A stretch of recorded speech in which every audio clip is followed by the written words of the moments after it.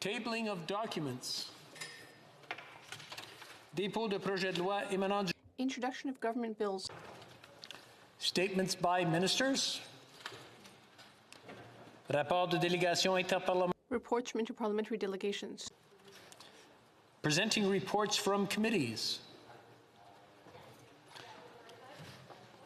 Dépôt de projet... Introduction of private members' bills. Mrs. Hughes, seconded by Ms. I'm sorry? Very good. We'll go on to the next one. Very good. Introduction of private members' bills. Ms. Kwan, seconded by Monsieur Bouliris. Mr. Speaker. Just if I can ask the honourable member to wait a second, I'll just prompt you in about 30 seconds. My apologies. There was a pause at this end. Normally it doesn't happen, but we just wanted to make sure everything was in line. Ms. Kwan, seconded by Monsieur Bouliris, moves for leave to introduce a bill entitled An Act to Amend the Immigration and Refugee Protection Act. This motion is deemed adopted. The honourable member for Vancouver East. Thank you very much, Mr. Speaker. I'm honored to introduce an act to amend the Immigration and Refugee Protection Act, and I would like to thank my colleague, the Honourable Deputy Leader of the NDP, for seconding this proposed legislation and for his tireless advocacy for families longing to reunite with their loved ones. This NDP bill stipulates that loved ones with family sponsorship applications awaiting processing may not be refused entry to Canada as a temporary resident solely on the grounds that they may not have established that they will leave Canada by the end of their authorized stay unless there is evidence of a history of non-compliance with requirements to leave Canada or any other country. It further ensures that a foreign national who is the subject of a family sponsorship application may remain in Canada as a temporary resident until a final determination with their sponsorship application is made. Far too many Canadians have been suffering silently alone, and they face lengthy delays in the processing of their family sponsorship applications. What's worse is that they can't even have their loved ones visit even before COVID-19. Their loved ones are regularly met with denials with their TRV application under Section 179B of the Immigration and Refugee Protection Regulations because the immigration officer would routinely deem having strong ties to Canada would result in an overstay. My office has dealt with countless cases where people are still rejected, even if they have a previous history of traveling without incident. That's why I'm tabling my private member's bill so we can restore fairness and humanity to the process. I call on all parliamentarians to support this bill. Ms. Kwan, seconded by Monsieur Bouliris, moves that the bill be now read a first time and printed. This motion is deemed adopted. When shall the bill be read a second time? At the next sitting of the House. Première lecture de projet de loi. First reading of Senate public bills. Émanant du Sénat. Motions. Presenting petitions. Présentation de pétitions. The Honourable Parliamentary Secretary to the Minister of Transport. Merci, Monsieur le Président. C'est au nom... Thank you, Mr. Speaker. On behalf of Denise Bouvier, an engaged citizen in Hochelaga,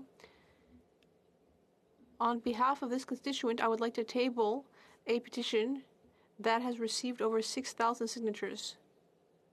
Mr. Speaker, we know that there are very high dental costs everywhere in Canada, and that is very hard for families. And it is also difficult for seniors. These dental issues can also have an effect on the personal and social lives of Quebecers and Canadians. This petition asks for these dental fees to be paid throughout the country. L'honorable député, the honourable member for Essex. Thank you, Mr. Speaker. Mr. Speaker, it is my honor to table a petition today signed by local business owners and their workers.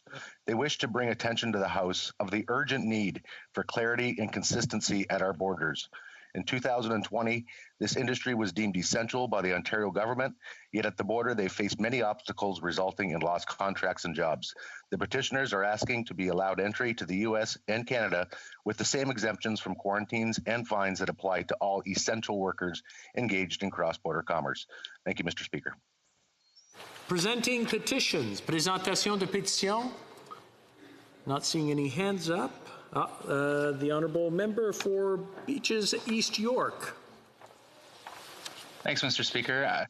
I have a petition, e-petition 3031, that I'd like to present, signed by almost 1,400 residents who note that Israeli settlements in the occupied Palestinian territory are unlawful under international law, that Israeli occupation authorities have issued a decision to forcibly evict hundreds of Palestinians from their home in the Sheikh Jarrah neighborhood of East Jerusalem, and that forces have demolished many Palestinian homes in occupied Jerusalem since the beginning of this year. And they call upon the government of Canada to call on Israel to stop its eviction of the Palestinian families in Sheikh Jarrah and its carrying out of the announced land settlement of title and registration policy in occupied East Jerusalem, which will result in the permanent appropriation of Palestinian land by the State of Israel. Thanks very much, Mr. Speaker. Presenting petitions. Présentation de pétitions. Questions on the order paper. The Honourable Parliamentary Secretary to the Government House Leader. Yes, thank you. Mr. Speaker, I would ask that all questions be allowed to stand at this time, please. Agreed? Agreed and so ordered. Orders of the day. Orders of the day. Orders of the day. Government orders, business of supply. Opposition motion in relation to access to COVID-19 vaccines.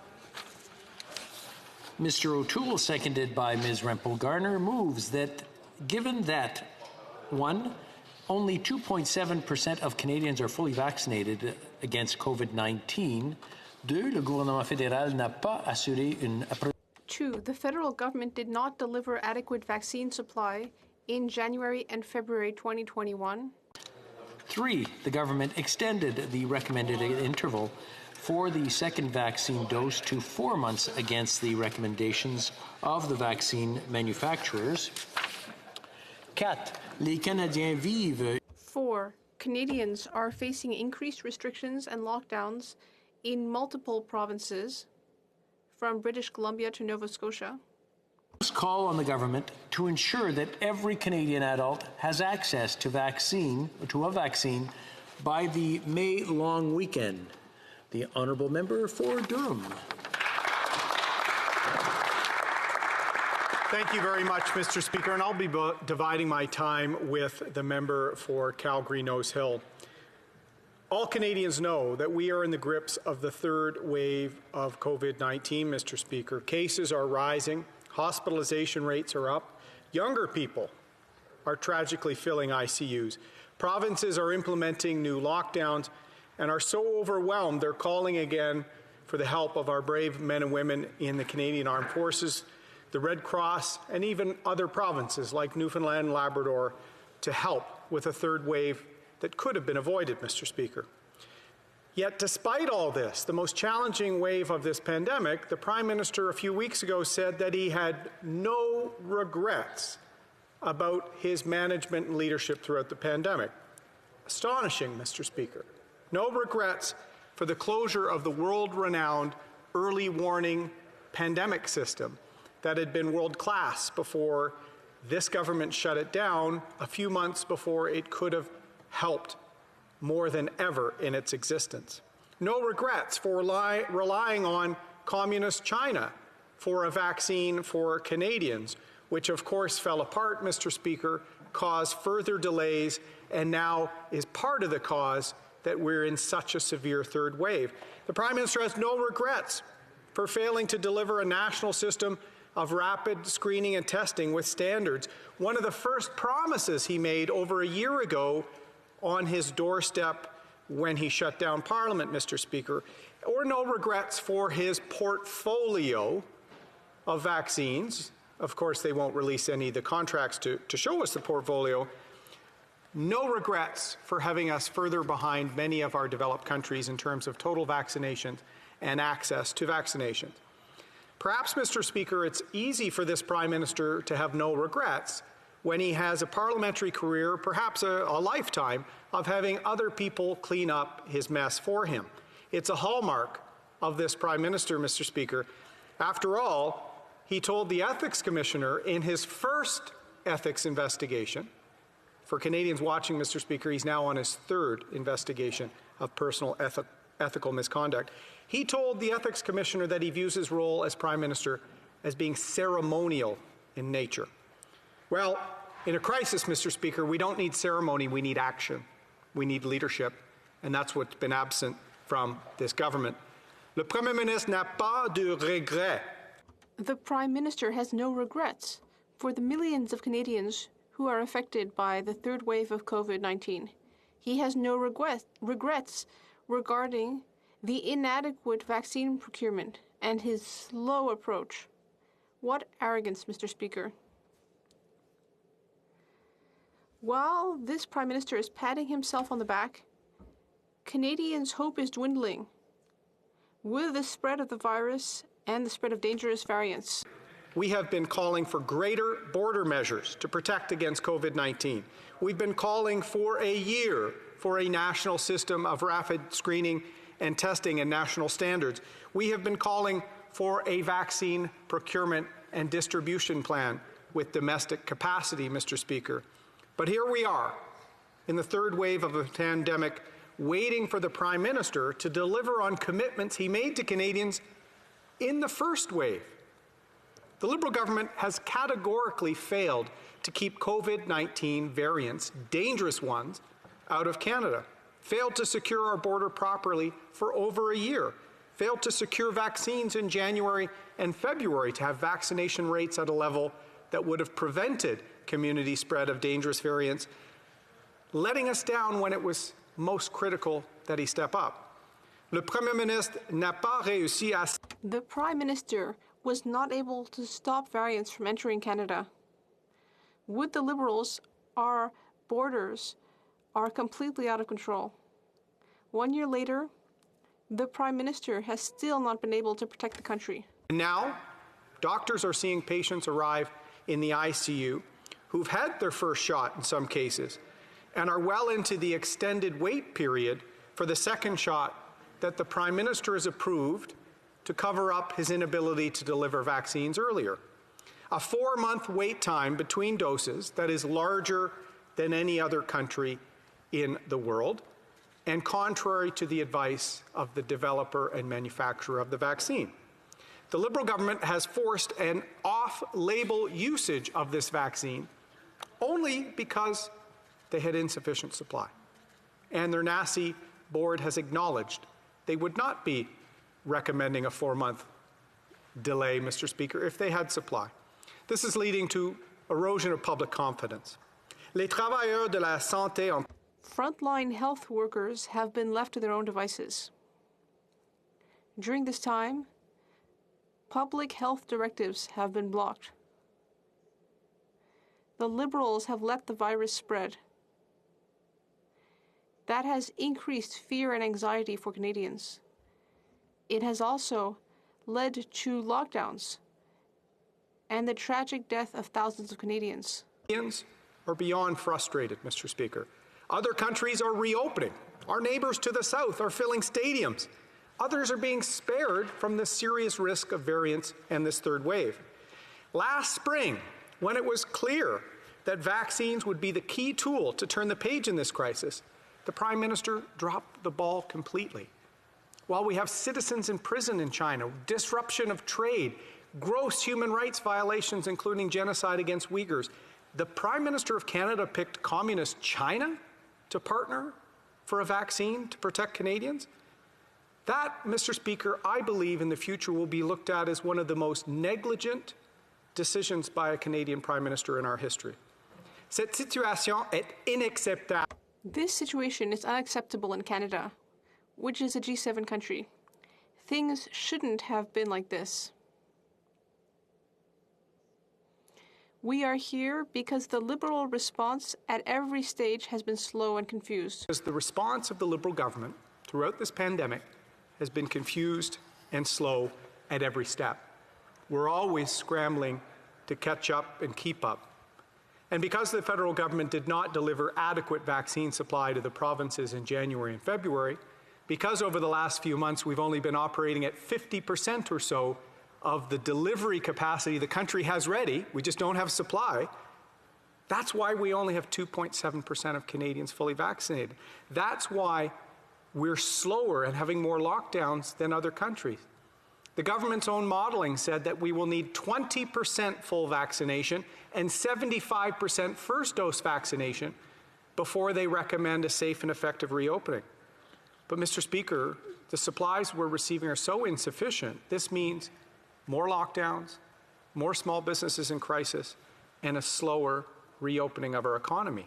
We're going to miss summer because they missed the mark in January and February, especially given the situation in the U.S., where we see how better management of that vaccine supply led to a faster reopening. Mr. Speaker, Canadians deserve better. They deserve better than a government that is always several steps behind, always refusing to explain their decisions, whether partnering with CanSino, whether how many of their contracts are options or timelines to buy over many years, refusing to release contractual information, refusing to answer questions, taking vaccine supply from the developed world, the COVAX, Mr. Speaker. The only way the government made their objectives was from some charity from the United States, some extra supply, and by taking from the developing world. The only G7 country to do that. A recognition that the only G7 country that failed to deliver adequate vaccines was Canada. Canadians deserve better, Mr. Speaker, and that is what we are bringing this debate to the House today. Les Canadiens méritent mieux. Canadians deserve better. In a time of pandemic, we need appropriate vaccine supply. We need a national test and trace strategy for a safe reopening, Mr. Speaker. A national system of standards and screening for rapid tests so that we can reopen safely and swiftly, Mr. Speaker. Because insufficient vaccine levels and variants means we will need these tools. A year ago, I'd review the tape for Canadians. One of the press conferences, the Prime Minister stood on his front step. He said he would deliver rapid tests, tracing. All of these things he promised early, he still has not delivered. You don't hear him talking about the app anymore that was never fully adopted nationally. He's never rolled out a national system of screening and testing, and we now have a patchwork popping up. No consistency where we need it. So, Mr. Speaker, last night the President of the United States said they had an arsenal of vaccines in storage to help others. Let's get them here. Let's get people vaccinated by May. Let's save our summer, and let's have a safe, data-driven, and effective reopening. Canadians deserve better. Questions and comments. The Honourable Member for Kingston and the Islands. Thank you, Mr. Speaker. We've certainly come a long way since the member from Calgary Nose Hill stood right over there and said we wouldn't be getting vaccines until 2030. You know, the reality here is that the Conservatives are just out of touch. They don't understand, or at least they're choosing not to understand, the reality of the situation. We are currently third in the G7 and the G20 in terms of delivering vaccines into arms per capita.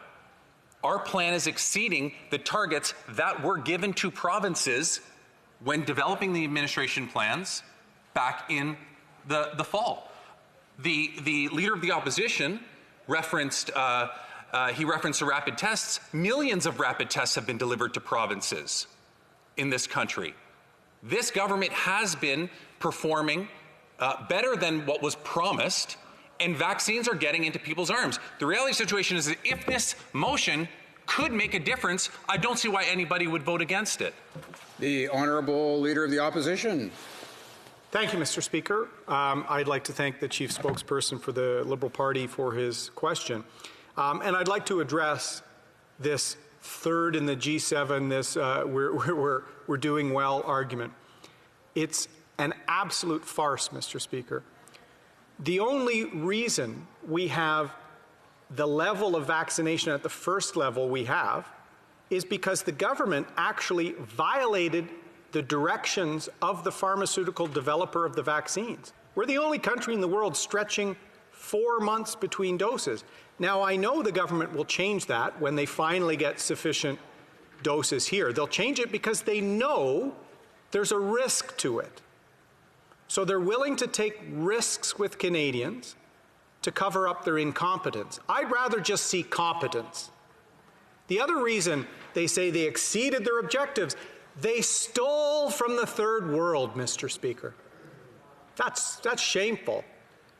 They took from COVAX, a fund that Canada, as a G7 country, should have never been pulling from, and they have, Mr. Speaker. So we deserve better.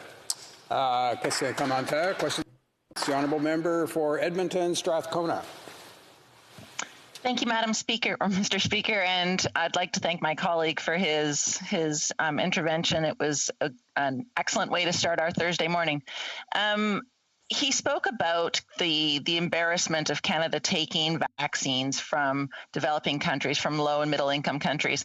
And I have a lot of concern. I've stood in this House many times and spoken about my concern about what will happen if we don't deal with COVID-19 as the global pandemic it is and ensure that people around the world are vaccinated and that we get to COVID zero. And I'm just wondering from his perspective if he would be willing or if he would be supportive of waiving intellectual property rights so that countries like India, like South Africa could access the vaccines and make sure that their citizens are vaccinated to protect Canadians and to protect our global economy. The Honourable Leader of the Opposition. Thank you, Mr. Speaker. I'd like to thank the member from Edmonton, Strathcona for the question, and it's an important one. In fact, part of the reason COVAX was established by G7 and other developed countries was to make sure that there could be an approach that respected global intellectual property, but used the wealth of the developed world to provide sufficient quantities of vaccines for countries that would likely have trouble accessing because of cost restrictions, lack of domestic capacity. That's why Canada, as a global player and as a leader traditionally, should participate in COVAX. The fact that we're the only G7 country drawing from it is a sad testament to the Prime Minister's failure. We need as many vaccines at home as quickly, and then we should play our role internationally. The President of the United States talked about the arsenal of vaccines that the U.S. will deploy. And when he includes countries like Canada and Central America, we should be with the United States helping Central America, not having to rely on other countries, whether it's China or even our allies, Mr. Speaker. Canadians deserve better. That's why we're bringing the debate today. That's why we have a plan to secure our country as part of the Canada Recovery Plan. Resuming debate, the honourable member for Calgary Nose Hill. Thank you, Mr. Speaker. You know, I'm looking at the calendar. It is April 29th today. And so this is over a year since the start of the pandemic, and we're watching countries around the world have benchmarks and advice for reopening. We're watching them emerge from the pandemic. April 29th, 2021 in Canada, no Canadian has a line of sight on when restrictions will be safely and permanently lifted. Nobody has a line of sight on that. Not a single person in this country. And that has precipitated that lack of understanding of when things are going to be back to some level of hope has precipitated the third wave. I mean, instead of having vaccines in January and February of this year, we are sitting in a third wave. And that's just the reality. If we had had more vaccines in January and February, we would not be sitting in a third wave that's this severe. It's just fact. And the reality is that every week, somebody from the federal government is standing up going, well, we're not getting the Moderna shipments this week, or, oh, something's changed with AstraZeneca, or, oh, I don't know about Pfizer. Every week, it's another announcement that has some level of uncertainty about vaccines. And it just has to stop. You know, we need some hope going forward. We need certainty. We have raised motions in this House asking the government to start looking at benchmarks for safe reopening. I think after looking back, the reason why they are so hesitant to do this is because they don't have a line of sight on the vaccination status. They keep reiterating these talking points, but the reality is less than 3% of Canadians are fully vaccinated. Less than 3% of Canadians are fully vaccinated. That is a remarkable failure. Academic journals are emerging that are showing, particularly with the Pfizer vaccine, that immunity may wane significantly if the second dose is delayed beyond the recommended 21 days. Are we going to be having another opposition day motion or debate in a month and a half because we're seeing people who got the first Pfizer shot, some of the most vulnerable in our country, frontline workers, long-term care residents, and others? Are we going to be sitting here debating a fourth wave because we've seen immunity wane and COVID spreading among those people? That's a question the government can't answer. They haven't got us enough supply to deal with this question. And this is why it's so imperative for the government to get us more vaccines. Now, let's talk about something. I've tried to raise this in question period, Speaker, about the ethics of how the government is getting us vaccines. Rather than scouring the country and doing everything possible to build up manufacturing capacity over the last year, we still don't have a line of sight on when the first Canadian dose of Canadian manufactured COVID vaccine will be administered in Canada. We don't have that answer. But instead of doing that, we're completely reliant on other countries. And let's look at a country like India, who has supplied vaccines to the world, who is doing, one of the world's largest producers of vaccines. And they're going through an enormous third wave right now. We're a G7 country. Why haven't they done more to address this in the last year? Why don't we have the answer to the question of when is the first dose of Canadian-produced vaccine going to be administered in Canada? Why are we guessing about when immunity might wane with Pfizer, when people who have gotten their first dose don't know when they're going to get their second dose? This is a real problem. And I think every Canadian, regardless of political stripe, is tired of this guessing game, is tired of the uncertainty of provincial governments. How can they plan their vaccine strategies when the targets move every week? I think we have to start setting aspirational targets. Every party in the House, except for the Liberals, are doing that. Why can't we have that amount of vaccine for every Canadian have an available dose of vaccine by the end of May? Why is that not possible? Our peer countries like the U.S., like the UK, they've been able to do that. If the government has the most efficient, effective dose of or a portfolio of vaccines, how come this is an issue? I mean, I could reiterate to colleagues in this House things that everybody know. We know that the government paid a higher amount for the AstraZeneca vaccine than other countries did, but I don't think we've received a single dose of the AstraZeneca vaccine from our contract with AstraZeneca. We've only received the AstraZeneca vaccine from the COVAX fund and on loan from the United States.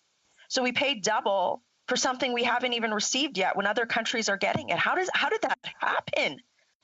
Like, what recourse do we have with these manufacturers? What's in those contracts? The EU is considering litigating AstraZeneca over this issue. Why aren't we?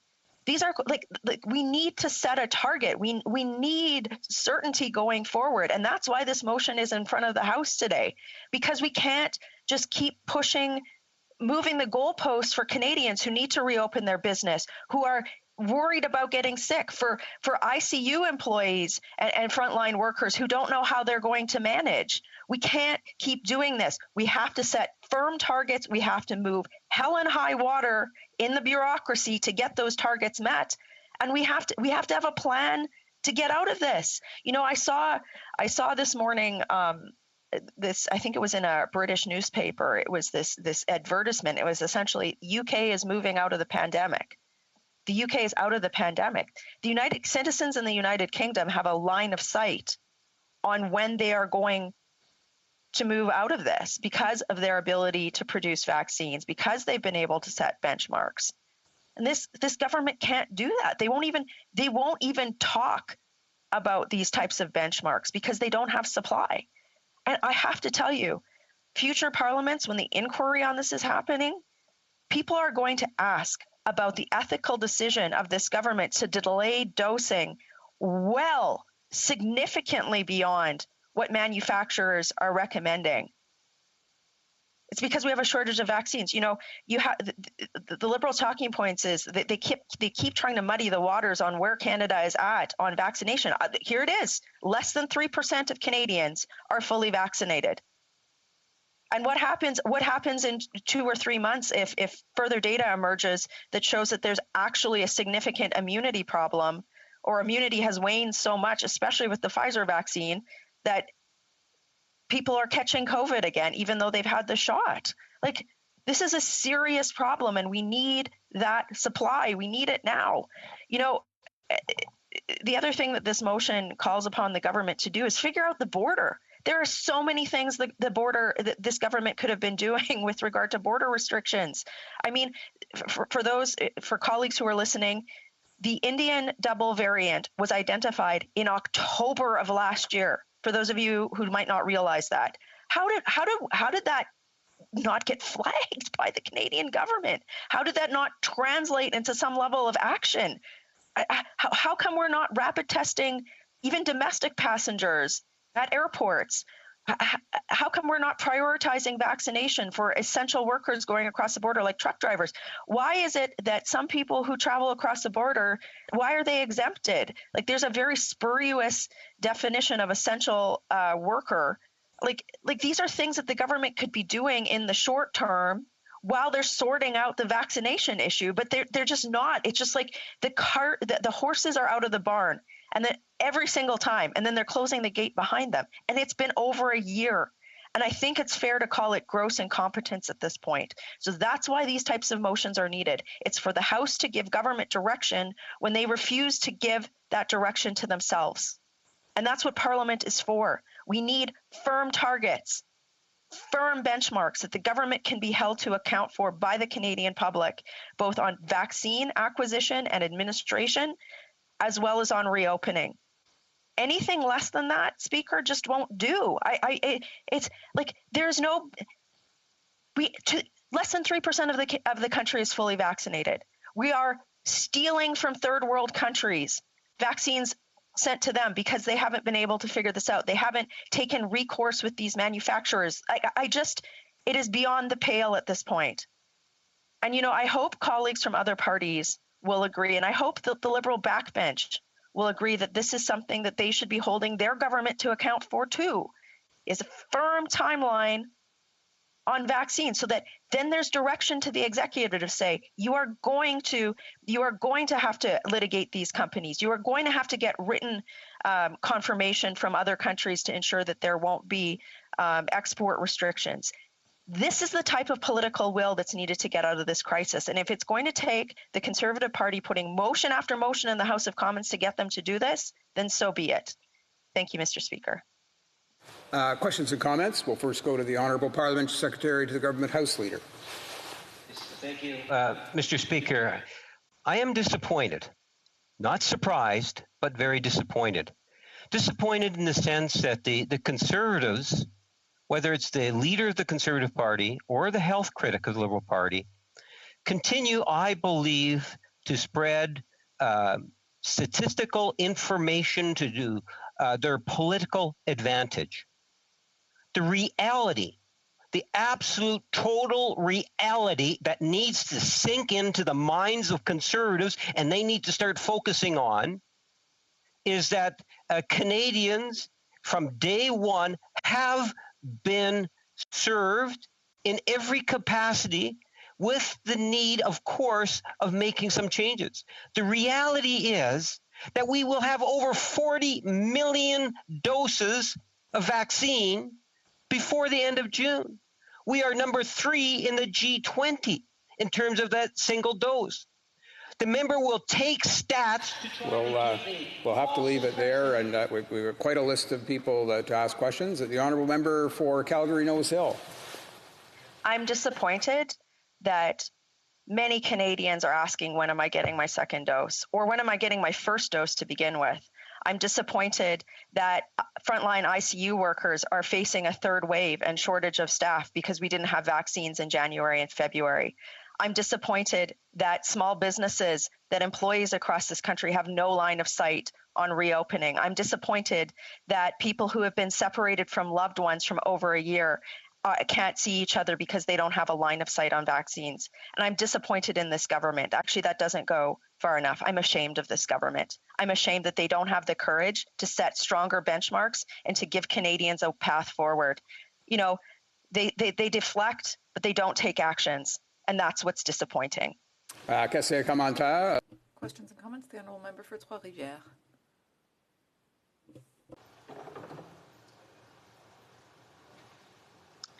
Excusez-moi. Sorry, Mr. Speaker. Well, thank you to the member for Calgary Nose Hill. I'd like to, despite what she's saying, I would like to note that vaccinations are moving along quite well in Quebec. In the rest of Canada, things have been a bit slower, and that is disappointing. In the absence of more vaccine doses, does she think it would be necessary to maintain physical distancing measures to prevent the epidemic from getting worse? Do we need stricter measures at the border? What does she think of those measures? Thank you very much. The Honourable Member for Calgary Nose Hill. The way out of this pandemic are the amazing tools that have been developed by the world in a very short period of time. Vaccines, rapid testing, therapeutics, and data around transmission rates. The blunt instrument of restrictions, of course, we need to abide by them now, but why? Because we don't have those tools deployed across this country. That's just the reality. So, you know, a year into the pandemic, over a year into the pandemic, when our peer nations are, every day the CDC is releasing guidelines on what fully vaccinated persons can do, or talking about how lockdowns will be permanently restricted. We are having to enact more because we haven't deployed those tools. We need to shift the narrative. People need to know that when they are complying with these blunt instruments of lockdowns, that there is an end in sight to get that more durable solution there. And that is where the narrative needs to be focused. Try and get one more short question in here. The Honourable Member for Timmins, James Bay. Thank you, Mr. Speaker. The reality is that we're in this probably most brutal of all the waves because of the virulent new strains. And yet we saw that this Liberal government is the only G7 country to raid the COVAX fund that was supposed to be helping in the third world. This Liberal government is refusing the WTO waiver to allow third world countries to get their vaccines up to par. So my question is how does Canada even imagine that they're going to get through this in the long term if new virulent strains are happening because Canada is blocking at the WTO the ability of third world countries to get vaccines? Calgary Nose Hill. The situation is dire. I agree with my colleague. We need to look at every innovative solution on the table to address this crisis. And we do need to look at vaccine equity. I mean, the Prime Minister is going to some sort of charity rock star. Of course he is, right? He's going to get his photo op while he's raiding the COVAX fund. I hope that the organizers of that concert, if they're listening today, I hope they give a hard think about allowing the Prime Minister of Canada to speak on vaccine equity. We don't even have vaccine equity here at home. And he's talking about it internationally, virtue signaling to get some sort of photo op. It's like rubbing salt in the wound. It's disgusting. And yes, of course, we need to be doing everything possible as a country to ensure that there's vaccine equity around the world, but we also need to be getting it here at home. And the Prime Minister has failed on both fronts, and that is very disappointing. Resuming debate, the Honourable Minister of Public Services and Procurement. Thank you, Mr. Speaker. Let me begin by acknowledging that I'm speaking to you from the territory of many First Nations, including the Mississaugas of the Credit, the Anishinaabeg, the Chippewa, the Haudenosaunee, and the Wendat peoples. I will be splitting my time today with my parliamentary secretary. I will address the motion before the House today point by point, as I believe, and I'm sure everyone here agrees, that we have to remain factual and clear when debating such important matters as Canada's vaccine strategy. Unfortunately, the motion before us contains significant areas of incomplete and incorrect information before it reaches a disingenuous and misleading conclusion. Premièrement, point 1. First of all, the point that only 2.7% of Canadians are fully vaccinated. Entièrement vaccinés, ce qui signifie which means that they've received 2 doses of the vaccine, of an approved vaccine. Although I don't challenge that figure, it doesn't take into account the important fact that 31% of all Canadians have received at least 1 dose of vaccine, which ranks Canada 3rd among G20 countries. To the overall picture of where Canada stands in our vaccine efforts in a moment. Next, the opposition would have you believe that our entire vaccine campaign should be defined by a 3-week period during which suppliers were retooling and ramping up production in the early part of this year. It is true that Canada experienced disruptions in the early days relating to supply chain issues, which I communicated to Canadians immediately upon receiving the information from one of our suppliers. Cependant, alors que l'opposition continue.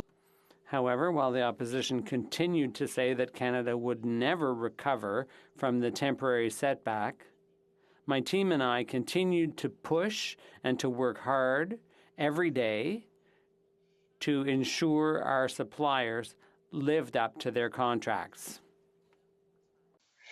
Prenons le temps de constater. And let's look where that hard work has gotten us.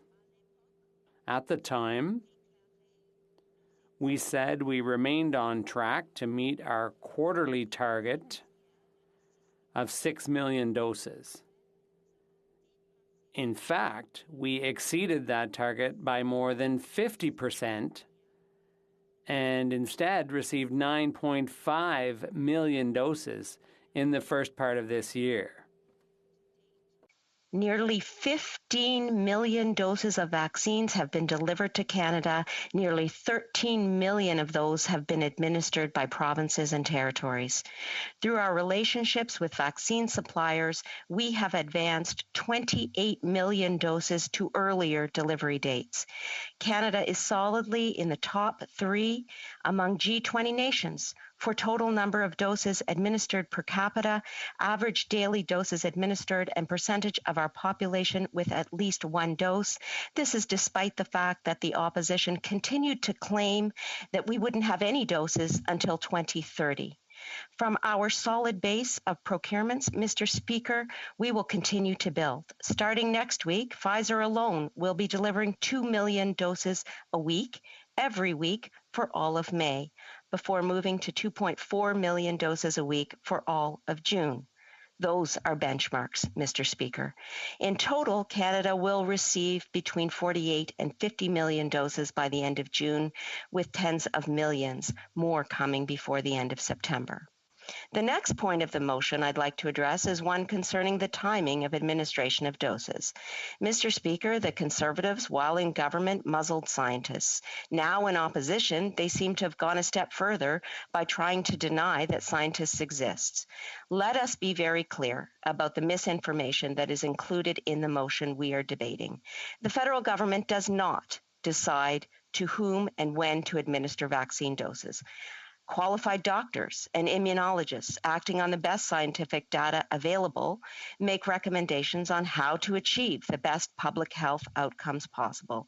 And even with that, Mr. Speaker, the guidance provided by the Independent National Advisory Committee on Immunization is exactly that, guidance. Each province and each territory is responsible for making its own decisions in terms of the rollout and the administration of vaccines. That's part of our constitutional framework, Mr. Speaker. Most public health experts say it is far better to have two people with 80% protection than it is to have one person with 90% and another with absolutely no protection at all. It is similar to the approach that was followed in the UK, among other countries. Personally, I find that argument compelling. However, to put it bluntly, my opinion on the matter of dosing intervals is irrelevant. This is not a political decision. This is medical advice provided by medical professionals and experts in the field of immunization and public health, and it is based in fact and in science. Our government did not order doctors to draw any conclusions, and we most certainly did not order them to change their advice for political reasons. Frankly, I find it troubling, given everything that we have seen to date during this pandemic, that the opposition would suggest that doctors be ignored and overruled for partisan reasons. L'opposition semble The opposition seems to misunderstand how Canada works. Public Services and Procurement Canada, on the advice of the Vaccine Task Force and Health Canada, has pursued an aggressive procurement strategy to ensure we have a diverse portfolio of vaccines that best positions Canada, as well as the necessary supplies such as syringes and needles.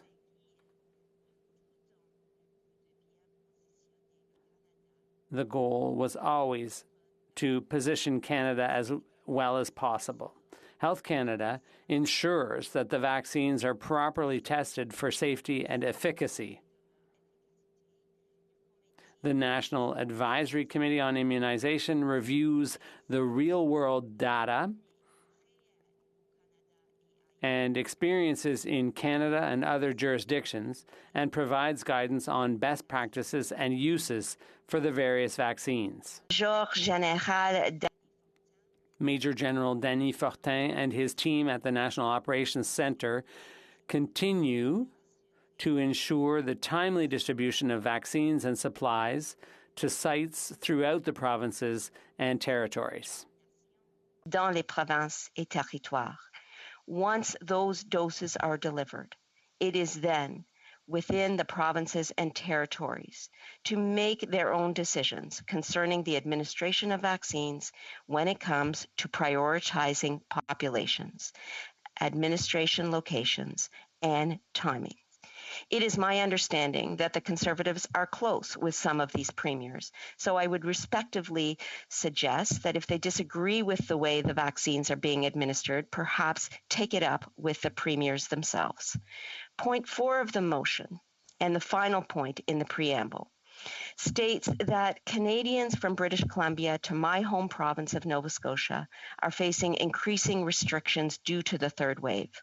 On this point, Mr. Speaker, I do agree. It is factual and relevant. We must all remember that at the end of the day, the decisions that governments take, the promises we make, and the messages we send have real impacts on real people, which is why we must remain factual, realistic, and forthright. Sadly, the conclusion of the motion does not live up to that test. Given demonstrated misunderstanding of the current global situation around vaccine production, supply chains, the science guiding the administration of doses, and federal and provincial roles, it comes as no surprise that the opposition concludes this motion by saying that the government should complete the largest mass vaccination program in Canadian history by the arbitrarily set deadline by themselves of the May long weekend. Let us take a moment to think about the real-world implications of what is being proposed. At a time when COVID vaccines are the single most sought-after commodity in the world, and Canada is among the leading nations in the procurement of these vaccines, and with no suggestions on how to accomplish this goal, the Conservatives are proposing that Canada complete the procurement portion of the largest mass immunization campaign in Canadian history in the next 3 weeks.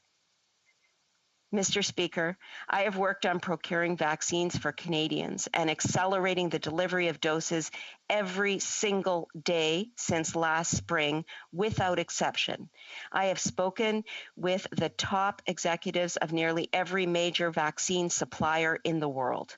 Our team across government has reached out to international and domestic partners in search of vaccines. To say this motion is nothing more than political theater is an understatement. The time has expired for this segment. Order. The time has expired for this segment. We'll now get on to questions and comments. The Honourable Member for Central Okanagan, Similkameen Nicola. Thank you, Mr. Speaker. I appreciate the Minister engaging in debate. In British Columbia, we have the highest amount recorded of people with COVID-19 in our hospitals. People in Kelowna, in long-term care, seniors who have received their first shot are getting sick. There's outbreaks that are continuing. And so my constituents get very frustrated when this government, by the way, Mr. Speaker, there's a big difference between a benchmark and a target. This government has set targets that it is attempting to make. A benchmark is when you actually compare your targets with someone else. And I think my constituents would say the Americans, the UK, Israel is a much different benchmark than what this government considers. My point here, Mr. Speaker, is this. Does this minister understand that when she fails to get Canadians the supplies that they need to be able to fight this virus, that in fact, Mr. Speaker, what she's doing is, especially on the government side at our borders, where we're seeing the transmission of variants from other countries, that community transmission, once they've entered the country, is exponential. Mr. Speaker, she cannot catch up to the variants that her government has allowed into this country. Will she be accountable for that? Minister of Public Services and Procurement. Mr. Speaker, I do appreciate the question from the member opposite. I will say that the word failure is an exaggeration in my mind. 14.7 million doses received in this country, 12.8 million doses administered, 31% of the Canadian population vaccinated with at least one dose, third in the G20 for cumulative doses administered, and Mr. Speaker, 2 million doses of Pfizer alone coming for the next 4 weeks in May, and 2.5 million doses for 5 weeks in June. Those are numbers that are going to continue to drive the numbers of Canadians with access to vaccine increasingly higher. 48 to 50 million doses will be here prior to the end of June. We are working. Questions and comments? Questions and comments? The Honourable Member, l'Honourable Député de Lac Saint. The Honourable Member for Lac Saint Jean. Thank you, Mr. Speaker. I'd like to thank my colleague opposite for her speech. This motion is a bit, I agree, I think she'll agree with me that it's typical of the Conservatives. It's ideological, partisan, and unrealistic. But I'd like to hear my colleague admit, she has no choice, that the government has failed miserably when it comes to domestically producing vaccines. And I think that's a regrettable failure that we have been unable to produce any vaccines here in Canada. And I'd like to hear what my colleague opposite has to say to that. The Honourable Minister. Merci beaucoup pour. Thank you very much for the question. Yes, it's true. I agree with my colleague that this motion is very political and ideological. But when it comes to domestic production of vaccines, we have to remember that the historical record omits a lot of important facts. There was a full expansion of the manufacturing base here in Canada, and that is a path for Canada now. We also exceeded our goals in the first quarter, and we already have received 14.7 million doses here in Canada. Our goal is to have Get one more quick question in here. We're going to try and get one more quick question in here. The honourable member for Churchill, Kiwatanuk-Aski. Thank you, Mr. Speaker. The race to get vaccines and administer them is obviously critical. I'm proud to have joined my colleague, the MP for Vancouver Kingsway, back in December to push for early vaccinations for First Nations and Northern communities. Many were involved in this critical advocacy, and I want to acknowledge that the government responded to our calls, and we have seen significant levels of vaccinations, particularly in First Nations, and now opening across the north in our province. But it is clear that the national level of vaccinations is not where it needs to be. Canada lacks vaccines. We didn't have to be here. We had Connaught Laboratories, and the Conservatives and Liberals killed the lab. Canada is one of the wealthiest countries in the world. We have all the resources and the human power to be able to produce what we need to deal with crises like these. What is the Liberal government doing to ensure that going forward, Canada has the capacity to produce the life-saving vaccines we need in the future? Thank you. The Honourable Minister. Thank you, Mr. Speaker, and I'd like to thank my honourable colleague for acknowledging that vaccinations in Indigenous communities has been a priority for this government and will continue to be so. In terms of her question relating to domestic production, our procurement has proceeded along two tracks. The first track has been under my purview, which is to ensure that we have vaccines coming into the country from international suppliers. On the second track relating to domestic production, we have put money, $126 million, into the NRC facility in Montreal for the production of vaccine domestically. We have signed an MOU with Moderna for the production of vaccine at that facility. In addition, we have signed an APA with Medicago in Quebec.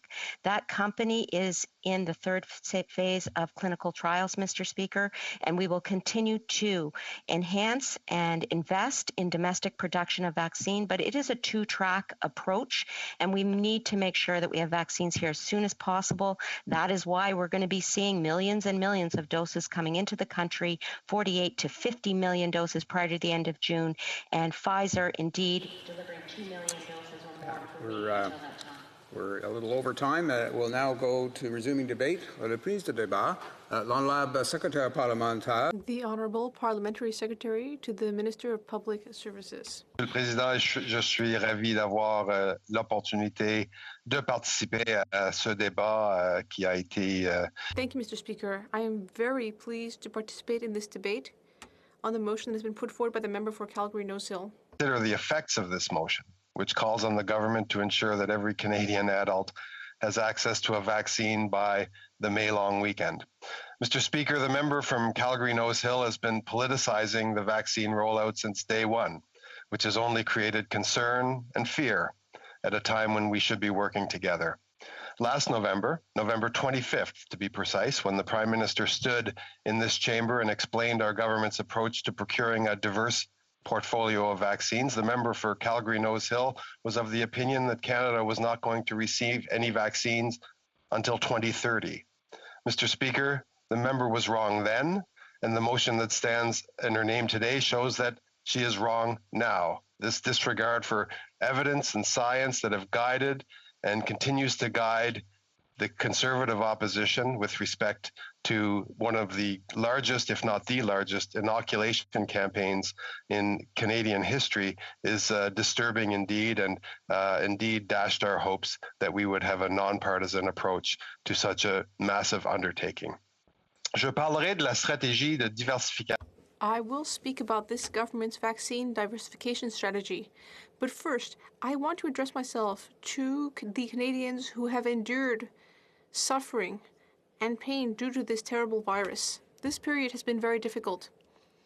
Canadians have now for more than a year been going through uncertainty, lockdowns, and pain. I know that my constituents have been letting me know about their frustration that they can't visit with their families, their friends, that they are having trouble and undergoing difficulties, and in some cases can't even leave their home after curfew. We've all struggled, and we are all impatiently awaiting the end of this pandemic.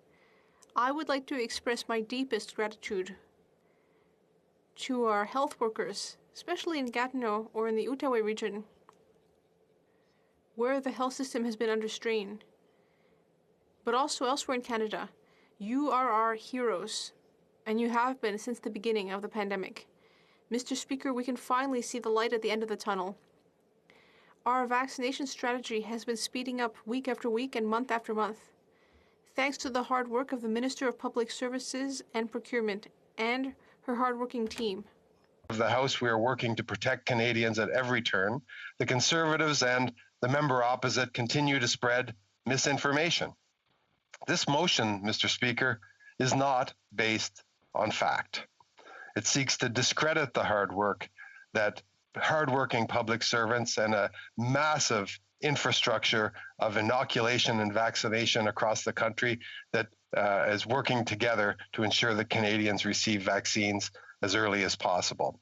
It states there weren't enough vaccines being delivered in January and February, when in fact, in the first quarter of this year, from January to March, we managed to surpass our goal of 6 million doses delivered by a full 3.5 million doses for a total of close to 10 million doses. Admittedly, production delays disturbed our work for a couple of weeks early in the quarter, but we recovered extremely well and in fact surpassed our objectives. And when you take into account that those doses were delivered not even a year from the start of the pandemic, well, that, Mr. Speaker, is a miracle of modern science. Enfin, notre gouvernement a entamé des négociations. Our government started negotiations with vaccine producers in spring of last year. And when we learned that Pfizer and Moderna would be approved in Canada, we ensured that we would be receiving doses from them as of December. That shows that our government has been working hard for Canadians, Mr. Speaker. It has acted with a sense of urgency. As soon as possible, we have ensured that vaccines would reach us. That is the support that Canadians expect now, not partisan motions like this one, which only seeks to spread misinformation. Our aggressive strategy on behalf of Canadians has enabled our government to access more than 400 million doses of potential vaccine from 7 different producers. Manufacturers have encountered challenges scaling up their production to meet the unprecedented demand all around the world for their safe and effective vaccines. In this reality, it is not surprising that vaccine supply chains have been volatile, have been unstable, but this is precisely why we pursued a diversified strategy, and we are now reaping the benefits of that strategy. Mr. Speaker, to date, more than 15 million doses of the approved vaccines have been delivered to provinces and territories as of today, with more than 12 million doses administered to date. This is significant progress. We are now among the top 3 in the G20 for vaccines administered, Mr. Speaker, and are usually at or close to the top for daily vaccinations in the world. But we will not stop there, Mr. Speaker. Je sais que la ministre et les fonctionnaires n'ont pas cessé de travailler avec. I know that the minister and our public servants have constantly been working with providers to not only ensure to respect contractual obligations, but also find ways to speed up deliveries to Canada. And all those efforts have borne fruit. Between April and June, Canada will now be receiving 18 million Pfizer vaccines instead of the 8 million doses that were initially planned. Pfizer will be sending 2 million doses a week and 2.5 million doses a week in June. Moderna doses are also continuing to come into the country, and we are constantly working with Moderna to further refine delivery calendars. Yesterday, we received more than 300,000 doses of the Johnson & Johnson vaccine. 22 million doses to earlier quarters, 22 million doses earlier than what was otherwise targeted. This means that by the end of June, Canada will receive between 48 and 50 million doses of vaccines, as compared to our previous target of 29 million doses, a considerable achievement by any measure. And it also means that the government will have more than enough doses by the end of September to fully vaccinate every eligible person in Canada. So with that in mind, Mr. Speaker, I wonder what the Conservatives hope to accomplish with this motion. We are already accelerating doses as soon as we are able, and our negotiations with these suppliers are not solely focused on vaccines coming in this year to protect Canadians. We are also looking forward to what comes next. That's why the government has recently entered into an agreement with Pfizer to secure 65 million doses of COVID-19 vaccines of various formulations in 2022 and 2023, with options to up to 120 million more in 2024 if all options are exercised. L'accord avec Pfizer nous donnera la souplesse nécessaire. The agreement with Pfizer will give us the necessary flexibility to be able to get new formulations of the vaccine to protect against variants of concern and vaccines for younger populations. Our government's work is guided by science and expert advice. I am disappointed by today's motion. Setting an arbitrary timeline to vaccinate Canadians is imprudent and based on no justification. I would invite members to work together so together we can get out of this pandemic as quickly as possible. Thank you. Questions and comments. We'll first go to the honourable member for Dauphin, Swan River, Neepawa. Thank you, Mr. Speaker. Thank you for the colleague for the speech. I'm online here from Manitoba, in rural Manitoba, and I have no one around me for miles, and we're in a lockdown in Manitoba right now. We can't have anybody one person in our house and no one in our backyard. So you can imagine we're feeling the lockdown rather greatly here. I've had lots of questions around the contracts that were signed with the pharmaceuticals and especially around rapid testing. And I'm wondering why this government is not sharing those details of the government with Canadians and with the opposition, as our trading partners are, as they are doing in the US and in the UK. Yep. L'honorable Secretary Parlementaire. The Honourable Parliamentary Secretary. Thank you, Mr. Speaker. I thank the honourable member, and obviously my thoughts accompany the people in his riding and everywhere in Manitoba who are coping, as we all are, with the effects of this pandemic. And I will say to him that no country in the world has shared the details of the entire details of their vaccination contracts. That is precisely because all countries in the world are in a race to vaccinate their citizens. Canada has been very successful at its procurement strategy, precisely because we have good relationships with pharmaceutical companies and vaccine suppliers, and precisely because we honor the stipulations of our contracts with them to the letter, and that we will continue to do so. And that is in the interest of securing vaccines quickly, safely, and efficiently for all Canadians, including those that live in Dauphin Swan River. Questions and comments? The honourable member for Hamilton Mountain. Thanks, Mr. Speaker, and thanks to my colleague for his speech. The last two Liberal speakers have told us different numbers of how many doses have brought in to date. I've heard 14, I've heard 14.7 million, and I've heard more now than 15 million. What is the actual number? But my whole question is, if the motion that calls that have every Canadian has access to a vaccine by the May long weekend, if the government is saying that's not reasonable, what is the number that they feel they can do by the long weekend? Honourable Parliamentary Secretary.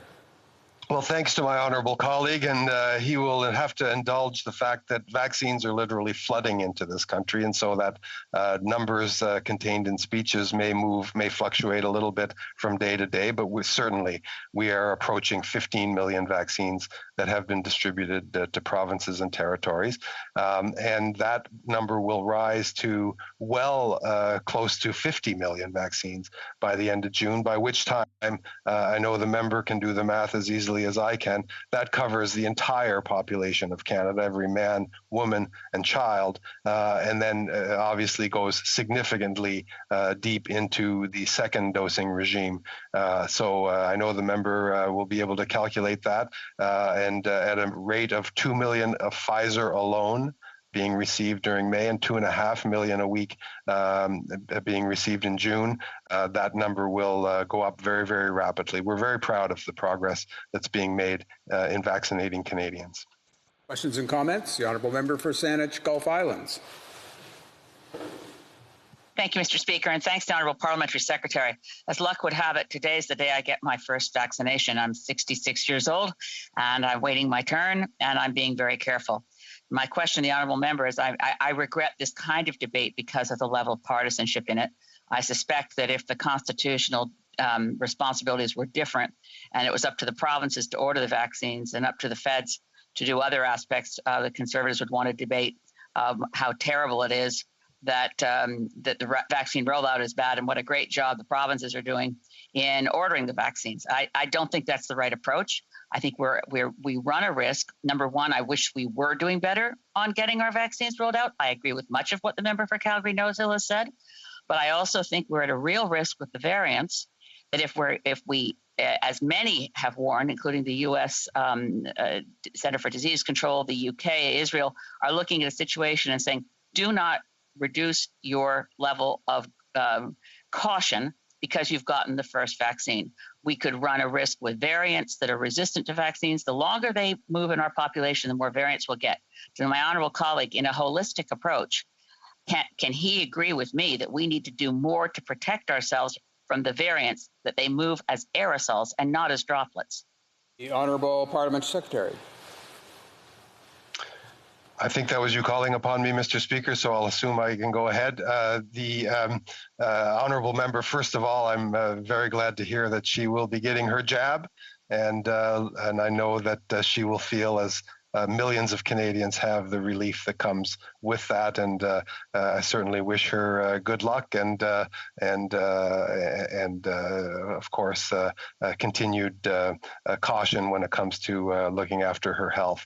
Indeed, we want to follow the most up-to-date science in making sure that Canadians protect themselves against all possible permutations of this virus. We want to make sure that Canadians continue to follow all of the public health prescriptions, masks, distancing, washing hands, and do that right through to when we achieve herd immunity. I know that we all look forward to that day, and we will continue for our part bringing in those vaccines just as quickly as possible so that Canadians can get that two-dose regime in most cases, other than the single-dose Johnson & Johnson, the two-dose regime that will, I know, bring a lot of relief and a lot of hope to Canadians that this pandemic is behind us. Resuming debate. The Honourable Member for Montcalm. You're on mute, so we cannot hear you. Merci, Monsieur le Président. Okay. I'm so sorry. I'm going to interrupt the Honourable Member.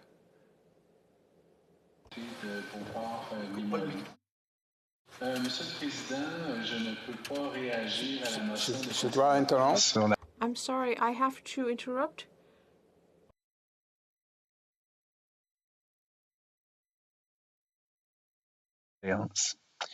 Et je veux souligner leur incroyable. I'd like to underscore the incredible resilience and sense of duty. Because despite their sorrow, they are continuing to fully engage in a risk analysis of whether to get vaccinated and are encouraging people to continue to get vaccinated. I would like to pay tribute to that courage.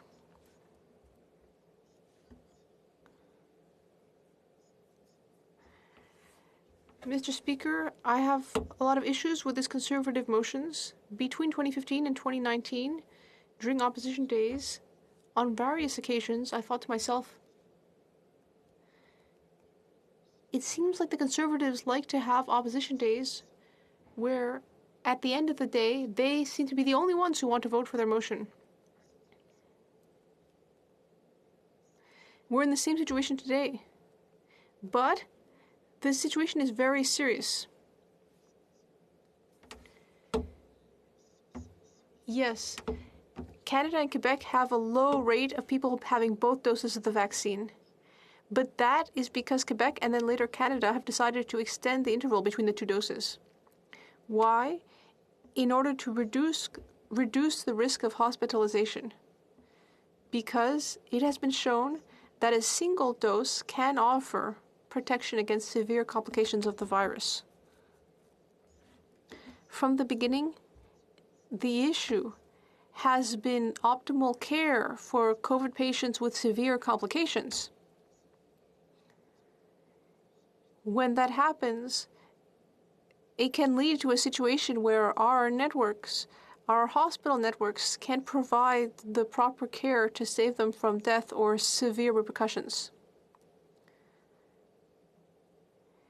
And so when it comes to that perspective, the vaccine producer hasn't criticized Quebec, which was the first one to extend the interval between the two doses. At that time, Quebec was the province with the highest rate of infection, and it brought in this practice because we need to adjust to reality as it is on the ground. Then, once Quebec had taken that decision, the National Advisory Council on Immunization looked into the matter, and under the circumstances, it decided that that was the correct decision. To push back the second dose, that this was a necessary and justified measure. Given that there weren't enough vaccines arriving at the time,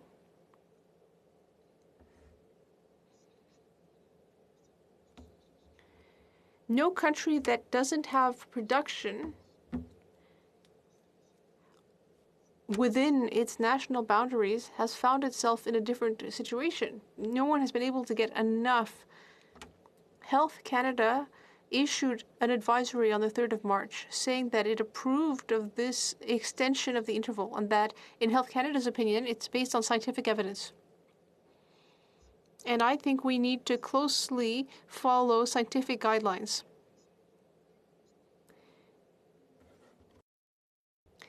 According to specialists, the fact that the first dose gave some protection, it was worth it to prevent cases from skyrocketing. And that, according to some modeling, just one dose would be enough to put the brakes on the pandemic. The advisory group that advised the Quebec government on the vaccination strategy decided to make this change, and other countries have done the same. And I would just like to remind the Conservatives who claim to strongly defend decentralization, I would remind them that the federal government's role is to provide vaccines, and that it's up to the provinces to develop their vaccination strategy depending on the reality on the ground. My grandmother used to say too much is just as bad as not enough. And this pandemic means that we need to be rigorous. We are elected officials and we are the heart of decisions. And we need to be credible. Why? Because if we are to get out of this crisis, we need vaccines, of course, but we also need our citizens to adhere to public health measures put forward by scientists and public health officials. And I would remind everyone that Quebec implemented a curfew that has proven to be very effective in dealing with the effects of the third wave and any potential variants. This morning, the Conservatives are tabling a motion that plays with fire, I would say. I don't think that we should take advantage of the fact that people are exhausted, that people are dealing with, a big mental burden from these health measures. They're difficult for everyone. We know that there have been a lot of, there's been a lot of adversity for a lot of people. People are really at the end of their rope. So to take advantage of this and play politics in a partisan way, I think is not appropriate.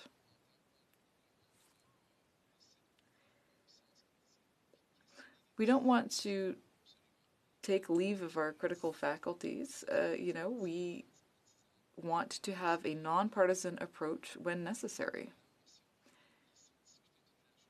So the motion that we'll be discussing all day today says that the House should call on the government to ensure that every Canadian has access to a vaccine by the end, or rather by the long weekend in May.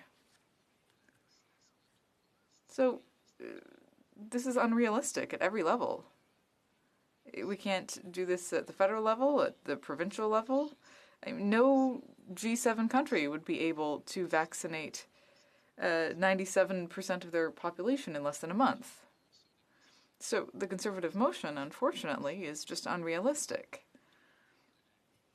both in terms of, delivery of vaccines and the administration of vaccines. And I think we should make that distinction. It would be impossible for Canada to acquire the necessary number of doses for all Quebecers and all Canadians. We would have to administer 3 million doses every single day, 24 hours a day, starting tomorrow. So this is just an unrealistic scenario. In addition to that, we don't know what's happening in India, where so many vaccines come from. So we don't know how that is going to influence different countries' vaccine rollouts, including our own. So this morning, I'm forced to call out the counterproductive attitude of the Conservatives. They are repeatedly trying to derail people's commitment to social distancing measures by having these false debates. And they're also being inconsistent. You know, the Conservatives had recently tabled a plan to lift restrictions when we can already see what's happening with the third wave, notably in Ontario. It seems to me that the Conservatives are out of touch with what's actually happening on the ground.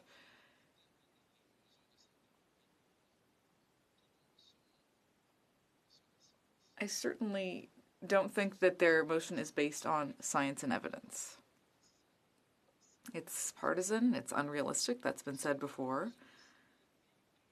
And, you know, many people are living through this lockdown and having a hard time with it, but we're in the middle of a third wave and variants are continuing to spread. If there's a criticism that can be made, I think it has to do with border management.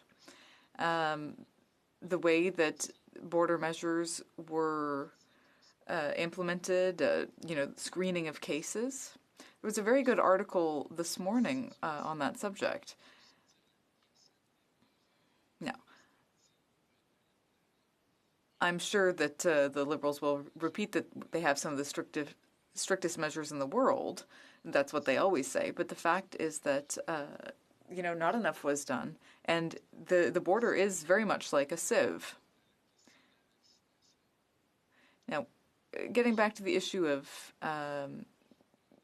vaccines and the Liberal failure, well, I mean, I think the Liberals share that failure with the Conservatives because the domestic vaccine production is something that was inadequate. And unfortunately, long ago, the Conservatives dismantled that domestic vaccine production so that today we simply don't have the capacity to have autonomous vaccine production in this country.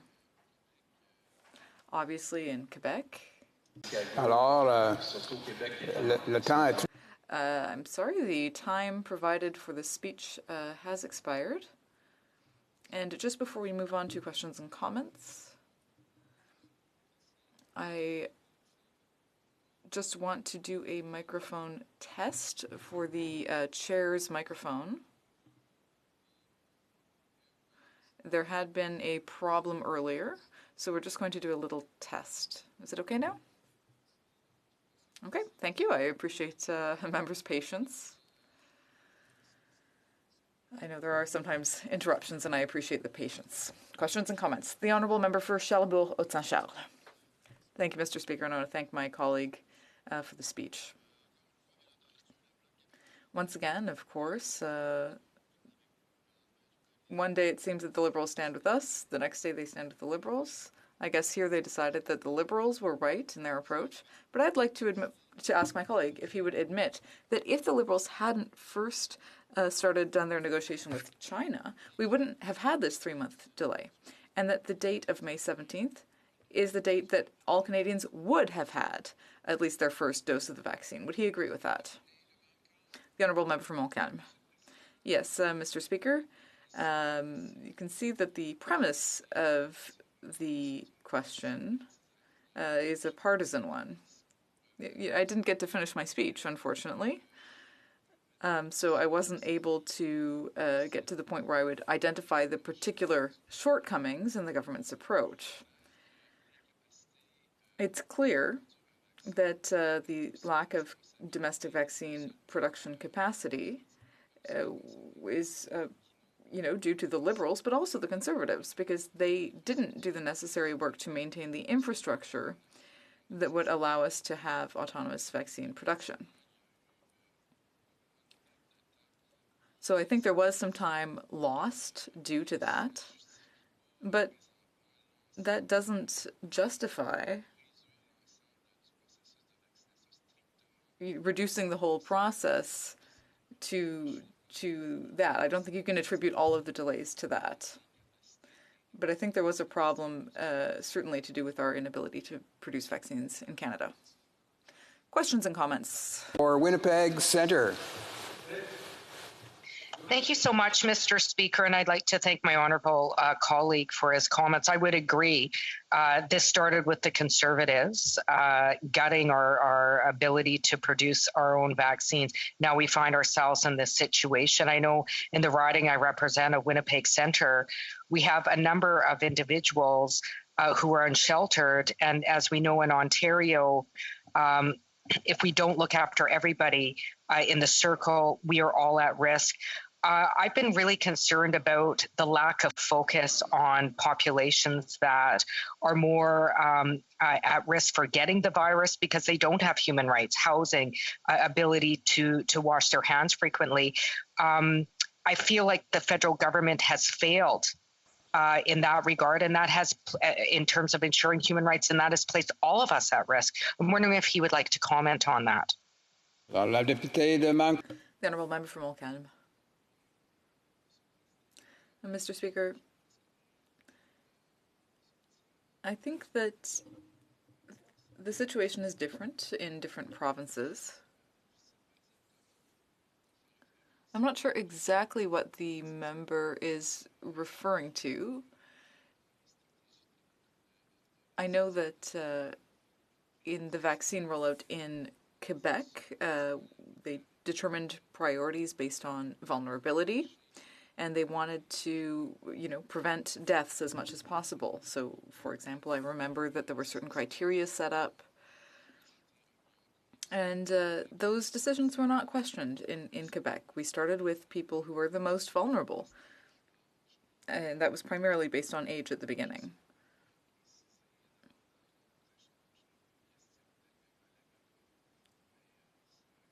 So my question would be that in Quebec, at least, there was a consensus about our approach to vaccinating the most vulnerable first. Nous avons le temps. We have time for a brief question. The Honourable Member for Trois-Rivières. Merci. Thank you, Mr. Speaker. I want to thank my colleague from Montcalm for his speech. I'd like him to tell us more about the fact that there weren't enough health transfers, and that might have had an impact on our ability to administer vaccines and to implement a broader strategy. Thank you. The Honourable Member from Montcalm. Thank you, Mr. Speaker. Well, my colleague has given me the opportunity here to recognize the efforts of health workers, frontline health workers who take care of us in such a dedicated and selfless way. If Quebec is doing as well as it is, in terms of vaccinations. We're 8th in the world. It's certainly thanks to their work. And the link with health transfers, I think, is real. I think that it would be good if we could have skilled health workers stay within the system, because we've seen that there's been an exodus from a number of those sectors.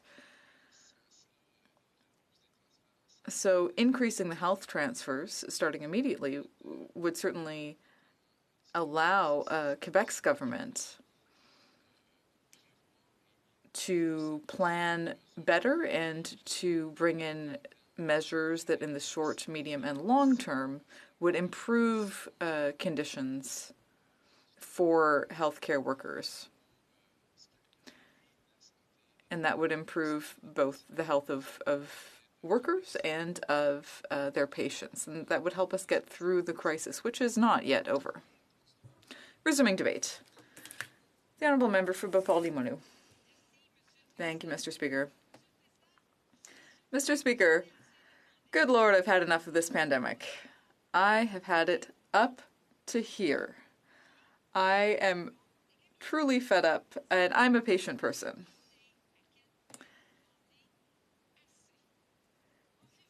So, last February, I asked questions, as many of us have, of the Prime Minister and also of the Minister of Procurement. I expressed my hope that they would be able to meet their objectives for getting the vaccines, but I had concerns, given that Canada is highly dependent on other countries for their vaccine supply. And this has nothing to do with the Minister of Procurement's ability to negotiate. She is a woman who has lived up to her reputation of being organized and determined and hardworking. And I think that the current results on vaccine procurement actually tend to support that reputation, despite the delays. Today we're debating a motion tabled by a woman who is just as organized, determined, and hardworking. And that's why this motion actually surprised me a bit. So I'll explain why. And I'll do so by commenting on each aspect of the motion. Let's remember that this motion calls on the government to ensure that each Canadian has access to a vaccine by the end of the May long weekend, which is the Journée Nationale des Patriotes in Quebec and Victoria Day in the rest of Canada. So the first point of the motion says that 2.7% of Canadians have been fully vaccinated. However, the percentage of people who have received a first dose is actually 33.7% in Quebec, which makes it 8th in the world, and 29.9% in Canada, which makes it 13th in the world. By asking the government to ensure that all Canadians have access to a vaccine, does the Conservative Party want all Canadians to have access to both doses, given that the percentage that we're referring to, the 2.7%, refers to fully vaccinated Canadians? If so, this would mean that the Conservatives are asking for almost 74 million doses to arrive and be administered by May 20th, which means receiving and administering over 3.5 million doses per day. In Quebec alone, that would mean nearly 775,000 doses per day. Since Canada is not a producer of vaccines, I don't see how it is humanly possible to do this. I think we need to try to stay realistic here. So when I did this calculation, I thought I must have been wrong. Maybe the motion is just calling for 1 dose per person by May 20th. Well, that would mean we would have to get and administer 26 million doses by May 20th, 1.2 million doses per day across Canada, or more than 271,000 doses in Quebec per day, just in Quebec alone. So that's still a lot. So I read the motion again, and I thought, okay, maybe not everyone will want to be vaccinated. Maybe what the Conservative Party is aiming for is herd immunity. So that would mean vaccinating around 80% of Canadians. Okay, so let's start the math over again. With herd immunity, at 80%, you would need 20.8 million doses received by May 20th, That would be to get 1 dose per person. Over 990,000 doses received and administered per day, more than 217,000 doses received and administered per day in Quebec alone. So, after all that math, I realized, well, maybe it's not 80% of people who want to get vaccinated, because you can't force people to get vaccinated.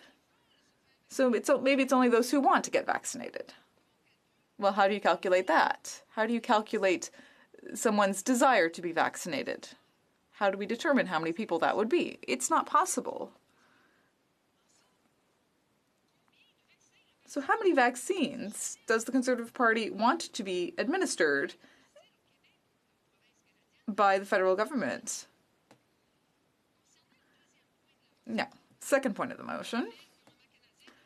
It's true that the Canadian government did not ensure a sufficient and constant supply of vaccines in January and February. We all called that out. However, I would like to draw your attention to the fact that Canada, through its policies and decisions in the past, caused pharmaceutical companies to move their operations elsewhere. And these were decisions made by both the Liberals and the Conservatives. So this left us dependent on other countries and also on changing circumstances in those countries and our own. So we're dependent, and that's why we need to find legislative solutions and solutions on the ground. For example, currently doses from India, AstraZeneca's doses, are staying in India. Why? Well, because they're seeing 200,000 deaths a day. India needs to protect its own citizens. Is this motion suggesting that Canada should force these supplier countries to provide vaccines to us, even if it means endangering their own people and their own economies?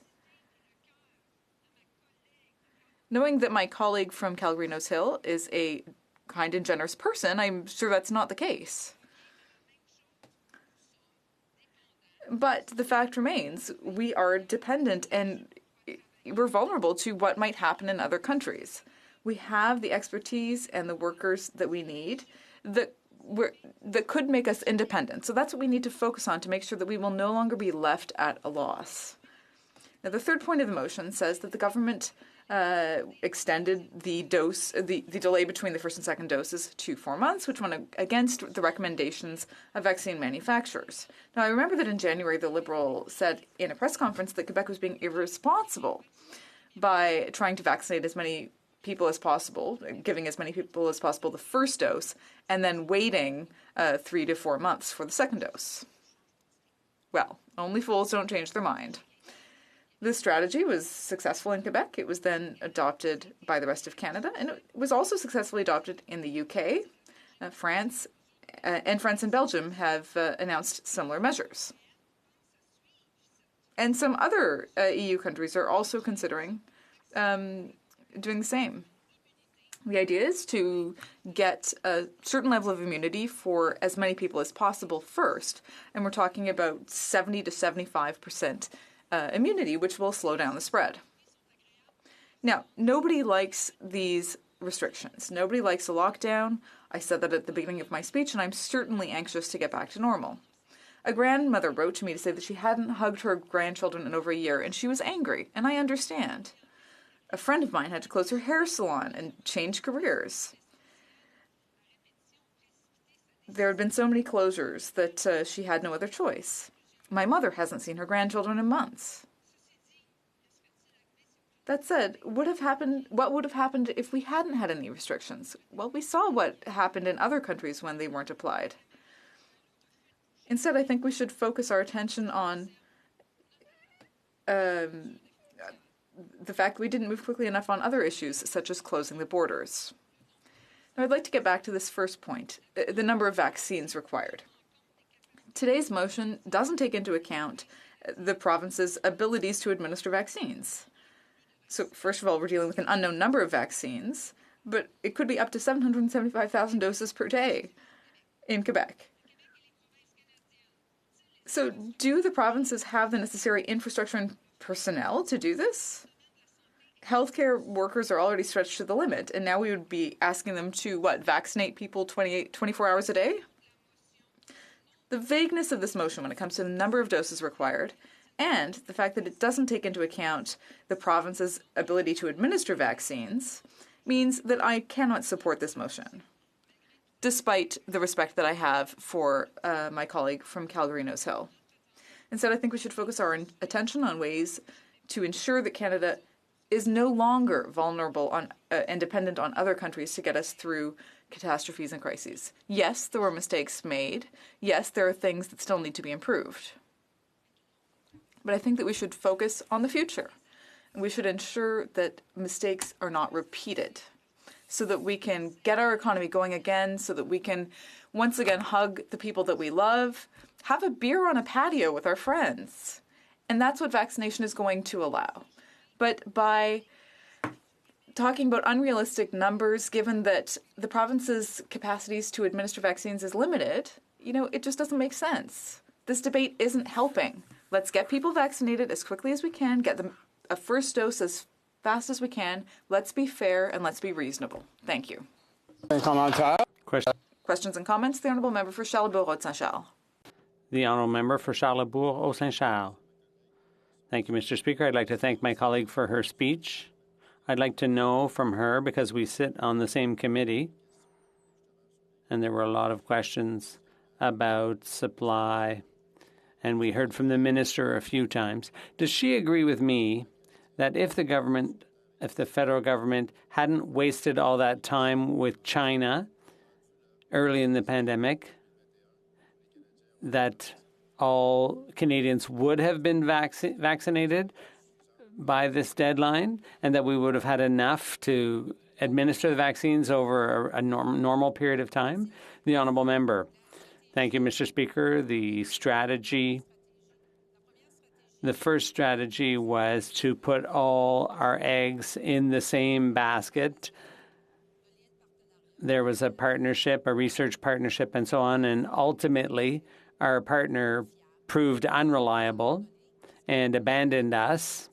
And so Canada had to switch to a strategy where we tried to get as many partners as possible in order to ensure that ultimately, if anything went wrong, we would still have vaccines from somewhere. Yes. The Honourable Member for Kingston and the Islands. Thank you, Mr. Speaker, and I want to thank my colleague from the Bloc for her intervention today and the passion that she shared in her speech.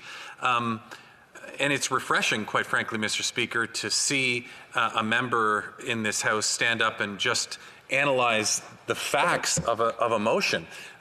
Just looking at the numbers on themselves, she went through the math on this. It leads one to believe that this motion is nothing other than for partisan gain. The reality is the opposition has the opportunity to bring forward motions here on a daily basis. They could have brought forward a motion to the effect of, how do we combat vaccine hesitancy in our country? Let's develop a strategy on doing that. Why does she think that they would bring forward this motion, which just practically does not serve any purpose, instead of something that could genuinely have advanced the need to develop strategies around the vaccine distribution? The Honourable Member for Beauport-Limoilou.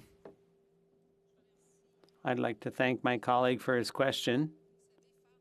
Doing politics differently means putting aside partisanship and focusing on what people need, whether they voted for you or not. Today, why this motion was put forward? Well, only the Conservatives can answer that question. I don't know what motivated them, but I do hope that, knowing the member for Calgary Nose Hill, that she's got a big heart and is very generous. So I don't think it comes from partisanship. Thank you, Mr. Speaker, and I would also like to thank my colleague for her intervention. It was very well done, and hopefully in the future we'll be able to sit on that patio together and talk about some of these issues in a face-to-face manner. I did want to touch upon her discussion about vaccine production and the ability for us to have domestic production. Her and other colleagues have noted that this is not something that is just a Liberal issue, that this is something that happened under the Conservatives and the Liberals, that we have lost our ability to have national vaccine production. We know this is probably not going to be the last pandemic, so I'm just wondering if she could discuss how she would propose that we build up our national vaccine production so that we are not stuck in this situation when future pandemics occur. The honourable member for Beauport-Limoilou. Producing vaccines and the shortcomings there, that's not the only problem we have with pharmaceuticals. Before a vaccine or a drug is marketed, it takes 10, 15, 20 years of research in all fields. So we need to have a research and development system that is horizontal instead of in silos vertically. We need to look at reform. We have to look at whether these things are advantages or disadvantages to us. The honourable member for Vancouver Kingsway. Thank you, Mr. Speaker. I'll be sharing my time with the honourable member from Timmins James Bay. Mr. Speaker. I just interrupt the honourable member there. He might have been just about to explain something about his headset. I do notice that it's not one that was sort of sent out and authorized by the House. Does he have a comment on that? And then we'll go from there. I do indeed, Mr. Speaker. You anticipated where I was going. Unfortunately, my Surface Pro is acting up and I cannot connect. The only way I can connect to give my speech is through my phone. And this is the only microphone I have. That's not true. Yeah.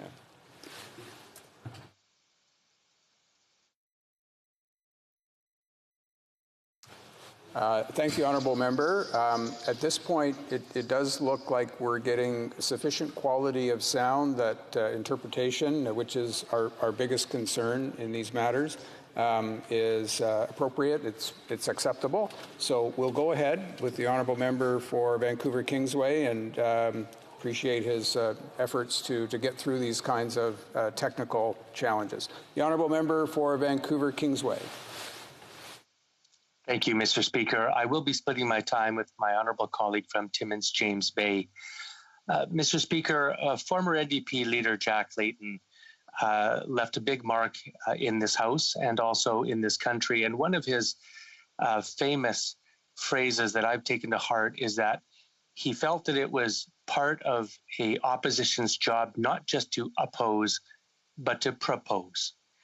And from the outset, I can tell you that the New Democratic Caucus, led by our leader, has taken that to heart. And we have worked very hard and diligently to not only hold his government accountable, but also to provide positive, constructive policies that will help Canadians in this great time of need. And of course, I think it goes without saying that Canadians have not faced such serious economic and health challenges and dangers in very many decades. And our number one goal as the New Democratic Caucus has always been to place the needs of Canadians first, to make sure that they have the economic and health supports that they need to get them through what is a once-in-a-century global pandemic. Now, just to itemize some of the accomplishments that we've achieved in this regard, we are responsible for over 15 separate improvements to the economic supports Canadians have obtained through this crisis, whether it's the $2,000 CERB and making sure it was extended when needed, to making sure small businesses have their wage subsidy go from the original 10% to 75%, to proposing paid sick days and leading the charge for paid sick days in this country. That was the New Democrats who put that on the national agenda. We proposed long-term care national standards to address what I think all Canadians realize is a shameful letdown of the seniors who built this country.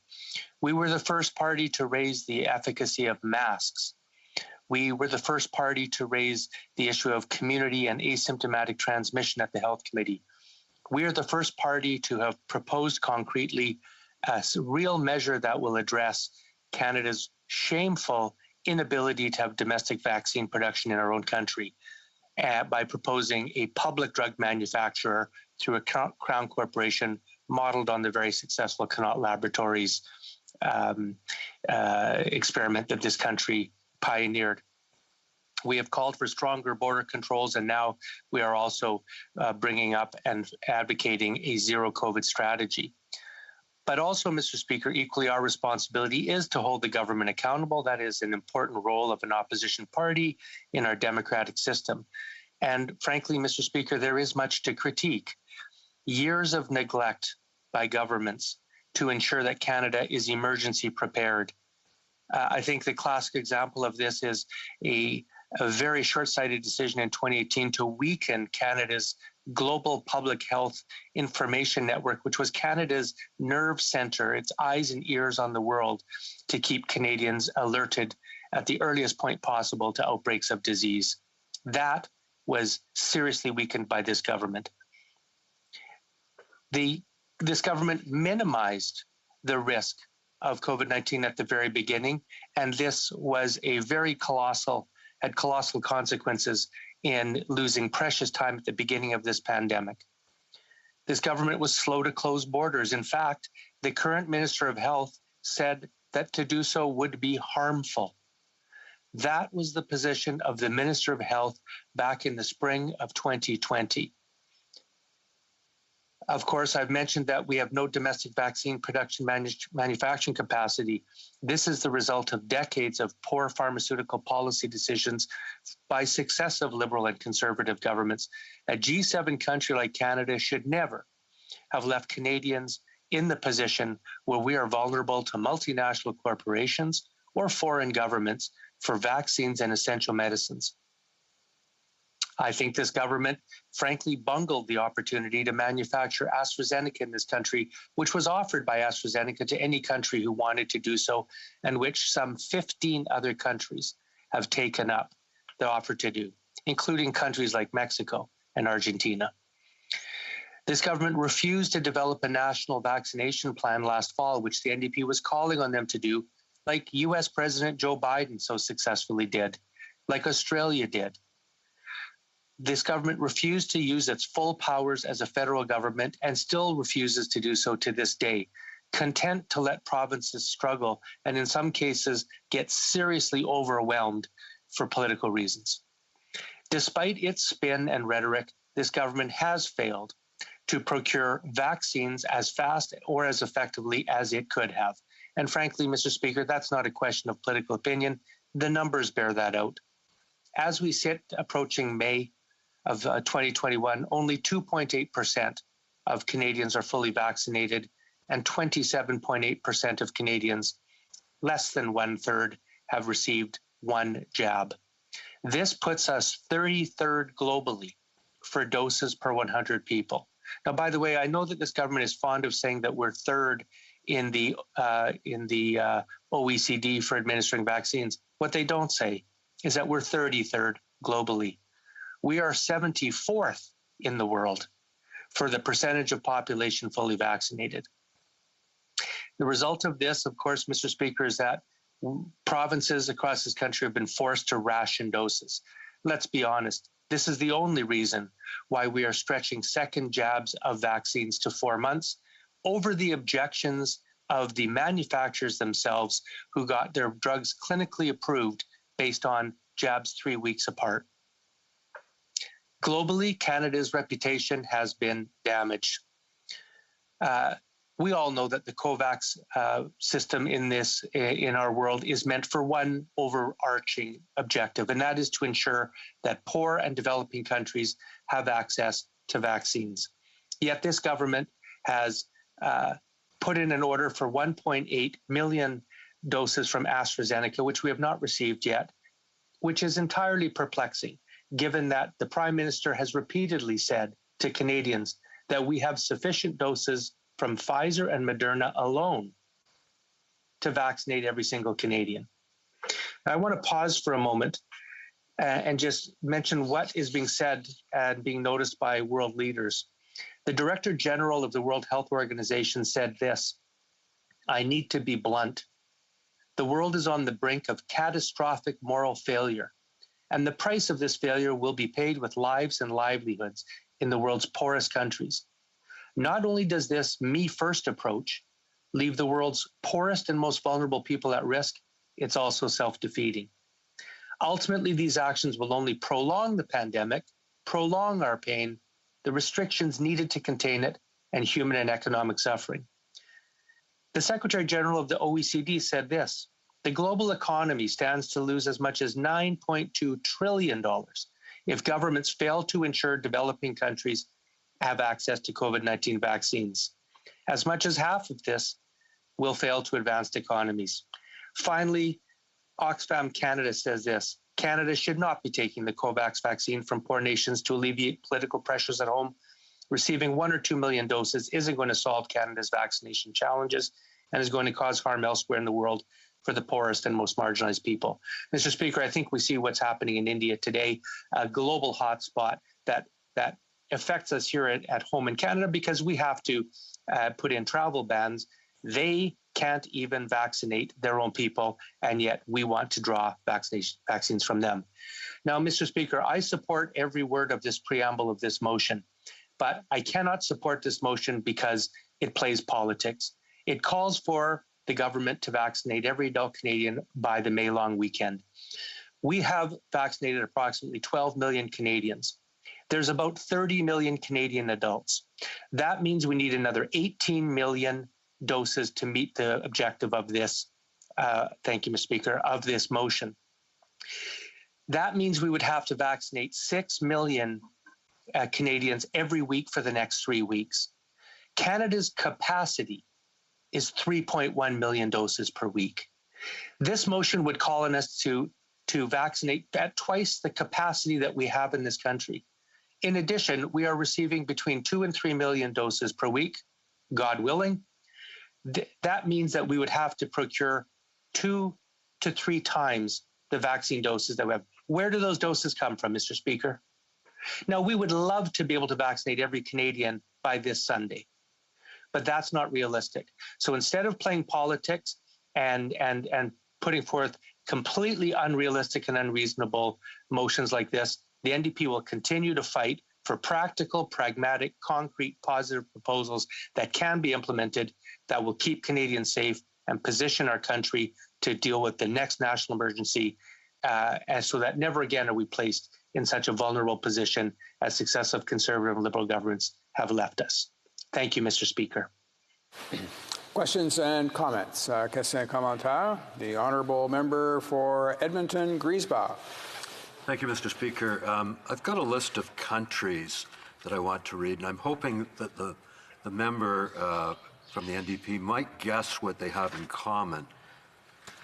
And I'll just start off at the top here. Seychelles, Israel, Chile, Bahrain, Monaco, United States, San Marino, Malta, UK, Serbia, Maldives, Uruguay, Singapore, Morocco, Switzerland, Denmark, Turkey, Liechtenstein, Romania, Czech Republic, Iceland, Italy, Lithuania, Austria, Spain, France, Slovenia, Slovakia, Greece, Mongolia, Portugal, Ireland, Luxembourg, Estonia, Germany, Poland, Belgium, Andorra, Brazil, Norway, Costa Rica, Cyprus, Cambodia, Azerbaijan, I think we'll, Russia, Mexico, we'll have to get to a question there.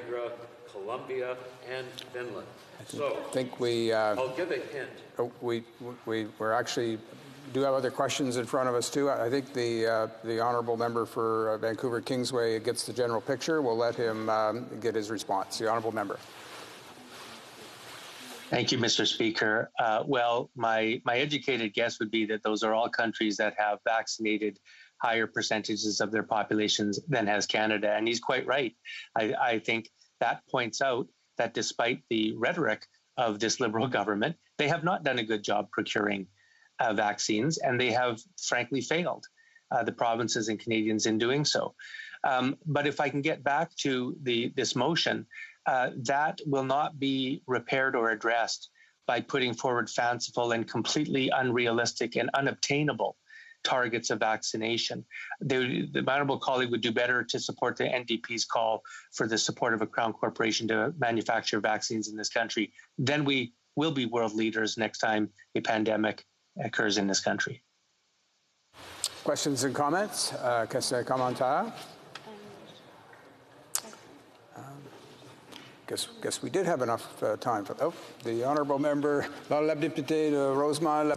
The honourable member for Rosemont, La Petite Patrie. Thank you very much, Mr. Speaker. I'd like to thank my colleague for his speech and hard work in this file. This is an international crisis. We will not be safe until all other countries are safe. Under the circumstances, might we consider waiving intellectual property rules on vaccines, since this is an area of international import? Well, thank you, honourable colleague, for that great question. It gives me a chance to talk about Canada's, I think, completely unexplainable and frankly shameful position taken at the WTO, where countries are asking for the World Trade Organization to temporarily relax intellectual property rules so that countries could be free to have access to the technology and intellectual property to manufacture vaccines on their own. And Canada is not supporting that measure. Now, this is a global pandemic. I think we all have an interest in making sure every human gets access to a vaccine. It's in our self-interest as well as for social justice reasons. And more importantly, most money that went into developing vaccines, Mr. Speaker, was done with public money. This is not the case where drug companies invested their own capital, did their own risk, and ought to have a good case for reward. This is a case of the public money going into research, and these vaccines should be unleashed so that every country can be producing vaccines if they can without restriction. Question et commentaire, la députée de Saint-Hyacinthe-Bagot. The honourable member for Saint-Hyacinthe-Bagot. Thank you very much, Mr. Speaker. The motion in question mentions the fact that vaccine producers had recommended that 4 months be the maximum interval. Now, they are the producers of the vaccine, so their opinion is important, but the way the motion treats it, it's like it's the gospel word. But the advisory committee has stated that it is possible to extend the period. So why is the opposition treating this like it's impossible to believe this advice? Well, that gives me a chance to talk about, I think, the approach of this government. I think it's a fair comment to say that this government has been incredibly secretive and has exhibited an unacceptable lack of transparency in the way they communicate. For instance, they refuse to reveal a single word of a single paragraph of a single contract they've signed with the vaccine manufacturers. And this despite the fact that other countries are doing so. The US has revealed every vaccine contract, albeit redacted to some degree. So is the EU, so have other countries. But the reason I say that is because when you have secrecy and a lack of transparency, what that does is it's not the way to build confidence in the public. And so when we have organizations like NACI, whose advice we need in order to make intelligent research, science-based decisions about vaccines in this country, we need the public to have confidence that in that advice. And so I'm going to again give this government a failing grade for their lack of transparency in this crisis. Resuming debate, the honourable member for Timmins James Bay. Thank you, Madam Speaker. It's an honor to speak on behalf of the people of Timmins James Bay, and people are very tired. People have come through really difficult times, and this third wave, I think, is hitting us the hardest of all. People's emotions are stretched, small businesses are hanging by a thread, and we should never have been in this situation where these new variants are causing such havoc and destruction and heartache. And I would like to say that the people of Canada have inspired me so incredibly by their determination, by stepping up. People are carrying heavy loads, and they're not giving in to conspiracy. That's a small margin. The average person is doing their part. But COVID is a very hard teacher, and COVID is teaching us just how unequal our society is, and COVID exposes the hypocrisy of governments who are refusing to step up and show leadership. If we're frustrated at anything, it's the complete lack of a national vision and an international vision to respond to a pandemic that is worse than anything we could have ever imagined before. I think part of the example is this motion today that the leader of the opposition has decided that he's going to demand that we have everyone vaccinated by the May long weekend, when the Conservatives know that's not true. So what are they doing here? They want a gotcha moment. We don't need gotcha moments, and Canadians don't need gotcha moments. We need a plan. But we don't see a plan from this Liberal government.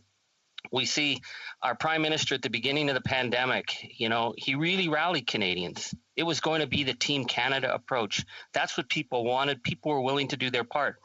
But then Mr. Team Canada started missing game after game, shrugging it off, refusing to deal with the issue of the border closures, refusing to deal with the fact that we don't have vaccine capacity in Canada. While other countries were investing in vaccines, he believed that we could trust the international market. And hey, the international market would look after us. The guy is the last of the Davos believers. And we're suffering for it today. When CERB ended, that's when the workers began to die. And we pushed this government to put in place a national sick benefits program, which the Liberals laughed at, but they agreed to. But it's cumbersome and it's difficult to use. And we have workers and racialized workers dying in horrific numbers right now, while we see the absolute negligence in Ontario of the Doug Ford government. And this is another failure of the Liberal government. They don't mind that Doug Ford is looking like a complete buffoon in his negligence.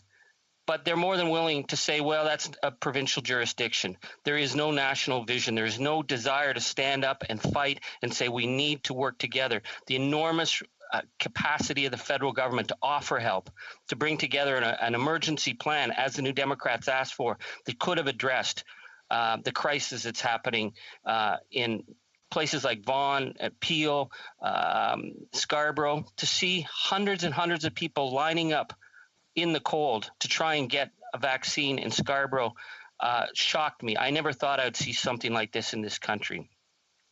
What we're learning now from the first wave of the pandemic is 3,700 senior citizens died in the long-term care homes in Ontario. And the negligence and indifference to their suffering was known, it was documented, and nobody bothered to go in and enforce the rules. And people died. And finally, the Army had to go in. And they found senior citizens left in diapers. They found senior citizens left in rooms where they weren't sick, but with COVID patients. There was negligence and people died. People died in numbers that are of wartime totals. 3,700 of our parents and grandparents and uncles and aunts died from that negligence. And we should have learned a lesson, but we didn't. There was a belief that, well, we'll just carry on and hope we'll get through, and, maybe all the vaccines will come, and, maybe we can end the lockdowns quicker. And now we're into this third wave where who's dying? It's young. It's racialized. It's Indigenous in the urban centers because they have to go to work. They have no choice. And Doug Ford's solution was he was going to call the cops, stop them on their way to work, make sure the kids couldn't play in the playgrounds.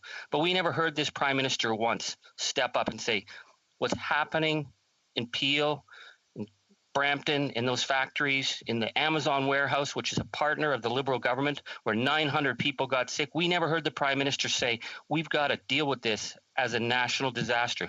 It's because, let's face it, Canada, there are considered disposable people, and the disposable people are the Indigenous, racialized people working in these factories. The fact that we lost 13-year-old Emily Victoria Vegas, she died. She should never have died, but her parents had to go to work because we have Doug Ford and this Prime Minister arguing about something everybody knows we need, which is a proper sick day benefit.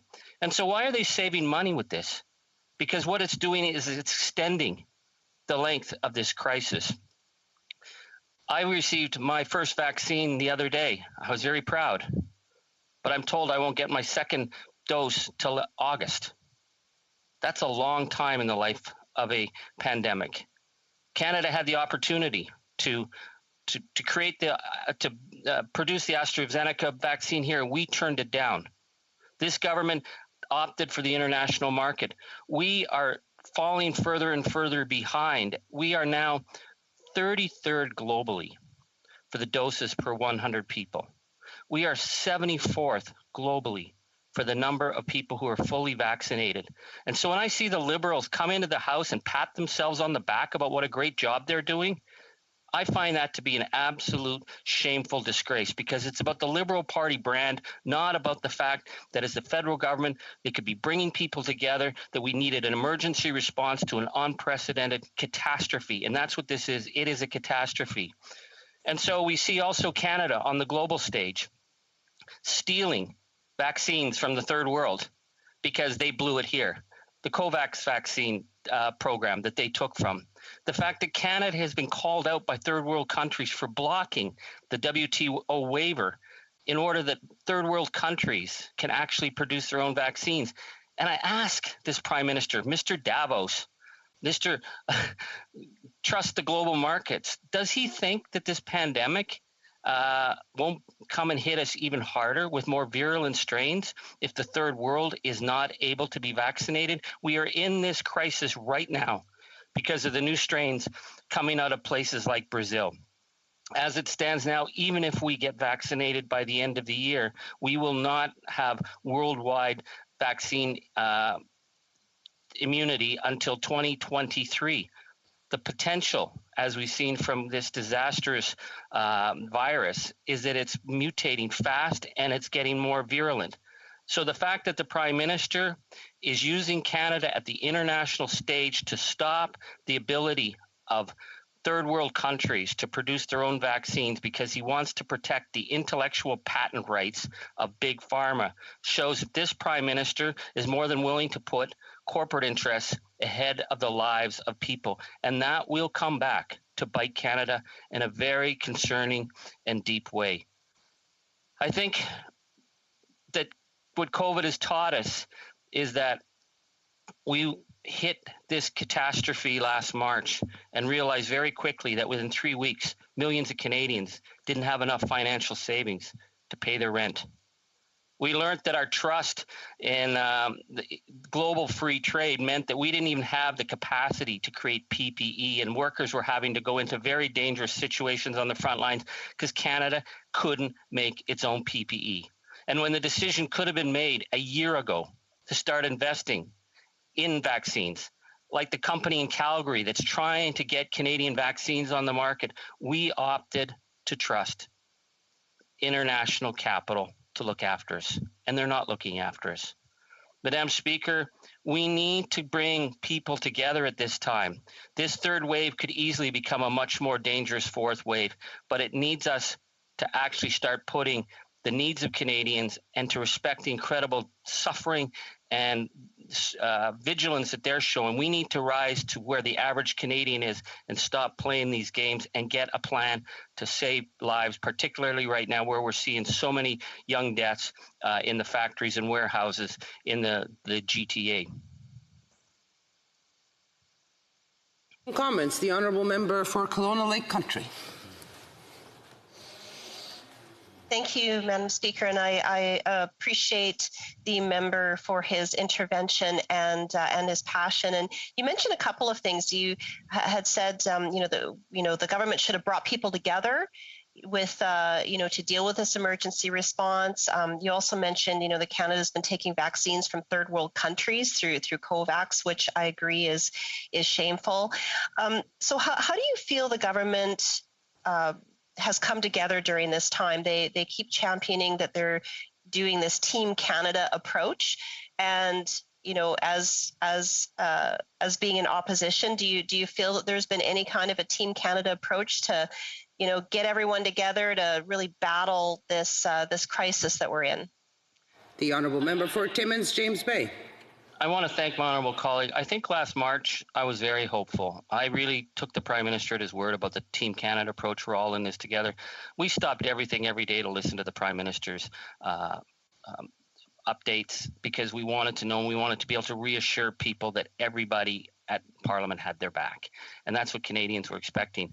But I see more and more that we're dealing now with spin. We're dealing with classic government misinformation rather than this opportunity that we had to set up a national emergency response, to bring in military experts, health experts, representatives from across the country to say, what do we need to do? How do we need to do this? I think that's where Canadians were looking for us. Instead, we see a Prime Minister who has a total laissez-faire attitude and hey, it's not our jurisdiction, it's the provinces, but hey, it's maybe they ask us, maybe we'll do something. That's not good enough. People are dying. Canadians need to know that their government has their backs, and Canadians don't have that assurance right now.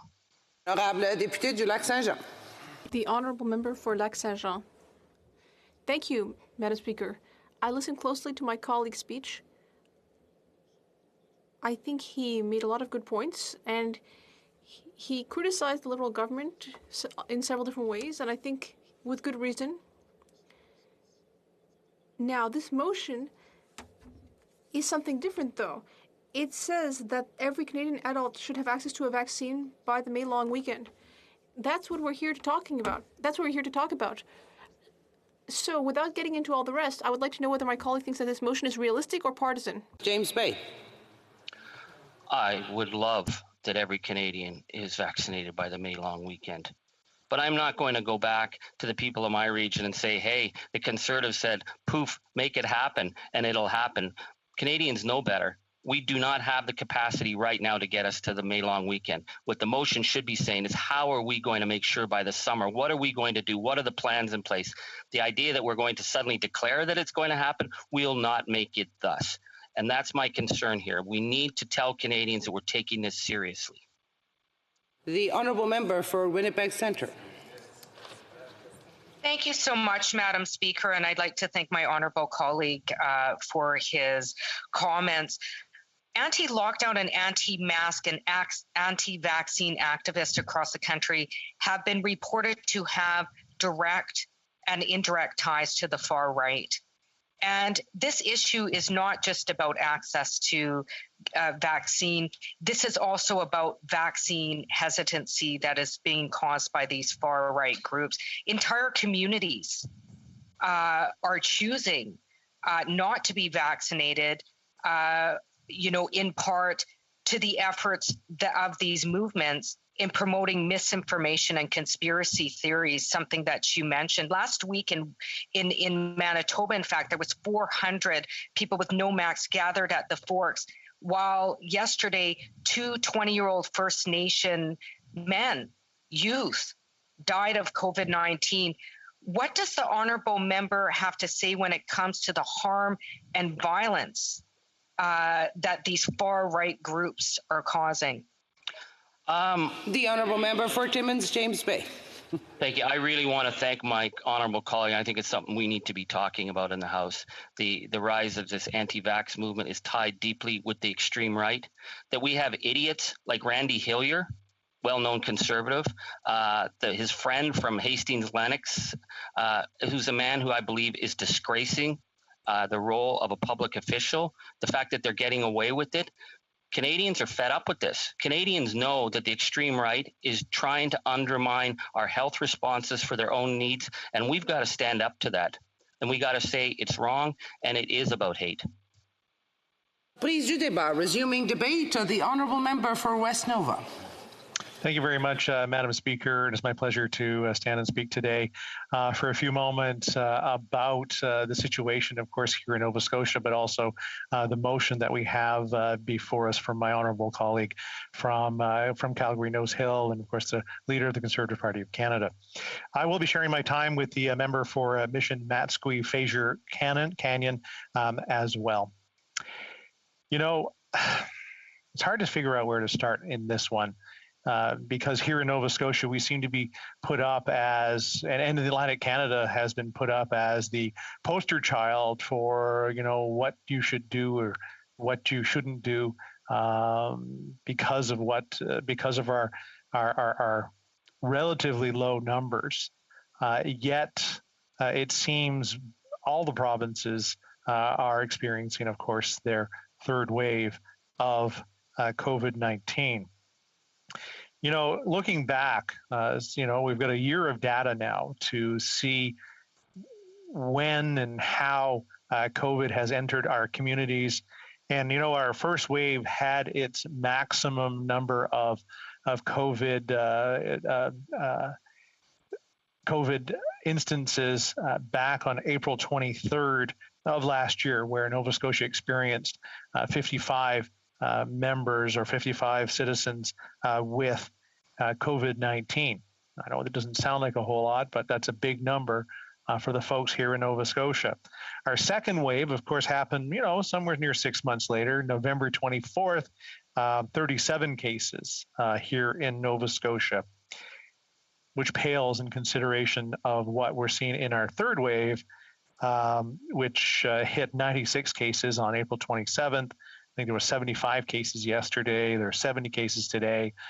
Maybe an indication of those starting to wane a little bit, but who knows what's going to happen over the next number of days. So we have a maximum right now of 489 active cases right here in Nova Scotia.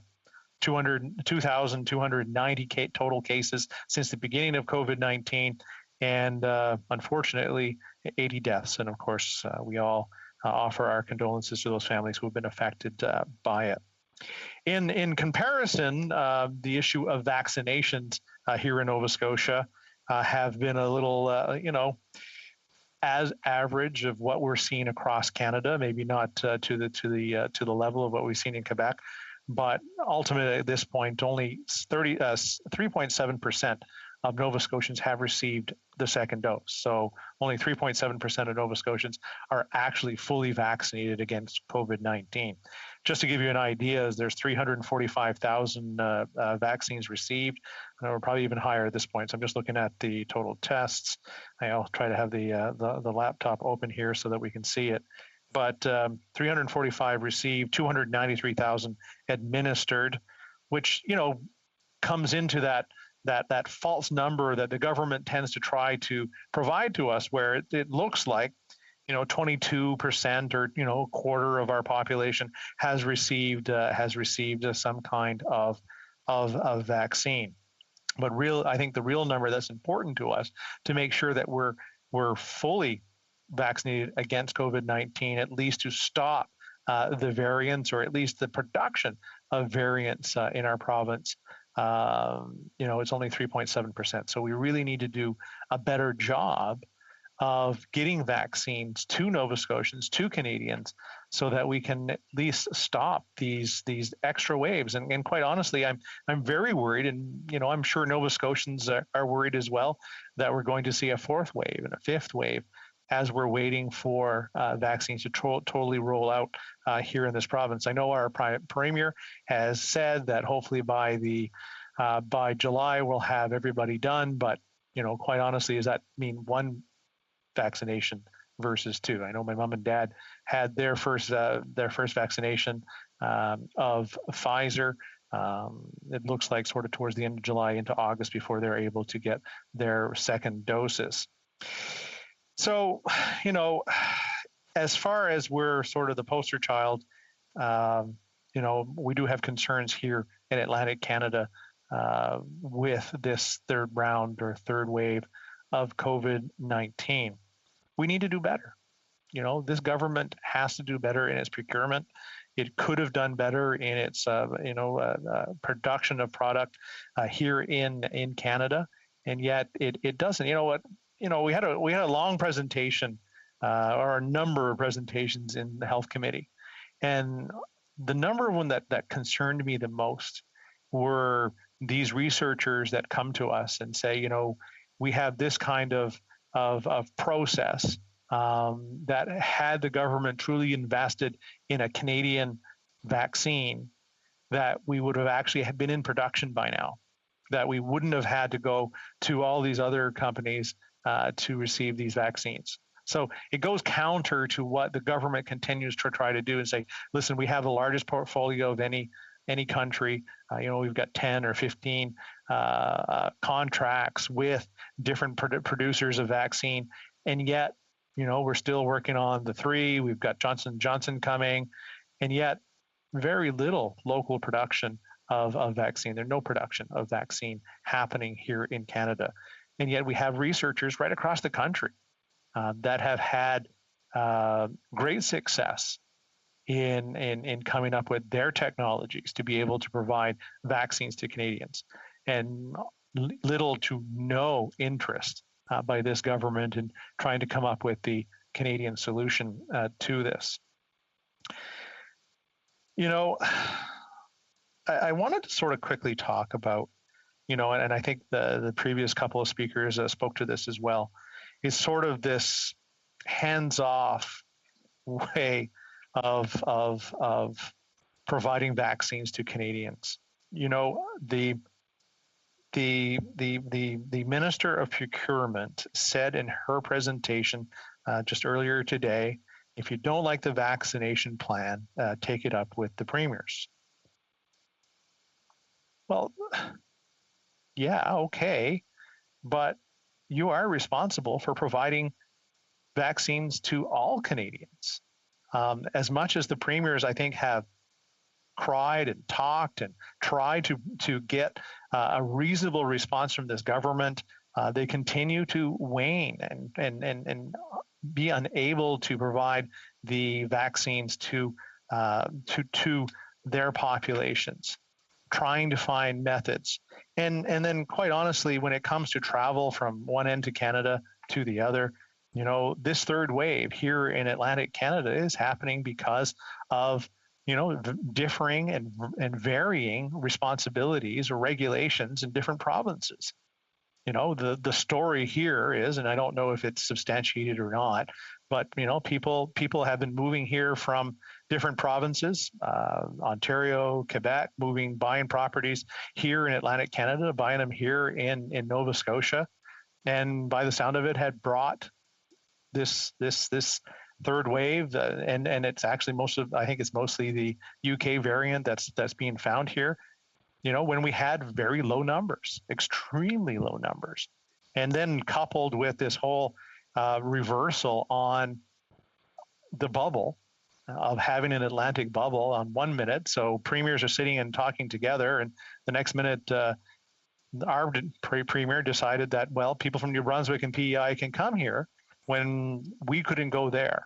So there was a whole bunch of miscommunications and messes that were happening because there is no leadership from the federal government on how any of this should be rolling down. So there's definitely politics involved in this, because I think what the Prime Minister really wanted, what this government really wants, is if it does go south, if things don't work out, they can just sort of hold up their hands and go, well, that's the problem.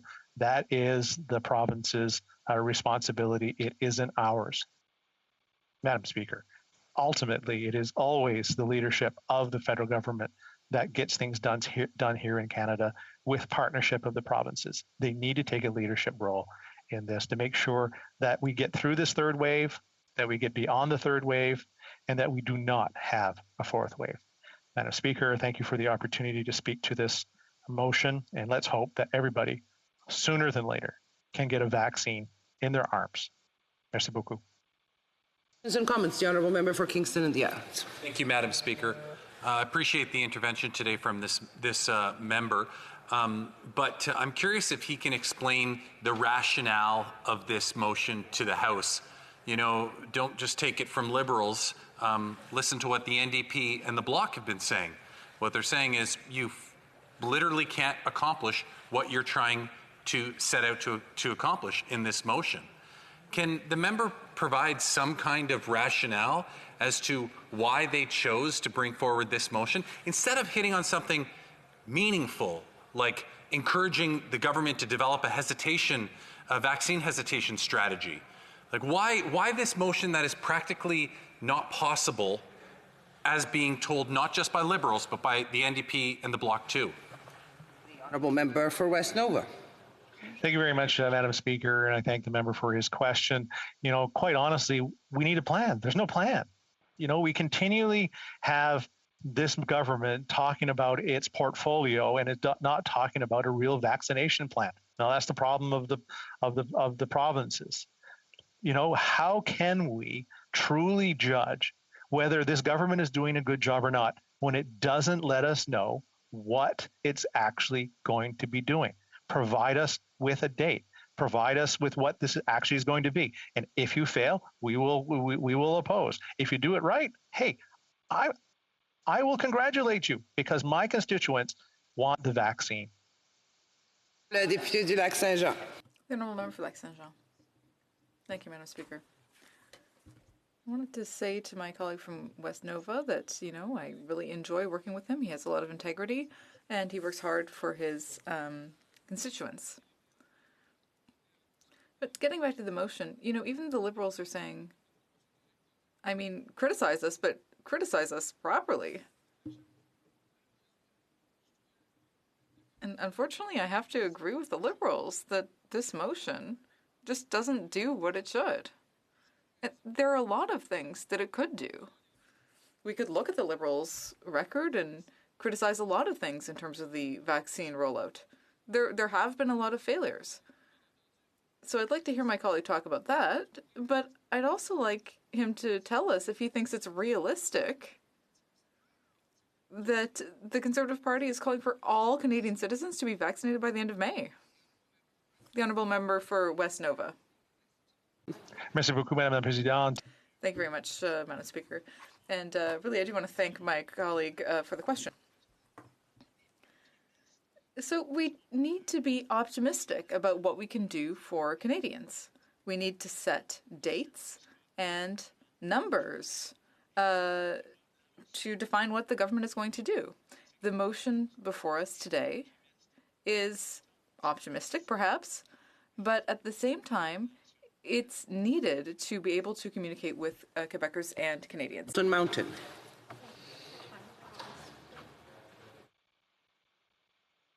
The honourable member for Hamilton Mountain. Thank you, Madam Speaker. Madam Speaker, I've been wondering, listening to the speeches today, that everybody is saying it's not realistic, it's not feasible to have every Canadian adult vaccinated by the May long weekend. Obviously, we don't know how to do this, and the Conservatives do, because otherwise they wouldn't put it in their motion. So maybe he can share with us, Madam Speaker, of how this can be done, and what their plan is, and how the plan is to do this, since they feel that they have enough evidence to put it into a motion. Well, member for West Nova. Thank you very much, Madam Speaker, and I thank the member for his question. You know, this government has failed on every corner that it has taken on this issue. They have not provided Canadians with a plan of how we're going to be able to solve. They haven't told us how we're solving the first wave, let alone the third one that we find ourselves in today. We need to be able to get the vaccines in the arms of Canadians. They need to give us something inspirational to be able to tell our constituents. My constituents continually go online and continually find that there are no spots available for them to get vaccines because the federal government is not providing them with the vaccines that they require. This has got to stop. The government has to tell us what they're actually going to be doing. Resuming debate, the honourable member for Mission Mascouy, Fraser Canyon. Thank you, Madam Speaker. I stand in this place today to highlight the federal government's failure to stop the current third wave of COVID-19 and to press them to secure faster access to much-needed vaccines. While we see the EU and the United States took swift action to secure life-saving vaccines for their citizens, this government is standing idle while our vaccine shipments get delayed and cut amidst the deadly third wave. Canadians need vaccines, and they need them swiftly. But the national rollout has been defined by delays, denials, and disappointment. And without the details of the vaccine contracts that the Liberals refuse to make public, we are left guessing how to improve our vaccine rollout. The information from the contracts could help provinces plan and provide Canadians on what to expect going forward. The Liberal government must act immediately to come clean and disclose the details of their vaccine contracts. The lack of transparency from the Trudeau Liberals has left Canadians confused. Yes. We cannot use names. My apologies, Madam Speaker. My apologies. The lack of transparency from the Liberals has left Canadians confused and anxiously waiting for their turn. In the midst of the third wave, Canadians are struggling to cope with the rise of COVID-19 cases, COVID-19 variants, and increasing ICU admissions. Never mind the ripple effect of these circumstances, including job losses, reduced hours, travel restrictions, charter infringements, a mental health crisis, and an ever-expanding taxpayer-funded deficit. The third wave is a direct result of this Liberal government's abject failure on addressing COVID-19 in general and on the vaccine procurement in particular. The other side loves to ask, well, what would the Conservatives have done better? Madam Speaker, we would have begun by we've been providing them solutions this entire time, and I can say for certain that we wouldn't have partnered on vaccine development with the biggest totalitarian government in the world, currently holding our citizens hostage. This government's first move should have been to ramp up domestic production immediately. But now all we hear in the news is that the shipment's been delayed, that shipment has been reduced. Oh, there's a small amount coming from a partnership where we literally took vaccines away from developing nations. We're that desperate. I receive literally hundreds of pieces of individual correspondence each week. And let me tell you, the constituents in Mission Matsqui Fraser Canyon are frustrated, they're tired, and they're at their wits' end. I never thought that in 2021, I would have so many constituents furious about the ongoing infringement of their personal liberties, all due to this government's incompetence. It's been 2 Easters, Madam Speaker, 2 Visakis. My constituents want to go to church. They want to go pray at the Gurdwara. They desire fellowship and community. I'm constantly asked, when can my kid play soccer? When will band trips get going again? And why has my high schooler had to miss out on 2 years of senior rugby?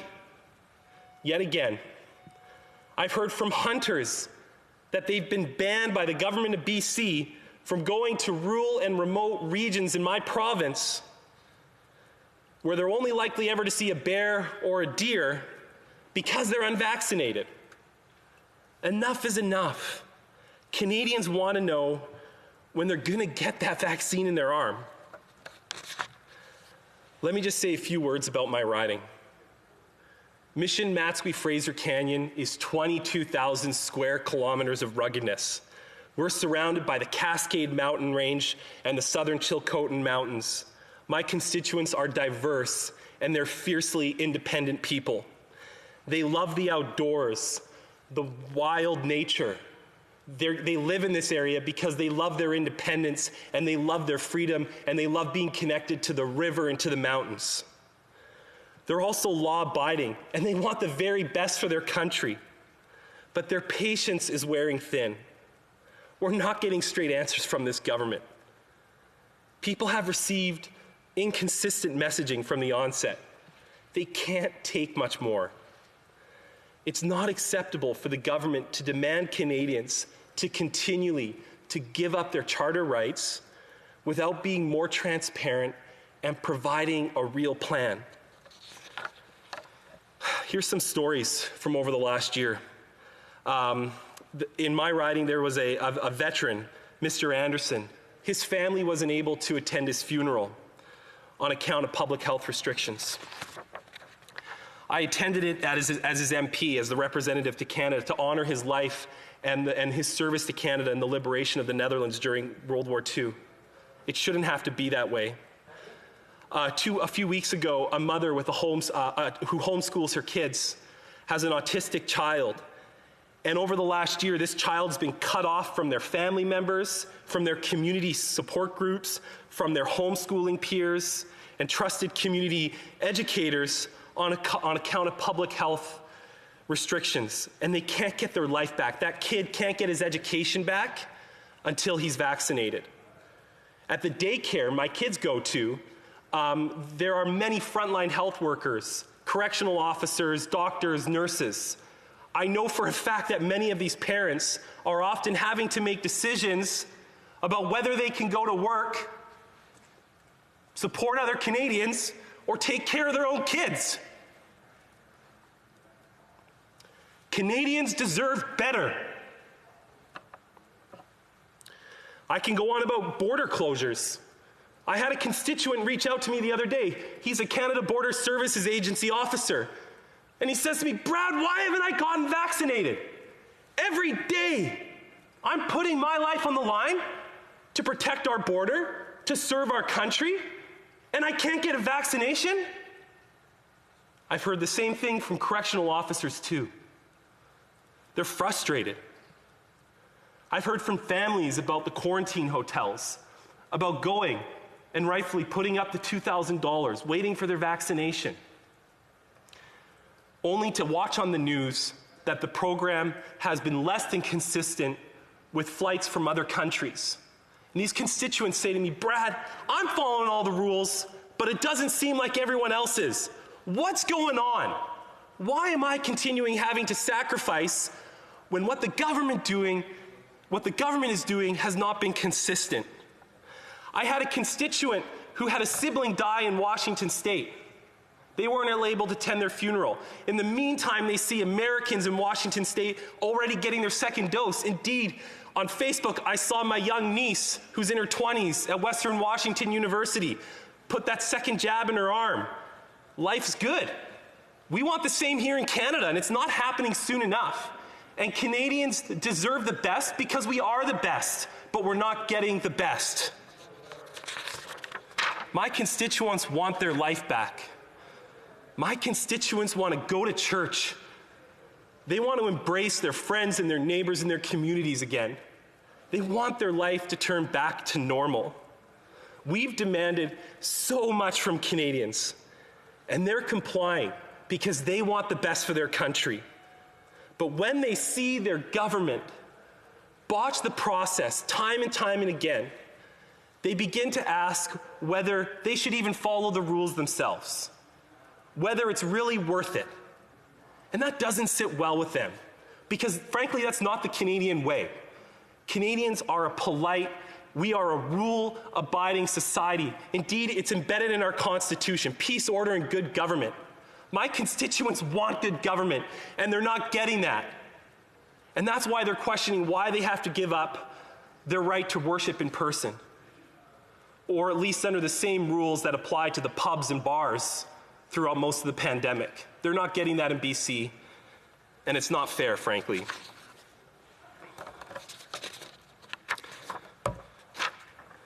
Madam Speaker, enough's enough. Let's get these vaccinations done. Let's get these shots in their arms. Canadians have had enough. We need to move forward. Thank you, Madam Speaker. The honourable member for Kingston and the Islands. Madam Speaker, the member, I really appreciate listening to him speak. He speaks with a lot of passion and about his community and the area that he represents, and it's always extremely encouraging to see that. But the member only spoke about why this needs to get done. I don't think anybody would disagree with him on that. And as a matter of fact, I can pretty much assure him that everybody in this House would vote in favor of this motion if it was a reality. But like the previous NDP question that was asked of the previous Conservative member, can the Conservatives explain to us how it is that this is possible to do this? You know, NDP and Bloc members have talked about the numbers, and they've laid it out there plainly about how it's just not possible to accomplish what they're putting in here. Stop. I don't need to hear about the why. I need to hear about the how. Honourable member for Mission, Mascouche, Fraser Canyon. Thank you, Madam Speaker. And you know what? That's why we're in this House today, because it is incumbent upon the opposition to continue to push, to continue to fight for this government to give us a plan how they're going to move forward. And to the NDP members in this House and to the Bloc Québécois members of this House, it's not just Conservatives saying this. The Minister of Health in British Columbia has said that the Liberal delivery of vaccines has been unpredictable. The Auditor General found that the Liberal government failed to test the pandemic response plan with the provinces. This government is responsible for the sacrifices Canadians are making, and all they're asking in return is a plan, a way to move forward, a way to get their rights back. Thank you, Madam Speaker. Questions et commentaires, l'honorable député. The honourable member for Beauport-Limoilou. Thank you, Madam Speaker. Yes, I'd like to see life get back to normal, just like the member opposite said. But there have been problems, there have been shortcomings, but the motion is vague. It talks about how many people have received both vaccines, but how many have received two? What do the Conservatives think it's realistic? The honourable member. I'd like to thank my colleague from the Bloc Québécois for her question. In my province of BC, I believe that less than 2% of the population has gotten both vaccinations. That is not enough. Columbia, they covered the vaccine pop-up clinic in Surrey Newton. Hundreds of people waited all day long, and because they were promised a vaccine. Hundreds of people were turned away when they ran out. Hope is waning thin. People are frustrated. My young constituents, they want to go play rugby. They want to go play soccer. They want to get outside and play lacrosse. They want their lives back. The government needs to come clear with their contracts. They need to be open and transparent, and they need to work with our provincial counterparts on a proper plan to get people vaccinated now. Honourable member for Edmonton Strathcona. Thank you, Madam Speaker, and I would like to thank my colleague. He does speak with great passion about his riding, and it was a pleasure to hear his intervention. Of course, like many of my colleagues in the House, I have concerns about the realistic nature of this motion that the Conservative Party has brought forward. But what I wanted to ask him about actually is he touched on getting vaccines for essential workers, getting vaccines into the arms of those that are most at risk, most vulnerable. And my question for him is, does he feel that the federal government has a role to play stepping in when provinces like my province of Alberta have not done a good job making sure that frontline health workers, teachers, firefighters, first responders are getting vaccinated? Does the federal government have a role to step in at that point? Honourable member for Mission Matsqui Fraser Canyon. Well, I'd like to thank the honourable member from Edmonton for her intervention. And let me just begin by saying the federal government has a responsibility to Indigenous Canadians, to federal frontline healthcare workers, and I think the federal government should focus on getting those people vaccinated first. The reality is, you talk to any provincial leader, they're going to say, and they've said consistently, that we haven't received enough vaccines. So I believe that the provincial governments, irrespective of where you are in Canada, want to get those vaccines in people's arms as quickly as possible, and I believe the federal government wants to do that too. But they're not moving fast enough. And over the last year, look at how much money we've spent. Look at what we've done. Look at how we got the emergency benefits done quickly. Get people vaccinated. Thank you, Madam Speaker. Resuming debate, the Honourable Parliamentary Secretary to the Minister of Economic Development and Official Languages. Madame la Présidente. First, thank you, Madam Speaker. And yourself that I will be sharing my time with the member from Central Nova. Je voudrais commencer aujourd'hui. I'd like to begin today by thanking my constituents in Orleans for their support, their strength, and their community spirit over the past year. I know the pandemic has been hard. Our lives have been affected in so many ways, whether it's missed social opportunities, problems with work, and the tragedy of those whose lives have been lost. That feeling of normacy still seems so elusive and remote, but I want you to know we're there for you. Stand here today conflicted.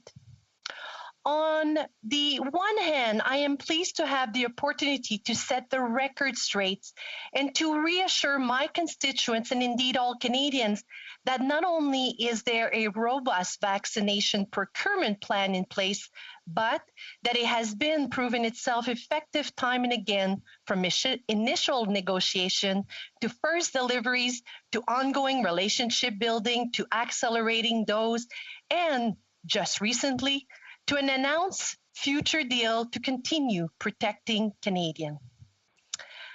On the other hand, Madam Speaker, I am disappointed that this broadly partisan attempt at distracting and muddying the waters is the debate that the opposition Conservative Party chosen to engage in. I would say as a mother, I can tell you, I remember being disappointed when I knew my daughter was testing me, as all children do, when they presented facts to suit their stories rather than just being honest when they were wrong. I feel much the same way today. In order to help Canadians understand and to help the opposition be a part of things, I think it's important to remind the Honourable Member and her colleagues of some key facts. Facts, Madam Speaker, that are all too often conveniently left out because they don't support the nonsense idea proposed by this motion. Fact, when the Conservatives said Canada would have to wait a decade for vaccines, they were wrong. Fact, when the Conservatives said Canadians were at the back of the line, a line that was 2.5 billion people long, they were wrong. Madam Speaker, the facts matter. It's our duty as members of Parliament to come together and contribute to the enormous team effort needed to get us to the other side of this cruel pandemic. I don't believe anyone here would actively seek to make the situation worse. And I think the motion, what it suggests today, is dangerous and extreme. Too many of us have not had the opportunity to say goodbye to loved ones, neighbors, friends, and colleagues. And I know that both in my professional life before politics and every day since, I've had countless examples of how we have a duty of service to our communities and to Canadians, a duty that this motion does not live up to. I've said time and again, fighting this pandemic is, was, and will remain our top priority until every Canadian that wants a vaccine has one. Which is why, Madam Speaker, I think the member's flawed timeline is so concerning as she proposes a motion that doesn't appear to support the facts. As part of our vaccine procurement plan, the plan opposition members have so frequently questioned even existing, we have not only delivered those on time, but we have in fact exceeded timelines and expectation through constructive relationship building with our vaccine suppliers. Contact, and aggressively negotiating to continue accelerating those. These are steps the member's proposal seems to miss. Fact, we have accelerated 3.5 million doses into Q1, an increase of more than 58%, and are accelerating 20 million doses by the end of Q2, an increase of 68%. Fact, beginning in December and as of today, over 15 million doses have been delivered to Canada. Over 30% of Canadians have received at least one dose, and by the end of June, Canada will have received a minimum of 48 million doses total. It's for these reasons that I would challenge the member's choice of date. It isn't based on science. I suspect it isn't based on knowledge of the global supply chain, nor would it be founded in your knowledge of the scientists and production realities. While it may be attention-grabbing, Madam Speaker, because it isn't based in reality or fact or based in facts, it's designed to fail. That kind of partisan ploy is not going to help us meet the challenges of overcoming the pandemic together any faster. The members, Calgary's constituents, and indeed all Canadians deserve better. Il est plus que jamais temps pour... Now, more than ever, it's time for Team Canada to pull together and focus on the enormous responsibility not only of ensuring that all Canadians who want to be vaccinated can do so as soon as possible,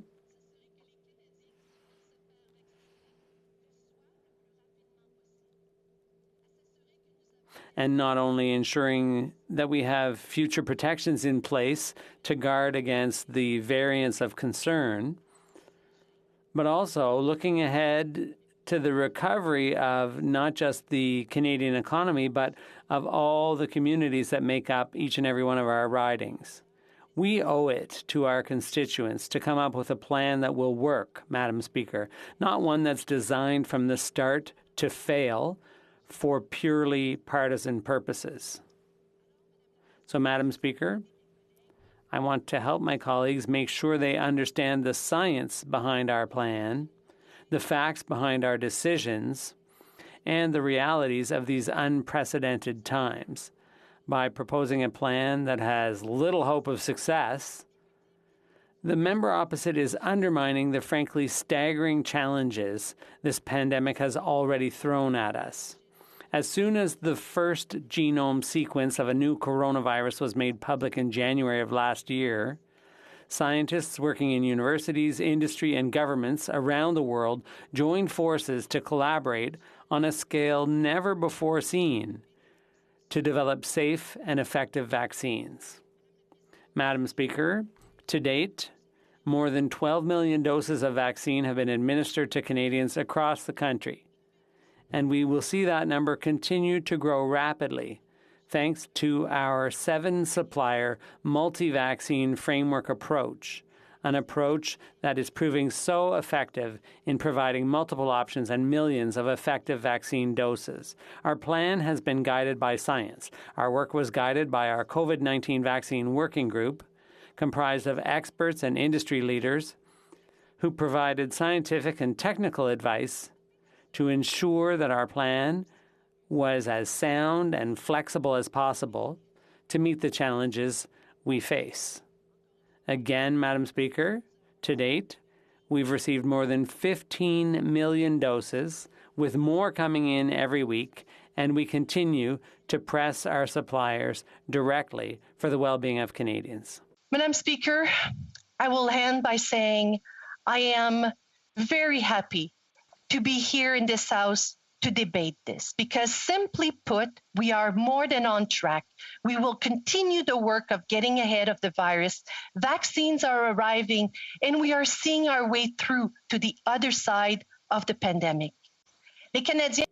Canadians are doing their share and are following the public health guidelines in order to slow the spread of the virus in this critical period. The member opposite and her colleagues from the Conservative caucus have chosen to play partisan games. Meanwhile, our government is focused on fighting the virus, protecting the safety and well-being of Canadians. Thank you, Madam Speaker. Député de Charlebourg-Haute-Saint-Charles. The Honourable Member for Charlebourg-Haute-Saint-Charles. I'd like to thank my colleague for her speech. Listening to her, we heard a lot of lovely ideas, but the problem here is in the facts.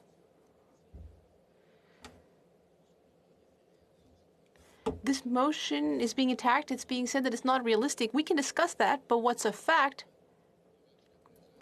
is that the Liberal government has simply given us a series of failures here. Let's think of last summer.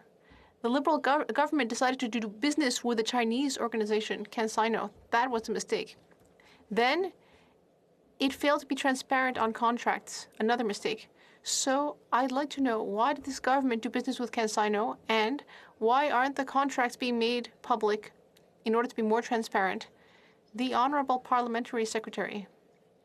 Thank you, Madam Speaker. I am very pleased to be able to answer my colleague. Once again, we're seeing an attempt made at partisanship here. We have delivered for Canadians. We acted on what we were hearing in our ridings. Canadians were facing an unprecedented pandemic. We offered financial support, and in addition, as soon as vaccines became available, we offered them to our constituents. To date, more than 15 million vaccines have been delivered to Canada. More than 30% of Canadians have received their first dose, Madam Speaker. The Honourable Member for Repentigny. Thank you, Madam Speaker. I'd like to say hello to my colleague with whom I am part of a committee on youth well-being. Now, things may have gotten off to a more difficult start, but it looks like the government will meet its September target. And I do agree with my colleague's analysis of the Conservative motion, which is unrealistic. I think we could have better used today to talk about something else. But we are in a third wave. Now, why? Yes, there were problems with the vaccine delivery. There were 3 months of issues. Variants are spreading. And in addition, there's been a lack of efforts to control the spread at the border. My colleague discussed the successes of the Liberal plan. But there are also major gaps in the plan. I'd like to hear from my colleague on that. The Honourable Parliamentary Secretary. Yes, hello to you, dear colleague. And yes, we do participate in that multi-party group. Now, from the very beginning, Canadians' health and safety has been critical for us. We have the strictest border measures, the safest border measures.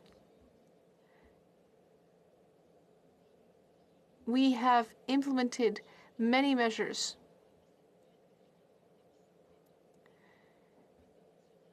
Especially because of the new variants that are starting to dominate globally.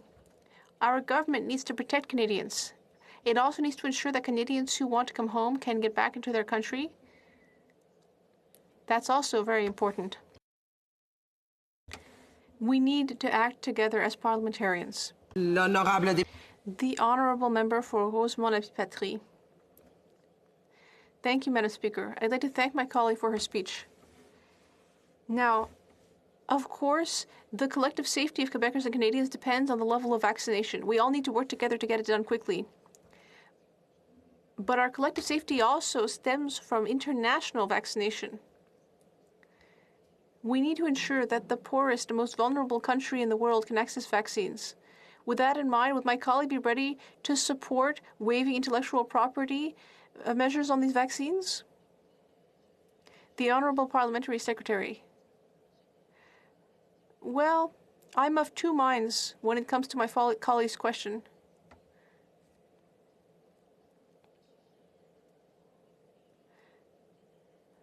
I am proud to know that our country, Canada, has contributed more than $220 million to support COVAX in order to meet Canada's commitment to help. I know that Minister Gould and our government. I would just remind the Honourable Parliamentary Secretary to not use the names of other parliamentarians. The Honourable Parliamentary Secretary to the Minister of Finance, the Deputy Prime Minister. Thank you so much, Madam Speaker, and it's a pleasure as always to participate in debate in the chamber, albeit virtually. And of course, the reason that I'm here virtually is a result of the COVID-19 pandemic, which has recently thrown my home province of Nova Scotia into a lockdown that will last at least a couple of weeks. You know, the past year and a half or so has been immensely challenging. We've got families who have struggled to find childcare when their workplace is shut down. We've got folks who have loved ones that have passed, unfortunately and tragically, as a result of this pandemic. And we have young people who have had years of sporting events, graduations, and social relationships interrupted, and that has cast, frankly, bleak prospects on their potential for short-term economic opportunity. We know that all of these challenges and this pandemic more broadly will end with a vaccine. And the vaccine strategy of the Government of Canada is what this motion that we're debating today purports to be all about. But unfortunately, it seems the motion on the floor today seems as much about an attempt to score partisan points as it does to actually advance public health. The motion seems to rely on misinformation, either in word or in spirit. And it further ignores, importantly, the very, very important need of supplementary public health measures to complement a vaccine procurement strategy if we're going to bring an end to the COVID-19 pandemic with a minimal impact on human health, on economic outcomes, and on civil liberties for the people who are living through months-long lockdowns in other parts of Canada.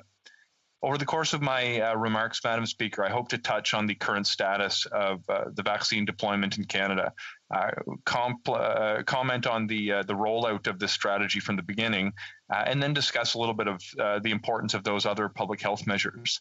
So when it comes to the current status, I think despite claims through the course of this pandemic from my Conservative colleagues and friends, including the leader who said that Canada was at the back of the line, or their health critic who predicted Canada would not have vaccines until the year 2030, Canada currently sits third in the G20 in terms of the number of doses that have been delivered to our country per population.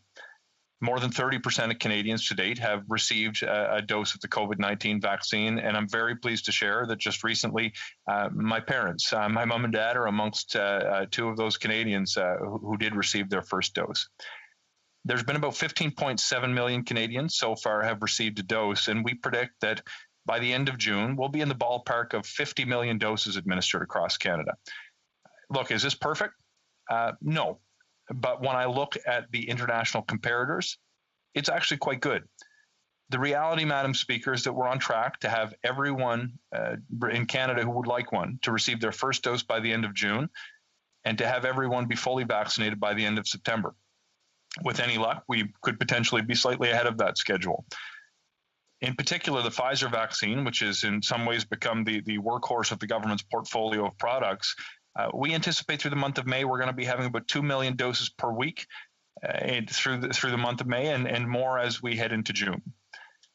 That gives you a snapshot of where we exist today, but to get where we are today was not by coincidence. It took a lot of work, and to see the Conservative motion on the floor arbitrarily says within about 3.5 weeks, everybody should be vaccinated without explaining how to get there, says to me that this motion was never intended to be taken seriously, but instead was intended to grab headlines. So let me walk you through what took place to get us here.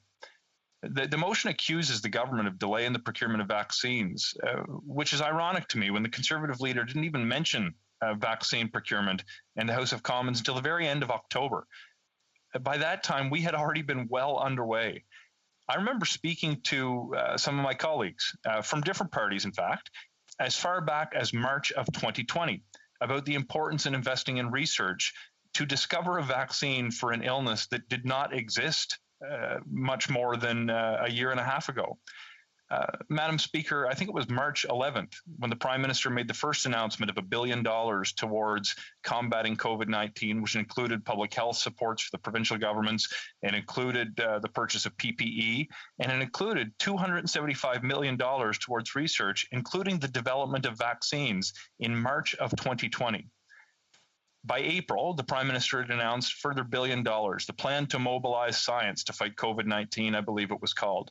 Similarly, in that fund, there was significant funding dedicated towards the development of vaccines.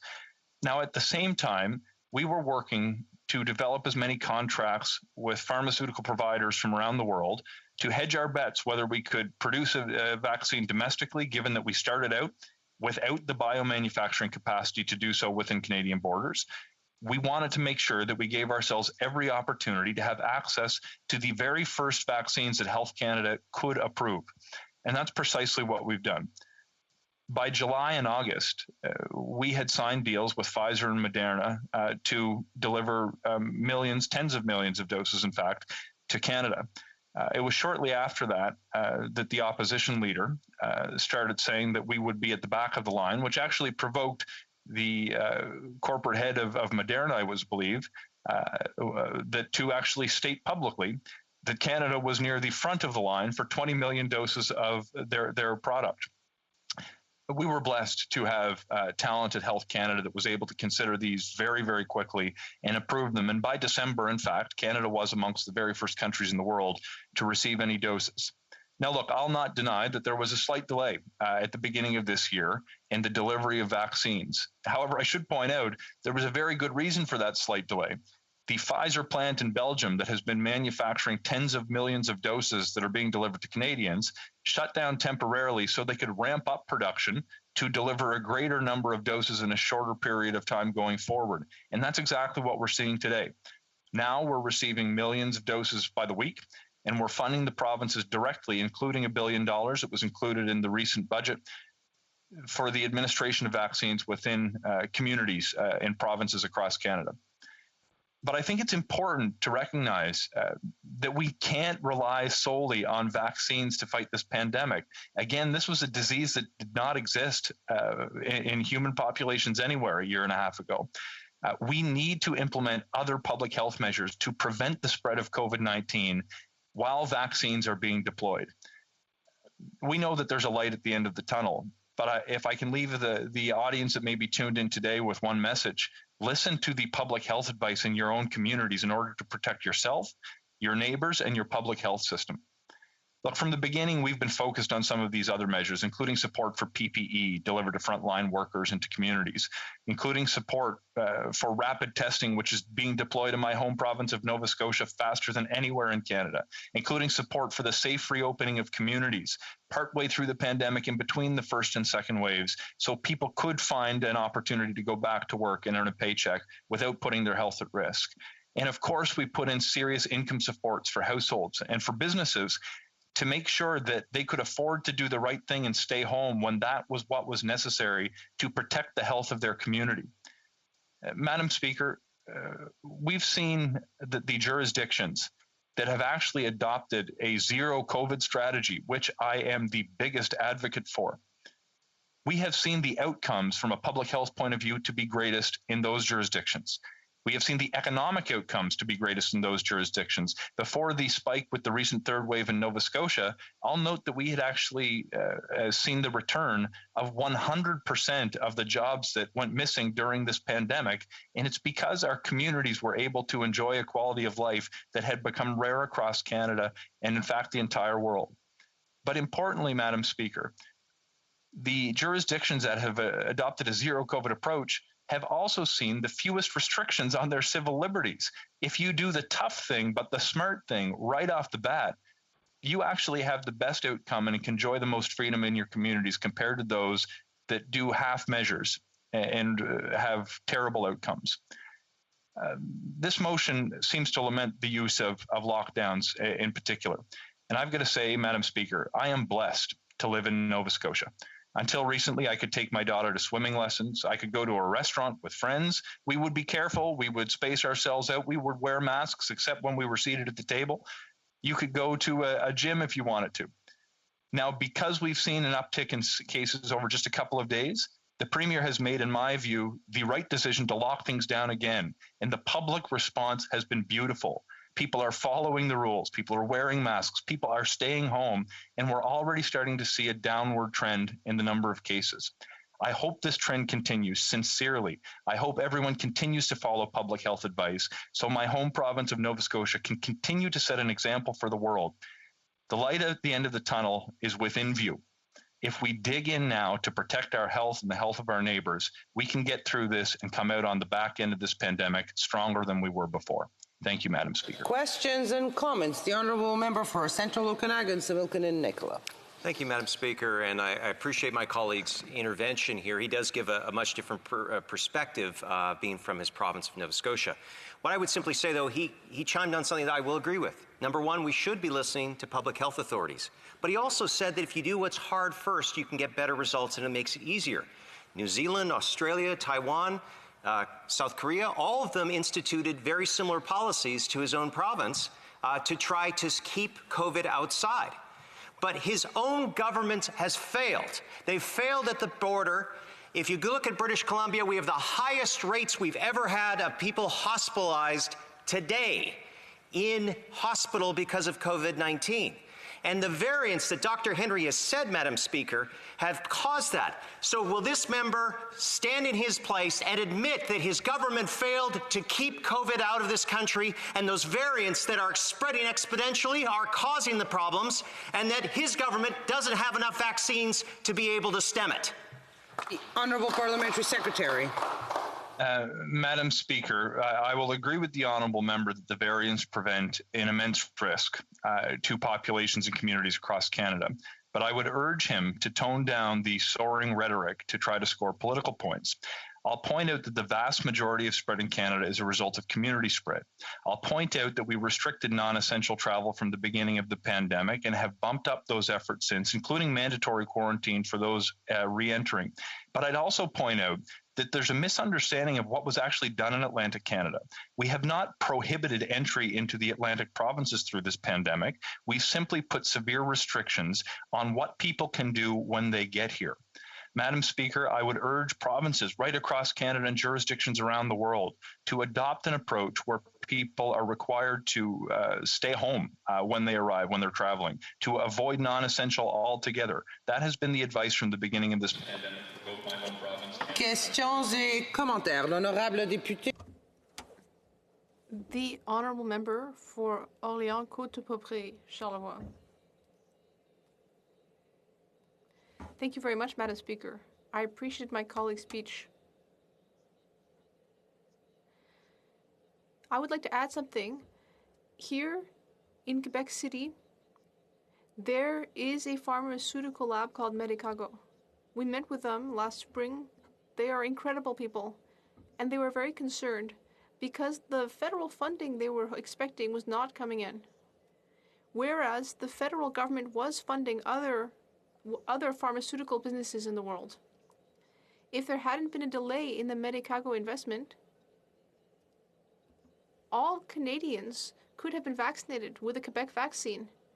I'd like to hear from my colleague on this delay in supporting Medicago. Avant de commencer, Before starting, I'd like to thank my colleague for her question, and I hope that it's okay if I answer in English. It's essential that we listen to experts over the course of the development of our pandemic response, including the deployment of vaccines. The federal government has put funding in place to support the development of vaccines and indeed the procurement of vaccines internationally. I would love to see Canadian and Quebec-produced vaccines in the arms of Canadians to protect our health and to capitalize on the economic opportunity that that represents. Indeed, similar investments have been made in the recent budget. But I am not an expert in examining which vaccine candidate is most likely to come forward. But as a member of the governing party, we have to give the opportunity to other questions. The honourable member for Timmins James Bay. Thank you, Madam Speaker. I'm really glad that my honourable colleague got to go to the gym and go to swimming lessons and went to restaurants. Meanwhile, racialized workers are dying in their hundreds in the GTA, and they're dying from the new variant strains that are coming out of places like Brazil. So I'd like to ask my honourable colleague why last month his government was called out at the WTO by South Africa and other third world nations for actively blocking their capacity to build vaccines. This I'm all right, Jack attitude of the Liberals to protect the interests of big pharma while we have new and virulent strains coming on that are much more deadly. Does this member believe that maybe Nova Scotia and their bubble is going to be protected, or the racialized workers are going to be protected from the fact that if we don't have vaccine equity, people are going to continue to die? Why are they blocking third world and the WTO? Honourable Parliamentary Secretary. Madam Speaker, I use the example of Nova Scotia not to gloat about the quality of life we've enjoyed, but to show folks that there is a different path should they choose the responsible course of action. My mind from the very beginning, and by the way, I'd point out that my sister lives in his constituency. People in Brampton didn't take the right choice. The honourable member has to allow the honourable Parliamentary Secretary to answer. I'll point out that my sister actually lives in his... Madam Speaker, I can't hear. I think the member continues to interrupt. Can I continue? The honourable member for Timmins James Bay, please allow the honourable Parliamentary Secretary to answer. The honourable member for Kingston and the Islands has a point of order. Point of order, Madam Speaker. The member from Timmins James Bay spends a lot of time when he's in this House criticizing, in particular, the member from Sherwood Park, Fort Saskatchewan, for his interruptions like this through the video feed.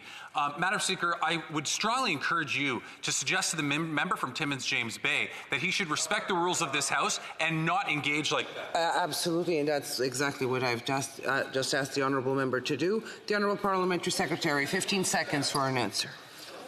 Certainly. Look, long story short, vaccine equity is actually very, very important. Ensuring that we limit the outbreaks in hotspots around the world and across our country is what will prevent further mutations from happening that could be vaccine resistant. I'm going to work to ensure that racialized communities, frontline workers have access to vaccines, so we don't just protect their health, but we protect the public health from a population point of view as well.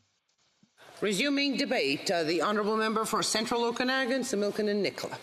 Thank you, Madam Speaker. And to be candid, these are very challenging times for all Canadians. Most every province, including my own, are currently undergoing various types of lockdowns and trying to implement various types of interprovincial travel restrictions.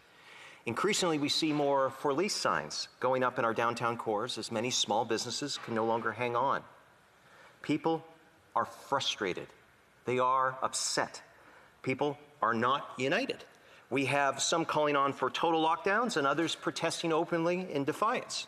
Now, I'm sure we all receive a diverse range of comments from our own constituents. If there's any one thing that we can all agree upon, is that we can get Canadians vaccinated, the situation will only, unless we can get more Canadians vaccinated, this situation, Madam Speaker, will only get worse, not better. We've heard many premiers tell us that they are losing the battle against the variants, that they simply do not have enough vaccine to go around. And at the other end of the spectrum, we have a prime minister telling us all what an awesome job he's done responding to this pandemic. Just ask him. We have a public safety minister trying to downplay his failure to properly secure our borders as contaminated flights continue to land at our airports. We have a health minister who actually tried to tell us at the beginning of this pandemic that travel restrictions would actually cause more harm than good. I mean, seriously, we all know she said that to Canadians. Now, the greatest threat that faces Canadians right now is the variants of this virus. Variants that came here because we did not have travel restrictions that actually worked. Because our public safety minister didn't do his job to secure our airports. That's how these variants got here. Inaction from ministers of the Crown of this Liberal government. People are dying today because of this incompetence. To be clear, this is not the fault of the government caucus. There are good and capable people on the government side of the House. The problem remains that they continue to sit on the backbench, while the underachievers continue to sit at the cabinet table. Why this particular Prime Minister is so rewarding of those who fail to deliver the results that Canadians need and deserve is a question that remains unanswered. But here we are, in desperate need of more vaccine. This is a Prime Minister who decided that his first response to this vaccine crisis would be to hammer out a deal with CanSino Biologics out of China. Well, we all know how that turned out. And when that deal fell apart, let us not forget this Prime Minister hid that from Canadians. He hid that for almost 3 months. I mean, we are literally 3 months behind today. The notion that Canadians might have to give up a summer because of this Prime Minister's incompetence and negligence isn't acceptable to me. It should not be acceptable to any member of this place. This is a Prime Minister who told us that better was always possible.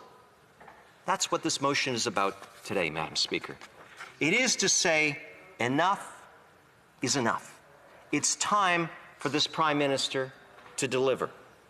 Earlier this week, Blacklock's reporter reported that 8.8 million pieces of PPE were thrown away by this Liberal government before the pandemic began and were not replaced. But worse, for a year, this information was withheld. And Madam Speaker, I just wanted to interrupt the proceeding for 1 second and let you know that I will be followed by a much better MP. The MP for Edmonton Centre will, I'm sure, act as the chaser. Now, again, Madam Speaker, we are now, earlier this week, Blacklock's reported 8.8 million pieces of PPE were thrown out. And worse, for a year, this information was withheld. Canadians did not know that the Liberal government had done this because they had hidden it under national security. Unbelievable. National security, unacceptable. The list of failures is a long one. We are now in a situation where we're only giving a single dose of vaccine and not a second dose of vaccine within the manufacturer's scientifically proven time frame because we lack supply. Literally, it is the lack of vaccine supply driving our response. We literally have no idea how dragging out the second dose will impact the overall effectiveness of these vaccines. But because the Prime Minister failed to secure enough vaccine supply, we are literally forced into this situation. Unacceptable.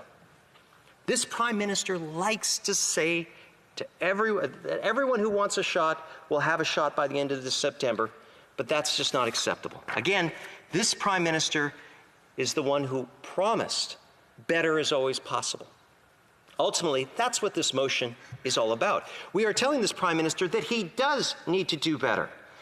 Canadians' mental health, our economic health, our physical health, all depend on this Prime Minister delivering more vaccines. And every day of delay means more Canadians will die of COVID-19. It means more ICUs can be overwhelmed. It means more stress and demands on our healthcare professionals and our hospitals. Madam Speaker, I've said a number of times today, BC has more people in hospital due to COVID-19 today than it has through this whole crisis. Why? Because this Prime Minister, in his budget, totally left silent on healthcare transfers at a time where our hospitals, our healthcare system, those frontline workers need the most support. Why? Because there's no photo ops in there. At a time of our greatest need during a pandemic, this Prime Minister thinks the status quo for healthcare funding will do. And, well, it just won't. We are at a time where we need leadership from our Prime Minister like never before. We need better is always possible to become a reality and not just another broken promise. Once again, that is all this motion is asking the Prime Minister to do. Now, for those who say there is nothing more this Prime Minister can do, I disagree. We have many Canadians who right now hold dual citizenship. They can, in many cases, across the border into the United States where they can immediately receive vaccine. This not only helps them, it means that there is more vaccine to go around for other Canadians who are not dual citizens. But the problem, of course, is they cannot easily get back into Canada because there's no easy way for them to get back home. They literally have to wait around the United States for a few days waiting for test results. That creates prohibitive costs for them and actually exposes them to more situations. Where there could be a common sense solution, there is none. We have 2 provinces now that have made arrangements so that their truckers can get vaccinated in the United States. No federal leadership on that idea. We have situations where many border states have excess capacity, but again, this Prime Minister has been silent on it. We also know that we have a situation where we have Canadians who have received both shots while in the United States. They're wondering when this Prime Minister will give them an easier path than coming home. Once again, the Prime Minister is silent on that. Virtually every question that arrives on how we move forward, Madam Speaker, is ignored by this Prime Minister. There's no plan whatsoever. Again, this is not good enough. We see the United States and the European Union figuring out plans going forward. Once again, silence from our Prime Minister. This is why I first pointed out in my speech that Canadians are growing increasingly frustrated. Bottom line, Canadians deserve to see better from their Prime Minister. They deserve better. This motion asks that we do our part as their democratically elected representatives to send a message to this Prime Minister that he needs to deliver for Canadians, that he needs to up his game, that he needs to provide leadership that produces real results. I will be voting in favor of this motion, Madam Speaker, and ask that other members do so as well. As Canadians, we must always believe that better is truly possible. Madam Speaker, let's vote for this motion and work to make it so. Thank you. Some comments. The Honourable Member for Kingston and the Islands. Nothing demonstrates more how tone deaf the Conservatives are than that last speech we just heard, Madam Speaker. This member suggested that Canadians who hold dual citizenships cross the border, get a vaccine, and then come back. He's advocating that our Prime Minister encourage that strategy. Can he explain to this House how it is that he is in favor of such a wild idea as that, as though that is somehow a solution? Is that how the Conservatives plan to meet this? I mean, at least it's finally a strategy, Madam Speaker. Is that the strategy to get here, to get people to cross the border? The Honourable Member for Central Okanagan, Similkameen and Nicola.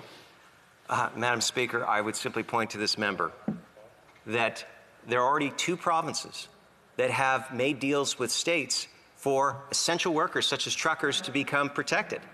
This Prime Minister, right now, allows every day for essential critical workers to go back and forth between the United States, Madam Speaker. It happens every day, and they're not vaccinated. And so when someone tries to bring up a suggestion that perhaps it's just because I have the big C on my chest, Madam Speaker, he suddenly says that's not the way. What's the way then, I would say, Madam Speaker? Is it taking from the COVAX? Is it acting contrary to all of our allies? L'honorable député. The Honourable Member for Repentigny. Thank you, Madam Speaker. This time I want to say hello to my colleague from the Environment Committee. Now, there are some criticisms of the government that we share. For example, the delayed delivery of vaccines. It took too long at a time when the variants were spreading, and of course we needed better border control.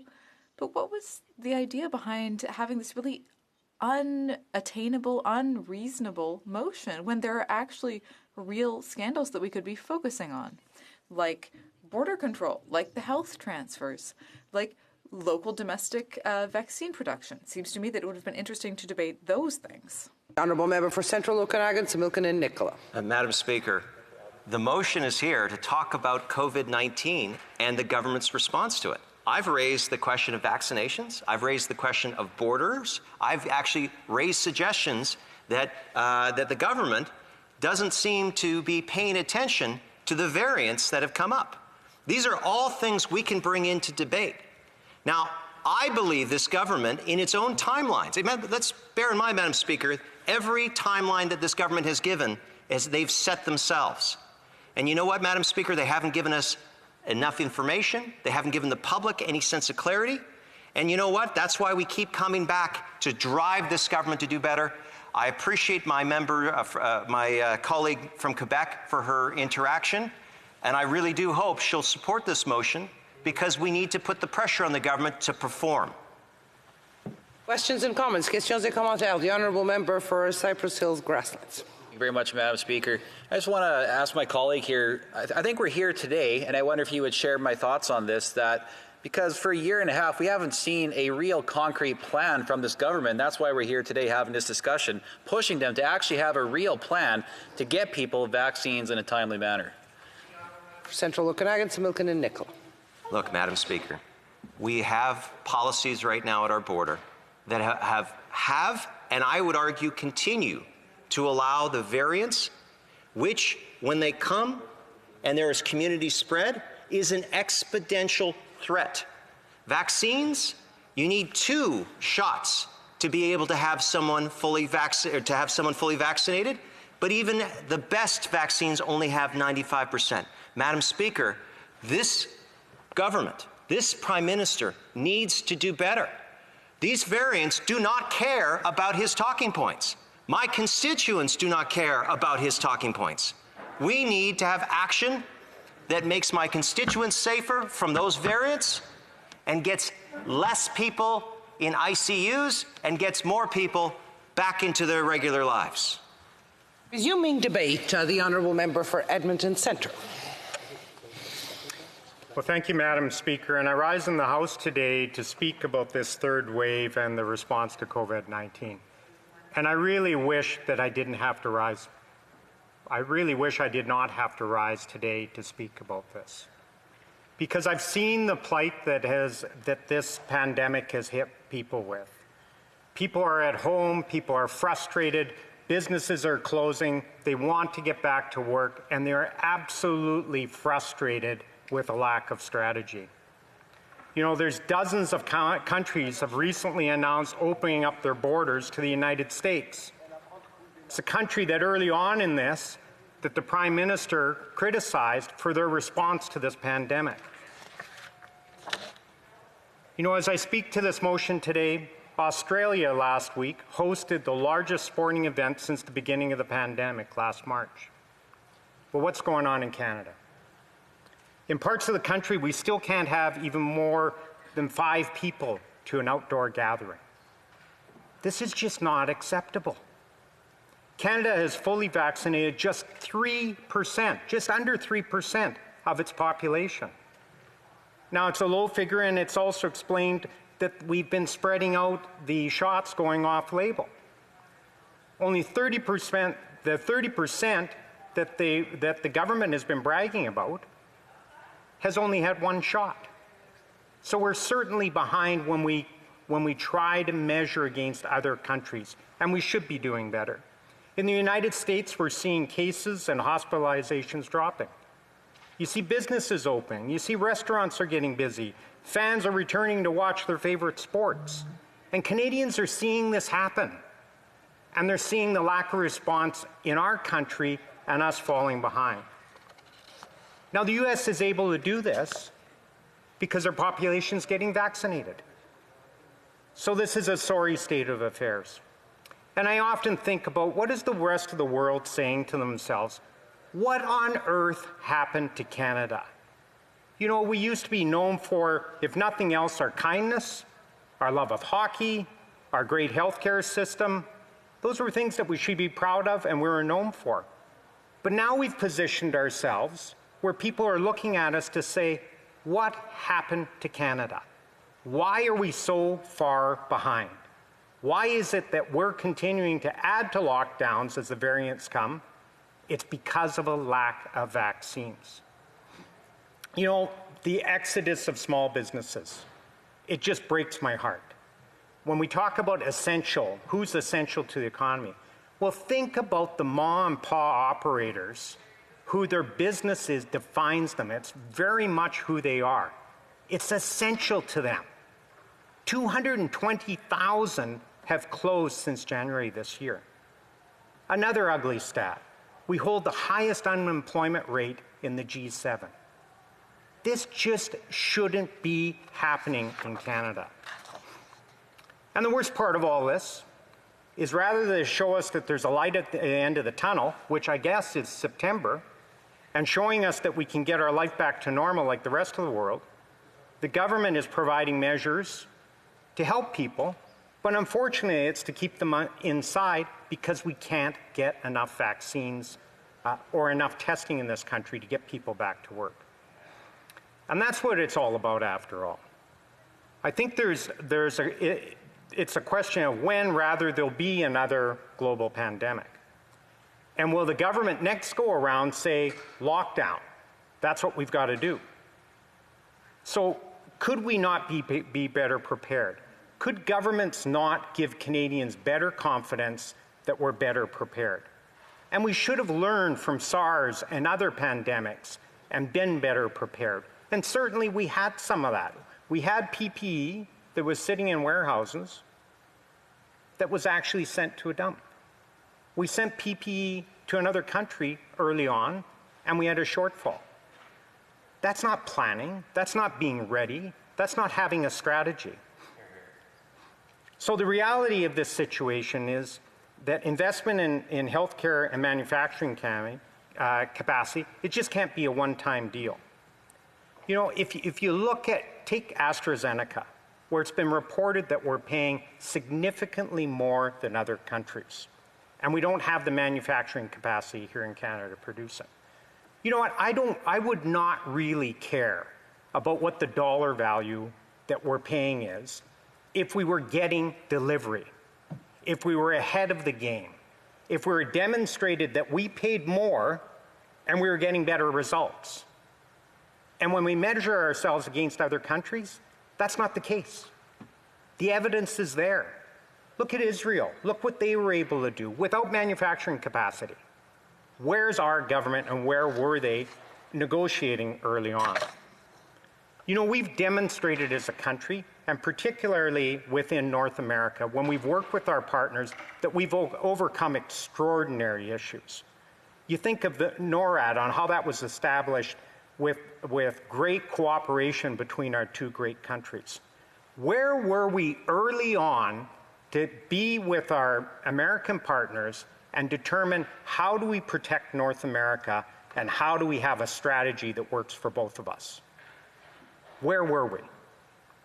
So even if we can get our manufacturing squared up in Canada, we can't just rely on ourselves. We've got to be part of a strategic initiative with other countries and industry. You know, after a slow start, Pfizer, its partner, BioNTech, Moderna, they raised the game, they raised their output, gaining experience, scaling up production, and taking up steps like certain raw materials, producing them on their own. And the USA got in front of this, and they leveraged businesses and public sector to step in. We have enormous talent in this country. We should have reached out. We should have, as they did in the US and as they did in the UK, look for solutions early on. We have the talent in this country to do it, and it was sadly missed by this government, either ignoring or being slow to recognize it. The US government has developed the Vaccine Makers Access Supplies under the Defense Production Act. That act provided $105 million funding to help Merck make doses of JJ, COVID-19 vaccine, and expedite materials to be used in its production. So they got in front of it. You know, there will be no economic recovery in its entirety without a health recovery.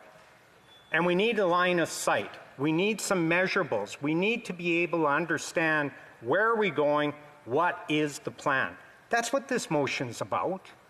You know, you can criticize whether we can get there by May, but that's some of the frustration of Canadians. There is no plan. We need to see this government move forward and set targets, measure them against other jurisdictions, and demonstrate to Canadians that they're on top of this. We needed leadership on rapid procurement. We didn't see leadership on it. Saying that you've written POs and you have the biggest procurement strategy and the most POs out there hasn't resulted in vaccines in the arms of Canadians. And we should be ashamed that we're not be able to execute better on that. There's a lack of leadership on manufacturing. I do recognize the government is now showing interest in this, and they're starting to put some time, money, and effort into this area, which has been needed. And congratulations on that, albeit late. I mentioned collaboration with the US. There's no reason why we shouldn't be able to work with our partners because we're such an integrated economy. Bringing experts together to make sure that we could get this right, if we didn't learn that from before, we should know it now. So I encourage this government to bring those experts together and make sure that we're reacting to this better and properly preparing for the future. So it's been a year. We're still behind on testing, and while the rest of the world is sped ahead, there's virtually no talk about the border reopening at this point. It doesn't even hit the headlines when the border closure between the US and Canada is extended. Overall, there's been a gross lack of leadership. And Madam Speaker, at the end of the day, people are frustrated. They want to get back to work. They don't want to operate in bubbles anymore. Enough is enough. Let's show some leadership. The people I represent in the great riding of Edmonton Centre demand more of us. Let's get a plan and get people back to work. Thank you. Comments. The honourable member for Kingston and the Islands. The member asks, where were we early on with our North American partners? While my parents were stranded on a cruise ship off the coast of California, this government was encouraging Canadians to come home. This government was looking for ways to protect Canadians. While the President of the United States was saying this disease is going to magically disappear by the end of Easter weekend, we were developing plans as to how to support Canadians throughout this pandemic. While the U.S. has saw an explosion in cases and has a death rate 3 or 4 times that of Canada, we were taking care of Canadians. That's what we were doing. Is this member suggesting that we should have followed along the same path as our counterparts in North America, namely the United States? Member for Edmonton Centre. Not in terms of death rate. Well, thank you, Madam Speaker, and thank you to the member for his question. And certainly what I am suggesting is the government should have had a strategy to try and make sure we could get vaccines in this country. You know, the strategy that they had, CanSino, that was the initial strategy. How did that work out? And if by any measure the member across would take a look at seeing where the U.S. is now comparative to where we are, you must realize that there is an opportunity to get something done with them. And certainly a lot of the vaccines that are available are being developed in that country and are being made available to us. The honourable member for Lac-Saint-Jean. Thank you, Madam Speaker. I agree with my colleague that there are a number of failures in the Liberal plan, and we've known that from the beginning. But if you look at what the Conservatives did, was that they had announced a lockdown plan on the verge of the third wave.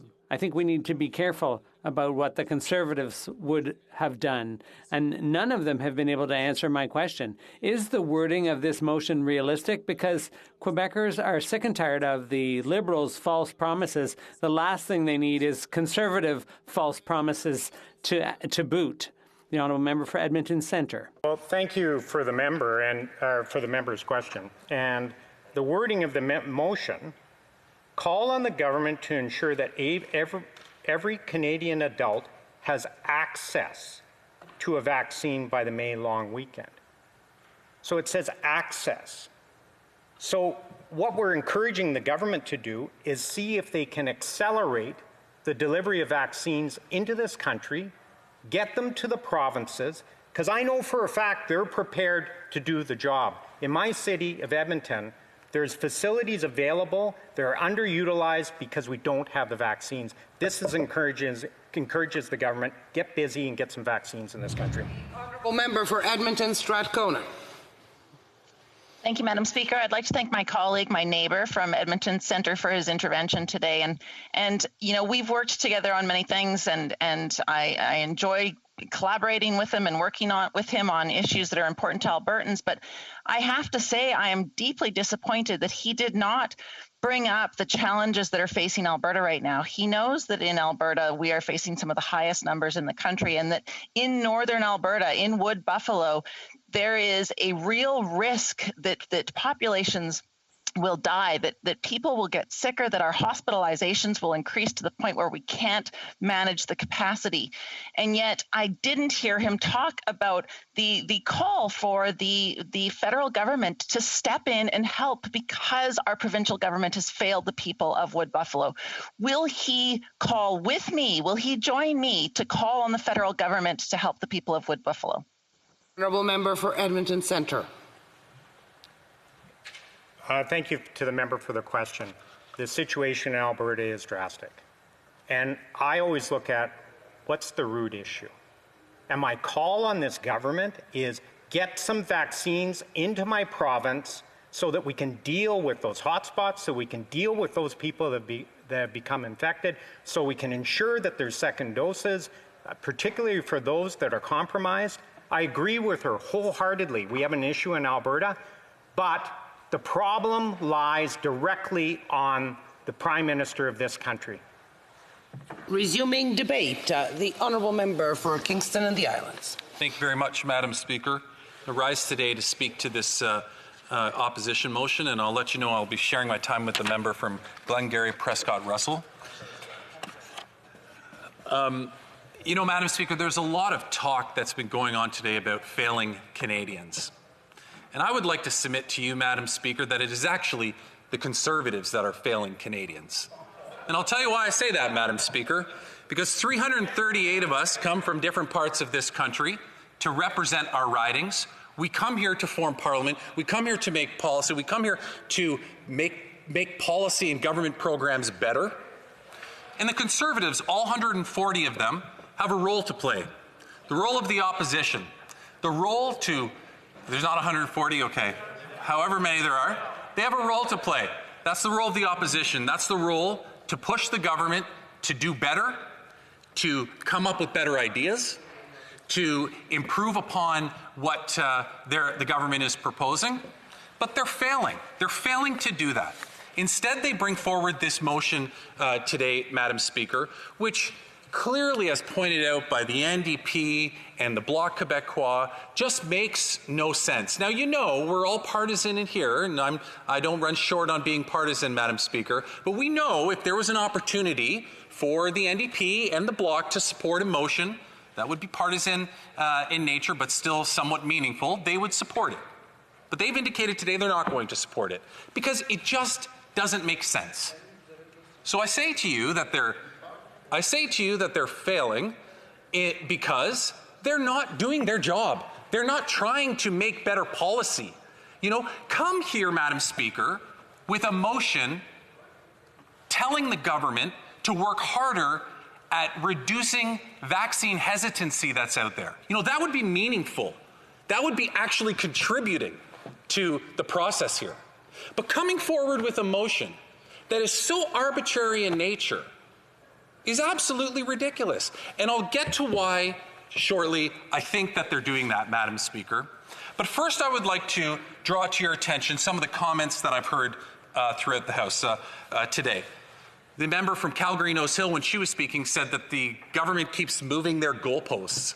I'm sorry, it's been the same goalpost since the beginning, Madam Speaker. Since the beginning, the government has said everybody will get be vaccinated by September. If the goalposts are being moved, Madam Speaker, they're only being moved closer. They're only increasing the speed at which people will be getting vaccinated. The goalposts have never changed. I remember the member from Calgary Nose Hill asking questions earlier on. I remember asking, or she asked me a question, I believe a couple months ago about timelines. And I said, when should you expect people to be prepared? September. That has never changed. If it's changed, it's only because it looks like it'll be done sooner than that. The Bloc even admitted that today. One of their members, Madam Speaker, made a comment to the effect that the government is going to meet its target. It's quite clear, and I think the Conservatives know it too. And I'll get to that in a second and why I believe they're presenting this motion today. But here's the reality, Madam Speaker. The Conservatives are critical, and they keep going back to the January-February mix-up and temporary slowdown because it's the only thing they have to grasp onto now. They want to make Canadians believe that we are so incredibly behind in vaccine delivery, when the reality is that the provinces were told back in the fall, late fall, this is the timeline for which you will receive your vaccines. And if you measure the first quarter, we were well ahead of that. We exceeded the timelines in that first quarter. The reality is that we're now saying, or the government committed in the schedule, they said that there would be 29 million doses of vaccine in Canada for the provinces to administer by the end of June. But now, revising the numbers, it looks like it's going to be closer to 50 million. Breaking news today, Madam Speaker.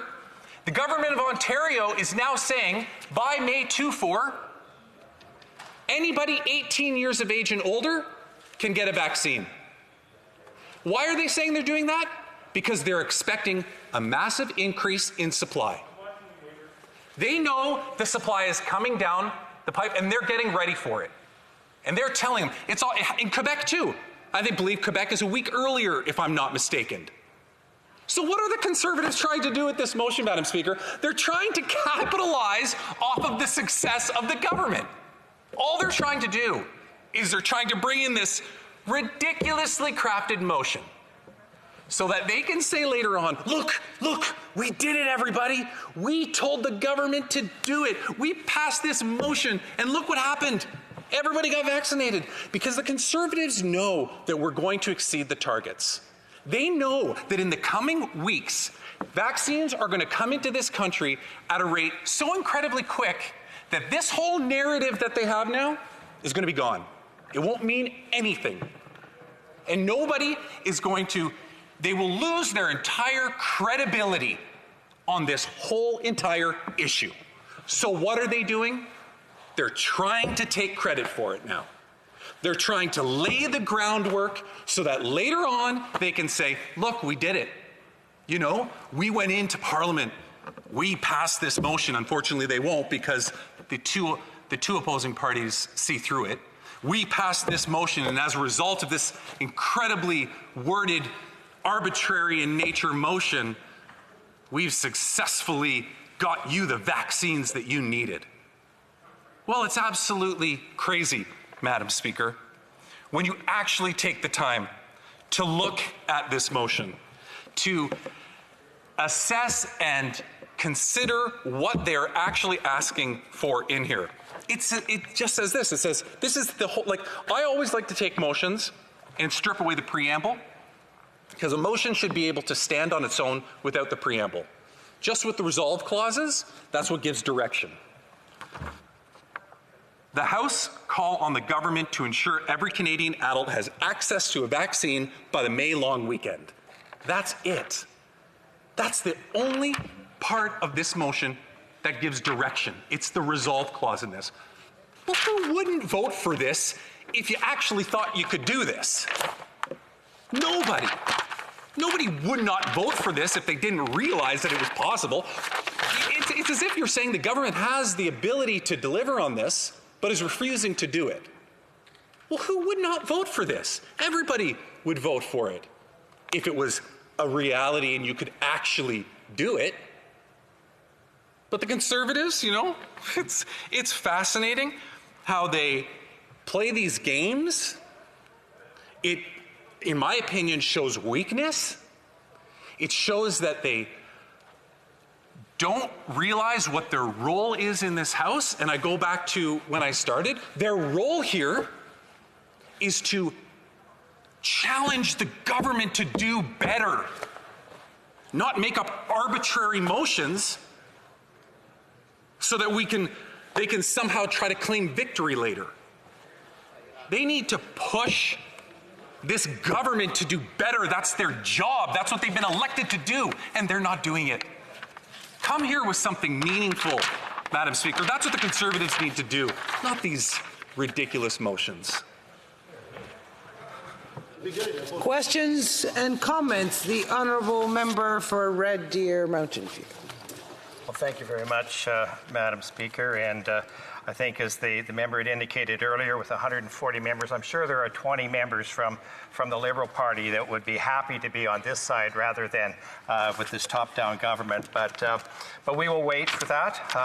The question, though, that I do have is that the Liberal government has categorically failed to keep the COVID variants out of Canada, failed to keep our border under control, failed to secure vaccines in January and February. In fact, Canada is now so far behind the rest of the developed world in its vaccination rollout that it's generating international headlines. Canada is now behind more than 40 countries in terms of COVID-19 vaccines. What other countries have advocated for the 4-month delay between the first 2 shots? Honourable Member for Kingston and the Islands. The United Kingdom is doing the same thing, but let's just put that aside for a second. I really want to go back to his first comment. I can assure this member that when the Conservative Party of Canada, when 54% of their membership doesn't believe in climate change, there isn't a member on this side of the House that wants to be over there. The honourable member will have 4 minutes to answer questions after oral questions. Statements by members, déclaration des députés, the honourable member for Toronto Centre. Madam Speaker, the Tamil community in my riding of Toronto Centre and across Canada is excited to acknowledge the historic accomplishment of reaching $3 million in fundraising to establish a chair in Tamil studies at the University of Toronto Scarborough. It is a first in Canada.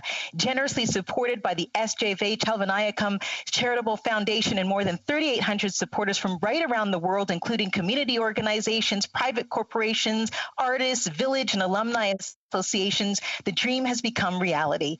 With more than 300,000 Tamils in Canada, we are home to the largest diaspora outside of the Indian subcontinent. It is a rich and storied culture. Special congrats to the Canadian Tamil Congress, Tamil Chair Inc., and the U of T Scarborough who worked so hard on this. What a tremendous example of a grassroots effort and the power of what people can do when they work together.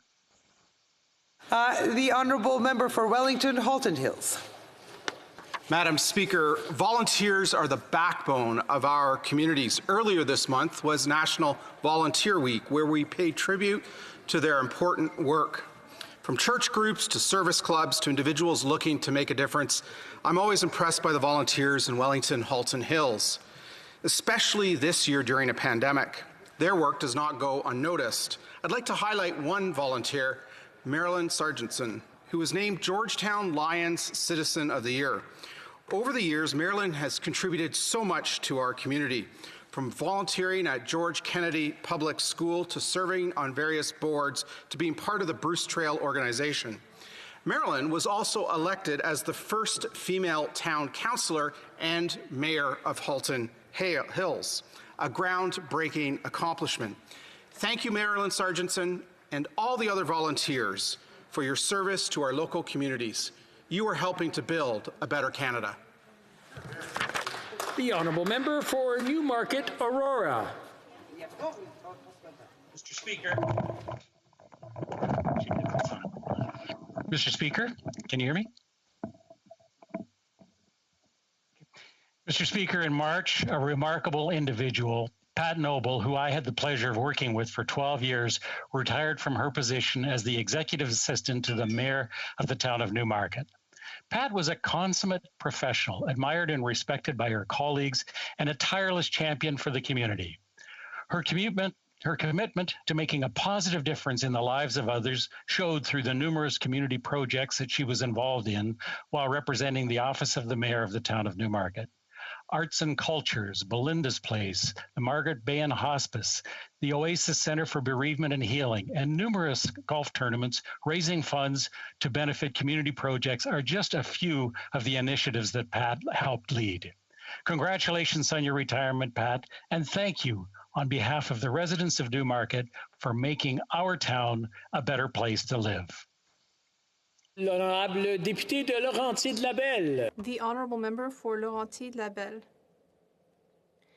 Mr. Speaker, today I rise to pay tribute to Claude Chapdelaine, a sports cartographer from Saint-Adèle in the beautiful Pays d'en-Haut County.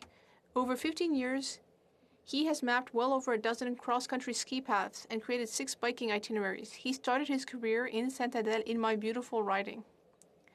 Moreover, he was one of those who collaborated on creating the new Mont-Loup-Garou Park, which is a gem in our tourism sector dedicated to non-motorized sports. Mr. Chapdelaine, I wish you good health. At 80 years of age, you are a model. You are an active participant in our community in this beautiful area of Laurentides-Labelle. On behalf of everyone in our area who loves sports, thank you very much, and I wish you all the best. The honourable member for Vimy. Mr. Speaker, the Canada Summer Jobs Program gives our youth the opportunity to acquire real work experience and develop professional skills with local businesses and organizations. Thanks to our government's expansion of this program, up to 120,000 jobs will be created throughout the country this summer. The program has always been popular in my riding, and this year is no exception. I'm proud to say that more than 100 employers will participate, and nearly 500 jobs will be created in Vimy. This year, the number of jobs has doubled compared to last year. I'd like to thank the employers who are participating in the Canada Summer Jobs Program. They are helping our youth gain precious career and life experiences. The Honourable Member for Essex. Mr. Speaker, Judy is a travel advisor in my riding, one of 12,000 across Canada. Today, I tell their story in her words. Imagine building a travel business for over 25 years, building relationships with your clients year after year, planning amazing trips and great memories. Now imagine the world shuts its doors, you are busy getting frantic clients back home, processing hundreds of cancellations, issuing travel credits, and assisting with insurance claims. All the while, not qualifying for the one-size-fits-all small business funding, relying on CRB as the only means of support. How much longer can we hang on with no revenue from our businesses and no sector-specific aid from our government? And when travel reopens, who will guide our customers through all of the rules of the new normal and help start creating new memories? Mr. Speaker, COVID brought recreational travel to a halt and left travel advisors fighting for their livelihoods. They need our support. The Honourable Member for Surrey Centre. Mr. Speaker, I'd like to acknowledge the heartbreaking news we are hearing from India in their fight against the coronavirus. India has seen a critical increase in the number of coronavirus cases in the last few weeks, with upwards of 350,000 cases a day and around 3,000 deaths recently due to the virus. My sincere condolences go out to everyone impacted by the virus, to those struggling for survival, and all those who have lost loved ones.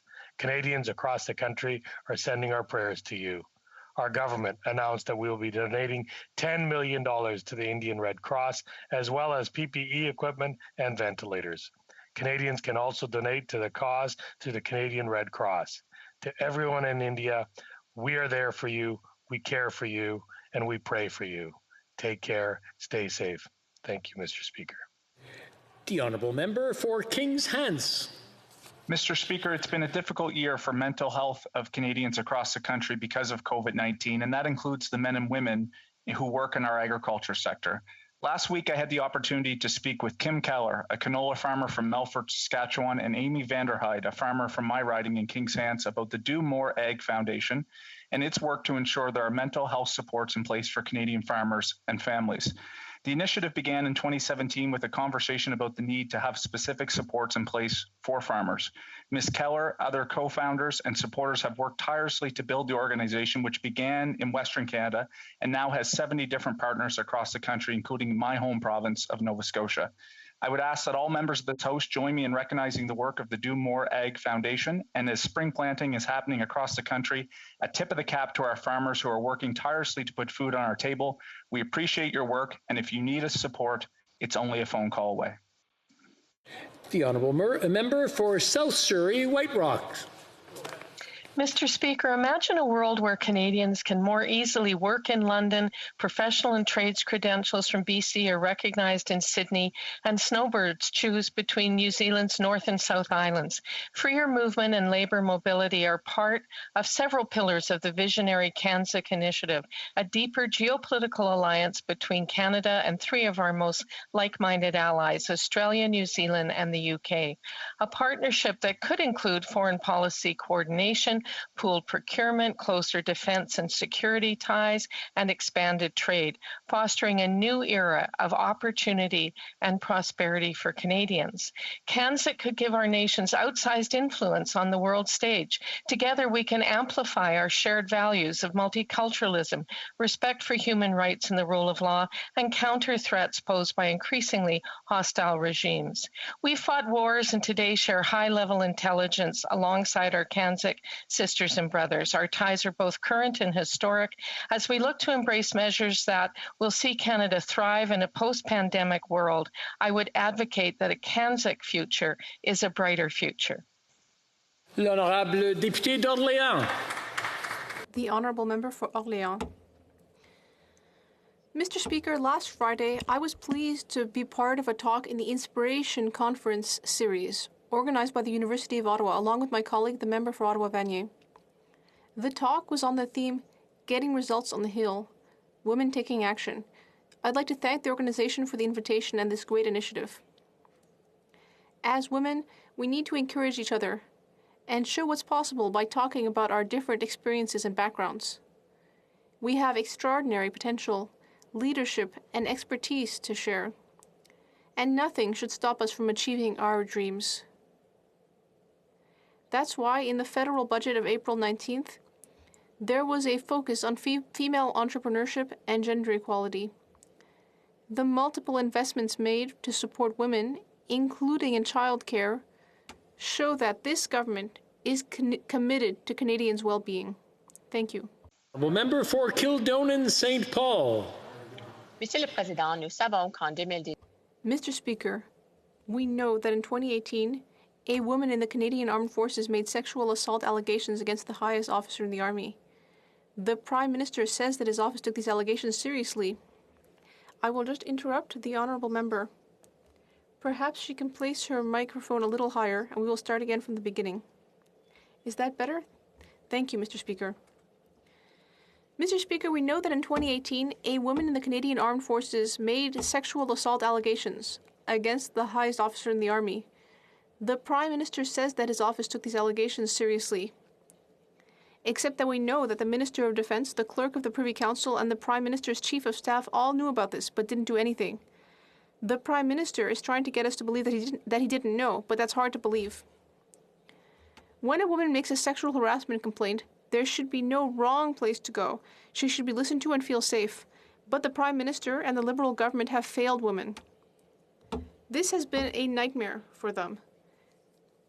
The Prime Minister and his government say that they have no tolerance for sexual harassment, but they gave General Vance a pay increase after these allegations.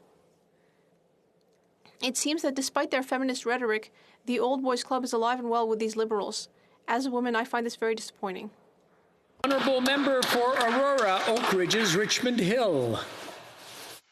Under this Prime Minister, abuse of power at the highest levels in Canada's military continues unchecked. Former Chief of the Defence Staff General Vance and other general officers are under investigation for sexual assault and misconduct. More senior officers are complicit through their actions or their silence. For 3 years, the Defence Minister knew of serious allegations against General Vance. Key officials in the Prime Minister's office, the Privy Council office, the Prime Minister's office knew, and they all did nothing. Rather than standing for women, the Prime Minister has reinforced an entrenched and toxic military culture. His inaction has emboldened the Old Boys Club and denied women the opportunity to be believed. Rather than standing for women, lasting change will come when those who have failed are held accountable. Women in the military have earned the right to serve equally with respect. Why won't this Prime Minister stand with them? The Honourable Member for Vancouver, Kingsway. I rise to mark the passing of a great parliamentarian and outstanding Canadian, Ian Waddell.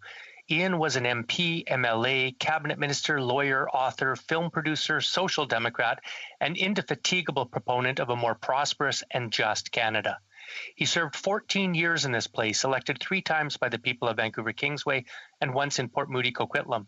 After he was elected to the British Columbia legislature representing Vancouver Fraserview, Ian had a storied career. He was particularly proud of his work on the Berger Commission and the key role he played to include Indigenous rights in our Constitution. He was the lead minister responsible for the 2010 Winter Olympics winning bid and was instrumental in fostering BC's film industry. He even chatted with the Queen. Ian had a rare ability to work across party lines and seek practical outcomes, always with good humor.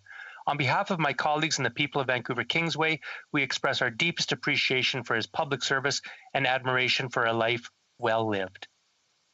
L'honorable député de Shefford. The Honourable Member for Shefford.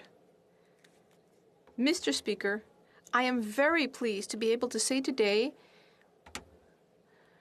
it's my turn to be able to sound a bit boastful here, that thanks to its green spaces, proximity to metropolitan areas, and especially its peace and quiet, the municipality of Shefford, in my riding of the same name, has won the prestigious award of the City of Happiness. That's according to the famous ranking of the 100 happiest towns in Quebec, carried out by the Léger polling firm, with an index of, drumroll, 81.88. And that's at its first time being especially distinguished in the ranking. With the beautiful landscape of its mountain and valley, Shefford has become particularly attractive for artists. I would like to pay tribute to the dynamic nature of the inhabitants and elected officials of Shefford, and I can only say that the town of Shefford is a reflection of the well-being of the entire riding of Shefford. The honourable member for Calgary Nose Hill. Systemic misogyny grows when people with power use their privilege to protect those who perpetuate it. The member from Pickering-Uxbridge was silent when the Prime Minister's groping allegations came to light, and she was silent when the Prime Minister expelled the member from Vancouver-Granville from Cabinet and caucus for speaking truth to power. She was silent on revelations that the Prime Minister allowed the member from Kitchener South Hespeler to run as a Liberal, while knowing that he was the subject of substantiated harassment allegations. And today, she is silent about those from her own party who have turned a blind eye to gross sexual misconduct in Canada's military. Nothing will change for women if men of privilege are allowed to get away with misogyny through silence or deflected blame. Jane Philippot had the courage to publicly call out misogyny in her tent, and I've done the same. Today, I call upon the member from Pickering-Uxbridge and all Liberal MPs to find some courage, do the same, and stand up for the women in Canadian Armed Forces. The honourable member for Etobicoke North. Mr. Speaker, April is Sikh Heritage Month, a time to recognize and highlight the important contributions that Sikh communities have made and continue to make to our country's cultural, economic, political, and social life.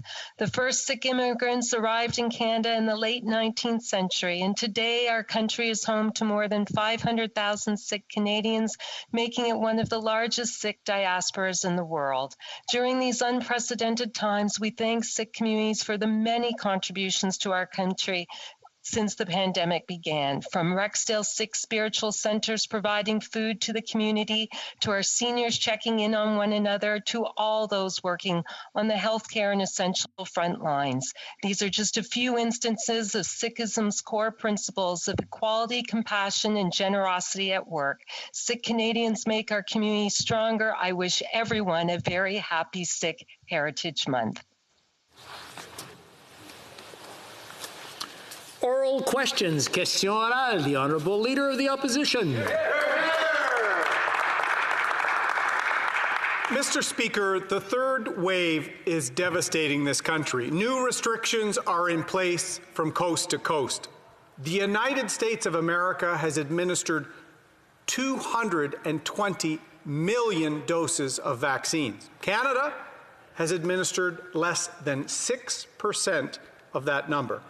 The government knew that it wouldn't have enough vaccines in place to prevent a third wave. So why did it not secure the border to keep out the dangerous variants? The Honourable Minister. Mr. Speaker, I would just like to provide some context for the numbers of doses being received in this country. 14.7 million doses received. That's 31% of Canadians who've received at least one dose, Mr. Speaker. And we are third in the G20 for cumulative doses administered. Mr. Speaker, we're going to see 2 million doses of Pfizer coming into this country in the month of May per week, and 2.5 million doses per week in the month of June. Mr. Speaker, 48 to 50 million doses will be here by the end of June. Thank you, Mr. Speaker. The Honourable Leader of the Opposition. Monsieur le Président, la troisième. Mr. Speaker, the third wave and variants are ravaging our country. From coast to coast, provinces are taking new steps to control the virus. The U.S. has administered 220 million doses, but Canada, less than 6% of that number. The government knew that it wouldn't receive the vaccines in time. So why did it leave the border open? The Honourable Minister. Mr. Speaker, the facts are as follows. The vaccine production was expanding in January and February, And now we have exceeded our first quarter objective, and we are third out of G20 countries when it comes to vaccine administration. We need a multifaceted approach to fight this virus. Vaccines, PPE, and health protocols. Thank you very much. Président, les autres pays. Mr. Speaker, other countries got their vaccines in January and February, but not Canada. According to the federal government's modeling, Canadians shouldn't expect any reopening before 20% of Canadians are fully vaccinated, and 75% have received their first dose. On what date will the Liberal government reach that target? The Honourable Minister. Mr. Speaker, we have a great vaccination story to tell. We are second in the G20, Mr. Speaker, for administration of vaccines for first dose. And Mr. Speaker, many Canadians will be receiving their second dose over the months to come. May is going to be a bumper crop, Mr. Speaker, and provinces and territories are getting ready now to administer the most vaccines that we have to date. I am very much looking forward to their work and to seeing Canada through this together. L'honorable chef de l'opposition. Mr. The amendments the government has passed on Bill C-10 have been called a full-blown assault on free expression. In November, the Prime Minister said he would always defend freedom of expression, but now he's trying to regulate political speech that he doesn't like. Why is the government attacking Canadians' free speech rights yet again? Full Minister. Thank you, Mr. Speaker. And I would like to quote the member for Richmond-Athabasca just a few months ago, who said that Bill C-10, in fact, didn't go far enough because he wanted social media network to be regulated. But he wasn't the only one. The member for Lakeland said that we had to do something, and I quote, to protect youth and victims of abuse. Or the member for Calgary Skyview, who said that these companies profit off sexual exploitation and racism. We are acting as we've promised to do, Mr. Speaker, and we will continue to do so. The Honourable Leader of the Opposition. Mr. Speaker, I'd refer that minister to comments from the Canadian Research Chair in Internet Law. And he said that minister's amendments to Bill C-10 they'll speak to potential new regulation of free speech on Canadians, most notably on political speech. The full force of the federal government can now be directed at political speech that minister and his Prime Minister simply doesn't like. Mr. Speaker, why is that minister and the Liberal government the most anti-internet government in Canadian history? Honourable Minister. Well, Mr. Speaker, I could point to SOCAN, the Canadian Independent Music Association, l'Association professionnelle des éditions de l'édition musicale, that have all supported the amendments that we've proposed for Bill C-10, and that in fact have said that the characterization that this bill would attain freedom of expression are factually incorrect and dangerously misleading, Mr. Speaker. Thank you very much. The Honourable Member for La Prairie. Mr. Speaker, we learned on TVA that people who have travelled abroad and then have to do the hotel quarantine will have the right to EI. This government is giving $1,000 to people in their quarantine. Now, we told them that didn't make sense and they backtracked. And now they're getting EI money. The government needs to understand that you don't want to reward people who choose not to follow health guidelines in the middle of a pandemic. What's so hard to understand about that? The Honourable Minister. Monsieur le Président. Mr. Speaker, let's be very clear. No one can have access to federal assistance during a return to Canada for a non-essential trip, so nothing has changed. Sickness benefits will continue to be offered only to Canadians who cannot work because they're sick or injured, and not those who need to be in quarantine after having chosen to take a vacation abroad. The Honourable Member for La Prairie. Well, if you look at TVA, you can see that she's wrong. People are told over and over not to travel. The federal government is telling people, but if you decide to take a vacation to the south, well, the quarantine will harm workers. Will the government stop this comedy of errors immediately and change the situation and cancel this irresponsible decision? The Honourable Minister. Mr.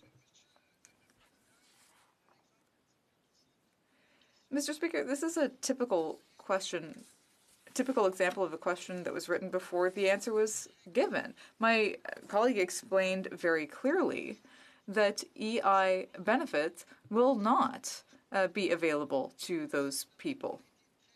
We were very clear on that. Nothing has changed. This does not apply to people who are taking vacations. The end. Le député de Burnaby. The Honourable Member for Burnaby South. Thank you. The third wave of COVID-19 is hitting hard. And it's always the most vulnerable, essential workers, frontline workers, who continue to get sick. Then they risk passing on the infection to their families and communities. The government has the responsibility to take action. So will the Prime Minister commit to ensuring that the most vulnerable are vaccinated as soon as possible? The Honourable Minister.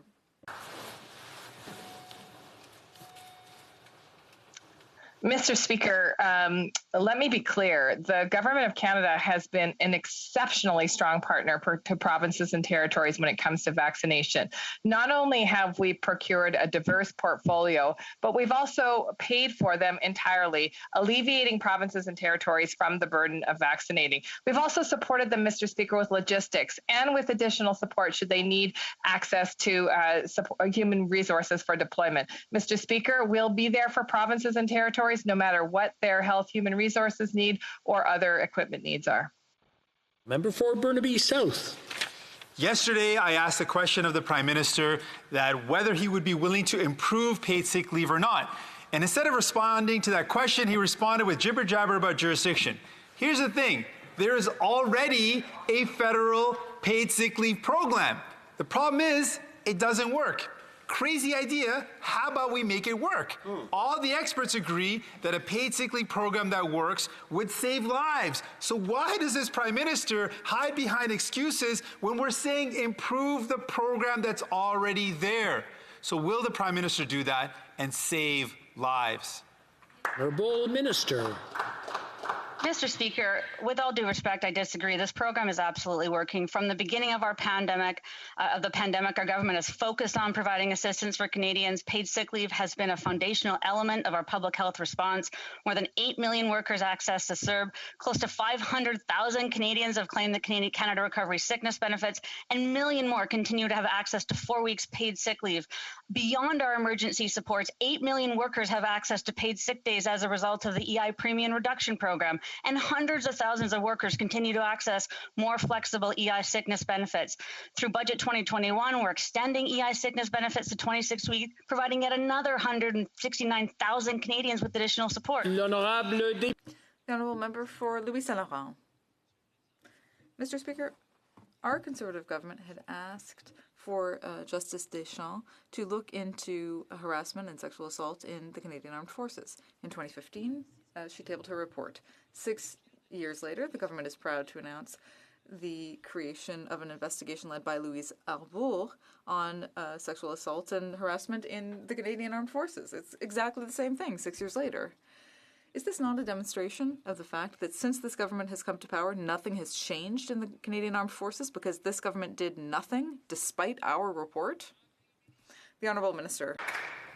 Mr. Speaker, I want to begin today by acknowledging the anniversary of the crash of Stalker 22 off the coast of Greece. 1 year ago today, we lost 6 Canadian Armed Forces members in the line of duty.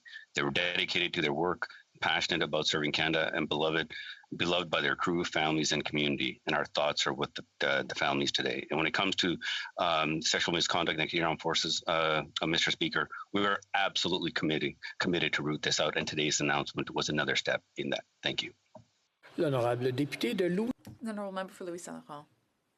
Mr. Speaker, our thoughts are also with the victims. But our thoughts are also with those who are victims of sexual harassment in the Canadian Armed Forces. Now, for 6 years, this government did nothing, despite the 2015 report that we ordered. This government continues not to tell Canadians the truth about the Prime Minister's behaviour. We know that the Prime Minister said at the beginning of the week that people in his cabinet never knew that there was an issue of sexual harassment in the case of General Vance. But an email demonstrates that in 2018 he knew. So when will the Prime Minister finally tell Canadians the truth? The Honourable Minister. Mr. Speaker, our government has no tolerance for misconduct. We follow the proper process, the same one as the previous government followed. The current leader of the official opposition was made aware of misconduct rumors in 2015. It was serious enough that he asked his staff to notify the Prime Minister's Chief of Staff, who then took it to the Privy Council office for review. In other words, the same steps were followed. Now, can the leader of the opposition seriously have his party stand here and decry that process, the same one that he took? Thank you. Honourable Member for Aurora, Oak Ridges, Richmond Hill. Mr. Speaker, a defense minister must ensure that Canadians' military not only defends the values for which our nation stands, but also embodies them. But under this minister, the Old Boys Club continues unchecked. Members of the military police feel they can safely mock victims of sexual misconduct rather than protect them from it. Senior officers believe they can make recommendations about service members' conduct without taking into consideration convictions of sexual assault. Will the minister admit he's failed in his duty as Minister of National Defence? Honourable Minister. Mr. Speaker, we learned very troubling news yesterday that Prime Minister Harper appointed, when Prime Minister Harper appointed General Vance in 2015, even though that he was under active investigation by CFNIS. Now, days after the Conservatives appointed him, the investigation was suddenly dropped. Now, according to an ATIP, the commanding officer said that he was under pressure. Now, from who at that time? Now, the leader of the opposition says he passed along the sexual misconduct allegations by General Vance in 2015, claiming those were looked into. How is it possible that if General Vance was appointed at that time, then that the investigation was suddenly dropped? Thank you. Member for Aurora, Oak Ridges, Richmond Hill. Mr. Speaker, justice delayed is justice denied. This defense minister failed to implement the Deschamps report, and this new review will suffer the same fate.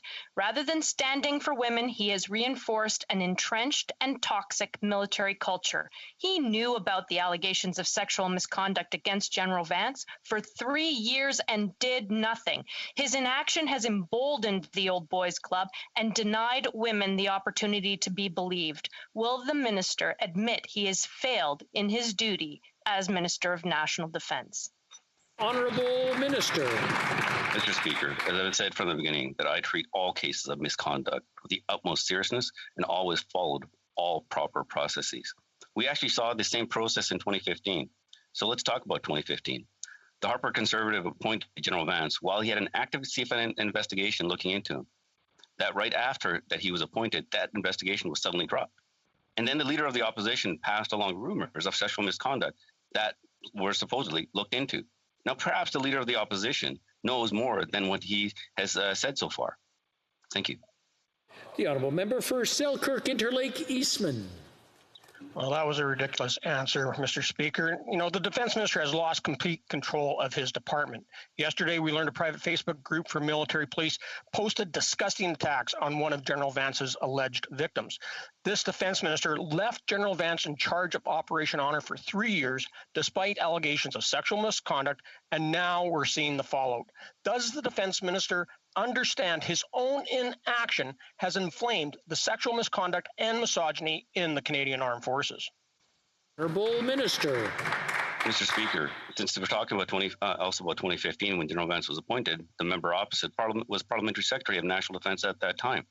Now that we learned that troubling news yesterday that when Prime Minister Harper appointed General Vance in July 2015, even though that he was under active investigation by CFNS at that time. Now, did the member opposite also know? And what did he do at that time? Just days after the Conservatives appointed him, the investigation was suddenly dropped. According to an ATIP, the commanding officers said that he was under pressure. By who? Maybe the member opposite. We don't know. The leader of the opposition says that he passed along sexual misconduct allegations by General Vance in July 2015, claiming that they were looked into. How is it possible? How is this possible if General Vance was appointed at the time that the investigation was suddenly... Honourable Member for Selkirk Interlake Eastman.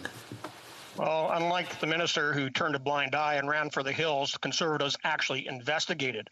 Canadians are shocked to learn a senior officer wrote a glowing recommendation to the courts in support of a soldier convicted of sexual assaulting a colleague. Appallingly, numbers show at least 216 cases of sexual assault and harassment in the military were pleaded down to administrative charges under this minister's watch, a mere slap on the wrist. Will the defense minister admit he failed to protect our women and men in uniform? And was he wrong to leave General Vance in charge of Operation Honor? Answer the question, no more rhetoric. The Honourable Minister. Mr. Speaker, we will continue to take strong action, and that's exactly what today's announcement was about. Mr. Speaker, as I stated before, in July 2015, when an investigation was going on, why did they appoint General Vance at that time? And the member opposite was a parliamentary secretary of national defense at that time.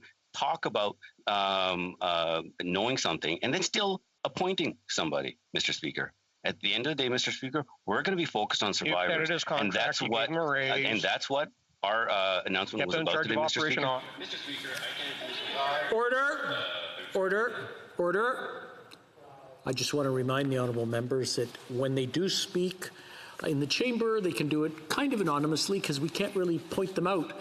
But online, you come out front and center, and I'm sure nobody wants to draw attention to themselves for doing something incorrect in the chamber. I'll let the honourable minister finish off. He's got about 6 seconds left. Mr. Speaker, obviously the member opposite wants to... But one thing, Mr. Speaker, I can say absolute certainty, that our government is going to be focused on the survivors and the way ahead to make this better. This is why we have launched an external review. This is why we are taking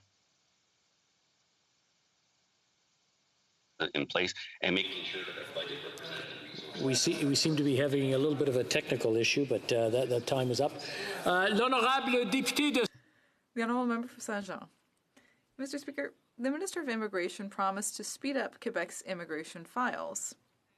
Instead, processing has slowed down in 2020.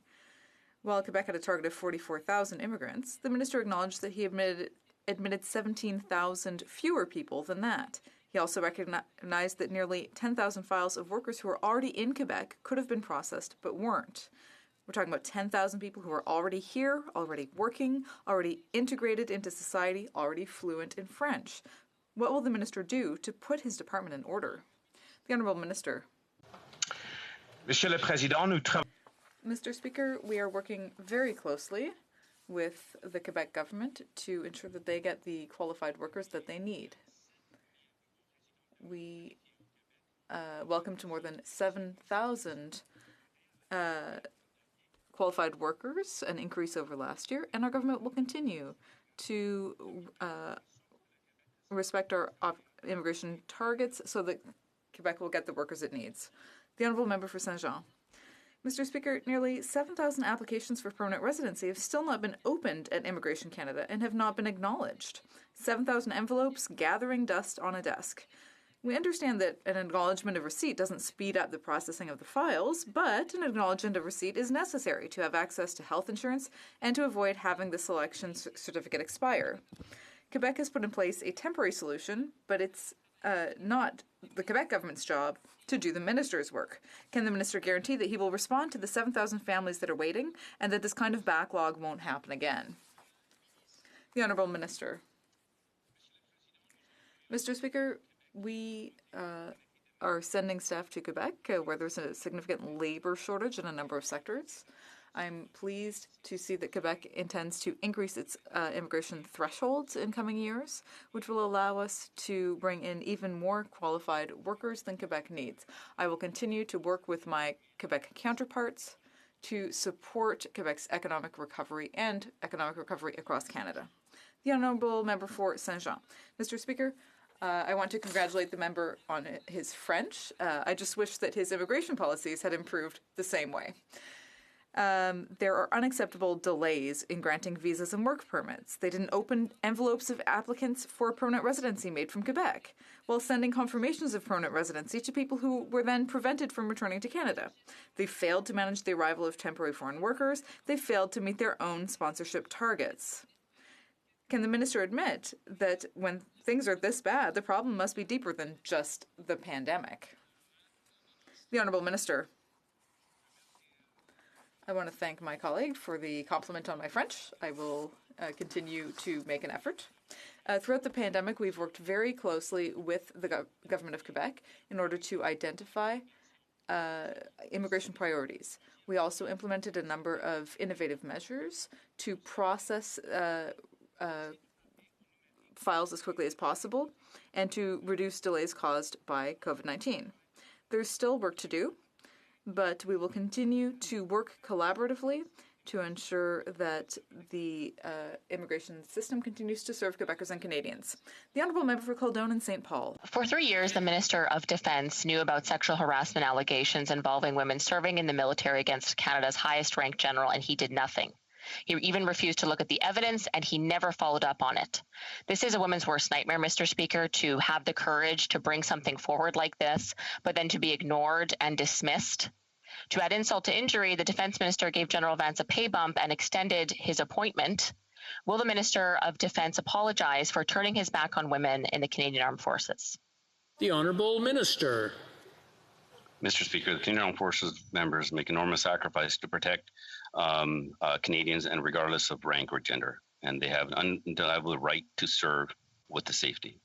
It is clear that we have not lived up to our responsibility to protect our members from misconduct. That's why we announced today that Madam Louise Arbour will lead an independent external comprehensive review into harassment and sexual misconduct in DND and CAF. And we also named Lieutenant General Jenny Carrion as the Chief Professional Conduct and Culture.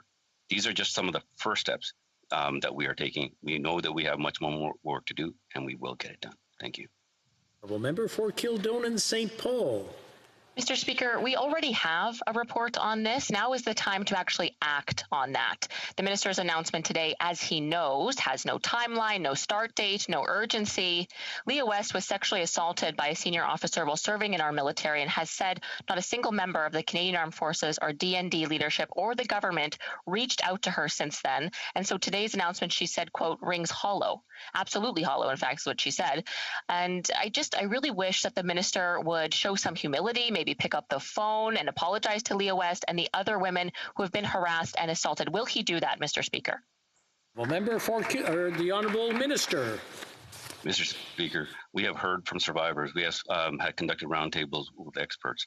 The announcement today was about taking action on what we have heard, immediate action. When it comes to providing greater support on peer-to-peer support, the announcements that we made in Budget 2021, the actions that we have taken with the external review, that's going to be much broader to making sure that we have an independent process that's going to give confidence to the women in the Canadian Armed Forces to be able to come forward. We owe it to them. We need to get this right, and we will. Thank you. The Honourable Member for Windsor West. Mr. Speaker, generations of Canadian families have been supported by good jobs in the automotive industry, but this is all at risk as the auto sector has no plan. The budget mentions electric vehicle battery research, but the Liberals continue to fail workers by not creating a national auto policy. Canada has fallen behind, and there's no better example than stalled production because we are dependent on foreign microchips. Furthermore, Ford and GM are creating production of batteries in the U.S., while Chrysler has brand new electric vehicle plants in Detroit across from Windsor. When will the government implement a national auto policy to protect and create these good jobs in Canada for Canadians and their families? The Honourable Minister. Thank you, Mr. Speaker. Allow me to thank my honourable colleague for his question. As he knows full well, we have partnered with various unions since the first day we were elected. We have had numerous consultations, and we're very much focused on ensuring that the future of our auto sector is healthy and it's robust, and we're there for the workers. Thank you very much, Mr. Speaker. Honourable Member for Vancouver East.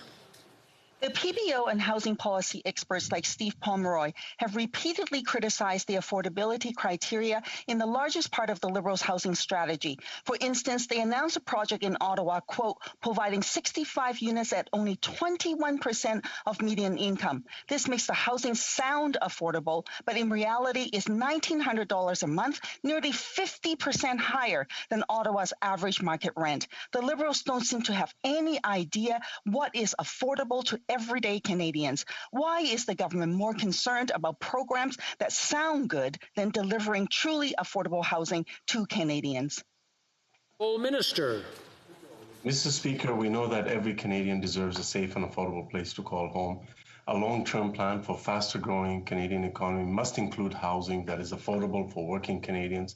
That is why in Budget 2021, our government has a plan to invest $2.5 billion and reallocate $1.3 billion in existing funding to speed up the construction, repair, or support of 35,000 affordable housing units. We'll continue to remain ambitious as part of the National Housing Strategy, Mr. Speaker, and I thank the honourable member for the question. The honourable member for Kildonan St. Paul.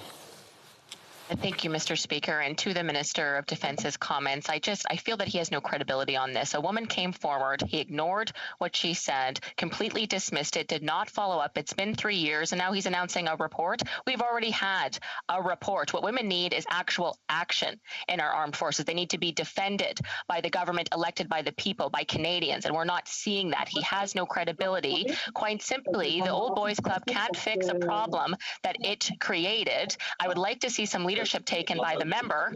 So can he respond? Is there going to be solutions, or is it? I'm sorry, I'm going to interrupt the honourable member. Someone has their microphone on. Vous avez votre microphone. It's technical issues today. Alors, est-ce que je peux demander que tout le monde se mette en sourdine? Could I ask that everyone put themselves on mute? St. Paul, if she can start her question right from the beginning, and we'll start that one over. Thank you. Yes, Mr. Speaker, I just feel that this is a very frustrating situation for all women to hear who have witnessed anything like this. The bottom line is a woman came forward and the minister dismissed it. He did not take it seriously. He did not follow up in 3 years. And now he's announcing a report. We've already had a report, and yet nothing happened since then. So we want to see actions. Will the minister acknowledge his failure to act, the lack of courage he's shown to women in our armed forces, and take real action and provide leadership? He was elected by the people. Where is the leadership, Mr. Speaker? Honourable Minister. Mr. Speaker, one thing I can assure you, that we took immediate action, that the complaint was immediately passed on to the Privy Council office, as I stated before, so that the Governor Council appointment can be looked into. Very exactly the same process that the previous government had taken. And that's why I announced today also that we are creating a new internal organization that will be led by Lieutenant General Jenny Carillon as the Chief Professional Conduct and Culture. She'll be tasked with unifying, integrating, and coordinating all policies, programs, and activities that currently address systemic misconduct and support cultural change across national defense. We need to make sure that everyone who wants to come forward feels comfortable coming forward. Thank you, Mr. Speaker.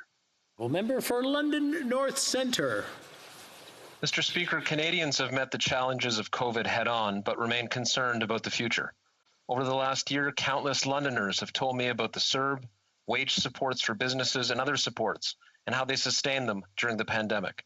Of course, Budget 2021 lays out a vision where women, men, families, small businesses, and communities are able to plan with greater confidence, but vaccines are key to ensuring that confidence as well. Can the Minister update this House on the vaccine doses we are receiving this year and into the future? Thank you very much. The Honourable Minister. Mr. Speaker, I'd like to thank the Honourable Member from London North Centre for his question. It is true. We have been here for Canadians at every step. And I'm privileged to share that Canada is once again one of the first countries to sign an agreement for COVID-19 vaccines with a blue chip supplier like Pfizer. 35 million doses in 2022, 30 million doses in 2023. We will also be receiving 2 million doses a week in May, 2.5 million doses in June, for a total of 48 million by the end of June. To those who suggested vaccines wouldn't arrive till 2030, that we weren't thinking of the future, that we had no plan, we do have a plan, and it's working, Mr. Speaker. The Honourable Member for Lethbridge. The Heritage Minister consistently tries to mislead Canadians by convincing them that Bill C-10 only applies to large online streaming companies. He even takes quotes from members of parliament and experts and uses them out of context in order to try to prove his point. It's incredibly deceptive, it's sneaky, it's crafty, it's wrong. The fact is, last week, the Liberals changed their own legislation, Bill C-10, by removing the one section that would have protected ordinary Canadians from online government censorship. Why? Honourable Minister. Thank you, Mr. Speaker. I'm puzzled as to who's trying to deceive who, really. I have in front of me a press release from the Canadian Coalition for the Expression of Cultural Diversity that says about Bill C-10 that the characterization that this bill would somehow attempt to infringe on free speech are both factually incorrect and dangerously misleading. They represent neither the text nor the purpose of Bill C-10. Thank you, Mr. Speaker. Honourable Member for Lethbridge. I would ask for the date of that quote because the Justice Department itself has said otherwise. We are seeing this government mimic behavior that is consistent with a basic dictatorship. It's wrong. With their transformational edit that they just made to Bill C-10, the Liberals are trying to give themselves the power to control what Canadians can read online, what they post on social media, and the videos that they watch on YouTube. Again, it's wrong. Why is the government doing this? The Honourable Minister. Well, Mr. Speaker, that press release was issued yesterday. I think what we're seeing now is, these are big, powerful, in fact, some of the wealthiest corporations on the planet. And clearly, the member opposite and her party are just afraid to stand up to them. And again, it seems that the Conservative Party is listening to the most extremist element of their party, as they have on very important issues such as climate change or women's rights to choose, Mr. Speaker. The Honourable Member for Richmond, Arthabaska. Mr. Speaker, I just made a complaint to the Commissioner of Official Languages about the Liberals' lax enforcement of the Official Languages Act when it comes to the requirement for federal departments and bodies to report on their compliance with the Act. In 2019, 47 of the promised 89 reports were submitted, and in 2020, it was only 24 out of 55. If the French language is so important to the minister, why doesn't she enforce the Act within our very own federal bodies? The Honourable Minister.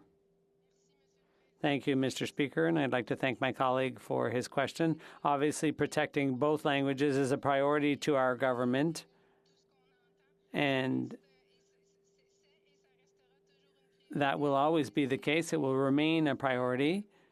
The minister is aware and doing a lot to protect both of our beautiful languages. The Honourable Member for Richmond, Arthabaska. Mr. Speaker, Health Canada, the RCMP, the NRC, CBC, the Museum of History, and even Treasury Board are just a few examples of federal departments or bodies that have failed to comply with the Official Languages Act. Not to mention We Charity, COVID alerts, and committee documents in English only. All that in the past 2 years of Liberal government. Could the minister stop talking, show some leadership, and just enforce the law? The Honourable Minister. Thank you, Mr. Speaker. Once again, I'd like to thank my colleague for his question. Obviously, French needs to be protected and promoted in our institutions. That's a priority. The minister is very aware of this, very active, very energetic, and ensuring that French applies everywhere. The Honourable Member for La Prairie. Mr. Speaker, if we keep having thousands of COVID cases in Quebec and in Canada, let's just say it's the federal variant's fault. The federal variant has allowed for 2,000 new positive cases since the start of the third wave, no less, including hundreds of variants of concern. All this without appropriate quarantine for travelers crossing at land borders and no follow-up with travelers quarantining for 3 days. When will the government tighten up quarantines and properly follow up with travelers arriving from abroad? The Honourable Minister. Speaker, it's important that when we talk about the border that we stick to the facts, and the member opposite knows that in fact we have some of the strictest measures in the world. Mr. Speaker, the reason why he has that data is in fact because we do test, trace, and isolate travelers through a variety of different measures, and they are stringent, Mr. Speaker. In fact, we've hundreds of tickets have been issued to travelers for failing to follow the Quarantine Act. Only 1.5% of all incoming travelers have tested positive upon arrival since measures started. And Mr. Speaker, we are going to continue to work hard to ensure that travelers are supported to arrive here in good health, and when they're not, take appropriate action to ensure that they get the services they need. Mr. Speaker, it's important. The honourable member for La Prairie.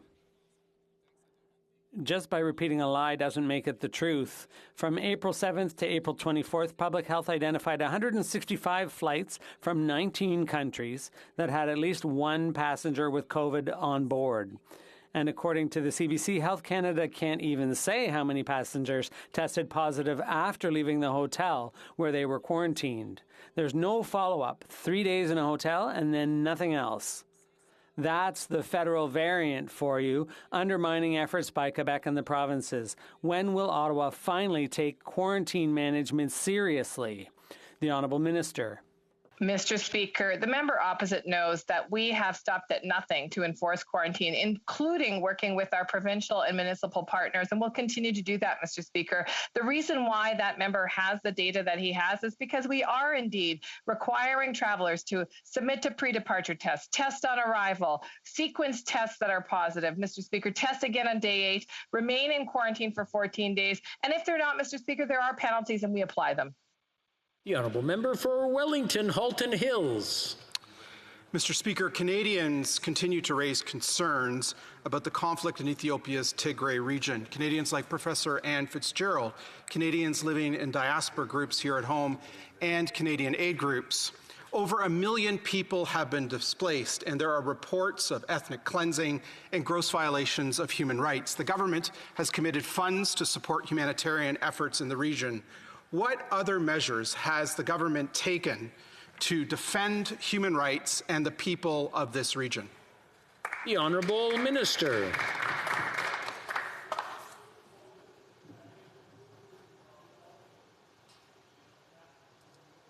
Mr. Speaker, thank you very much for the question, and I share the honourable member's deep concern for the humanitarian crisis in Ethiopia. As he mentioned, we have committed an additional $34 million for the humanitarian situation in Ethiopia to be used flexibly to address the crisis. Myself, Minister of Foreign Affairs, the Prime Minister, have all spoken to our counterparts in Ethiopia. We are supporting the work of the UN Human Rights Commission to support the Ethiopian Human Rights Commission to investigate human rights abuses, including abuses of sexual and gender violence. Thank you, Mr. Speaker. The honourable member for Sarnia-Lambton. Mr. Speaker, the deadline for amicus briefs of support for Line 5 is May 11th. That's less than 2 weeks away. A unanimous report from the Canada-US Parliamentary Committee, as well as the Natural Resources Minister, have indicated they'll send a brief to support the 25,000 Canadian jobs that'll be impacted. Can the Minister update this House as to when in the next 2 weeks it will be submitted? The Honourable Minister.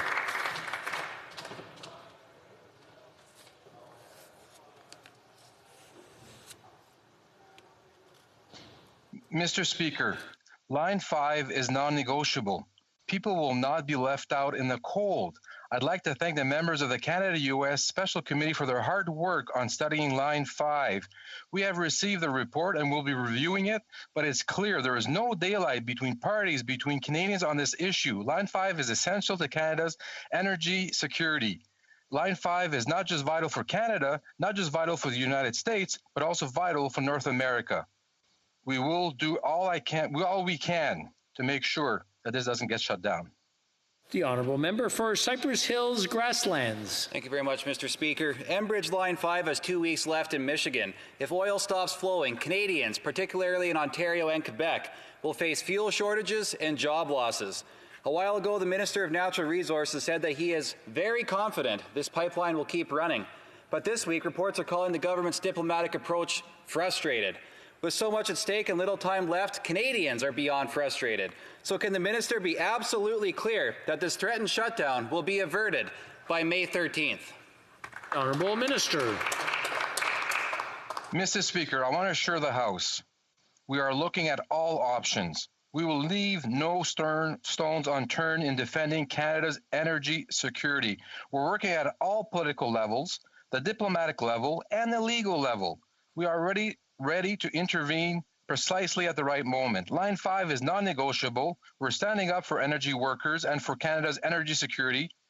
People will not be left out in the cold. Thank you, Mr. Speaker. The honourable member for Châteauguay-Lacolle. Mr. Speaker, every year, thousands of temporary foreign workers plant, grow, and harvest in our fields. They're an essential part of our food supply. The government is providing specialized support services for testing temporary foreign workers who arrive by plane, including in my region. How is the government going to meet the increased demand for testing in the coming months when many temporary foreign workers are expected to arrive in Canada? The Honourable Minister. Thank you, Mr. Speaker. I'm pleased to I'd like to thank my colleague from Châteauguay-Lacolle. And Dynacare, I'm pleased to report, will be taking over from Switch Health in providing COVID-19 tests for foreign farm workers arriving in Quebec. Dynacare is already well established in several regions of Quebec, and we're confident in their ability to meet the demand in French, English, and even Spanish by video conference or on-site when needed for the Day 8 test. Thank you, Mr. Speaker. Mr. Speaker, Safety Power is a great Canadian company that creates world-class clean tech to remove nitrous oxides from generators. We should be celebrating this homegrown technology, yet the government is about to put in new regulations gazetted on March 9th, 2019, that will literally shutter their operations here in Canada, driving away the very clean tech that Liberals like to say they support. Why is this government refusing to listen to companies like Safety Power and stop these job-killing regulations? Honourable Minister.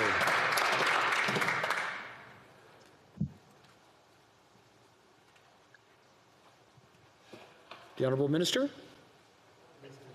Thank you, Mr. Speaker, for the question. Certainly, Canadian clean tech is an important part of a broad approach to addressing the climate issue, and Canada is very fortunate that the investments that have been made over the course of the past 5 years have resulted in Canadian clean tech leading the world. Over the last couple of years, Canada has had between 11 and 12 companies listed on the top 100 clean tech companies in the world. We are very, very committed to working with the clean tech sector to ensure that they can grow and thrive. The honourable member for Bow River. Thank you, Mr. Speaker. The government awarded a $100 million contract to Switch Health to manage COVID testing for Canadians and travelers returning to our country. What has followed has often been chaos, a completely unreliable testing system. No one answered phones for days, testing kits being sent for analysis without supervision. No accountability. How many cases of COVID were allowed into the country thanks to this faulty testing process by a company that was approved by the Liberal government? Minister. Yet again, Mr. Speaker, we see members of the opposition torquing the truth for their own benefit. In fact, none of the cases, Mr. Speaker, came in using Switch Health. That's not the provider that provides the Day 3 testing. In fact, that provider provides the Day 10 testing. And indeed, we are working with Switch Health, and we have added additional providers to make sure people can get that Day 10 test back on time. I'd like to thank all Canadians who are complying with our quarantine and testing requirements. The honourable member for Souris, Moose Mountain. Mr. Speaker, Switch Health, a small startup company the government handpicked to manage COVID tests at the U.S. border, is severely overwhelmed, resulting in huge wait times and extremely slow service. Canadians are doing their best to comply with mandatory COVID testing rules, yet in one case, my constituents waited 12 hours just to get a nurse on the line, and they are not alone. Why is this government giving almost $100 million to a company that is unable to provide the services they are being paid to do, Or are we just looking at another WE Scandal 2.0? The Honourable Minister. Mr. Speaker, yet again, we see the opposition casting aspersions without any evidence. I'll tell you this, Mr. Speaker, we have some of the strongest border measures in the world, including the requirement for a pre-departure test, a post-arrival test, and yes, a day 8 test to ensure that people are not sick later on in their quarantine. And Mr. Speaker, we'll continue to add services, we'll continue to add providers in this space to make sure that Canadians get the quality service they deserve. Well, member for Brampton West. Mr. Speaker, Brampton is one of the hardest hit communities by this pandemic. We've been a COVID hotspots with the highest test positivity rate in Ontario, where 1 in 5 people are testing positive. I've heard many questions from my constituents about vaccine supply, how many doses have arrived into Canada, and when will they get their vaccines? These are important questions. Unfortunately, the facts often get lost in misleading and partisan spins from the opposition. Can the minister please set the record straight, provide clarity on our procurement plan from day one and into the future? Thank you. The Honourable Minister. Mr. Speaker, I thank the honourable member for her question and want to assure the House and all Canadians that we are managing the vaccine supply chain in an incredibly competitive environment, leading to us already procuring 14.7 million doses received in Canada.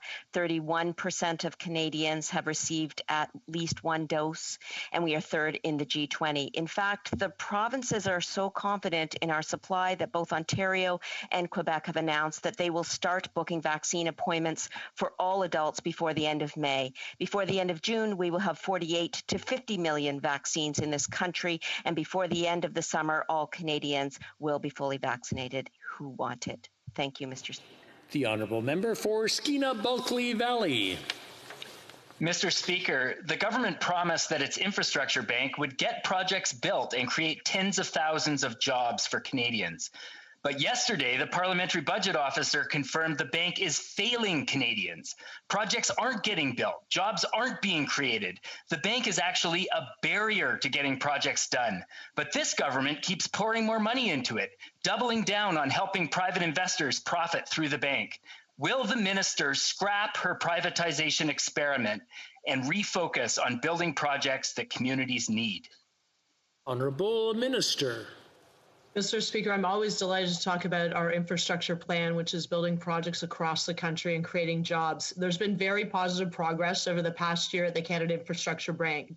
We brought in new leadership, established a new mandate, and they're implementing their new growth plan and moving forward with projects from the REM in Montreal to the Oneida Battery Project in Ontario to the Southern Manitoba Fibre Project to the Lake Erie Connector.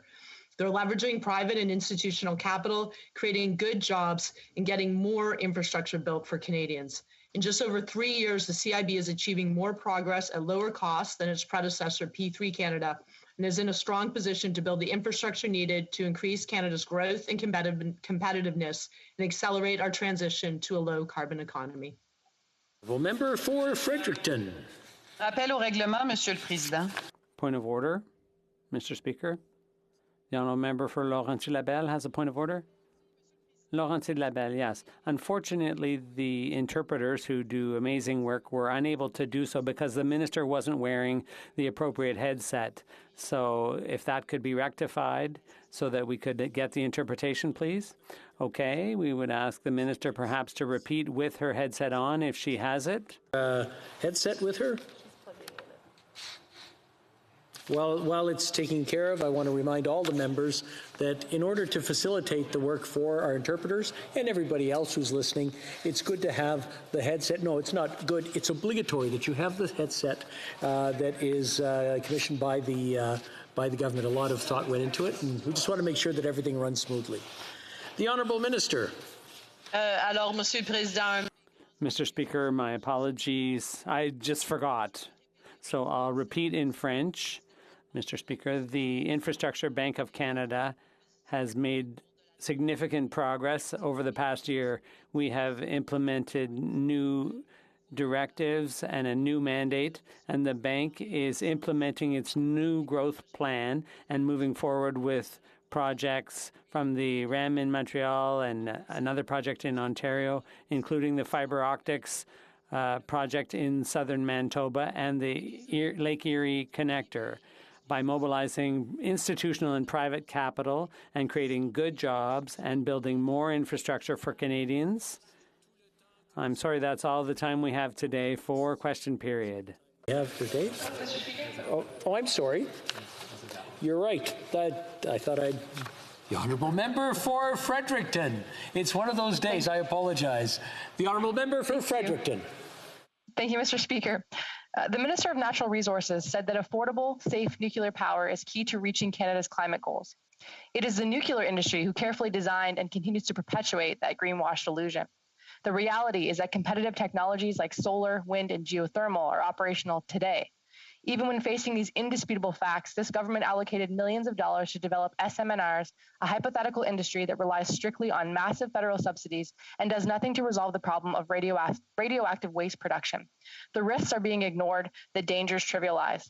Mr. Speaker, in New Brunswick, nuclear is not a success story. After emerging from a $2.4 billion refurbishment, Point Lepreau is still losing $50,000 every hour of unplanned downtime. Honourable Minister. Thank you very much, Mr. Speaker. Certainly in the context of the move to a lower carbon future, greening of the grid and reducing emissions associated with electricity generation are obviously a critical component, as is greening of the transportation network and a whole range of other things. In that context, it is important that we are looking at the most cost-effective ways to do this, but also the most reliable. In that context, certainly solar, wind, geothermal, and a whole range of other technologies have a role to play. Small modular reactors may in the future have a role to play, and certainly that is something that in the context of looking at a climate crisis, we're looking at all non-emitting technology. And that's all the time we have today for questions and comment or question period. We have 2 points of order. Nous avons un rappel. We have a point of order. The Honourable Member for Saint-Hyacinthe-Bagotte. Thank you, Mr. Speaker. There has been consultations with the party, and I think you will find unanimous consent for the following motion: that this House recognize that the economic policy of the United States, particularly with regard to the trade embargo on Cuba, should not undermine Canadian businesses and Quebec businesses that are operating pursuant to Canadian law, trading with their partners abroad. Thank you. Good to. All those opposed to the motion will say nay. No, it is not unanimous, unfortunately. A point of order, the Honourable Member for Kingston and the Islands. Thank you, Mr. Speaker. Moments ago, during one of the last questions, you had indicated that, to use your words, it was obligatory that members use proper headset. And I'm assuming you mean a House of Commons approved headset.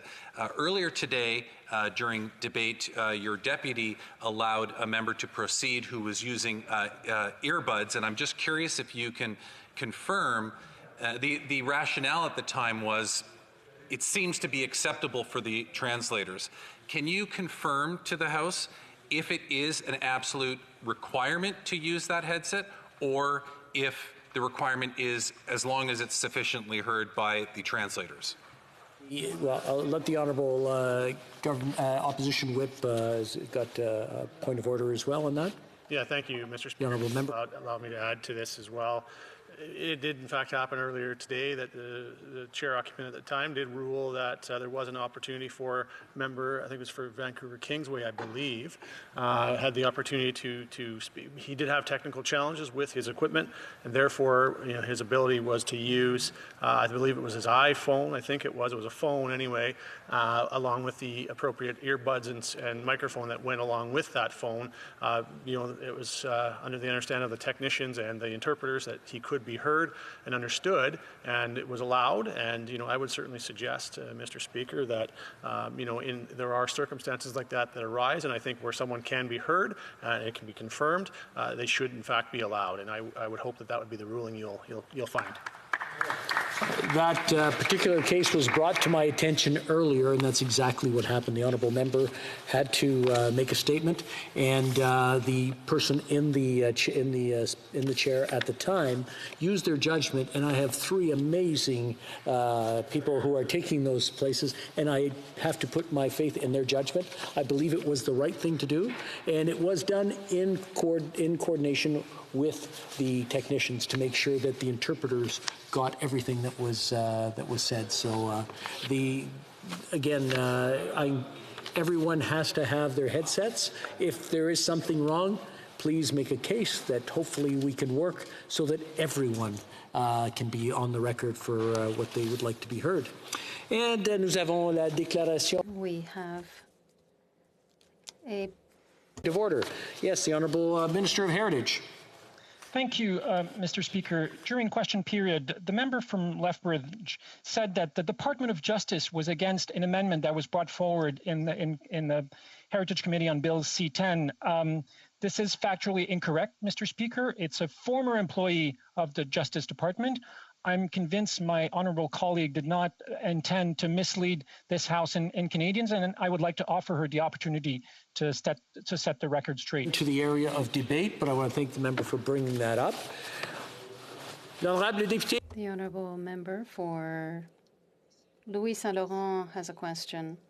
That be a debate, Madame, Monsieur le Président, comme à tous les jeudis. Like every Thursday, it is a pleasure for me to ask my ministerial counterpart, the member for Honoré-Mercier, what will be the parliamentary menu for the upcoming week. Thank you. The honourable member for Honoré-Mercier and the government House Leader. Thank you, Mr. Speaker. I want to thank my friend from Louis Saint-Laurent. This afternoon, Mr. Speaker, we will continue the debate on the Conservative Party opposition motion. Tomorrow, we will begin with a vote on the Ways and Means motion for the implementation of certain provisions of the budget tabled April 19th. Then we will move to consideration at second reading of Bill S3 on Offshore Health and Safety Act. Monday, we will resume debate at second reading of Bill C-12 on net zero emissions. Tuesday will be an allotted day. And finally, Wednesday, Thursday, and Friday of next week will be dedicated for debate on the budget bill. Thank you. Merci beaucoup, Monsieur le Président. Thank you, Mr. Speaker, and I thank my colleague as well. Orders of the day. Government orders. Resuming debate on the motion about access to COVID-19 vaccines. Reprise du débat. Resuming debate. Member for Kingston. Oh, that's, yeah. There's 4 minutes remaining. Yes, exactly. I was just getting to that. But thank you for looking out for me.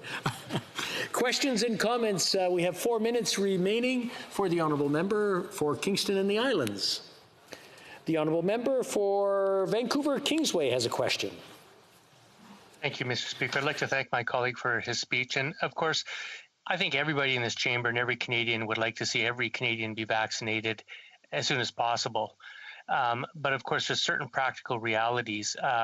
This motion would call for us to administer 18 million doses in the next 3 weeks, which is 6 million per week.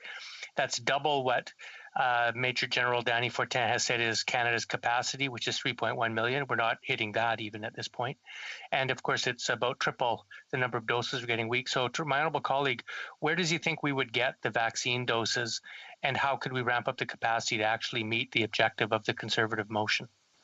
The honourable member for Kingston and the Islands. Well, the member answered the question in the preamble. The capacity just is not there, according to the information that we have. But the better question here, in my opinion, is why is the Conservative Party bringing forward this motion?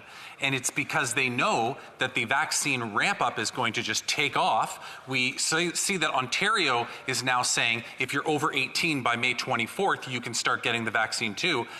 They're fully bracing for this massive influx of vaccines. So the Conservatives are bringing forward this motion today so that they can hopefully get it passed, so that 5 weeks from now they can say, see, everybody's getting the vaccine so incredibly quick now because we brought forward this motion.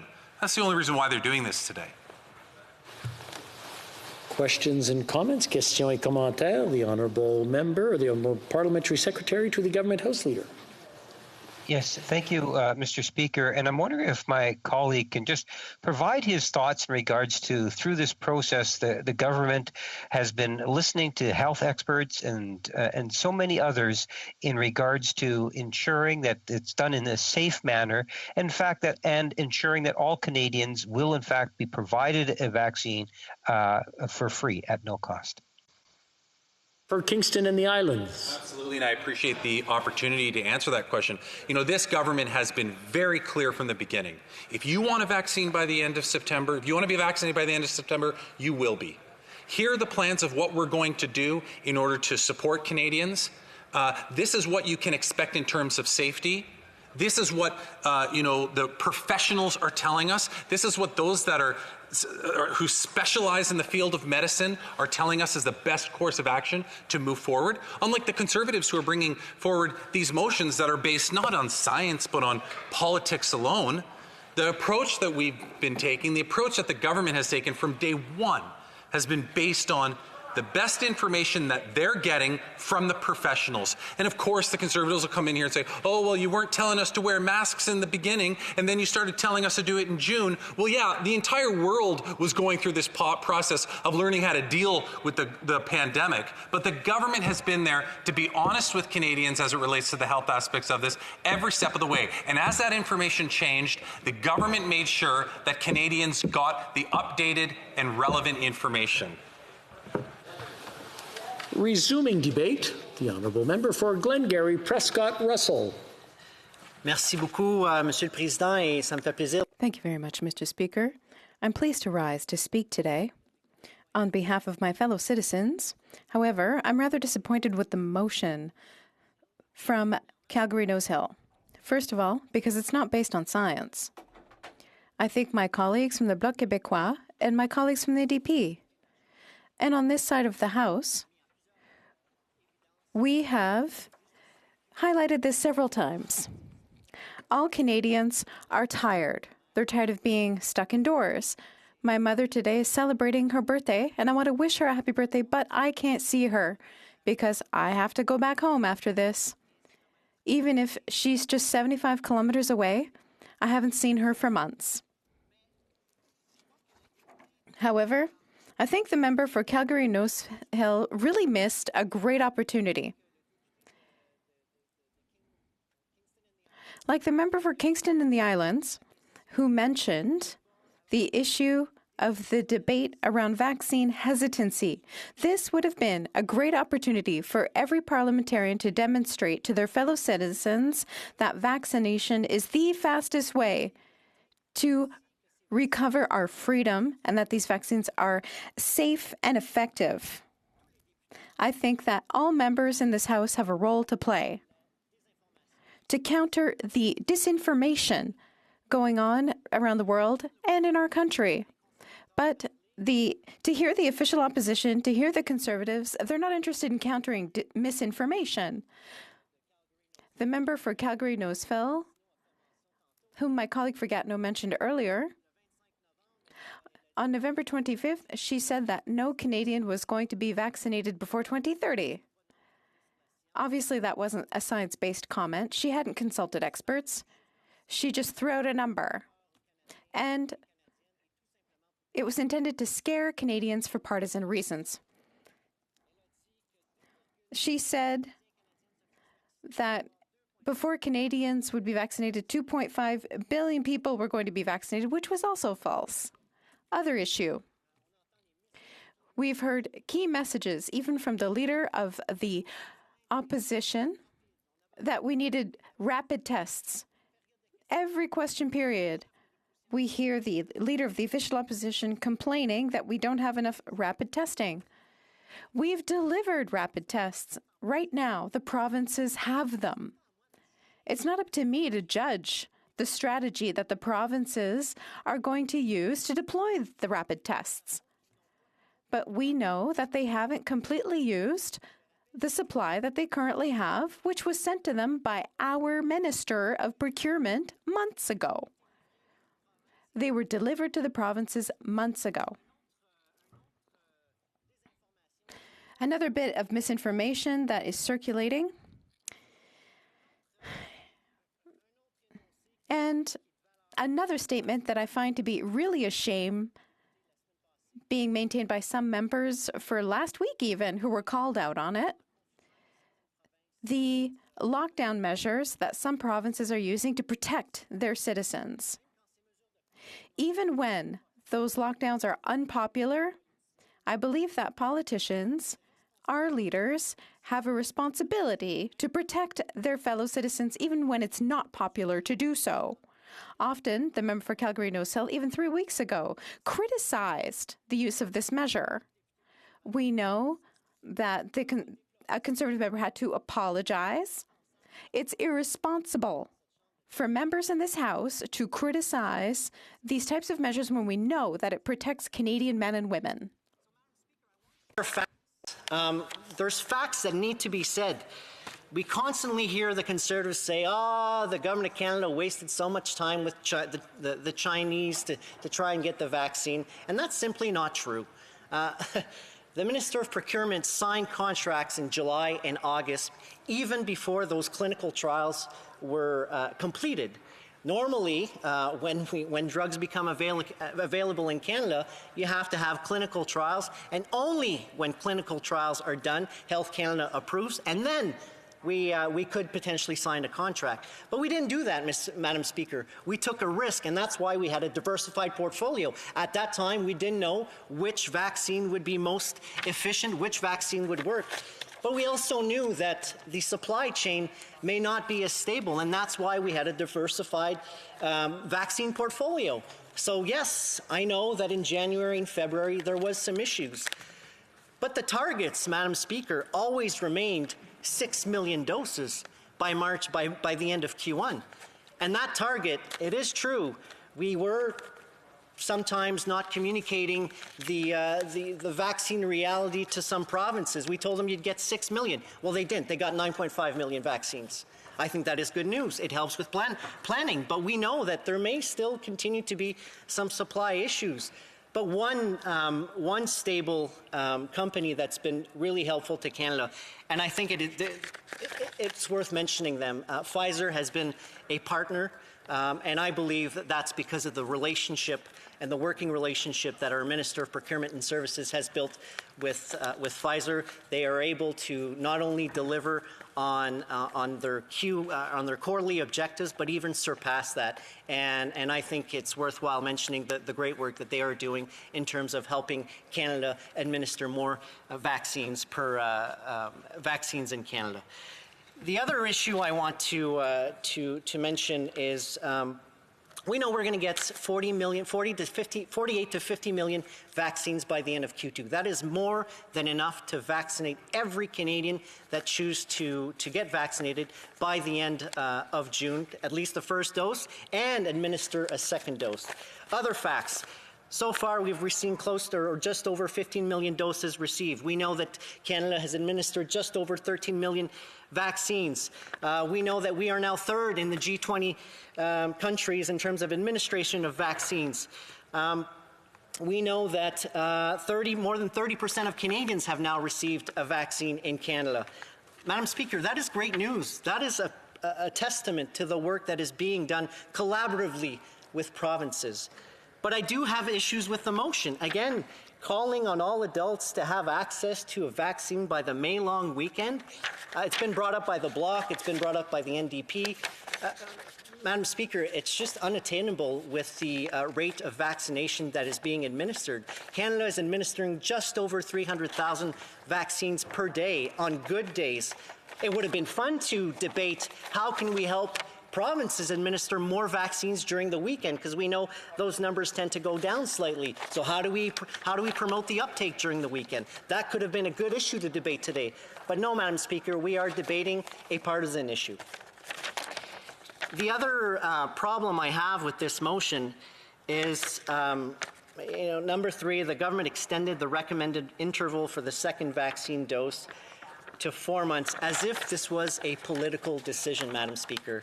You know what? Shame on the member from Calgary Nose Hill for even putting that in that motion. That is absolutely false. That is not how the Government of Canada operates. We rely on experts. We rely on the advice of doctors. We know that, yes, it is true the label on most vaccines requires X number of weeks, but that's because the clinical trial said that. And now we have access to real-world data. And the real-world data, for example, in the UK, they adapted a one-dose strategy. It worked well. Their economy's opening.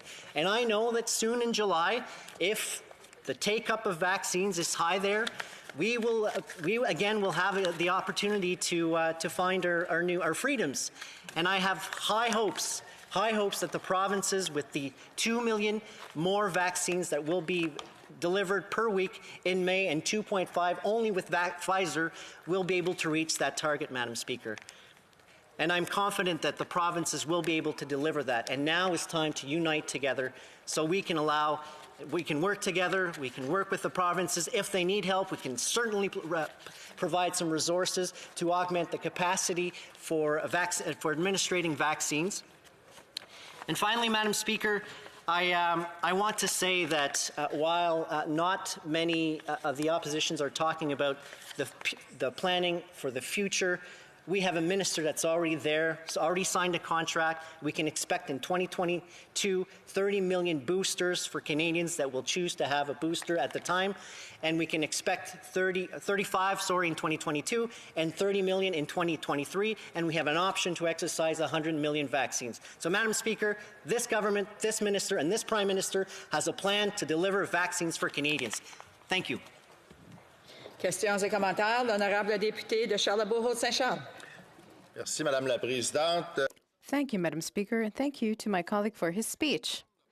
I would like to understand my colleague. Why is everybody wailing about this motion? Because when we look at the current numbers, the number of Canadians who have already been vaccinated, including vaccines that are expected to arrive in the next few weeks with Pfizer, we know that the gap to get to the end of May, where we're asking to ensure access to vaccine, there's not that many to be had. We know that we're negotiating with the Americans to get AstraZeneca because they have 50 million doses that they don't need, so they can lend some to us. Does my colleague not think it's possible to get those vaccines? And the motion mentions access. We didn't say received by May 20th. We want to ensure access. L'honorable député de Glengarry Prescott Russell. Je tiens à remercier mon collègue. I would like to thank my colleague for his question. Access to vaccines is one thing, but the capacity to administer those vaccines is another. We know that right now, the provinces are administering about 300,000 doses a day. Quick math, by the long weekend, it's going to be 622,000 vaccines that will be administered. It doesn't make sense mathematically. Where did you get this deadline? That doesn't seem to be supported by experts. Maybe he should have consulted the provinces. Did they do that? Thank you. Questions and comments? The Honourable Member for Courtenay Albany. Thank you, Madam Speaker. First, I'd like to wish my colleague's mother a happy birthday as well. And in terms of this motion, instead of playing politics, we want to make sure that we're not offering Canadians false hope, that we're focused on realistic and constructive proposals to protect people, because we know every day that vaccines are delayed. It means more people getting the virus, more hospitalizations. For already, the overburdened healthcare systems are getting backed up and more avoidable tragedies. So can the member opposite help Canadians understand and confirm when all Canadian adults will have their first dose of COVID-19 vaccine and their second dose? People just want to know. They want an idea of when the government will actually meet, a deadline, and so that they can count on it. L'honorable député de Glengarry Prescott Russell. I want to thank the honourable member for his question, and I will pass on the happy birthdays, the nonpartisan happy birthdays to my mother. I appreciate it. we know that we'll get 48 to 50 million doses by the end of June. The date that we expect Canadians to be vaccinated fully depends on how quickly provinces can administer. Now, what I hope would happen is that if provinces need help, if they need the Red Cross, if they need access to the military to ramp up capacity, those demands would come in this week, because we know we're going to be getting 2 million vaccines per week of only Pfizer for the rest of May, and after that it's going to ramp up to 2.4 million per week in June. So if provinces need help, I would hope that those asks would be made now so we can ramp it up right away. Thank you. Questions and comments? We have time for a brief question. The honourable member from Nanaimo, Ladysmith. Well, thank you, Madam Speaker. I'd like to thank the honourable member for his speech and wish his mother a happy birthday as well. Canada used to be a world leader in developing and distributing vaccines. Does the honourable member think that we would be better off in this pandemic if the Mulroney Conservative government had not sold off Connaught Labs, the public lab that was a world leader? And would he like to see this model return to Canada?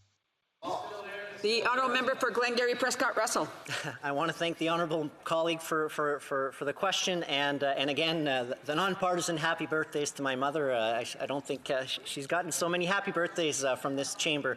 I can't speak for the past. Yes, obviously that would have helped, but what I know is that Budget 2021 proposes to build more biomanufacturing capacity in Canada with a $2.2 billion investment. That is a serious investment that will make a difference in vaccine production in Canada. Thank you. Resuming debate, the honourable member for South Surrey White Rock. Madam Speaker, I will be splitting my time today with my colleague, the honourable member for Carleton. I'd first like to send my love and prayers to the family of Diane Law, the dedicated 57-year-old local Peace Arch Hospital nurse and mother who leaves behind her husband and 2 teenage children. Diane died on April 14th from complications of COVID-19 after months battling COVID-19 and all other health issues for our community. As a nation, we've been through an unbelievable amount of pain in the past 14 months, but none more than the families whose loved ones have suffered or were lost. Our healthcare workers like Diane, who put themselves at risk to help others, are true Canadian heroes. Earlier this week, I asked the Prime Minister in question period if he was sure he had no regrets about his pandemic response. The Minister of Health answered by saying she had no regrets about, quote, being there for Canadians and indeed provinces every step of the way, end quote. I was amazed she was able to complete that sentence with a straight face. Every step of the way. How's this for missteps? Step 1, secure vaccines. As of today, 2.7% of Canadians are fully vaccinated. 30% have received only 1 dose. Because public health officials are tying vaccine rates to public health restrictions, these numbers have very real consequences for Canadian families who can't wait to reunite and businesses praying they can tread water long enough to one day reopen. At 2.7%, Canada ranks 76th in the world and second last in the G7. As for the vaccines we do have, this government's confusing messaging and conflicting advice has only caused more stress and uncertainty for Canadians. My constituents are constantly asking me why Canada is the only country with a 4-month wait between doses, ignoring the direction of the vaccine manufacturers and the professionals that the member for Kingston and the Islands says this government relies on. The answer is simple: because of this government's failure to secure vaccines. On Monday, we learned that the European Union has launched a lawsuit against AstraZeneca for breaching their vaccine supply contract. Meanwhile, back home, shipments have been either canceled or delayed countless times. There's a new headline every week. Yet this Liberal government sits idly by, bragging about the next shipment, which might arrive, reassuring Canadians of the government's diverse portfolio of vaccines. This isn't a retirement trading account. It's a pandemic response amidst an urgent crisis. Canadians don't want 8 different vaccines a year from now. Those who want them want 2 shots of 1 vaccine now. Step 2, secure the border. If they can't secure vaccines, this government should at least try to keep the virus and variants out of the country in the first place through border restrictions and testing. Instead, this Liberal government claimed border measures don't work. In fact, on March 13th of last year, the Minister of Health said border measures are highly ineffective and in some cases can create harm. You don't need to look very far to see that that is false. Atlantic Canada took this approach with many provinces imposing restrictions, and it's worked. PEI has had 179 total cases. Newfoundland just over 1,000. Or take a look at Australia and New Zealand. These countries, two of Canada's closest friends and future CANZIC partners, we hope, implemented tough border measures on day one. This week, 50,000 Kiwis gathered shoulder to shoulder for a concert in Auckland's Eden Park. New Zealand's had fewer than 2,300 confirmed cases. That's not a daily total. That's the total. Australia also acted swiftly and has never had more than 1,000 new cases nationally a day. Pretty good for a country of 25 million people. Enhanced border measures are what my Conservative colleagues and I have called for from the beginning. As far back as January 27th, 2020, the member for Caribou Prince George asked this Liberal government when they would institute enhanced screening at the border. And on February 3rd, the member for Edmonton River Bend inquired about stopping flights from China. For weeks, the Liberals ignored these calls. On March 5th, 2020, the Prime Minister said knee-jerk reactions aren't helpful and that Canada won't limit travel. Of course, the Liberals eventually changed their mind, implementing some of the most arbitrary and difficult to understand border measures in the world. An unsafe, expensive, failed hotel quarantine regime for international travelers arriving by air, but not required of individuals at land crossings, like the ones in my riding. Private plane companies advertising that their international passengers aren't required to quarantine, and a robust taxi business bringing people across the border, allowing people to fly up to the border and then cross in a car. Just last week, 14 months into this pandemic, as cases surged and we're told the third wave was testing the limits of ICUs across the country, this government was still allowing travelers from the world's biggest COVID-19 hotspots to touch down at Canada's airports. Dozens on COVID-positive flights arrived in Canada in April alone, bringing new variants with them. Either this is real or it isn't. Either this is urgent or it isn't. This government seems incapable of making up its mind. Here in BC, travel is restricted within the province. So just last week, a traveler from a country with 300,000 new cases a day could land at YVR, but a grandmother living in Surrey couldn't travel alone by car to wave through a window to her grandchild in Prince George. It wasn't until after countless calls from Conservatives and our leaders' press conference the morning of April 22nd that the Liberals finally listened and temporarily stopped international travel from these regions, and then only for 30 days. The reaction from most of my constituents, too little, too late. Step 3, secure mental health.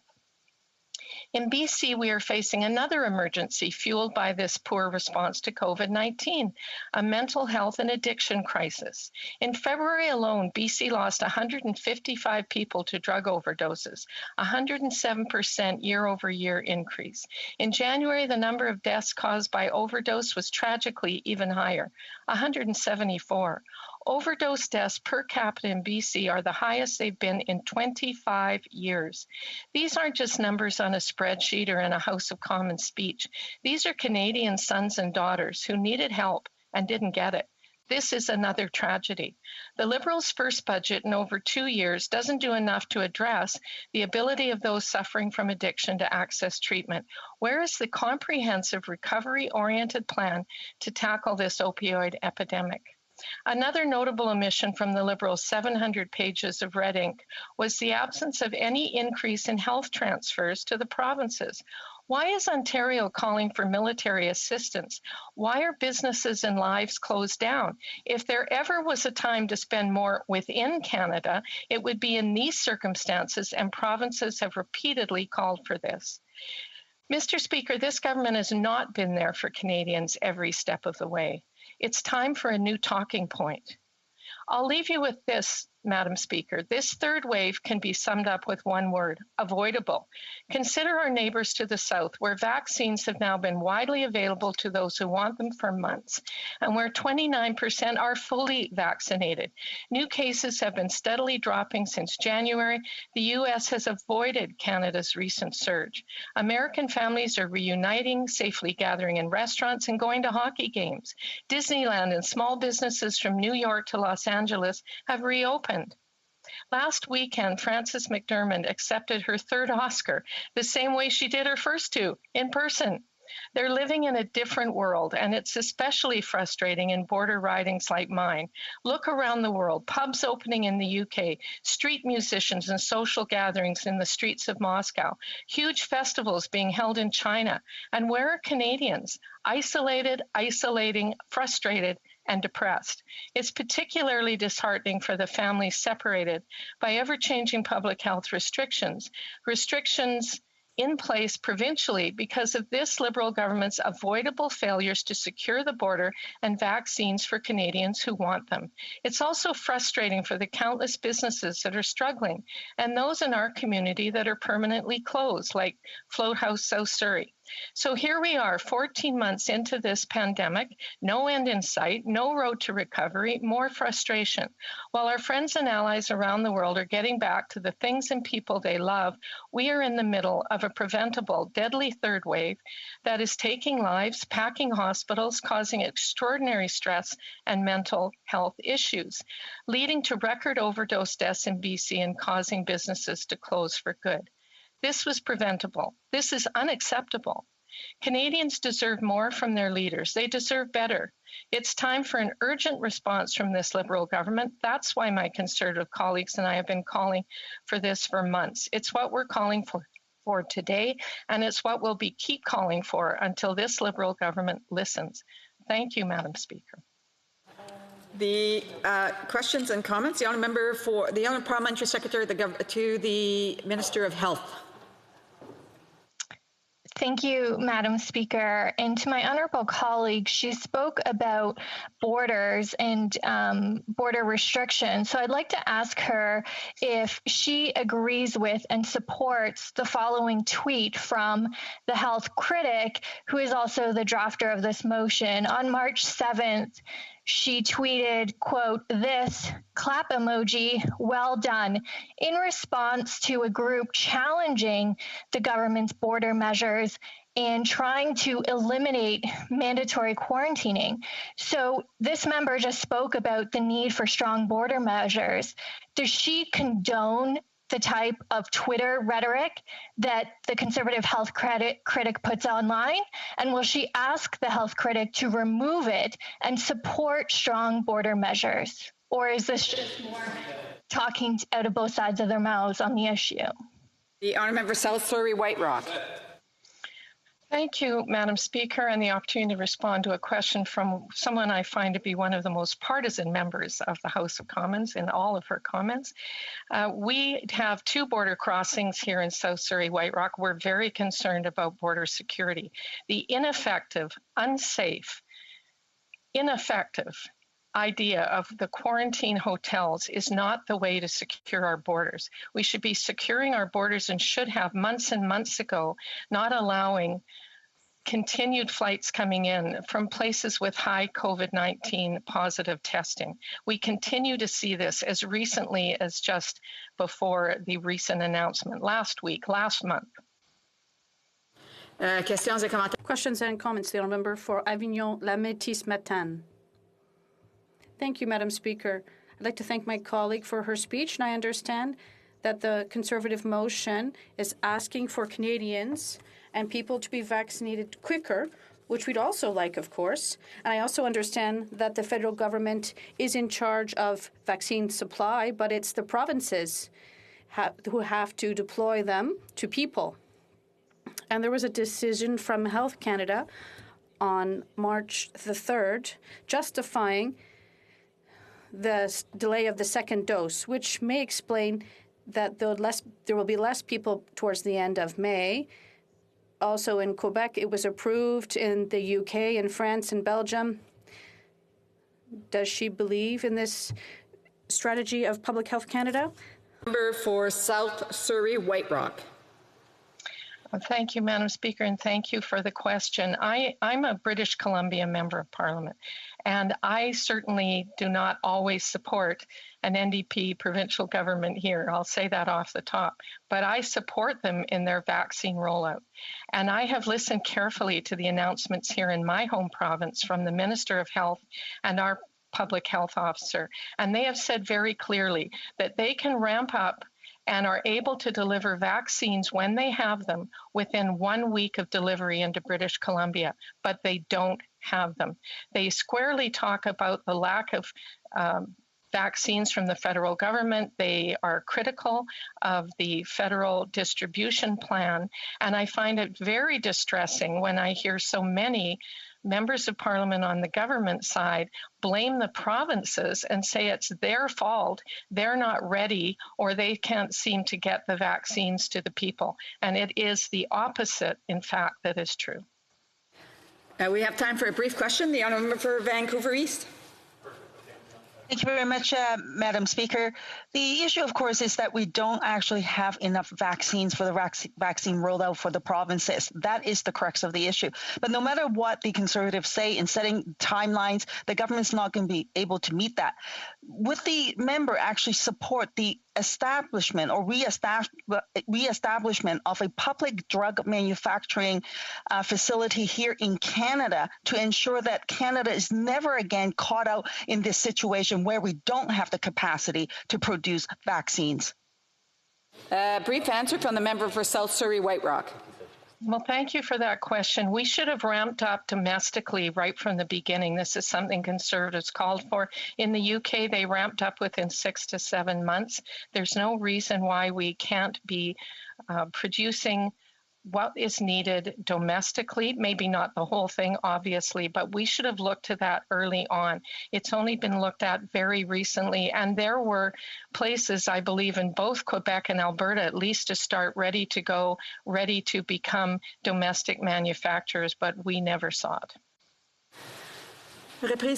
Resuming debate, the honourable member for Carleton. Thank you very much, Madam Speaker. On my way up to the Hill today, I encountered a great young man named Matthew. He works as a landscaper. He's doing some of the landscaping around our beautiful parliamentary precinct. Matthew is a worker. He's a member of LIUNA. He has the kind of job that built our country.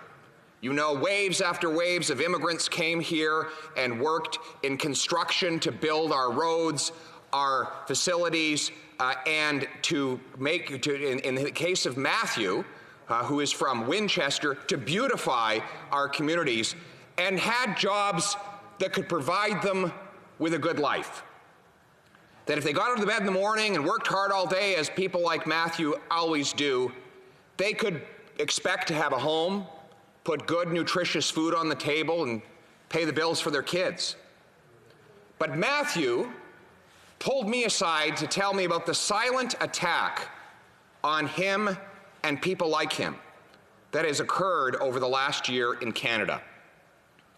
And it is the silent tax we call inflation.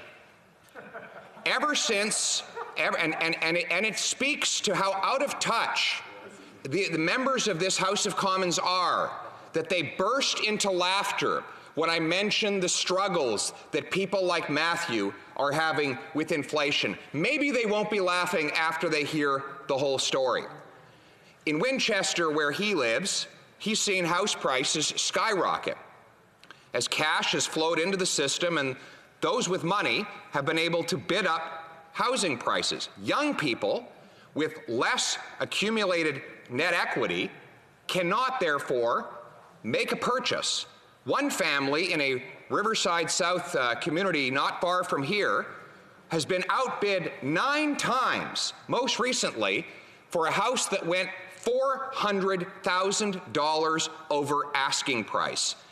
It was a house that was on the listed for $800,000, and it went for $1.2 million. This family is losing hope of ever owning a home. Now, this massive increase in housing prices has coincided with the government's decision to pay its bills with printed money. The last fiscal year, the Bank of Canada lent $300 billion to the government, more than the government normally collects in taxes. This year, they're going to lend, at the present rate, $156 billion. This has increased the money supply by 20%. And what has that done to inflation? Well, this month, inflation has gone above the 2% target that the Bank of Canada says that it will reach.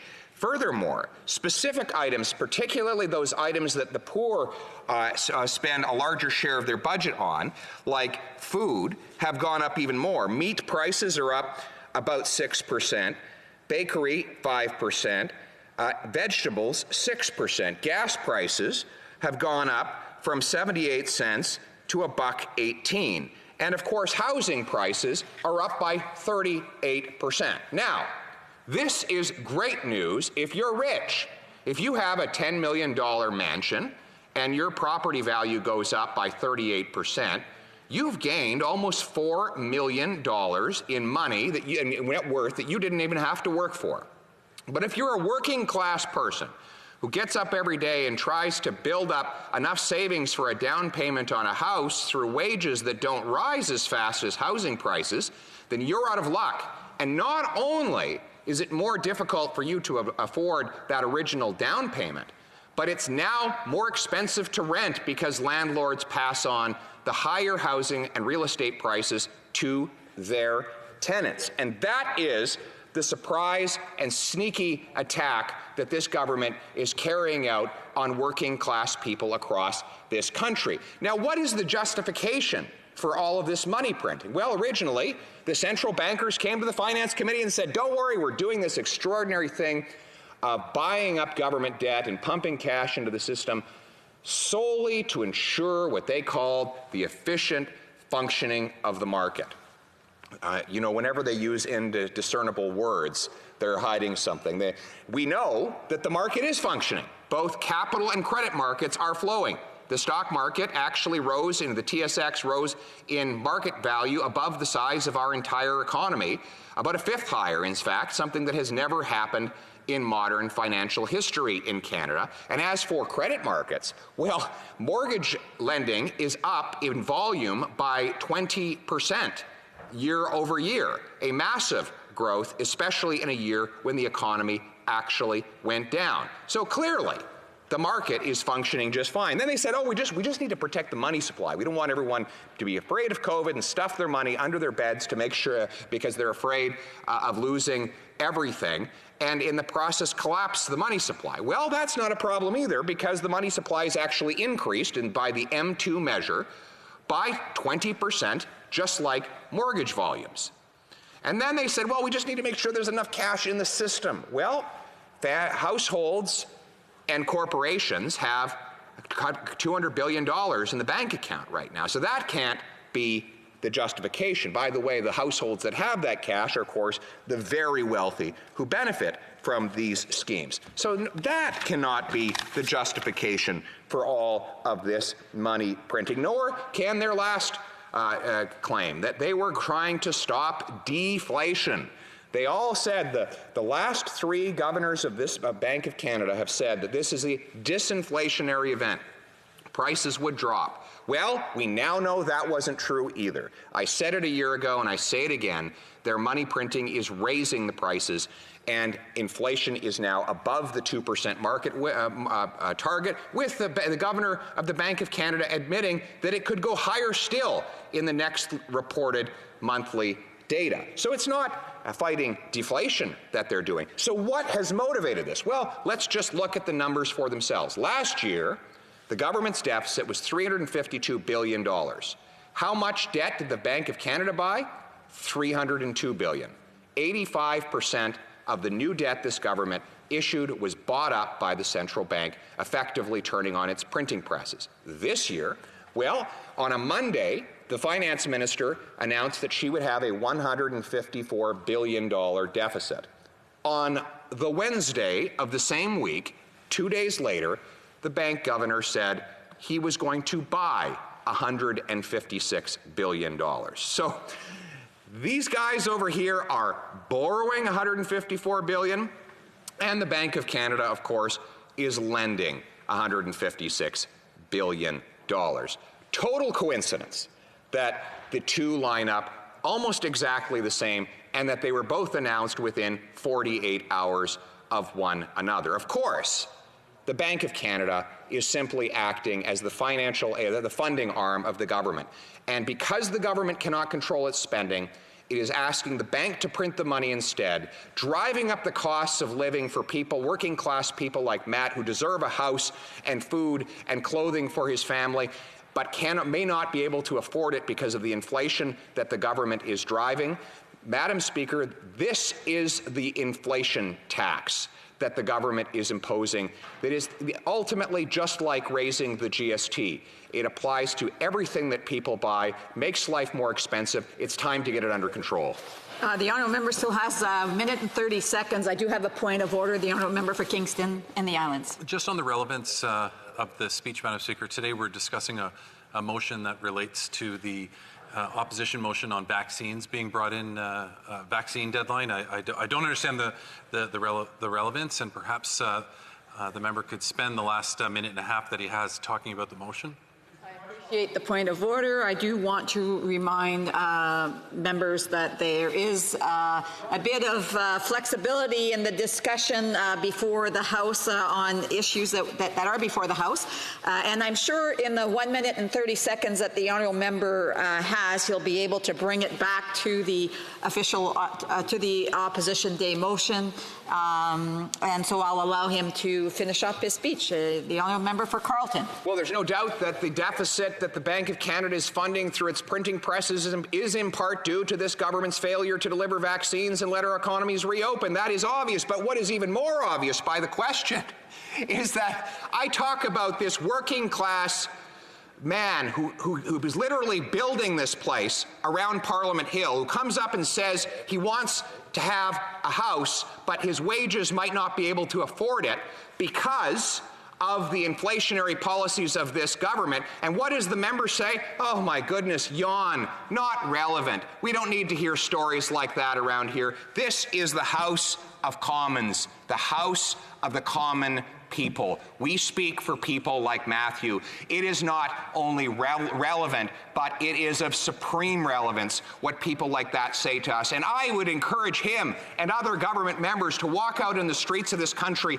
and find out how people are struggling with the higher prices that the money printing policies of this government are causing. If they did so, they might understand the relevance and they might take a different course, a course that rewards hard work, it protects the soundness of our money, and ensures that people get ahead through their merits, not through their inheritance and their aristocracy. Thank you. Then comments. The honourable member, l'honorable député de Avignon. The honourable member for Avignon, Matisse Matapédia. Thank you to my colleague for his speech. I always appreciate his speeches quite a bit. I'd like to ask about the feasibility of the Conservative motion. There's 2.7% of Canadians that are currently vaccinated fully. I know there were delays in supply of vaccines, and it's fully the fault of the Liberal government, I believe. But is it really something we can achieve to vaccinate about 97% of Canadians by the end of May? I want to thank the honourable member for her question.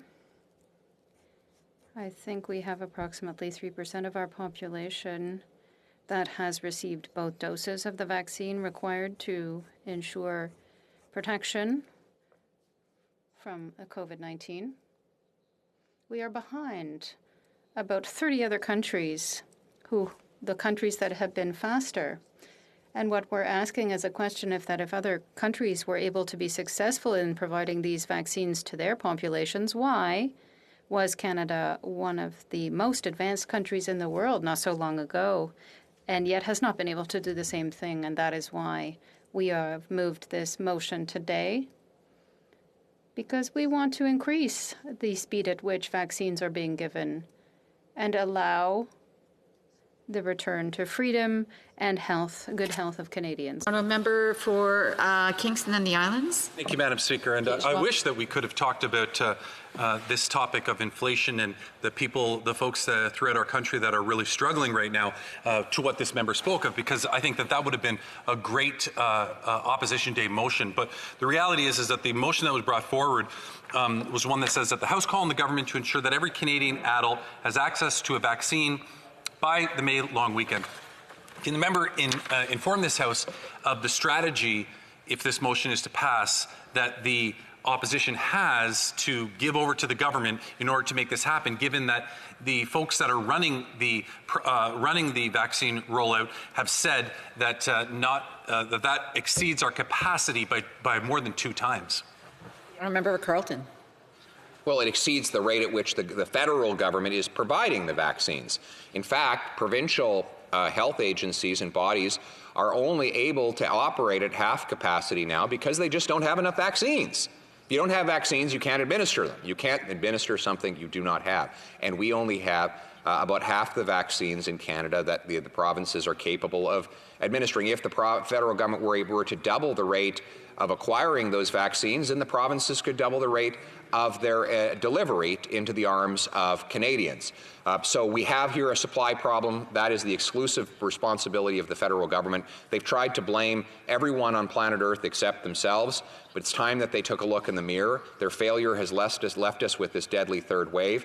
That is the legacy of this Prime Minister's mismanagement. And south of the border and around the world, people are opening safely and returning to life as normal while we continue to be in lockdown and losing lives. And comments, the honourable member for Vancouver Kingsway. A brief question, please.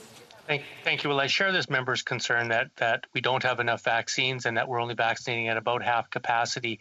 But he also spoke of soundness of money, but I want to question the soundness of the policy proposal he's speaking to. This motion means that we would have to vaccinate at the rate of 6 million per week for the next 3 weeks. We're only getting 2 million doses per week. Can you tell us where he would get the other 4 million vaccine doses per week that would be necessary to make this motion feasible? The honourable member for Carleton. Yes, well, we're simply talking about a rate of vaccination supply that has been common in other countries around the world. The United States rolled out on a per capita basis vaccines at the same rate that we propose here in Canada. The United Kingdom, of course, Israel is way ahead even of what we propose in this motion. So other countries were able to acquire these vaccines either through their own domestic production or around the world. So there's no reason why Canada cannot. What is it about Canada that should prevent us from having the same success in supplying our people with vaccines that our friends around the world have been able to do? Thank you. Resuming debate, the Honourable Parliamentary Secretary of the Government House Leader. Yes, thank you very much, Madam Speaker. And I'll be sharing my time with the member from Thunder Bay, Rainy River. And it's a pleasure to be able to follow my friend in regards to the debate on the motion at hand. I do find it somewhat surprising, as the member from Kingston and the Islands has pointed out, the issue of some relevancy to it. The member wants to be focused on the deficit and in concerns related to the deficit, and I think therein it lies a significant difference between the government of Canada and the official opposition. You see, Madam Speaker, we have argued from day one that we were going to have the pandemic as the #1 issue, and that we would have the backs of Canadians in every way humanly possible, Madam Speaker, throughout this process. And there have been members of the Conservative Party that are kind of like wishy-washy. Some days they're sympathetic to the pandemic, other days they're concerned about the deficit. Some say we spend too much. Others are saying, Conservatives I'm talking about, saying we're not spending enough in certain areas. Madam Speaker, the motion itself that has been brought forward by the Conservative Party today, I think is lacking any sort of inspiration. I think that we could have done so much better in terms of an opposition day. If they wanted to talk about the vaccination, you can still have focused the debate more so on what we could be doing to encourage people to get their vaccination shot. That is a huge issue. All levels of government are looking at that. Even school divisions are looking at that. Different stakeholders. We are all concerned about how can we ensure that we get the maximum number of people to take the shot. We need that as a nation. It's in our collective best interest to bring that up. And I would have enjoyed having that debate. And during that debate, the members could have still pointed out other aspects, as we've seen members talk about a wide variety of issues already today. But I think that would have been far more productive. Another idea that we could have talked about might have been the whole issue of our environment, because the Conservatives are flip-flopping all over the place on that particular issue. Do they believe in real climate change? Depends on who you ask. Sometimes the leader of the Conservative Party says yes, their party membership says no.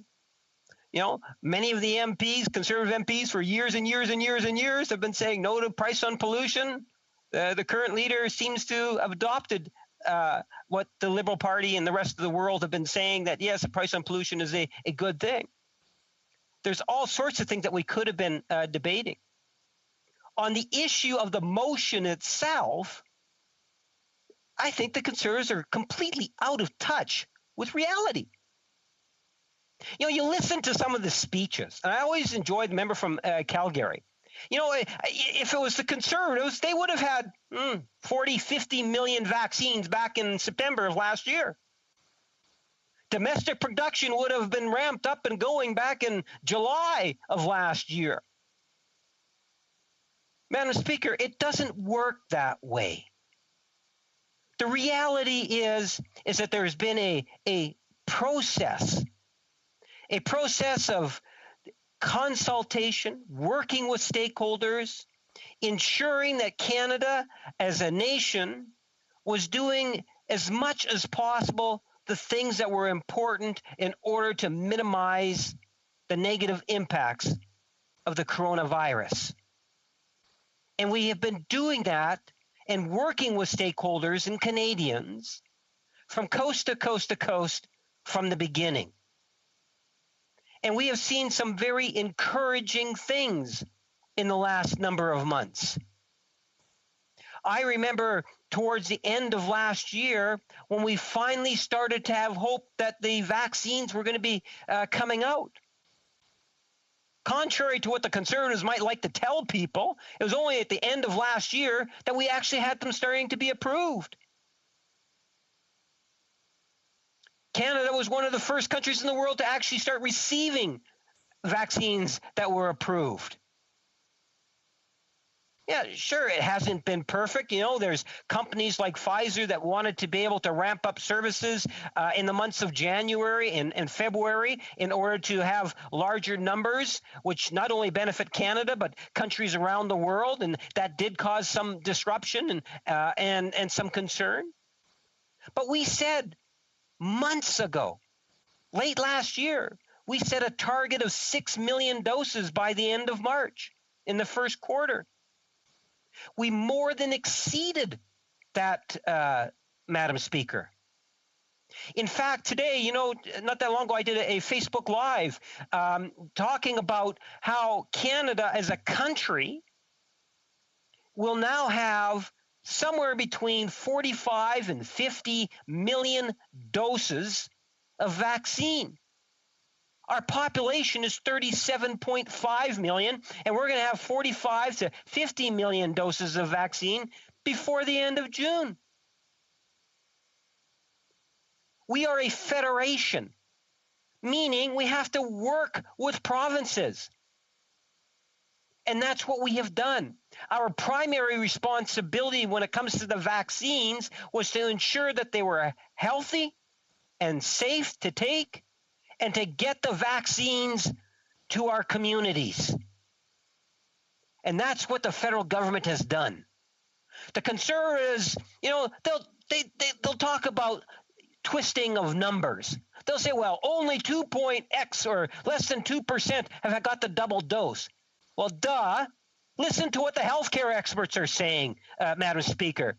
Go figure. Why would you use the 2%? The number you should be using is the number of people that are actually getting vaccinated. It's not a political decision in terms of when the person should get the second dose, at least not at the national level. We are following the advice consistently of health experts. Science matters with this government. Obviously, the Conservatives don't give a damn about science or health experts or what they're saying because their comments don't reflect it, Madam Speaker. And I say shame on the Conservative Party of Canada.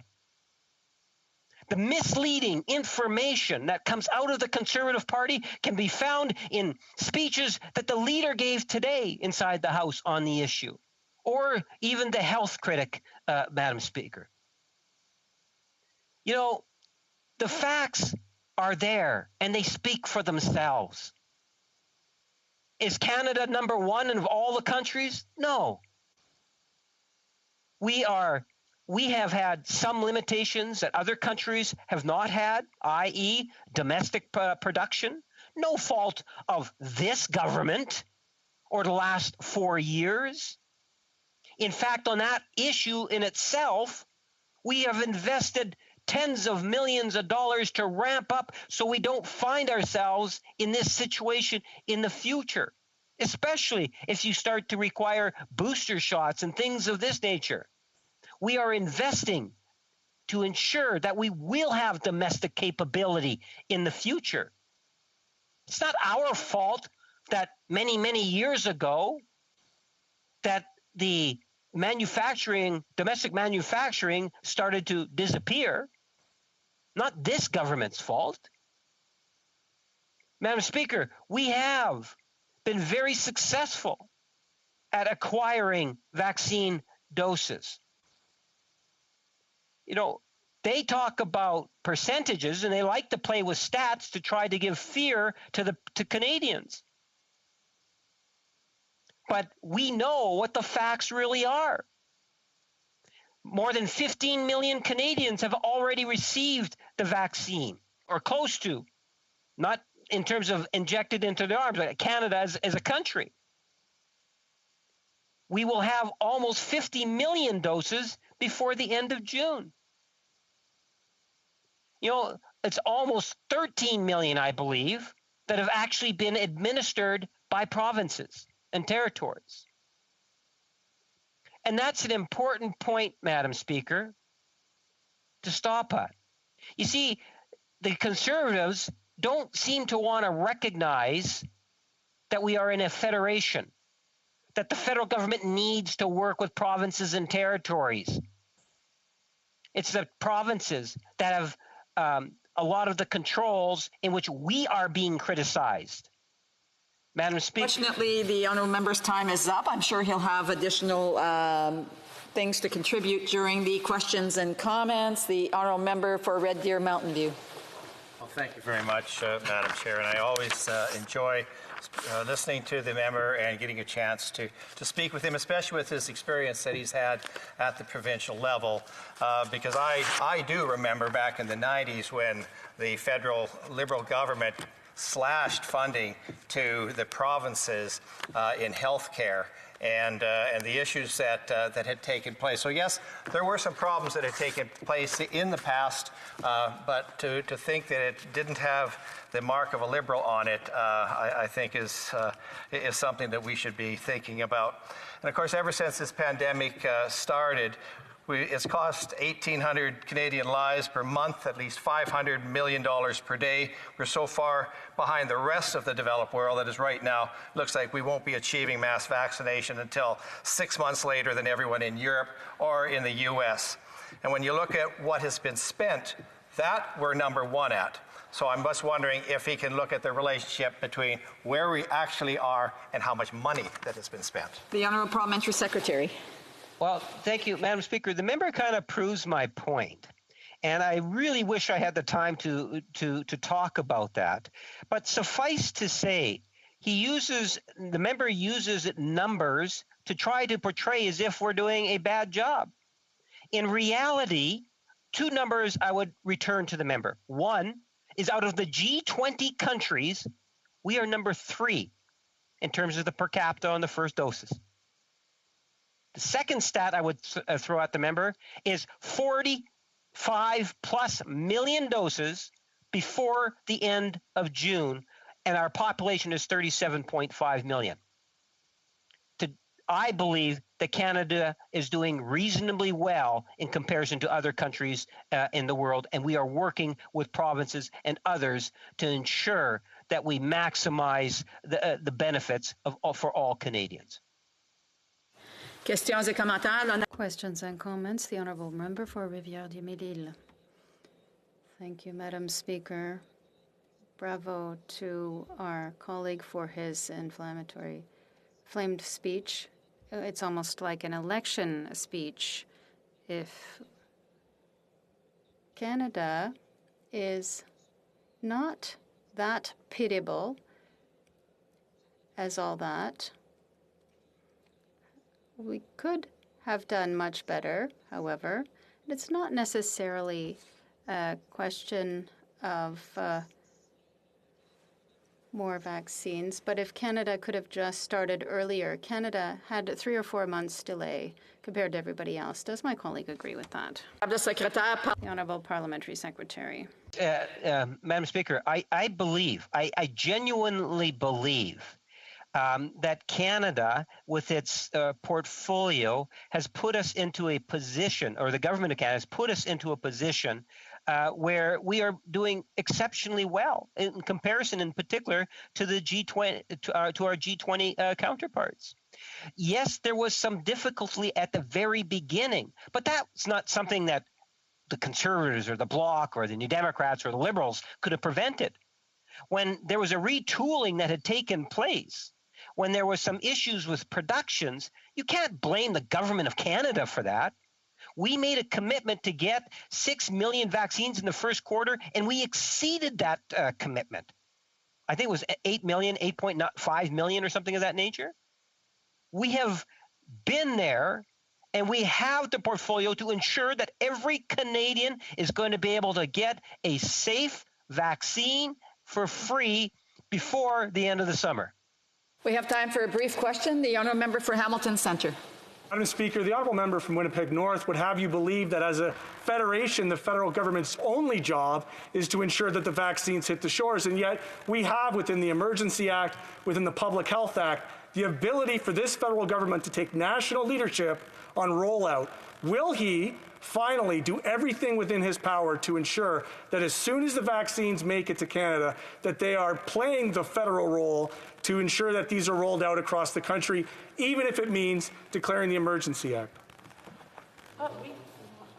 The Honourable Parliamentary Secretary. Madam Speaker, whether it's the Canadian Forces, the Canada Red Cross, whether it's the provincial restart program, starting or working with school divisions on getting children back into schools, working with municipalities, or the most recent budget, you will find that this Prime Minister and this government has consistently taken a Team Canada approach, because we believe it is in the best interest of all Canadians to try to depoliticize and focus on ensuring that we come up with the answers and the solutions to the issues. And I do believe that we are on the right track, and sunnier days are ahead of us, and warmer too, I must say. Resuming debate, the Honourable Member for Thunder Bay, Rainy River. Thank you, Madam Speaker. Of course, the number one issue for all Canadians is control of the COVID pandemic. And a large part of this comes down to getting out vaccines as soon as we can.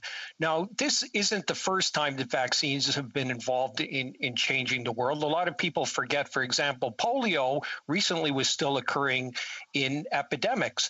But I, in almost 35 years of practicing medicine, have never seen an acute case of polio. I have, however, seen cases of tetanus and measles. In fact, I've seen quite a few children die of this in developing countries. However, in Canada, we practically have no cases, again, because of vaccines.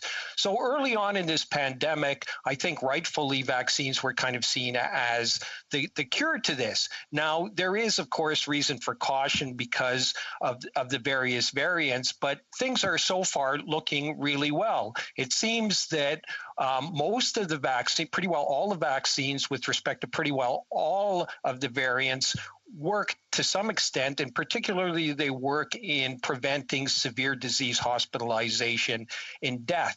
So I think vaccines really are what's going to get us out of this and get us back on the road to being normal again. So how are we doing in terms of vaccinating our population? Now, I think we're actually doing really well. Now, I know the opposition is going to look at me and say, well, of course, he's a liberal. He's going to say that the liberals are doing really well. But I think if anybody watches Health Committee and has watched Health Committee over the last year, they know I haven't shied away from asking my own government hard questions in terms of managing the pandemic. Now, having said that, does any Canadian really watch Health Committee? My mother doesn't even watch Health Committee. But if people were to watch Health Committee, I think they would realize that I'm someone who's prone to speaking my mind and somebody who isn't going to say something that I don't believe in. And I have to say that I think our federal government has done very well in terms of procuring vaccines. And I also have to say I think the provinces have for the most part, done really well in getting those vaccines into people's arms. So right now, about 31% of Canadians eligible Canadians have had at least their first dose of the vaccine. We're third among the G7 in terms of getting the vaccines out. In May, apparently we're going to get over 10 million vaccines. Health Canada is anticipating by June 30th, we'll have 36.5 million doses of vaccine. NACI has suggested that they think that 75% of eligible Canadians can get at least their first dose of the vaccine by mid-June. Yes, we would like to be able to do it faster. So would everyone else in the world. But obviously there's a limited supply and there's a tremendous demand all across the world. And unfortunately, you just can't buy COVID vaccine in Canada Tire. I think we as a government are whipping the vaccine horse as hard as you can whip it. Now, I've never whipped a horse, but I think the meaning of that saying is eventually you keep whipping the horse, eventually you can't get it to do any more work. And I think similarly with the vaccines, we're whipping this as hard as we can. Yes, of course, we'd like to be able to give all Canadians their first dose of vaccine by the Victoria Day weekend, but I don't think it's possible. It'll take a little bit longer, but I don't think that much longer. We thought this was going to be a marathon. A year ago, a lot of people were predicting it was going to take 2 to 3 years to get a vaccine. It's taken a lot less. As it turns out, this has turned out to be more like a 1,500-meter race than a marathon. Now, let me talk a bit about the spacing between the 2 doses of vaccine, as mentioned in the motion. First, let me say, this isn't the government's policy. This is a recommendation of NACI, the National Advisory Committee on Immunization, and they're an external advisory body that advises PHAC, but it's ultimately up to the provinces to decide whether or not to accept this advice. I think it's important, however, to note with respect to this advice, although they recommend up to a 4-month interval between the first and second dose, they also state as soon as all eligible groups have been offered their first dose of vaccine, second doses should be offered. The interval between first and second dose should not be extended any longer than needed to offer first doses of vaccine to all eligible individuals. So now why a longer interval? Well, because if there is a longer interval, you can basically vaccinate people twice as long. Now, what is the evidence that this is a safe strategy? Well, let us look at the efficacy first from the original trials. And these are the original trials with Moderna and Pfizer. They calculated vaccine efficacy starting 2 weeks after the first dose. So for the first 2 weeks, no vaccine is going to work. It takes a while to get the immune response. And they found an efficacy of about 92%, With AstraZeneca, it was about a 76% efficacy between the 22nd and 90th day after administration. Now, what does the real-world data show? It's a little bit complicated because in different jurisdictions, they've taken different approaches in terms of the intervals between the first and the second dose. For example, in Israel and the United States, they've basically gone according to the manufacturer's recommendation. In BC, they were delaying the second dose to about 5 or 6 weeks. The best evidence really comes from Quebec and the United Kingdom. In both those jurisdictions, pretty well from the beginning, they decided to have about a 3-month interval between the first and the second dose. Now, in addition, when you look at the data about effectiveness, there's a difference between just different jurisdictions in terms of the interval, but there's also in the data, different groups looked at different endpoints. So you can look at total mortality rate, you can look at rates of hospitalization, incidence of symptomatic disease, asymptomatic disease, incidence of positive tests.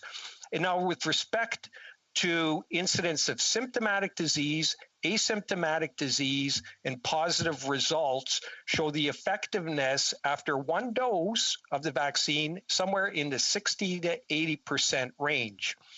The more important number, I think we'll all agree, isn't like how often you get asymptomatic disease. It's the incidence that people get more severely sick, end up hospitalized, or die from it. And the numbers with respect to that after 1 dose is actually pretty good. In fact, it's also pretty good with respect to the elderly because it's known that the elderly can't mount the same kind of immune response as quickly as younger people.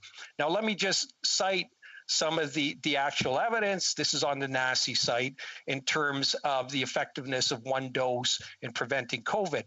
So one study from Bristol in the United Kingdom among frail elderly patients in Pfizer with 1 dose, there was 71 to 79% effectiveness in preventing hospitalization. And AstraZeneca, it was about 80%. A study of healthcare workers from Scotland showed a vaccine effectiveness of 1 dose again, against hospitalization of 84%. The largest and best study was real-world data from the Public Health England showed that Pfizer and AstraZeneca vaccines after 1 dose were approximately 80% effective in preventing hospitalization in those over 80. Now, how long does the immunity last after the first dose? Data from the AstraZeneca clinical trials showed that immunity doesn't wane for at least 90 days. Now, data on the RNA vaccines from the UK and Quebec showed that immunity doesn't wane for about 2 months. Now, also the experience with other vaccines requiring 2 doses. So, for example, hepatitis A vaccine, HPV vaccine, is that immunity can last up to 6 months. Furthermore, scientists know that immunity doesn't just drop off a cliff, it slowly decreases. So what about immunity from about 9 weeks to 16 weeks after the first shot of the RNA vaccines, Pfizer and Moderna? Now, we have to recognize that the data is still coming in. We only started mass vaccinating people basically in January. NACI recognizes this, recognizes the numbers are still coming in, continues to monitor the data and evidence, and is prepared to change its recommendations as the evidence suggests that we ought to. I think increasing the interval between the 2 doses is certainly the right policy. This is what got the United Kingdom's number of cases to, at least in part, to drop precipitously. So I think we're on the right course. I know this can't happen fast enough. Patience is the golden virtue. But having said that, I know it's hard to be patient with all the things that are happening around COVID. But I think really this is a 1,500-meter race. We're at about 1,400 meters. The end is in sight. Keep going. Keep following public health advice. It'll soon be over. Is up, so I'll have to go to questions and comments. Questions et commentaires. The honourable member for Red Deer Mountain View. Thank you very much. Je sais pas combien de temps que... Appreciate it having the opportunity to listen to the member.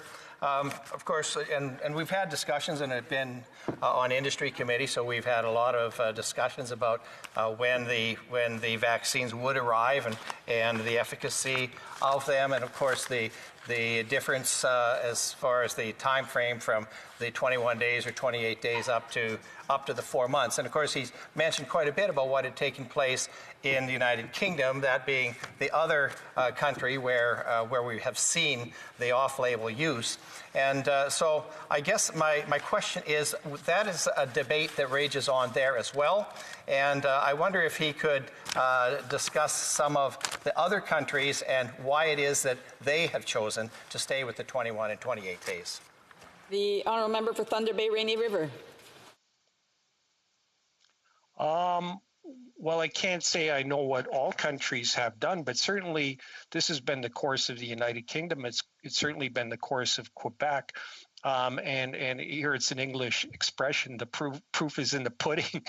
I mean, does it work? Well, you look at the United Kingdom numbers. The numbers have dropped precipitously, and occasionally, you know, in medicine, in life, is you have to take a chance. Yes, there is a chance, but in medicine, it's all about balancing risks and benefits. There's practically no medical intervention that doesn't have a risk. Yes, there is a risk in expanding the interval, but I think the evidence, as I cited, is pretty good that it seems to be safe. NACI's continuing to monitor it, and certainly there's a benefit, and that's certainly evident in, for example, the English numbers. Thank you. Séance de commentaires, l'honorable député de Shefford. Merci beaucoup, Madame la Présidente. Thank you very much. Madam Speaker, I'd like to thank my colleague for his statement, where he seemed to be bragging about the extraordinary capacity of the Liberals when it came to getting vaccines. But my question is, does he not get the impression that we had a great deal of catching up to do to achieve the level we have now? Let me explain. From March to June, radio silence, no meetings for the committee experts to talk about vaccines, and that had an impact on the ability to produce vaccines here, perhaps. There was a delay. June of last year, there was a meeting that had an impact on production here, but there seems to be a delay when it comes to healthcare transfers, which can also have an impact after the crisis, and the ability to take care of people who are going to be suffering the effects of the pandemic. The honourable member. I'm not sure the question in terms of the delay. I think Canada has done comparatively pretty well. Again, I point back to the fact that we're number 3 among the G7 countries in terms of the rapidity that we've got out the vaccines. Yes, United Kingdom was a little bit ahead of us, but I think, and so is the United States, but they have manufacturing capacity that we don't have in this country. Now, I think you have to look at the size of those countries and the industrial capacity of those countries and what ability they had to make the vaccines. And so if you look at the G7, those are the only countries that are ahead of us. So, and how far behind are we? We're a month behind. And yes, I'm a doctor. I believe that time is of the essence and would have been better had we been a month further ahead. But I think literally we're perhaps a month behind probably not even that, behind the United Kingdoms and the United States. So I'm not bragging, but I think our country's done pretty well. We have time for a brief question. The honourable member for Hamilton Centre. Thank you, Madam Speaker. And it's very rare that we have the opportunity to have subject matter experts, and having the good doctor present his seminar was good. In his opening remarks, he talked about the experience he had with polio. And I think about what the world would look like if polio had patents on it. So my question through you, Madam Speaker, to the honourable member, knowing that India has surpassed 350,000 new cases of COVID a day, and knowing that Dr. Jonas Salk, the inventor of polio, waived patents, does the honourable member, the good doctor, not agree that now is the time for Canada to finally support a waiver on patents internationally to allow this vaccine to be produced? A brief answer from the member for Thunder Bay Rainy River. I would like to, I appreciate that question very much. I think the world globally has to re-examine how in the future we will respond to a pandemic. And I would certainly agree with the member opposite that the free market may not be the optimal solution in terms of a global response. À l'ordre, conformément à l'article 38 du Order. Pursuant to Standing Order 38, I have to inform the House that the questions to be raised tonight at the time of adjournment are as follows. The Honourable Member for Renfrew, Nipissing, Pembroke, National Defence. The Honourable Member for Mégantic L'Érable, Rail Transportation. The Honourable Member for Courtenay Albany, Fisheries and Oceans. Reprise de débat. L'honorable. Resuming debate. The Honourable Member for Louis Saint-Laurent. Thank you very much, Madam Speaker. I'm very pleased to take part in today's debate. At the behest of the Leader of the Official Opposition, I'm also going to share my time with the member for Regina Leuven. Madam Speaker, we are assembled here today to examine the situation, to examine the effects of the pandemic. In my riding, stores are closed. The lockdown is real. There's a curfew. All of those measures were taken by the provincial government, the government of Quebec, because of today's reality. It is true that the third wave is hitting the entire world. Here in Canada, we can see that it's hitting harder. And unfortunately, the reason can be attributed to the Liberal government, who from the very beginning,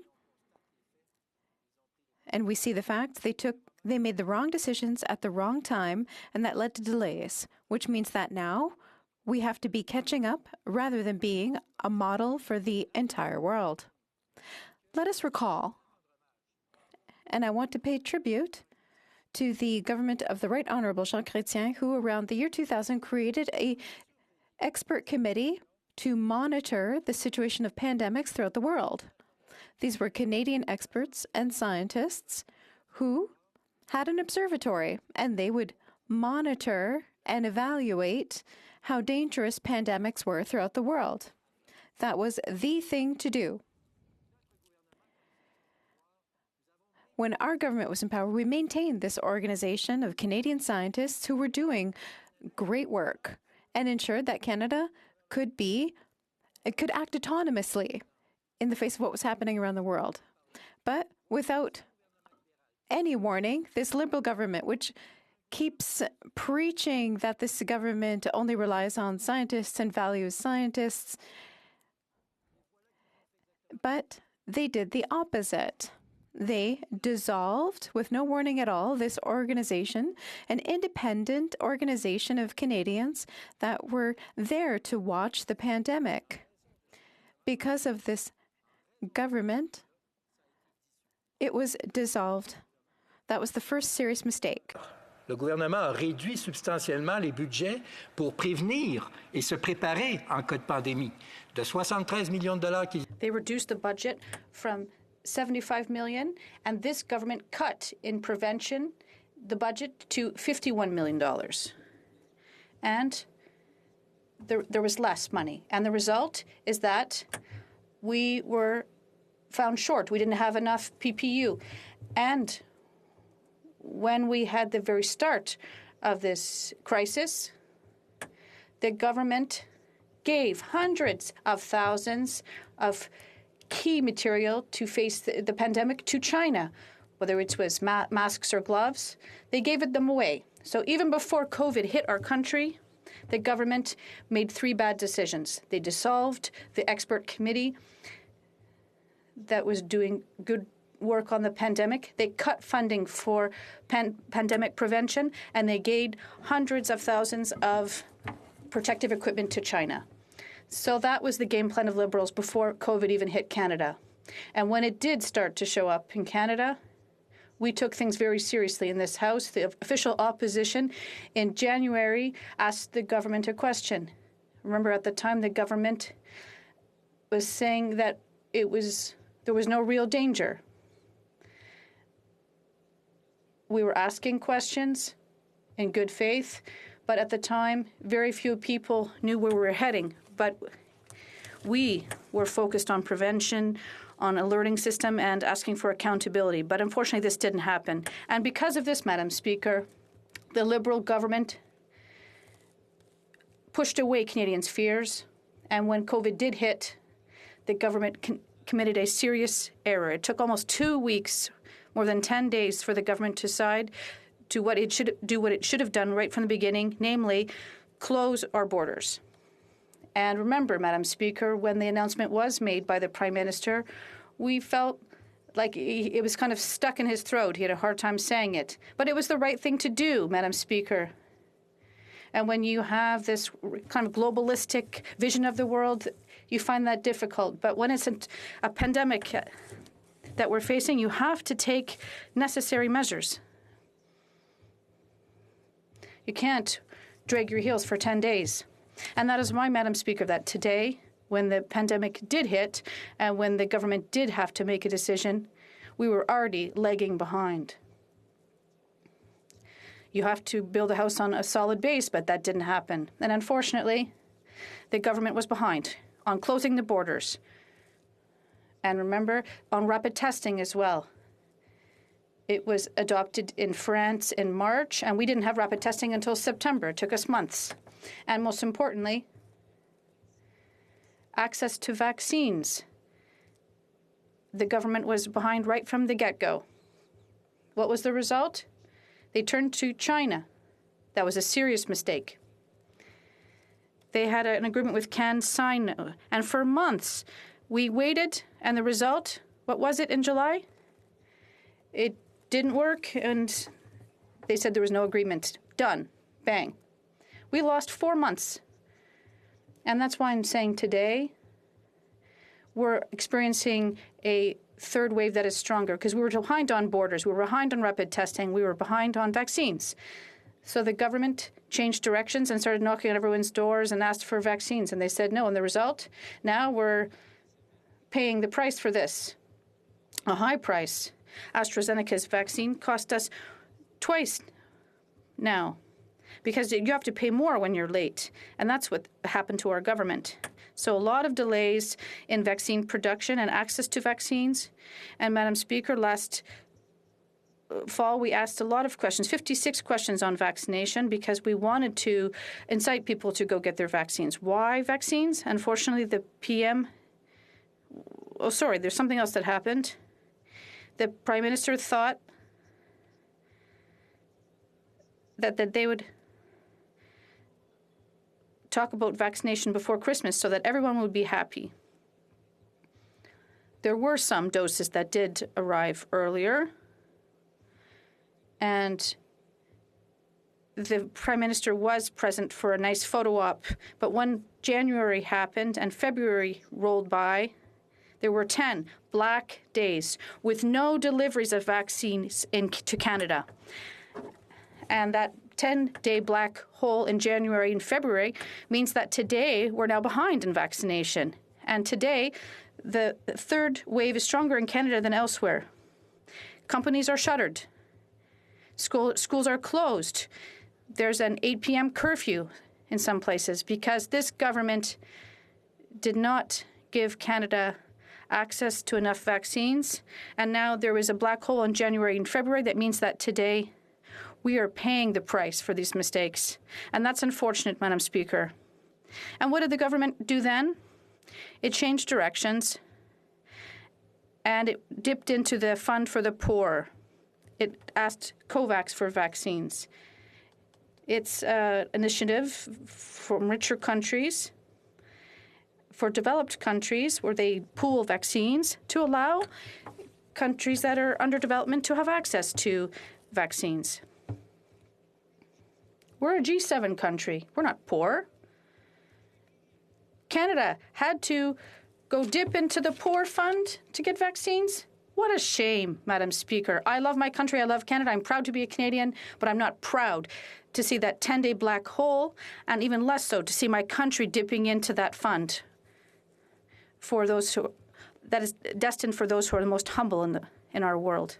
The result is that now we have a 4-month waiting period, which is a very long lag, and we're also paying the price for that.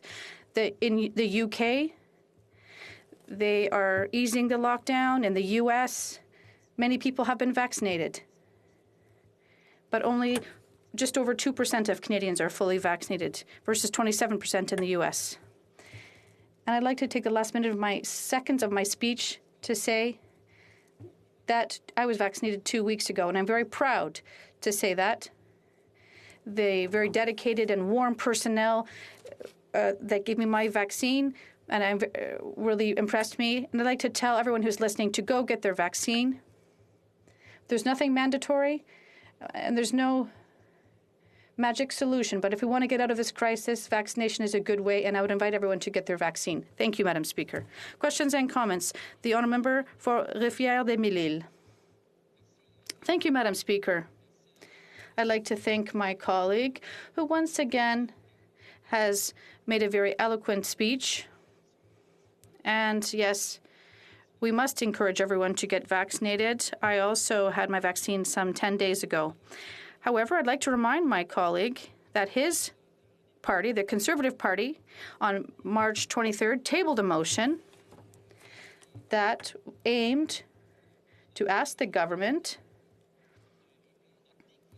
for an easing of the lockdown. Was that an error, or would he do the same thing today? The honourable member for Louis Saint Laurent. Madam Speaker, I'd like to thank my colleague for his question. I would like to pay tribute to his contribution to the debate this evening. And Madam Speaker, you always are very eloquent, as is he. So I'd like to say that we all want the lockdown to end, but things has to be done with respect for everyone's health. So it's up to the provinces to look at their reality because they're sitting in the driver's seat. But if they had access to the necessary number of vaccines, if this had happened in November and December like we saw elsewhere, like in the UK, today Quebecers and him and his riding and me and my riding would not have seen the unfortunate effects of lockdowns.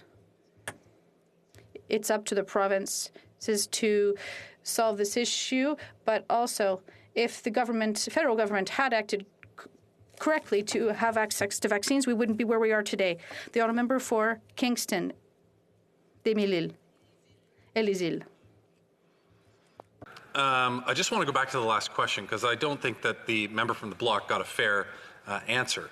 The member from the Bloc specifically asked the House Leader of the Opposition, and I have a lot of respect for him, whether or not it was a mistake to bring forward a motion back in March that specifically called on the federal government to develop a plan to reopen the economy. Does the member think that that was a mistake back then? The honourable member for Louis Saint Laurent. Good collaboration between the Bloc and the Liberal, not because of the question, but because of the fact that the former member asked me a question and is member from Mille-Îles, and this member is member of Thousand Islands. So this is, I'm joking, Madam Speaker. I know there is some other issue more serious, and so this is why we have to address it correctly. We all recognize, Madam Speaker, that the fact that this country is suffering so much, we need to have a plan to reopen our economy. We need to have a plan to reopen the fact that, yes, people would like to work. Yes, people would like to travel. Yes, people would like to have access to shops, to have access also to their job. So we need to have a plan for that, for the recovery of the economy. This is exactly what we are asking for this government. We have tabled a plan for that, Madam Speaker, and I welcome each and every Canadian to watch it, to read it, and they will appreciate that we are serious when the people will have the call and the opportunity to vote in favor of us. Thank you, Madam Speaker. A brief question, the honourable member for Vancouver Kingsway. Madam Speaker, the honourable member correctly referred to Canada as a G7 country. Well, Canadians, I think, were horrified to wake up at the beginning of the pandemic and realize as a G7 country, we don't have the capacity to make our own vaccines in this country. Of course, that's a product of decades of poor pharmaceutical policy, including the decision of the Mulroney Conservatives in 1988 to sell off Canada's public vaccine manufacturer, and of course, subsequent decisions that have left Canada vulnerable. Does my honourable colleague agree, while we're on the subject of errors, that it was a colossal error on the Conservatives' part to sell off Canada's only public vaccine manufacturer, leading to the vulnerability we face today? The honourable member for Louis Saint Laurent. He has 50 seconds to answer. to the honourable colleague that Great Britain had exactly the same situation when the COVID exploded at the beginning in the year of 2019. But what did they do? Well, they took the control of the situation and they took all the necessary decisions to produce some vaccine in Great Britain, which is not the case that happened to us here in Canada. What the government did at that time, he turned around and said, hey, China, we need you to help us. And the China put us away in July, so we had to get back to square one. So we lost a lot of time. I welcome the question of my colleague, because in our plan, a recovery plan, we have a specific target to recreate the good conditions to be sure that we will be safe to have procurement correctly for vaccination if, by any means, we have another pandemic to address. Thank you, Madam Speaker. Resuming debate, the honourable member for Regina Louvain. Thank you very much, Madam Speaker, and it is with great pleasure I join the debate on behalf of my constituents of Regina Louvain. The topic of debate, however, is not something that I'm happy we have to be talking about once again. It's something where this government has continued to fail Canadians month after month after month when it comes to procuring the vaccines we need to get back to our normal lives. I'm going to give a few examples in this presentation of what the people of Regina Louvain have been saying and what they've been requesting of not only our office, but of the federal government. We'll go through the motion because I know my friend, the member from Kingston and the Island, will be watching this speech very closely to make sure I stay on topic and talk to the motion during this whole 10-minute presentation. And then I'll give some stories about people of why we need to have the vaccination roll out smoother and more efficiently, because it is very much affecting people in their day-to-day lives. This is something where we need to get this right, not only for ourselves, but for our kids and for our grandparents, so that we can get back to the lives that we know and love pre-pandemic. In the motion I'll go over and why I'm happy to speak and stand on behalf of the constituents of Regina Louvain is quite factual. 2.7% of Canadians are fully vaccinated against COVID-19, but that's simply not good enough. The federal government did not deliver adequate vaccine supply in January and February of 2021. Once again, based on the evidence that we've seen and what we've put forward, is they have failed to secure those vaccines in the early part of the pandemic. They made the deal with Casino that fell through, so it put us on our back step when trying to make deals with other vaccine manufacturing companies. There's no debate about that. That is exactly what happened and why we're in the situation that we're in today. The government extended the recommended interval for the second vaccine dose to 4 months against the recommendations of vaccine manufacturers. Once again, and I'll be happy to have the debate, this has happened. We have extended the period to which vaccines are going to be, the second dose will be delivered to Canadians against manufacturers' directions.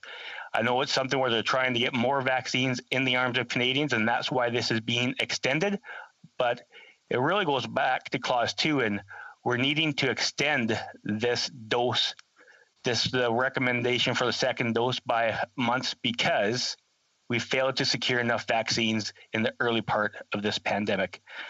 Canadians are facing increased restrictions and lockdowns in multiple provinces from British Columbia to Nova Scotia.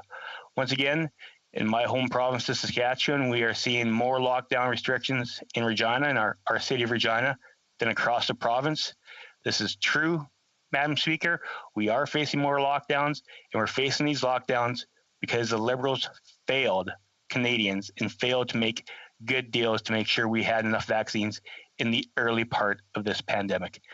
And the crux of the argument why the member from Kingston and the Island and the member from Winnipeg North are doing backflips, trying to turn themselves into pretzels, trying to make this the point of the argument. The House call on the government to ensure that every Canadian adult has access to vaccines by May long weekend.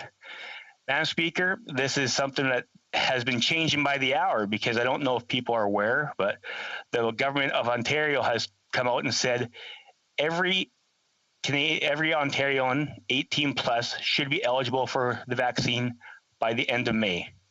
a week off of the target here in the opposition day motion, but hey, reasonable. I think it is something where it's incumbent on us to show leadership and set targets. Also, we've looked at the government of Quebec, and they say eligible 18-year-old to 24 should be able to receive vaccines, anyone who is eligible, by May 14th. Once again, that's a little bit ahead of our schedule. So I think now 2 of the largest provinces in Confederation have set targets where 18 plus Canadians, Ontarians and Quebecers should be eligible to get their vaccine before the month of May is over. That is a reasonable time frame, and it actually goes to the opposition day members. So the members from the Liberal side can try and twist themselves in pretzels and saying this isn't a realistic goal. But during this afternoon, this conversation, the provincial governments have looked at these targets and tried to make sure that we can reach these targets. So I'm excited to say that is an excellent show of leadership from the provincial governments, and because they had to show leadership, because there's a lack of leadership from the federal government and from the Liberal backbenches. And I really think this vaccine rollout comes down to allowing people to get back to their normal lives. And this is where I want to talk about some of my constituents and some of the things that they've been going through. Other members from the Liberal side have said this is all about politics. This isn't. This is about the lives of the people we represent. This is about the wife who's going to get a critical doctor's appointment about her cancer treatments, and the hospital saying her husband can't go with her. Madam Speaker, that's what this is causing. You're going through a life-changing event, and you have to be there on your own.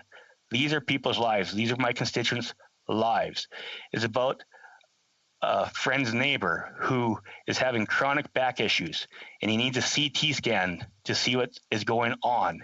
And they don't have a time frame when he can get that CT scan, and they said the best we can do is give you morphine. Madam Speaker, in Canada in this day and age, that answer is not good enough.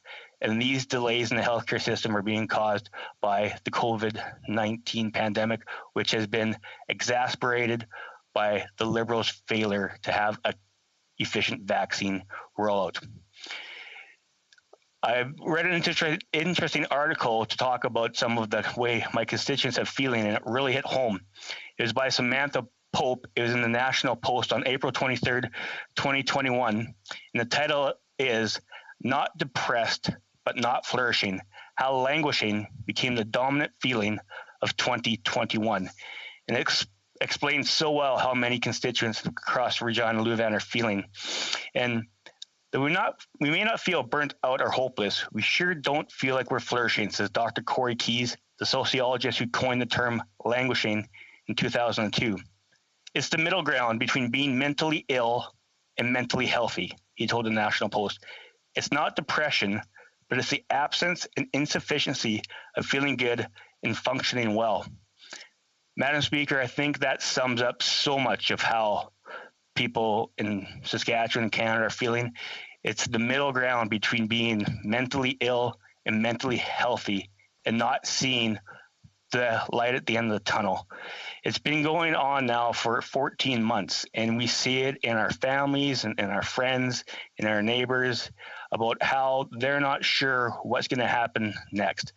They're not going to sure if they're going to have a normal summer, if their kids are going to play soccer, if we're going to be able to, in Saskatchewan, it's the most beautiful time of year, the summer, and it's the best place in the world to be if you're going to be able to go on those camping trips with friends and family. If you're going to be able to send your kid to summer camp where they haven't seen their friends at summer camp for 2 years. And I think that's what we are really talking about now. We're not playing politics. We're not talking about how we can make sure that we trump the Liberals and we're able to say, look, because of this motion, we have set forward the plan to recovery. What we're asking for is a recognition that there's been mistakes made. The Prime Minister had said, he said, I wouldn't have done anything different. And quite frankly, Madam Speaker, that's unacceptable to Canadians. There has been mistakes made. There has been a failure when it comes to the rollout of the vaccine in Canada. You look, people were sending me pictures last weekend. There's 15,000 people at a UFC fight in Jacksonville, Florida, in this stadium. People are watching the Jays home opener in Texas with 40,000 people in a stadium and saying, there's 15,000 people in a stadium in Florida. There's 40,000 people in a stadium in Texas, but I can't have my parents over for supper in some parts of Canada. I don't think that's good enough for Canadians. I think Canadians deserve better, and they deserve an opportunity to succeed. And right now, many people feel they don't have that opportunity to succeed. Many businesses in Regina and Saskatchewan feel that same way. They feel like because of right now what's going on with the vaccination rollout, they don't have an opportunity to succeed. They'd rather see clients and customers coming through their doors than government checks coming in the mailbox. And that's what I hear. Madam Speaker, thank you very much for the opportunity to present my reasoning why I'll be supporting this motion, and I'm proud to support it. Questions and comments? The honourable member for Kingston and the Islands. Well, I'm disappointed, Madam Speaker. The member from Regina Leuven wasn't listening to my speech because I was bringing him that breaking news about what was going on in Ontario literally as it was happening. Yeah, he's absolutely right. The government of Ontario is going to be letting anybody of the age of 18 or older start getting a vaccine as of May 24th, and Quebec is a week before that. But they're not doing that because they're arbitrarily picking those dates like this motion is. They're doing that because they know that the vaccine is coming. They know that massive supply increases are going to happen within the coming weeks. But more importantly, the member said towards the end of his speech, and I wrote it down, I found it so interesting. He said, no, this motion is about the recognition that mistakes have been made. I would encourage him to read this because this is nothing about that. The honourable member for Regina Leuven. Well, I'm very happy the member is still able to stand up because he's been twisting and backflipping back and forth on what this motion is supposed to say. So I'll read section 4 for him. Canadians are facing increased restrictions and lockdown in multiple provinces from British Columbia and Nova Scotia. They're facing multiple lockdowns and restrictions because of failure of this government to have a succinct vaccine rollout. So that's exactly why mistakes have been made. And for the member from Kingston and the Island, he does like to get on his feet a lot. And I know that he said many things today that I have written down. One was this is all about politics. Well, there isn't more politics being played in that committee right now by a bunch of the Liberal backbenchers trying to filibuster proc committees, filibustering committee after committee to not let the truth come out. So when it comes to playing politics, I'll leave it to the masters, which is one of the members, which is the Kingston from the Island member. Questions et commentaires? Questions and comments. The honourable member for Avignon, Matisse Matepédiame. Thank you, Madam Speaker. I want to thank my colleague for the question. I asked earlier one of the colleagues about the motion, if it was really achievable, since only 3% of Canadians are considered to be fully vaccinated, and to ensure that the federal government vaccinates everyone by May, which is coming up very soon. It doesn't seem achievable to vaccinate 97% of the population by then, and it is the provinces, in fact, that decide how to deploy the vaccines once they get the vaccine, of course. There's another colleague who said to me that in order to get their vaccine appointment, the provinces are managing that as well. So what is he waiting for the federal government to do to achieve the objective sought? For Regina Leuven. Well, in my province as well as her province, I think lots of provincial governments are waiting to make sure the supply is there. So the fact that her province has said May 14th, eligible Quebecers above the age of 18 should be able to have the opportunity to get vaccinated, I think shows that the supply may be coming, and they're hopeful. I think it's great to set targets, because one of the reasons that we do become public figures and public servants is we want to set goals and set targets to make people's lives better. So I believe every time that there is a crisis or something that happens, that we need to show leadership, show that we are trying to do the best by Canadians. I frankly believe that the Liberals have always been trying to set targets, but they just haven't made any of them. So they got scared to set targets again. But I believe if you want to be in a leadership position, and if you want to show Canadians that we have expectations that we're going to do the best for Canadians, because that's what they deserve, targets need to be set and they need to be met. We have time for a brief question. The honourable member for Vancouver East. Speaking of mistakes, Canada once had a publicly owned pharmaceutical company that could have made a difference in the current COVID-19 crisis, except that Connaught's lab was sold by the Conservatives. So not only do we no longer have Connaught labs, and Canada actually rely on the private sector to provide medical innovations to which the universities are funded to produce. So will the member actually admit that selling Connaught Labs is wrong, and would he support a publicly owned drug manufacturing company to be reestablished in Canada? The honourable member for Regina Louvain. I'll be honest with the member. I think when that lab was sold, I believe the question was in 1988. I was 6 years old, so I'm going to take no responsibility as a 6-year-old for selling Connaught Lab. It was a decision that was made by a government a long time ago. But I will add that we do need to have investments into our universities. The University of Saskatchewan has an amazing facility, Vito, and they got some investment. And there is what we should be focusing on and ensuring that we do have investments into universities, into manufacturing capability. So if this does happen again, that we can produce our own vaccines in Canada and make sure that we're there for the people of the country and ensure that we do have independent producers and manufacturers that can produce vaccines here in Canada. That's something every government should commit to. Resuming debate, the honourable member for Charlebourg-Saint-Charles.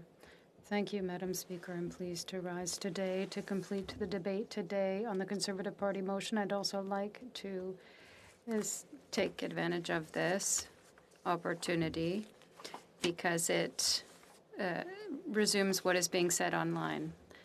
We're asking the government to give access to vaccines to everybody by the end of May. And people said, no, it's not going to work. The Bloc has said the same thing. The NVP has said the same thing. But I think that people have read too quickly what we have asked for. And we're not asking for the moon. In fact, what we're saying, that there are 9 million Canadians that have received a dose. There are 11 million doses coming by the end of May from Pfizer and Moderna. So we're missing 18 million doses in order to have at least one dose per Canadian. Our motion asks, in addition to access to a vaccine by the end of May, we're not asking that all the vaccines be given, but rather that the appointments be given. It could be within the following 2 weeks. The reason that we're making this request is that for the past year, we've clearly seen how the Liberal government, with this Prime Minister, has been unable to deliver for Canadians. The economy has stopped. We have 24,000 dead in Canada. The provinces are under pressure to manage the situation. The Prime Minister, and the premiers of Quebec, Ontario, and the provinces with higher populations have huge pressures. Major cities have shut down.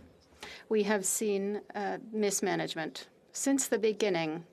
It started with the agreement, and I have colleagues that have said it already, the famous agreement with the communist government of China, with CanSino. We never understood why the government of Canada wanted to do a deal with the Chinese, transfer intellectual property and knowledge from Dalhousie University that we had on vaccine development and send it away. And 1 week later to be told that the agreement was announced that it wasn't working. It took 3 months before the government realized that they'd been had. In the meantime, all the G7 and G20 countries had negotiated with major pharmaceuticals and got agreements, contracts with clear dates and clear terms. So our allies were getting prepared. And today, what do we see? On July 1st, New York will open up fully, completely open, fully vaccinated. Everybody will be able to live as normal. The U.S. is opening up more or less fully. Other countries are doing the same. And we are being blamed today because we are asking for 18 million doses by the end of May. I cannot understand how this government and the ministers and MPs on the other side can stand up and insult the Conservative Party, calling us crazy. We're not asking for the moon. I'm saying it again. We're simply asking for the basics in order to tell Canadians it's going to come to an end. We're going to put an end to this pandemic. You're going to get a vaccine. Everybody is going to get a vaccine by the end of May, and this will be over. We have figures. We have medical experts who have explained how it works. We know that it takes at least 20% of the population with 2 doses and 75% with 1 dose.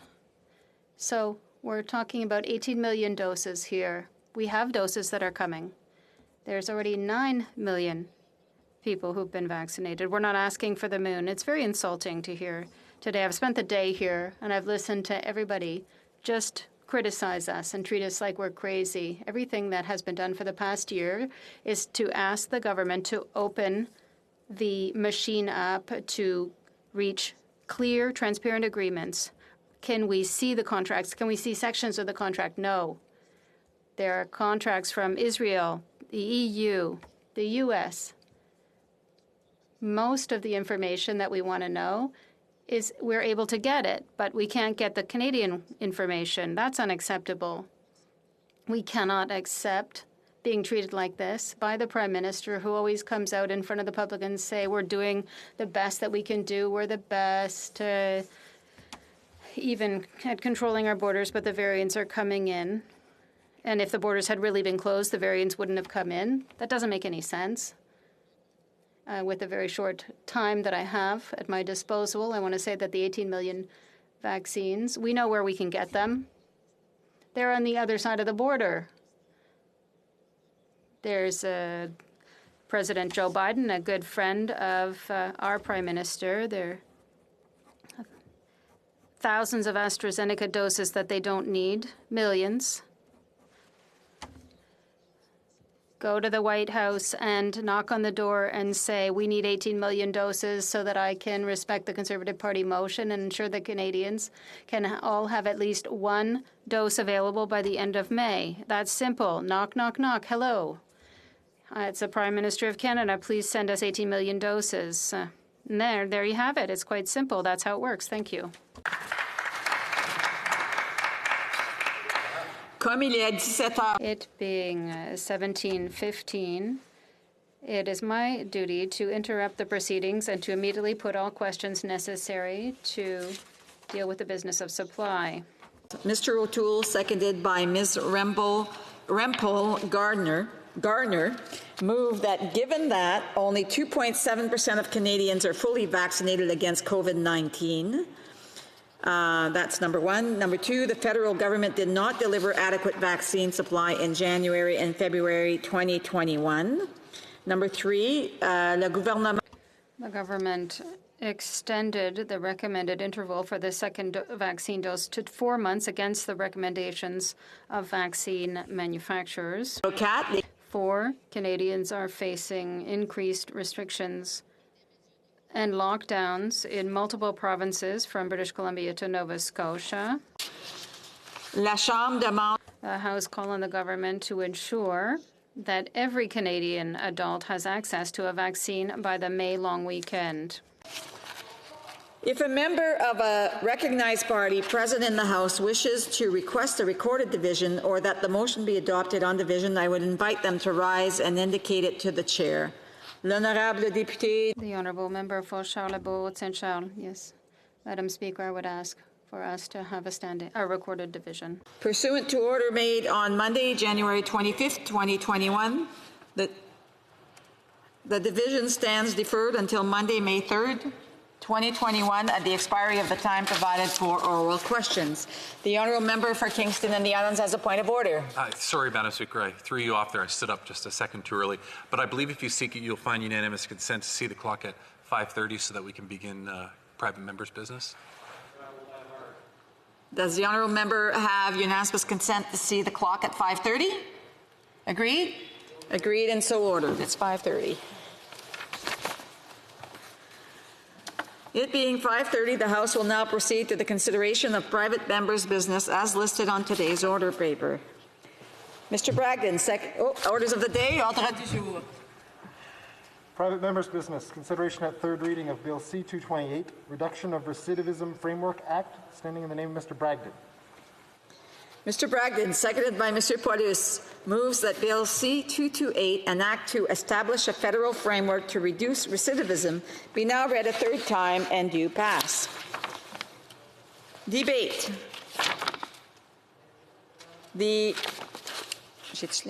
honourable member for Tobic-Mactaquac. Here, here. For Tobic-Mactaquac? Okay, perfect. Thank you, Madam Speaker. I am honored to rise today to speak on the third reading of my private member's bill, Bill C-228, an act to establish a federal framework to reduce recidivism. This bill is near and dear to my heart, and I can't thank all those involved enough for their efforts in seeing this bill through to this point. I begin with my staff who've been incredible in working tirelessly on this through the process, and with all of us learning and me being a part of the class of 2019 to serve in my first term here in the House. It's been a steep learning curve, but I've had an incredible staff support, and there's one young gentleman on our staff who's put a lot of extra effort, and I want to acknowledge all of his time, and that is Jesus Bondo, who's done a tremendous amount of work on this bill and has been tremendous to work with, and I express my gratitude to him and to all my other staff members who've all been a part of this and helped make it possible. I'd like to also express my appreciation to those from every party in this House who've contributed to this process, who've spoken to this bill, who've been encouraging in the process, and it really has been a deeply rewarding experience for me, and actually I feel points to how Parliament can really work to solve some societal challenges and accomplish great things when we work together. And I express my appreciation to each of the parties represented here in the House of Commons this afternoon. I want to thank the witnesses who took the time and appeared before committee to speak on behalf of this bill. I think of the Honorable Graydon Nicholas, former Lieutenant Governor of New Brunswick and former provincial court judge of Indigenous descent from the Willistook people. And he gave tremendous testimony at committee and has been such an encouragement and inspiration in this journey. I want to thank Tina Naidoo from the Texas Offenders Reentry Initiative.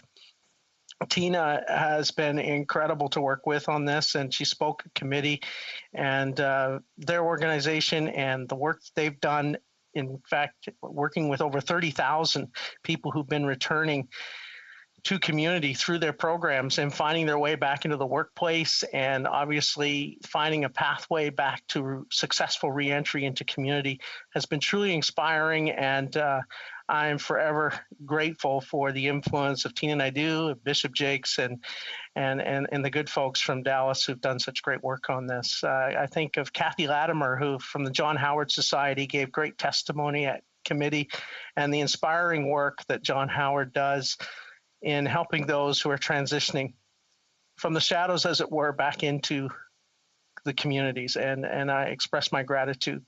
I think of Stacey Campbell, who helped in preparation of this. She's with Prison Fellowship Canada, and the great work that they do, and her willingness to appear when we first introduced the bill. And Andrew Vahi of the Village of Hope, a great local organization that works with young men who are struggling with addictions and transitioning from incarceration back into community through addictions programming and life skill development, and did great work there. I think of Dr. Tom Beckner, who serves as a chaplaincy expert and does great work. He's now retired, but did great work with Bridges of Canada, Bridges of America, and helped train many chaplains all over North America, and I thank him for his contributions. Dr. John Rook and the great work that he does in Alberta, and his support for this initiative, and really appreciated his insights. And I think of Mitch McMullen, who was a former and he retired RCMP officer, local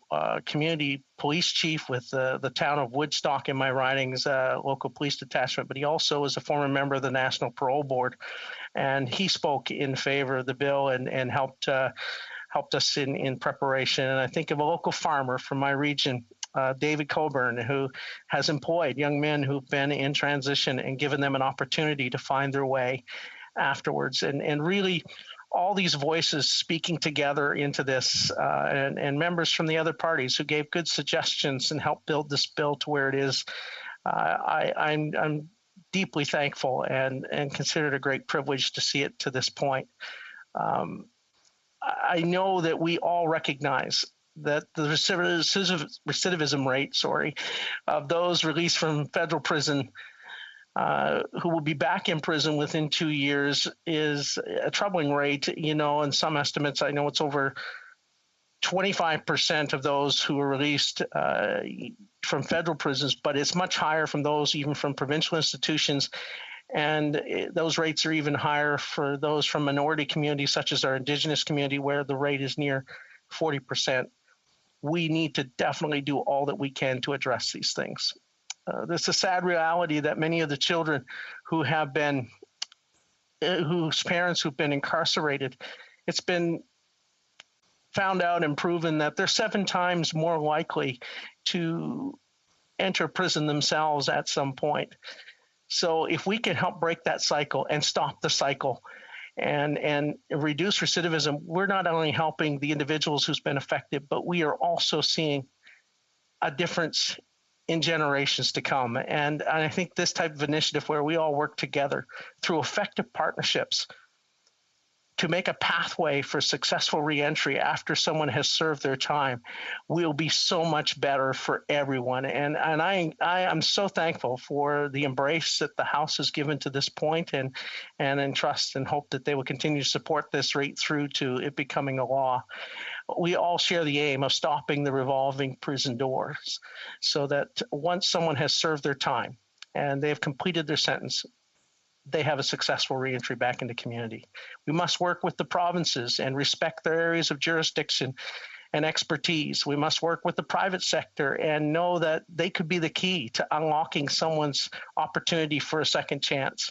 We must continue to work with, obviously, the nonprofit and charitable sectors who are so good at stepping in when others step out, of not giving up when others simply walk away and throw their hands in the air. I really feel that there are so many people that are doing incredible work that oftentimes get overlooked or they don't think about, but by doing what they're doing, going into the places that others wouldn't perhaps go, it is allowing many people and many families and many communities to move beyond a regrettable decision that was made at some point in someone's life, to be able to get past the wrong that was once done, and to move on to a brighter and much more healthier future. We all gain through this. Our communities gain, our families gain, our provinces gain, and our nation gains. This is truly an opportunity for us to work together to make lasting societal change. I believe that this bill will bring together the best that the public sector and all levels of government and private sector faith-based organizations and nonprofits have to offer to collectively find a long-term solution. And all hands on deck, as it were, approach to help some of the most wounded and vulnerable amongst us. I've shared many times in previous opportunities I had to speak on this bill about my good friend Monty Lewis. Monty Lewis was the founder of an organization that reached back in to the prisons. He himself knew what it was like to be incarcerated.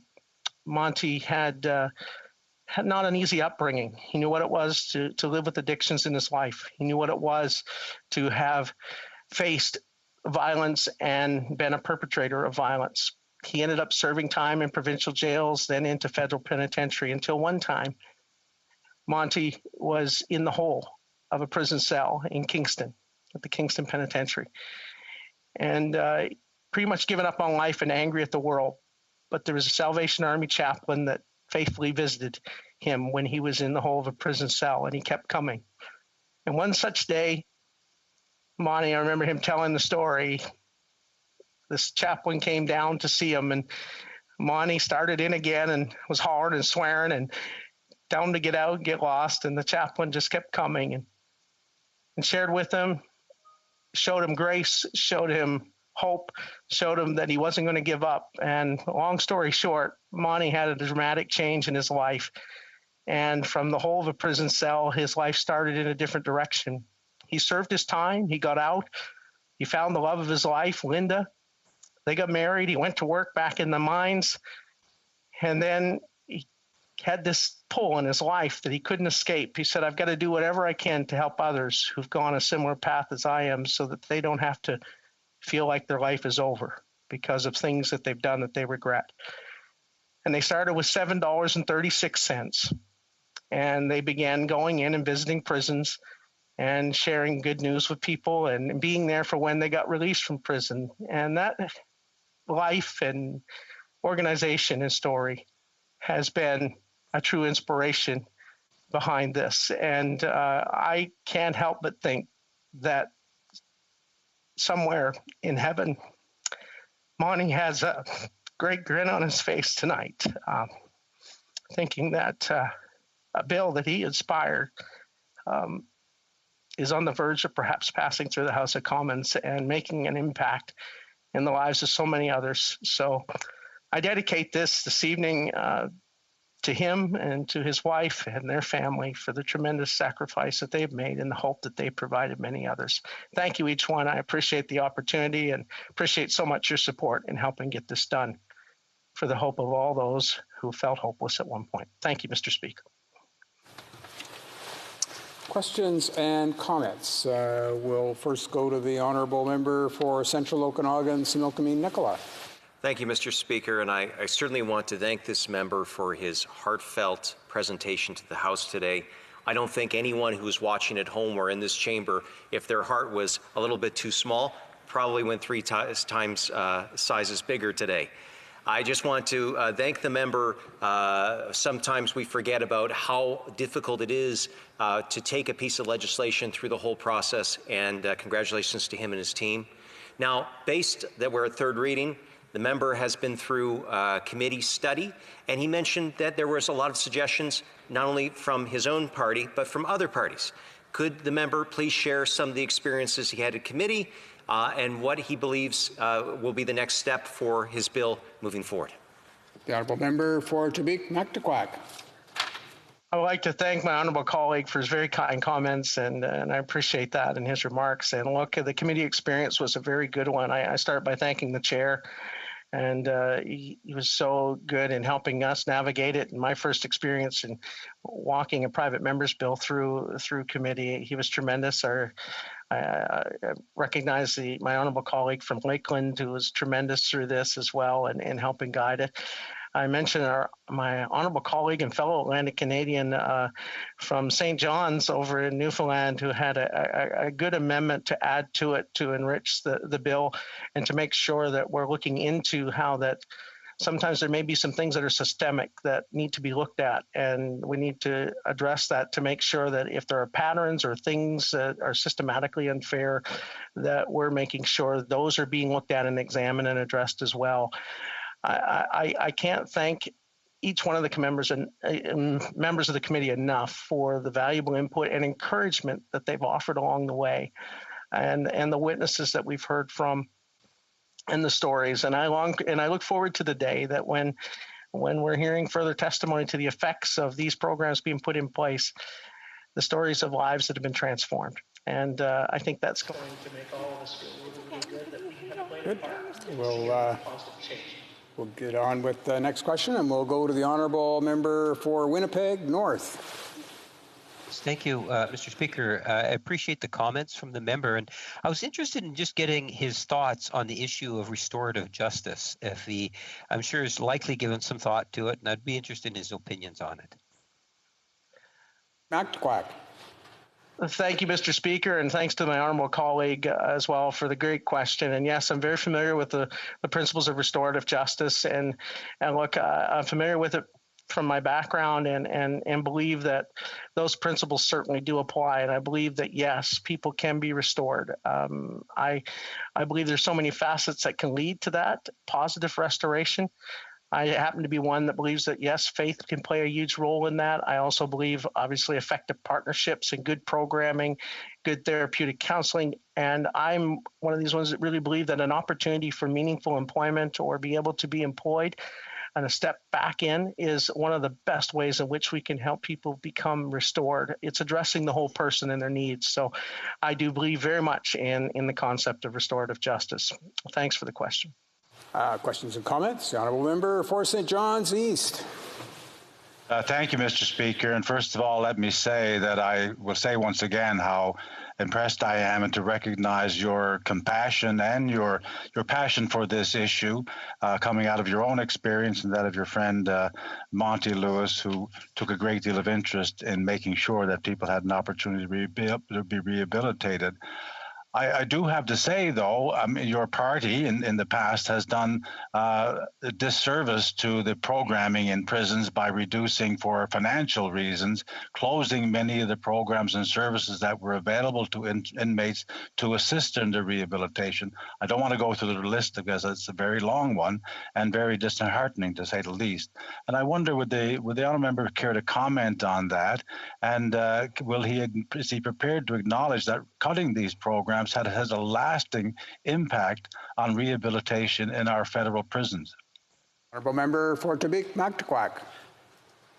I'd like to thank my honourable colleague for his input at committee and thank him for his question here this evening. I actually feel that, all of us, I don't think any political party can say that it has got it 100% right as it relates to restorative justice or to successful reintegration back into community after time served.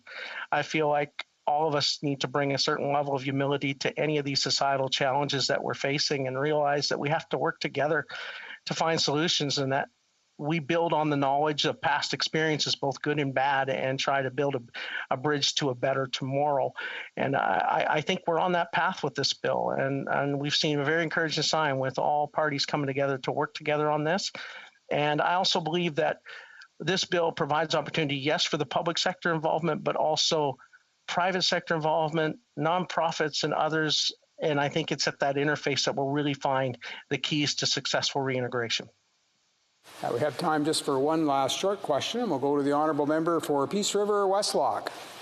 Well, thank you, Mr. Chair. I've been trying to get in on the debate all day, and finally, at the end here, I get recognized. I just want to congratulate my colleague on putting forward this bill and bringing it all the way through the House of Commons. I know that is, as someone who's passed a private member's motion before, I know the challenges of that, and I'm very excited to see this go forward. So with that, I just want to congratulate him and ask him what he has in store next around this issue. Honourable Member for Quebec-Mactaquac. I thank my honourable colleague, and I thank him for his encouragement along the way, and appreciate his kind remarks. And what's next is, hopefully, if we're successful in getting it through here this evening, it will go directly to the Senate and hopefully have a very, successful outcome there and become law. And then I'm hoping that we can start seeing some potential pilot programs start to roll out across the country, potentially working in conjunction, obviously, with the provinces and other sectors that would be interested in doing a pilot to see what models work best and hopefully start to see those recidivism numbers start to come down. So I look forward to those next steps. But I know right now is to get through this vote here this evening and then off to the Senate. Thank you. Resuming debate, the Honourable Parliamentary Secretary to the Government House Leader. Yes, thank you, Mr. Speaker. And I would like to add some thoughts and share with those thoughts to the member, who's done an admirable job in terms of bringing the idea and the principles to the floor of the House of Commons. And now here we are at third reading. And even though I wasn't at the committee stage discussions, I'm sure it would have been of great interest by the sounds of the presentations and a lot of the fine work that the Standing Committee no doubt did with respect to the legislation. When I think of C-228, Mr. Speaker, I think of the speech from the throne. Within that throne speech, we had made a commitment to introduce legislation and make investments to take action to address certain things, such as systemic inequities in all phases of the criminal justice system, from diversion to sentencing, from rehabilitation to records. So I think that there's a great deal of merit for what it is that we're debating today. You know, the member and so many of us talk about the issue of the revolving door of our justice system, and just think in terms of the costs to society. And I'm not just talking about the dollar value costs, because it far exceeds the dollar. When you take in terms of a look at the impact that it has on the communities, we all want to do what we can as legislators to have our communities feel safe for our constituents, no matter what time of the day it is or where it might be. We want to see that safety. I know, and I can tell members and anyone that wants to interest from the residents of Winnipeg North, that element of safety is of utmost importance. And how can you deal with that issue without at least addressing and taking actions where we can in regards to the revolving door? And that's why I'm pleased to see the debate that's taking place. You know, I have a number of thoughts on the issue. For a short time, when I was served in the Manitoba Legislature, I was the justice critic. I've had the opportunity to take tours of whether it's Headingley, provincial prison, to Stony Mountain, federal prison, different types of lockup facilities or incarceration, from communities to, in fact, other alternatives in terms of how it is we could administer justice. And that's why I was very interested in the members' area or interest in restorative justice. And I must say I was, generally speaking, pleased with his answer. I do believe in restorative justice. And I often find that restorative justice can be a way in which it's not only for the perpetrator, but also for the victim. When you can bring both sides together and you can see that consensus coming forward, where the victim is saying, okay, I can now see a face, there's a person to my offender, and it's not universal. You can't necessarily apply it in every situation, but in certain situations you can do that, Mr. Speaker. And I witnessed firsthand, because I used to be on a youth justice committee, in terms of the true value of something of that nature, not to mention the more macro approach to dealing with it. When I think of our prison systems, and having had the walkthroughs and talked to many people that were in captivity, I have come to a few conclusions. The incorporation of education is absolutely critical when you talk about prison life.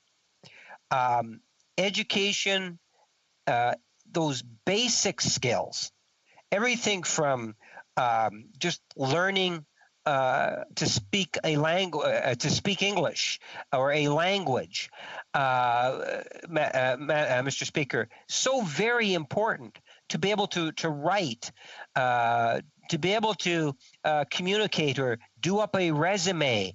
Just some of the things that we take for granted are often a significant challenge for those, and many that are in our prison system, and by ensuring that they have some of those very basic skill sets, we are enhancing their chances of being able to become citizens in a more productive way within our communities, Mr.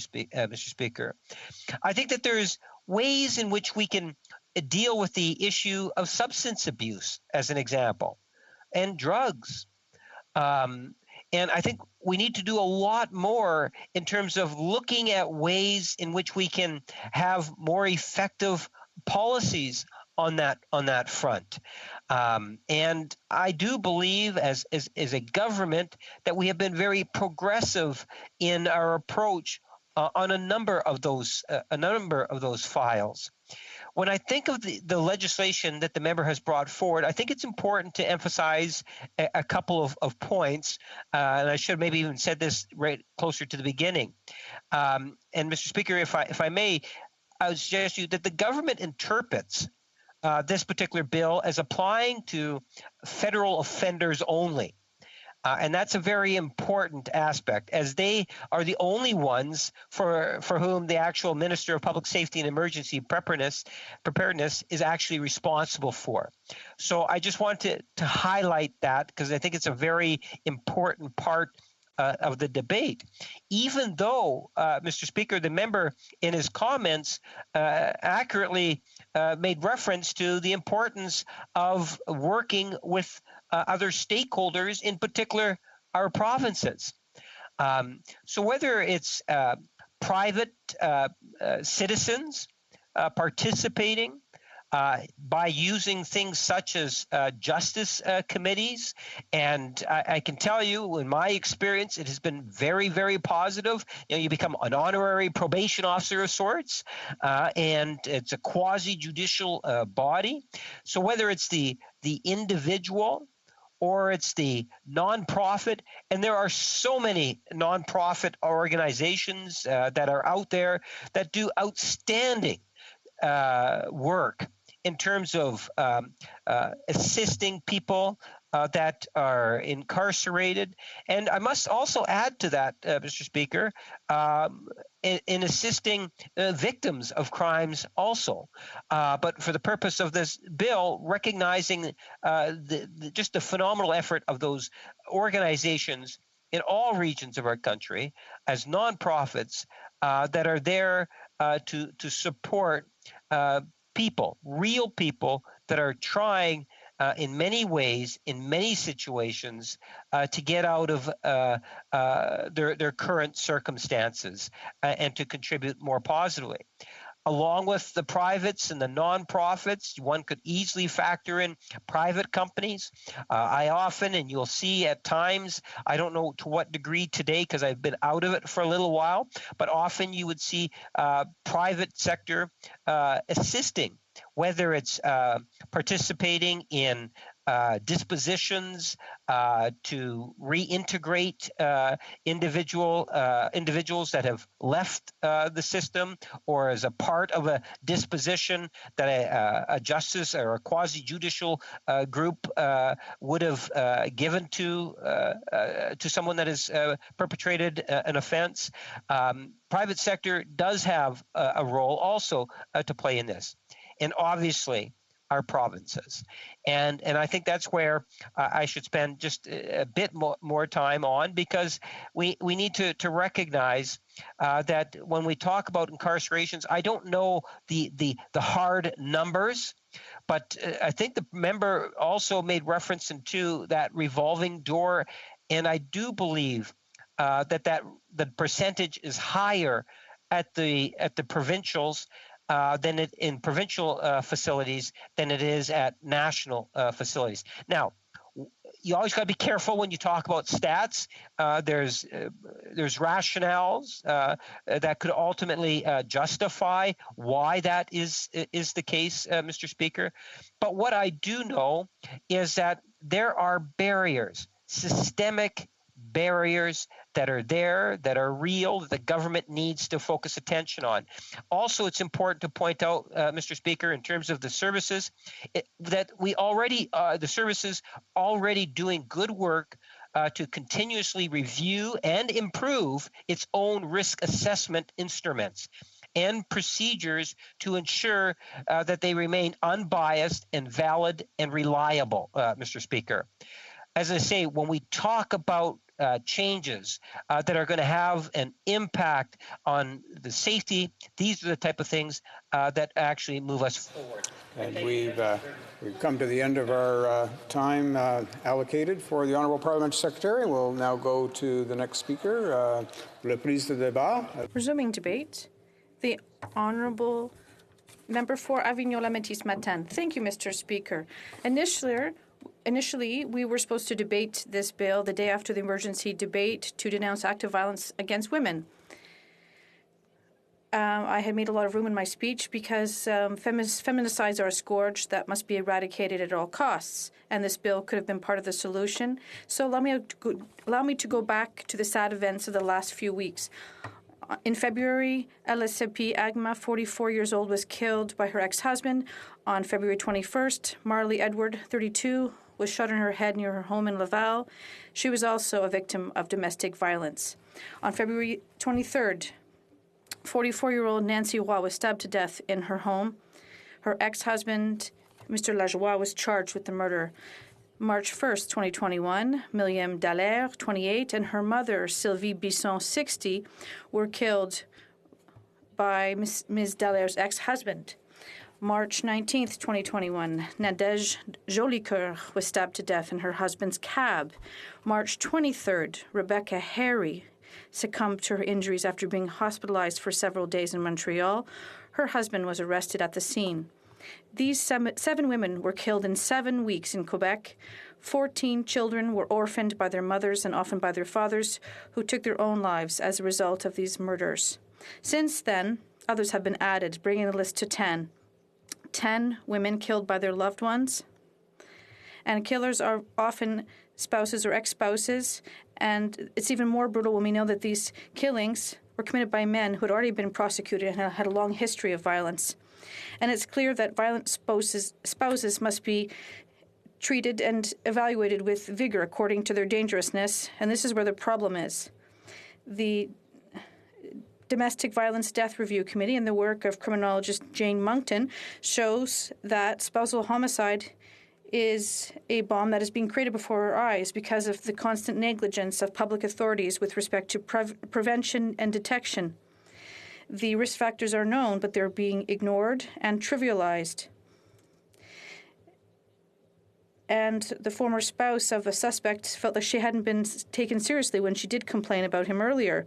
She had to isolate herself in a shelter and was deprived of her freedom, even though this man already had a serious criminal past.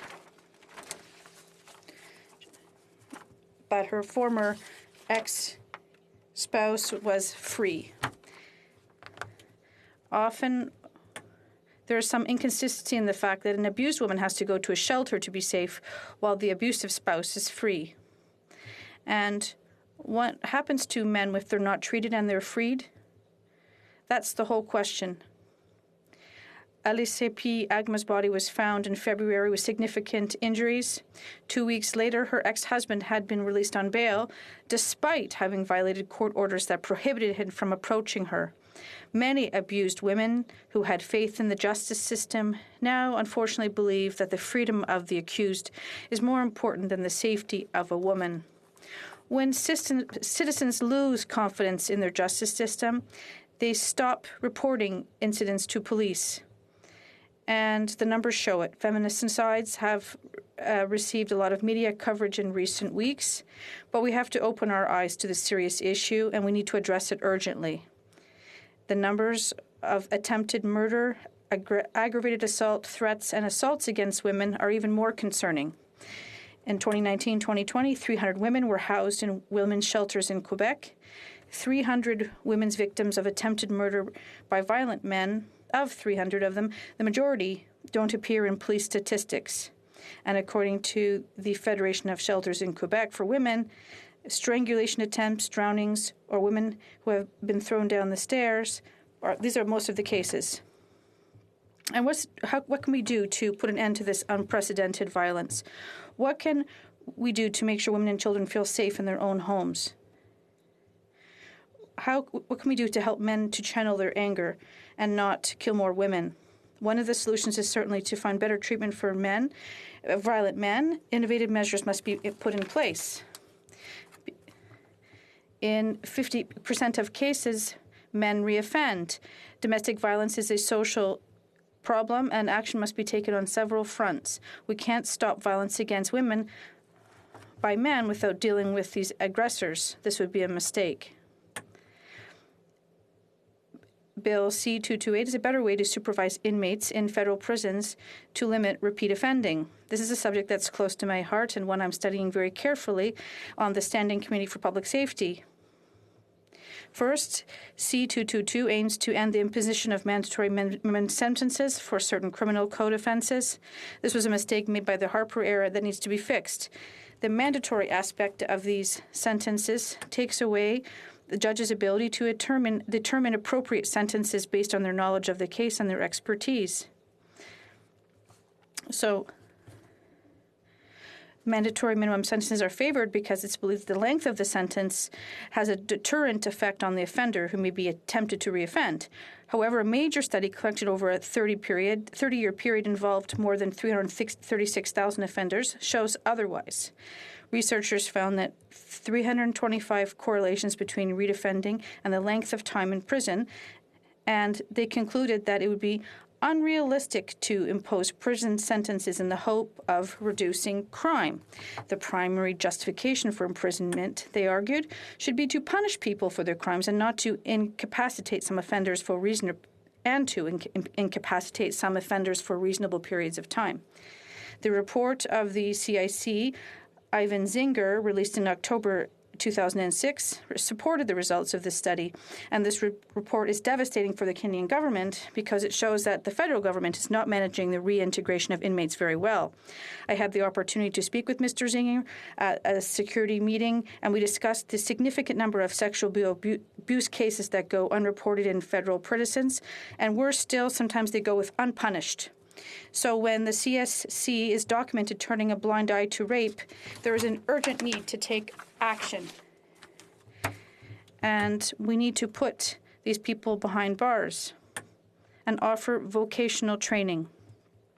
Little action has been taken by the government to implement dozens of recommendations in Zinger's report to improve training for inmates, which would have a direct impact on their reintegration. So how do we expect these prisoners to reintegrate the workforce without training that meets the needs of today's work environment?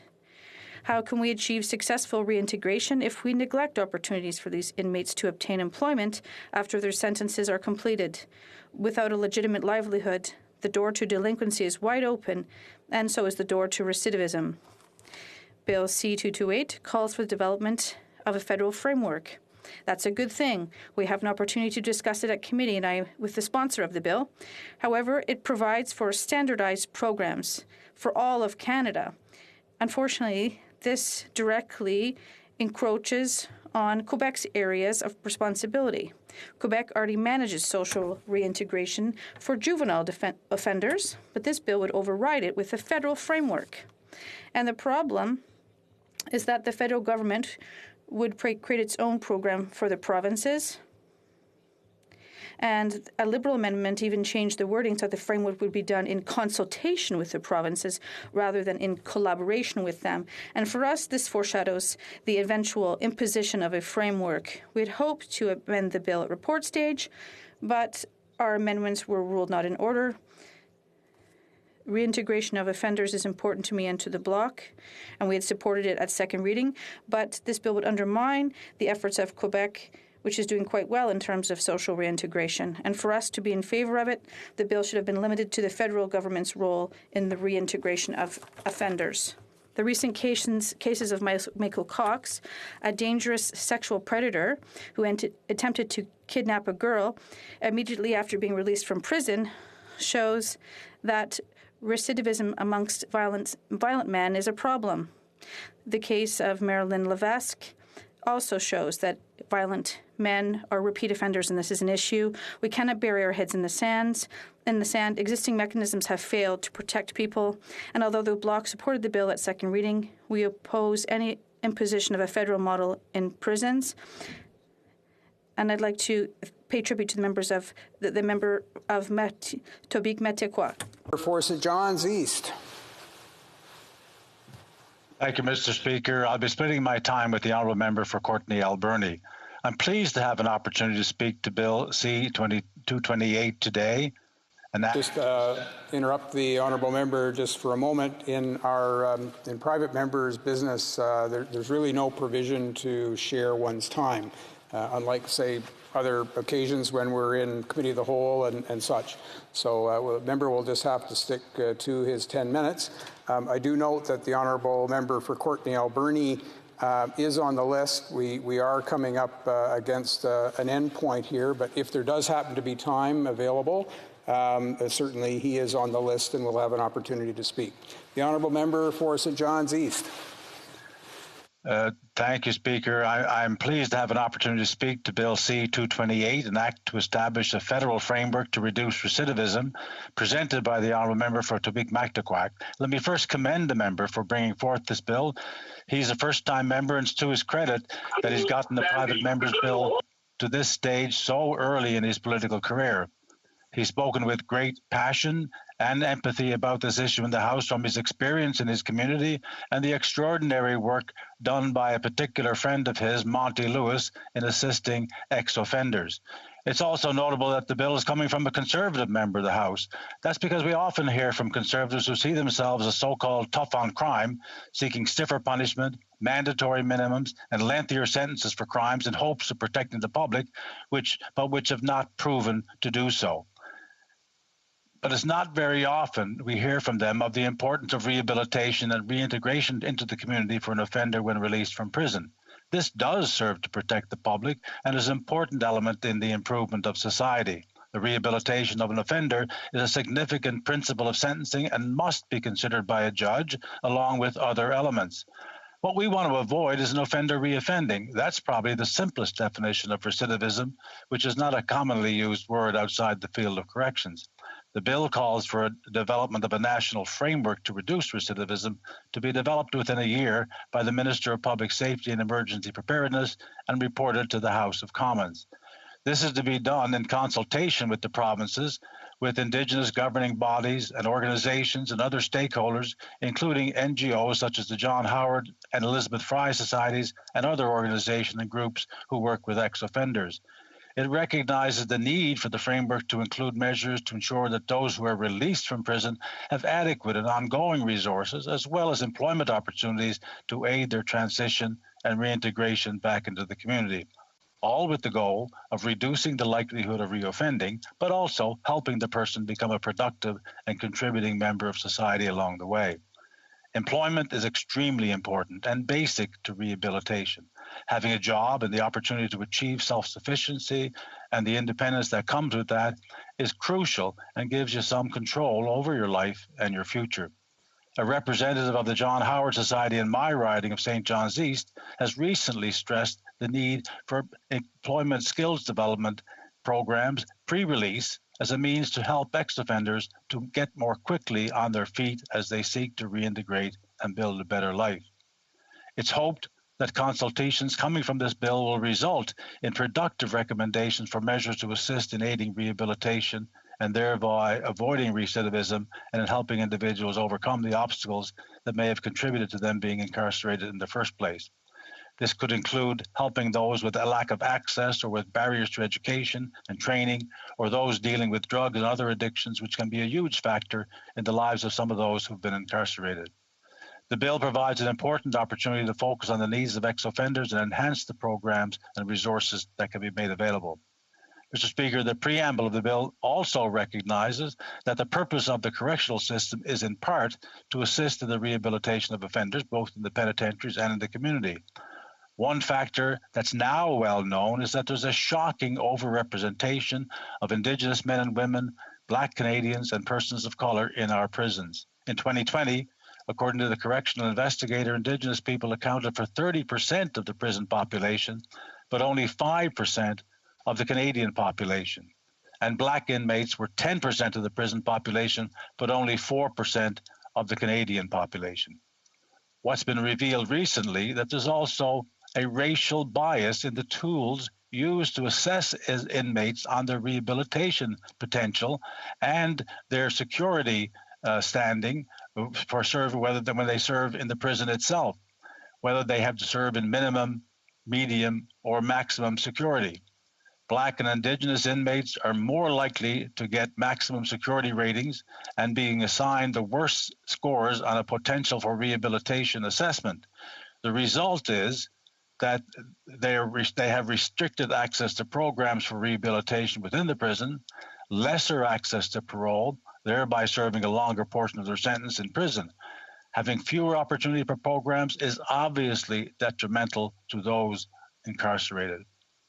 An amendment to address this, now included in the bill, was proposed by me and accepted most graciously at committee stage by the member for Tobic-Mactaquac and supported by the committee.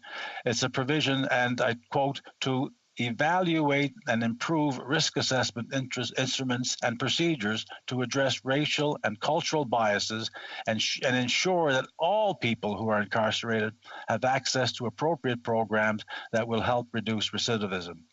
I believe this will enhance the framework on recidivism and hopefully eliminate at least one element of systemic racism in our society, which has such negative consequences.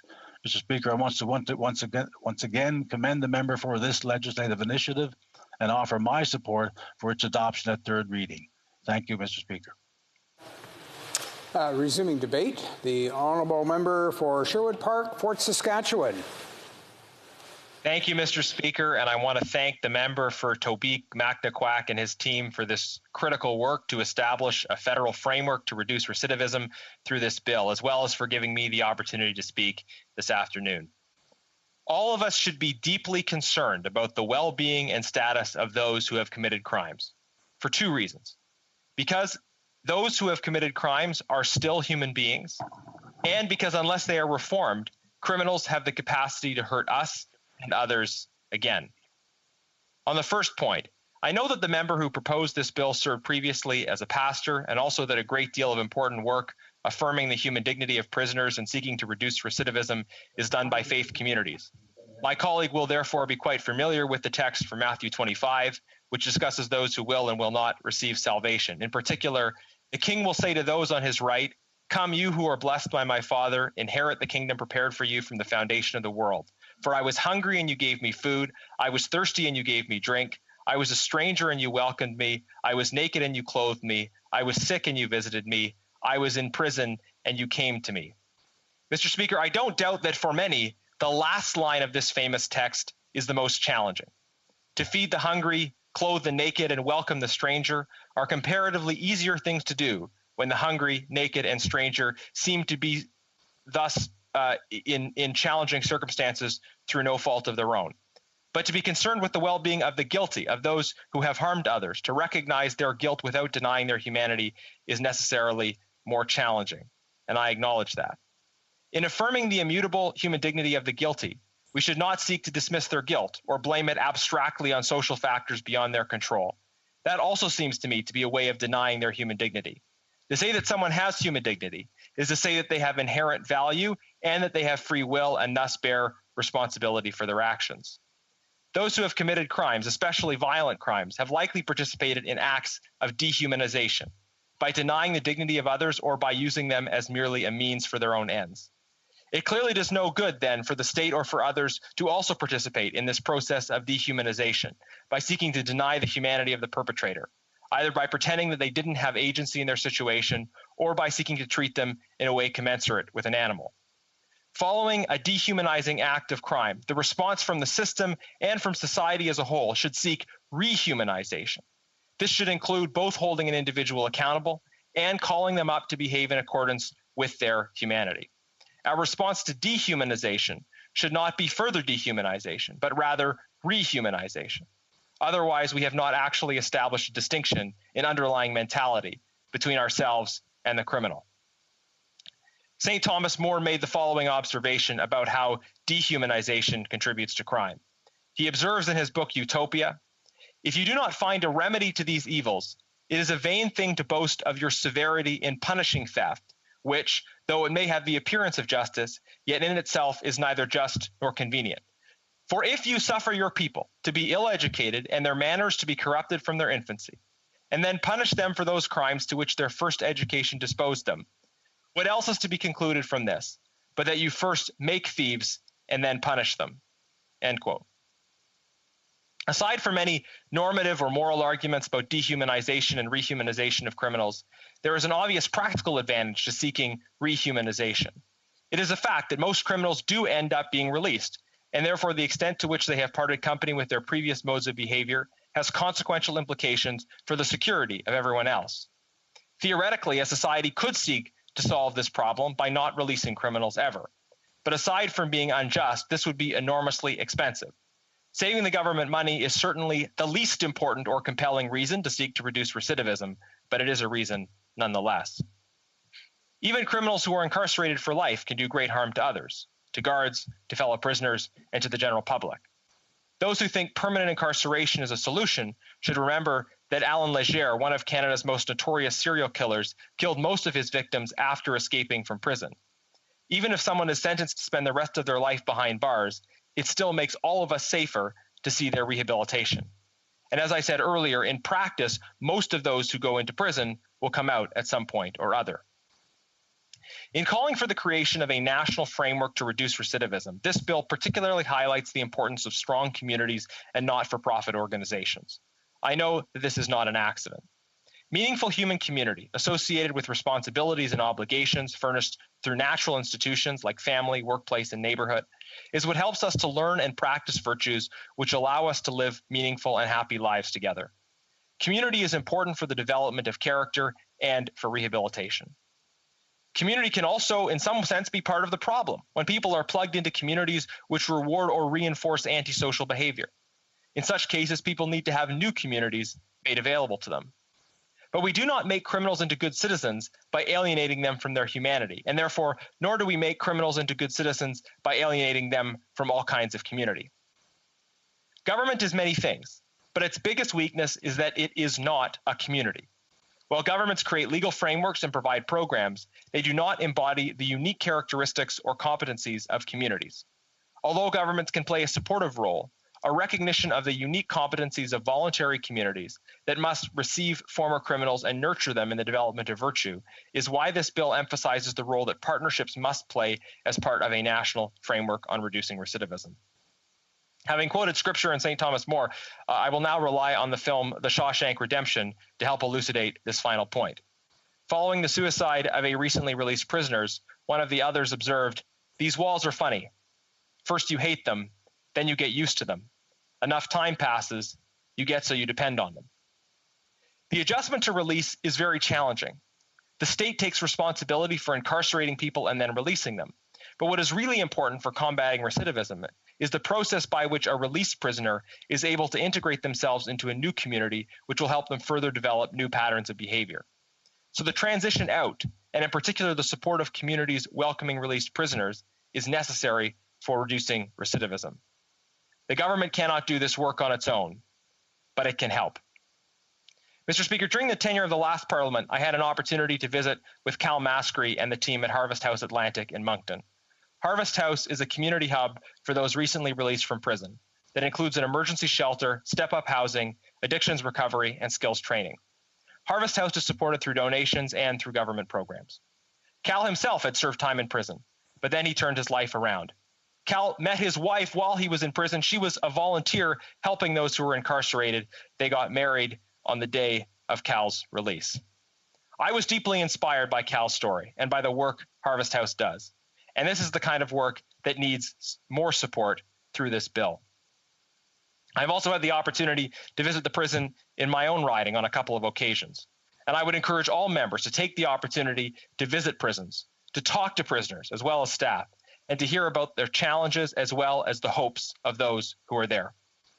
And I've also been inspired in this context by the work of my uncle, a professional musician who runs a charity called Concerts for Hope. He brings other professional musicians with him to perform classical music concerts in prisons across the United States. Presenting convicted criminals with beautiful music promotes the rehumanization of hardened criminals and seeks to inspire them a renewed sense of hope. For rehumanization and reducing recidivism, it seems to me that hope is the key thing. Hope is essential for any human being. In order to turn their lives around, those who have committed crimes need hope. Hope that something different is possible. Hope that one day they can find purpose in serving others. Hope, like the good thief on the cross, that even in the face of the worst imaginable punishment, there is an opportunity for grace as long as breath remains. Thank you. We're at the end of the time permitted for this segment of private members' business, leaving enough time for the sponsor of the bill to have his 5-minute right of reply. So we'll go to him now, the honourable member for Tobique-Mactaquac. Thank you, Mr. Speaker, and I want to thank all of my honourable colleagues for their tremendous remarks and thoughtful considerations around this. I say thank you from the bottom of my heart, and I must say, the honourable colleague from Sherwood Park actually referenced a passage that I was going to reference here at the very end, and that was a favorite, which was when the master teacher himself said, "Those who inherit the kingdom," he said, "Look, I was naked and you clothed me. I was hungry and you fed me. I was alone and you visited me." And then he came down to, "I was in prison and you came to me." And those words ring true in my heart as we come to the conclusion of the debate on this, is that the difference that a compassionate heart can make, that hope can make, and that coming alongside those who perhaps feel that they'll be forever defined by what once was, perhaps by a very regrettable and hurtful decision they made at one time in their life. And they live in the shadows of that, feeling like that perhaps that's all they'll be defined by. But I'm glad to be able to share with this House on this occasion. I personally have witnessed and met many who have changed direction in their life, and they have gone in a much better direction because there were people who came to where they were and shared a message of hope, offered a hand of friendship, and provided an opportunity when probably perhaps they thought they may not get another one. And I believe this bill goes a long ways in providing a framework, perhaps, and the hope and the aim of this bill is to provide a structure through which the best of the best programs, both here at home and internationally, can be fostered and developed so that we can all attain the shared goal of reducing recidivism amongst our incarcerated population and help them successfully reintegrate back into community. And we do that through these kinds of effective partnerships. So thank you, everyone, and I hope that we can speedily get this off to the Senate and see it become law sooner rather than later. Thank you once again. Thank you, Mr. Speaker. Thank you, each one. Accordingly, the question is as follows.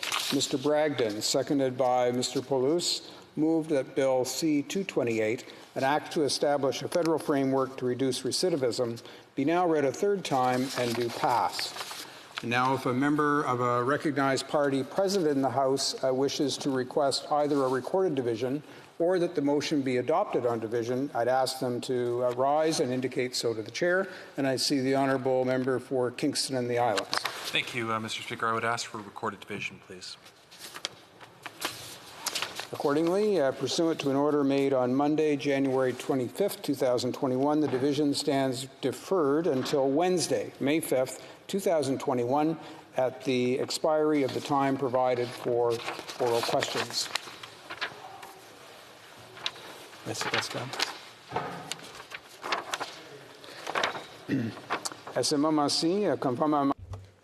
Pursuant to Standing Order 38, a motion to adjourn the House is now deemed to have been introduced and seconded. Accordingly, the question is as follows, that this House do now adjourn. And we'll first go to the honourable member for Renfrew, Nipissing, Pembroke. Mr. Speaker, as the Member of Parliament for the magnificent riding of Renfrew, Nipissing, Pembroke, it's my privilege to represent the women and men of the Canadian Armed Forces here in Canada and serving our country abroad. My question to the Prime Minister was about providing protection for COVID-19 for soldiers being deployed overseas to Ukraine. Now, I asked the same question for soldiers deployed outside Canada in Latvia.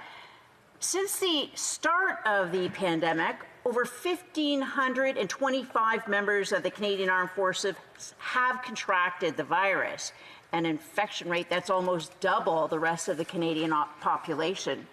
Today, we're told there are 100 active COVID cases amongst our soldiers. Soldiers are at higher risk. Yesterday, the news reported a COVID outbreak at Garrison Petawawa. This follows a news report of an outbreak in the civilian population near Garrison Petawawa. The Prime Minister's vaccine policy is putting Canadians at unnecessary risk. Leadership is giving an at-risk soldier your vaccine shot before virtue signaling in front of the camera. Once again, the Prime Minister has failed the leadership test. The Prime Minister's open-door COVID policy is needlessly exposing Canadians to the COVID-19 virus.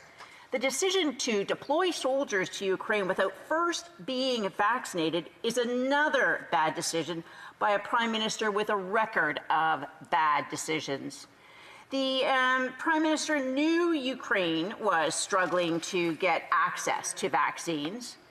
Out of 2.05 million COVID cases in Ukraine, 43,391 deaths have been recorded. Over 400,000 Ukrainians are sick with the virus, and Ukrainians' healthcare system is in crisis. Hospitals are overflowing. They're short-staffed with acute equipment shortages. 10,000 new cases were recorded in the last 24 hours, and 432 COVID-related deaths in the same period, all in a population slightly larger than Canada's.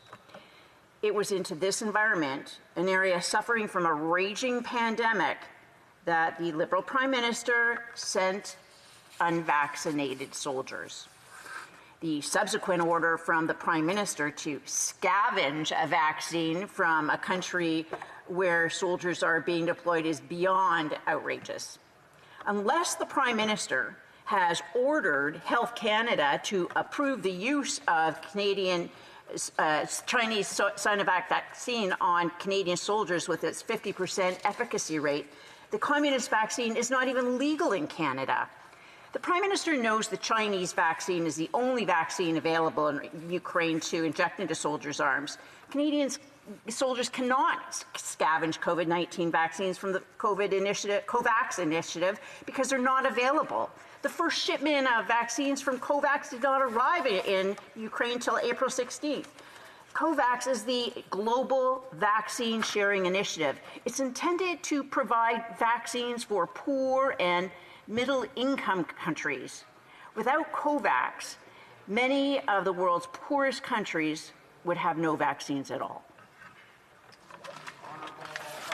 Carried to the Minister of National Defence. Thank you, Mr. Speaker. The health and well-being of the Canadian Armed Forces members has always been our main priority.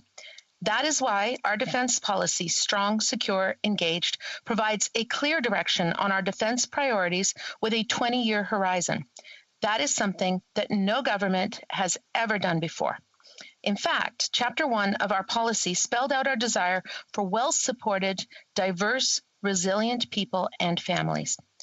People are at the core of everything the Canadian Armed Forces does to deliver on its mandate. From the start of the COVID-19 pandemic, we are taking concrete steps to ensure the safety and well-being of our members, regardless of their location. We scaled down exercises and training, we increased the number of people working from home, and we adopted robust public health measures to mitigate risks. The safety and well-being of our members is a top priority, and we continue to do everything we can to ensure their protection as we follow expert advice from the Public Health Agency of Canada. We are taking all necessary precautions, but the work of Canadian Armed Forces members at home and abroad cannot stop. They must continue their important missions to be strong at home, secure in North America, and engaged in the world. The Canadian Armed Forces is supporting Canada's response to COVID-19 and vaccine distribution efforts. At the same time, the Canadian Armed Forces must be ready to respond to natural disasters and other activities necessary for the defense of Canada and its interests. Training and recruitment have resumed with strict measures in place to keep people safe. And the CAF continues with key operations like search and rescue, NORAD, and support to UN and NATO efforts. En janvier, les membres des Forces armées. In January, members of the Canadian Armed Forces started receiving their vaccines. We started with Armed Forces members working in high-risk clinical settings, as well as with individuals with health conditions that put them at higher risk. The Canadian Armed Forces has a responsibility to ensure that its members have the opportunity to receive the COVID-19 vaccine, regardless of where they are. While not all deployed or posted members have yet received their vaccine, efforts are well underway to ensure that we have a coordinated and resourced plan in place to reach every deployed and posted member. We've begun vaccinating our deployed personnel in Operation Impact in the Middle East, Operation Reassurance in Latvia, and Operation Unifier in Ukraine. Military personnel preparing to deploy on operations will begin receiving vaccinations in the coming weeks. We continue to follow pre- and post-deployment COVID-19 protocols and rigorously apply COVID-19 public health measures. And we are abiding by the rules, regulations, and restrictions applicable to the locations where CAF members are deployed or stationed. Mr. Speaker, we must protect the health and well-being of our people while ensuring operational readiness. And we must continue to be a reliable ally and partner on the world stage. Thank you, Mr. Speaker. Member for Renfrew, Nipissing, Pembroke. Mr. Speaker, the announcement about the Prime Minister getting on the speakers list next month for a celebrity-laden global concert promoting vaccine equity has to be the height of hypocrisy. What would the organizers of the Global Citizen Vax Live concert to reunite the world think if they knew the truth about Canada raiding the COVAX supplies due to this Prime Minister's incompetence? What would they think of sending soldiers to what's become a war zone without being first offered vaccines? Canadians are embarrassed by the Prime Minister's decision to access vaccines from a program primarily designed to help pandemic-struggling countries like Ukraine. Forcing deployed military members to source medical vaccines from local supplies puts soldiers and their families at risk. Honourable Parliamentary Secretary.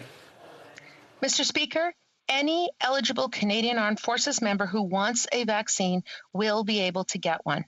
The CAF COVID-19 vaccine prioritization framework provides guidance on the allocation of up to 150,000 vaccine doses. Vaccinations have begun at home and abroad, and they will continue as further allocations arrive from the Public Health Agency of Canada. First up were frontline healthcare providers and those with health conditions. And now we are vaccinating those deployed on operations or employed in providing essential support to critical functions. Les Forces armées canadiennes s'efforcent de The Canadian Forces are working to reduce the threat to our members and maintain readiness to support Canadians, to support our allies and partners when required. Throughout, we continue to mitigate risk through the use of robust public health measures. Thank you, Mr. Speaker. L'honorable député de Mégantic-L'Érable. Merci beaucoup, Monsieur le Président. Thank you very much, Mr. Speaker. I'm pleased to talk about a subject this evening that I really care deeply about and that I'm very concerned about. I'm the representative for Mégantic-L'Érable and the representative of this community. I don't need to go any further. People know just how important rail safety is. Recently, the Auditor General of Canada published a report on railway safety to follow up on different reports that had already been done in the past. one of the conclusions during the appearance before the Standing Committee of Public Accounts, it was indicated that the minister has still not followed up on our recommendations and that there was much to be done to improve safety of railways in Canada. When we hear things like that, Mr. Speaker, we say that doesn't make any sense. But things need to move.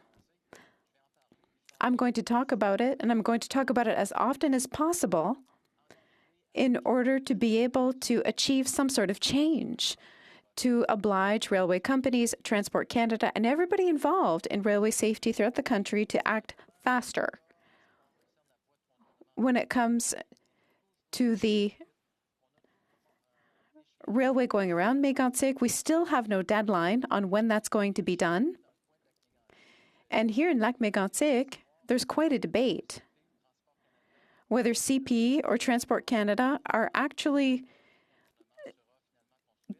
giving the right information about when this is going to be built. I've tried to communicate with CP. I'm trying to get a meeting with them.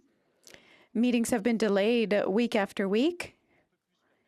But we can't let that go on. We can't wait for clear answers, whether it be from railway companies or Transport Canada. In 2019,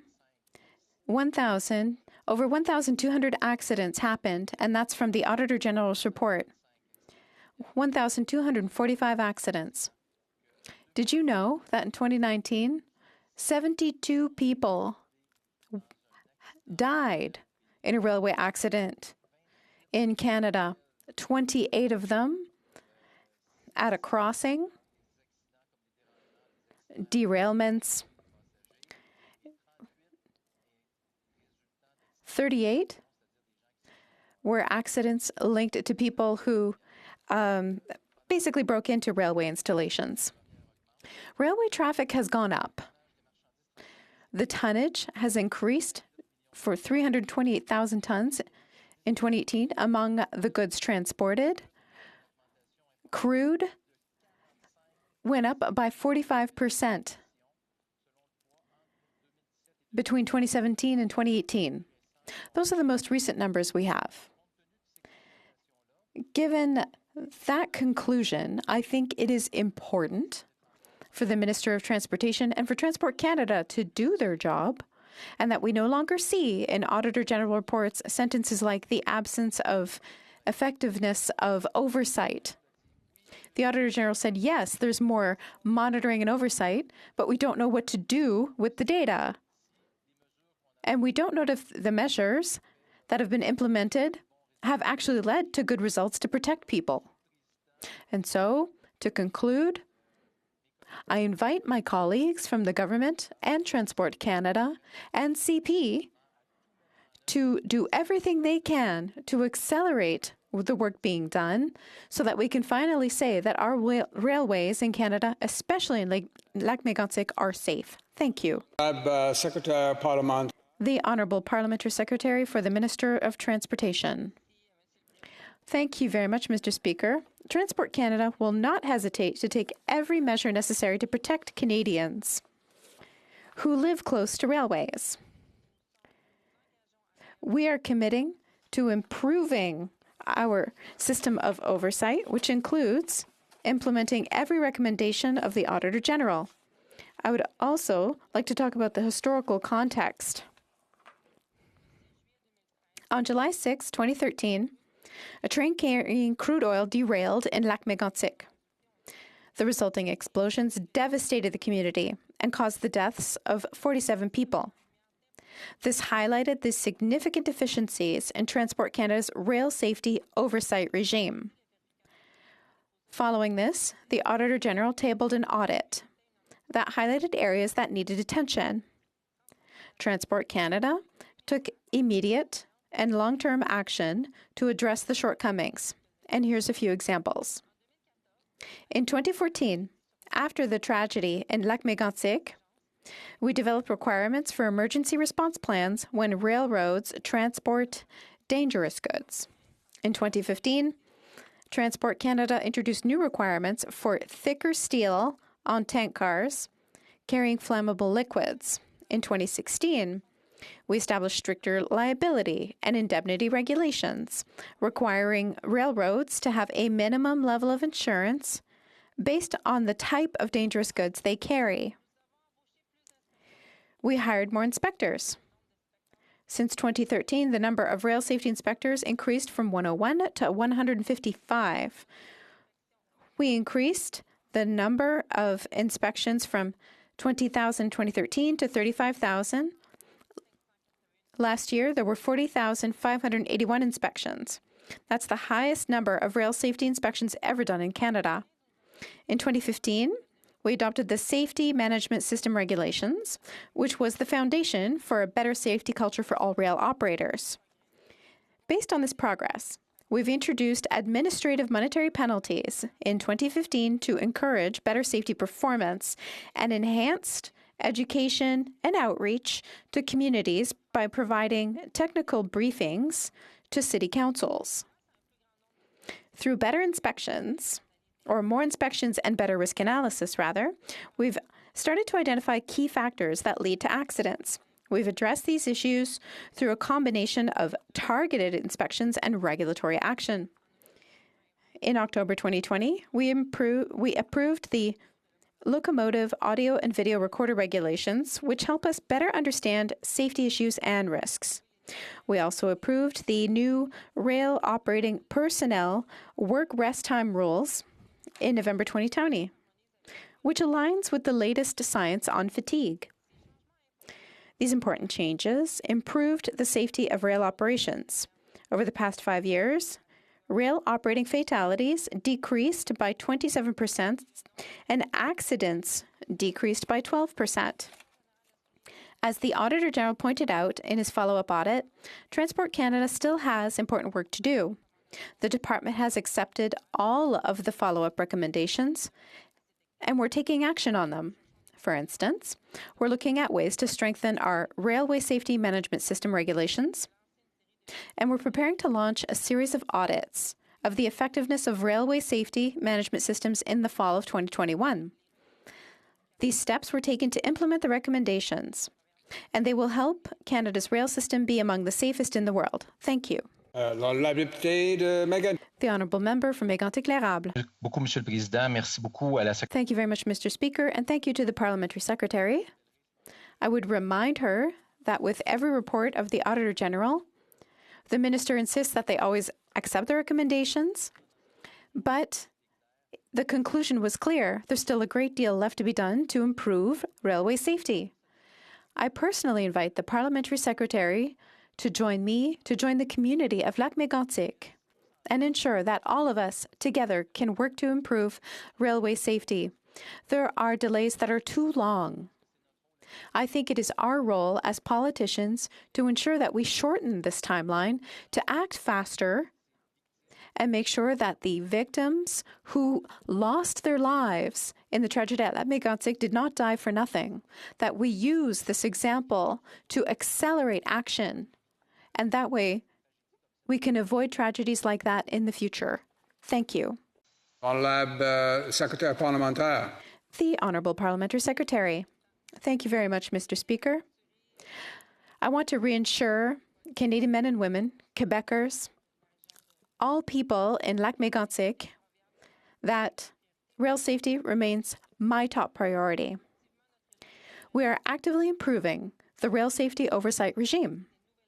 We've recently introduced new rules that have further reduced the speed of trains carrying dangerous goods, required more frequent track inspections, and required risk mitigation plans to address the risks caused by cold weather. The Transportation Safety Board put out a tweet on March 5th. 959 rail accidents were reported to the TSB in 2020, a 12% decrease from the 5-year average of 1,091. 59 rail-related fatalities were reported in 2020, 13 fewer than the previous year. I agree with my colleague that work remains to be done, and Transport Canada will address all of the Auditor General's important recommendations, including looking for ways to demonstrate that our inspection and monitoring activities are making a difference for Canadians who live and work along railroads. Thank you, Mr. Speaker. The honourable member for Courtney Alberni. Well, thank you, Mr. Speaker. Mr. Speaker, it's never been more clear to me that there must be a culture shift within the Department of Fisheries and Oceans, especially when it comes to its relationship with Indigenous fishers. In fact, for months now, we've seen this government fail Mi'kmaq fishers in Nova Scotia, failing to protect Sabaganagati fishers, despite knowing they were in immediate risk to their safety and failing to recognize their treaty and constitutional right to fish for a moderate livelihood. In deciding to impose this year's fishing seasons on the Sabaganagati, this minister has just failed to provide any justification that Mi'kmaq fishers cannot fish based on conservation reasons. She hasn't justified it. The minister has said that seasons ensure that stocks are harvested sustainably, and they are necessary for an orderly, predictable, and well-managed fishery. Well, Mr. Speaker, there has been no justification for this decision. No science, no data, nothing that says the small-scale fishery operated by the Sabaganagati fishers would have a demonstrable harm on the lobster stocks. And the minister must, this is a court-ordered decision, Mr. Speaker, provide this justification under the Badger test. The burden of proof to deny a treaty right or Aboriginal right falls on the Crown. And the government can't just say it's for conservation. They actually have to prove it. So not only does this decision go against the Constitution, but it also goes against the minister's mandate letter to remain committed to evidence-based decision-making. And of course, they cite their most important relationship is Canada's Indigenous people. Well, we don't see that here, Mr. Speaker. We know that conservation is, of course, the most important priority. Chief Mike Sack has said that his band actually intends to undertake a conservation study with Dalhousie University's Marine Affairs program to monitor impacts as they carry out their season. And we understand that the minister is concerned about conservation, as am I, as are the NDP. But let's not give the impression that First Nations fishers aren't. In fact, First Nations, if anything, Mr. Speaker, First Nations have been guardians of conservation for generations before ours. To impose this decision while discussions are ongoing with Mi'kmaq fishers across Atlantic Canada, and indicating that there will be an increased presence of federal government officials on the water to enforce is an inherently violent act. The minister's words and actions run in direct opposition on this government's commitment to uphold the United Nations Declaration on the Rights of Indigenous Peoples. Instead of instilling confidence that Mi'kmaq fishers will be able to fish safely, the government has chosen to raise tensions and threaten fishers. In fact, Chief Sack has indicated that he's willing to reach out to the United Nations for help to bring in peacekeepers to ensure his peoples are safe. If this government is incapable of keeping people safe on the water, that is indeed a national shame on all of us. And when Indigenous fishers are able to have their boats on the water fishing, they're helping their communities. They're providing economic opportunities to their families. They're sharing tradition and culture, and they're meaningfully connecting to their territories and the land in which they live. But the government of Canada would rather have Indigenous fishers in the courts instead of in their boats. And Indigenous people keep winning in court. In the last 2 weeks, the New Chalmers won a BC Supreme Court case, third time in the upper courts, Mr. Speaker, asserting their right to fish, including wild salmon, despite the government spending of over $19 million on lawyers, government lawyers, to suppress that right. So once again, we call on the minister to back down from this decision, work with Mi'kmaq fishers to keep them safe, and to uphold and affirm their right for a moderate livelihood instead of fighting them at every opportunity. Thank you, Mr. Speaker. The Honourable Parliament Secretary to the Minister of National Defence. Thank you, Mr. Speaker. Last fall was an extremely challenging time, but particularly so for some Indigenous communities, such as the Mi'kmaq of Nova Scotia. It was very disturbing for all of us to hear about and see on the news the events whereby Indigenous peoples were physically attacked, their property damaged and vandalized or destroyed, and had insults directed towards them for trying to exercise their affirmed treaty right. Let me be clear, we condemn these acts. À mesure que nous avançons, nous savons que le travail continue pour mettre en œuvre. We know that the continuous work to implement the rights of First Nations to fish for a moderate livelihood must continue. Minister of Fisheries, Oceans, and the Canadian Coast Guard recently announced a new path forward, a path which will further enable First Nations to pursue their affirmed treaty right in a safe and predictable way in the short term. Cette nouvelle voie exprime la gestion transparente et stable. This ensures the transparent, stable management of fisheries that will ensure sustainability and productivity for every fisher. Également basée sur ce que nous avons. It is also based on what we heard from First Nations and rests on the need for a temporary solution while longer-term negotiations are occurring. This path is an option for interested First Nations to fish this season, in season, based on the needs of their community or aggregate. The Minister continues to have negotiations with First Nations on other long-term agreements, including rights reconciliation agreements. The Department is working to move to a relationship with Indigenous peoples that recognizes and respects Indigenous rights and interests. Monsieur le Président, nous savons que la sensibilisation et la compréhension. We know that awareness and understanding of the stories and realities of Indigenous persons will take time, just like education. That is not an excuse to not act now. We're working hard to do better. One example of this is the amendments to the Fisheries Act that enable the consideration of Indigenous knowledge, collaborative management, and recognition of equivalency of Indigenous laws. In addition, the Department has developed a reconciliation strategy, an internal culture change tool that includes concrete actions across the whole department and guidance for staff as they build relationships with Indigenous partners. Notre gouvernement sait que l'on pourrait et devrait. Our government knows that we can and should do much more to help First Nations communities in Canada. Our government has made reconciliation and rebuilding relations with Canada's First Nations people a top priority. We remain firmly committed to advancing reconciliation and working collaboratively with First Nations to implement their constitutionally protected treaty right to fish in pursuit of a moderate livelihood. Thank you, Mr. Speaker. Before we go to the honourable member for Courtenay Alberni, I just asked him in the last segment there, we were getting a little bit of noise on his microphone. You could just maybe ease it away from his mouth ever so slightly, and perhaps up a little bit, and then we'll see if we can avoid that in his last intervention. The honourable member for Courtenay Alberni. I hope this is better, Mr. Speaker. Mr. Speaker, I mean, it alarms me that the Parliamentary Secretary for National Defence is here to answer this question, and it should be concerning for the Indigenous fishers, given the fact that they haven't had the protection they need. Otherwise, it's the government not taking this seriously. They haven't talked about how they're going to meet the Badger test. They haven't delivered a mandate. The government knows that it must uphold the rights of Indigenous people, but chooses to fight them at every turn.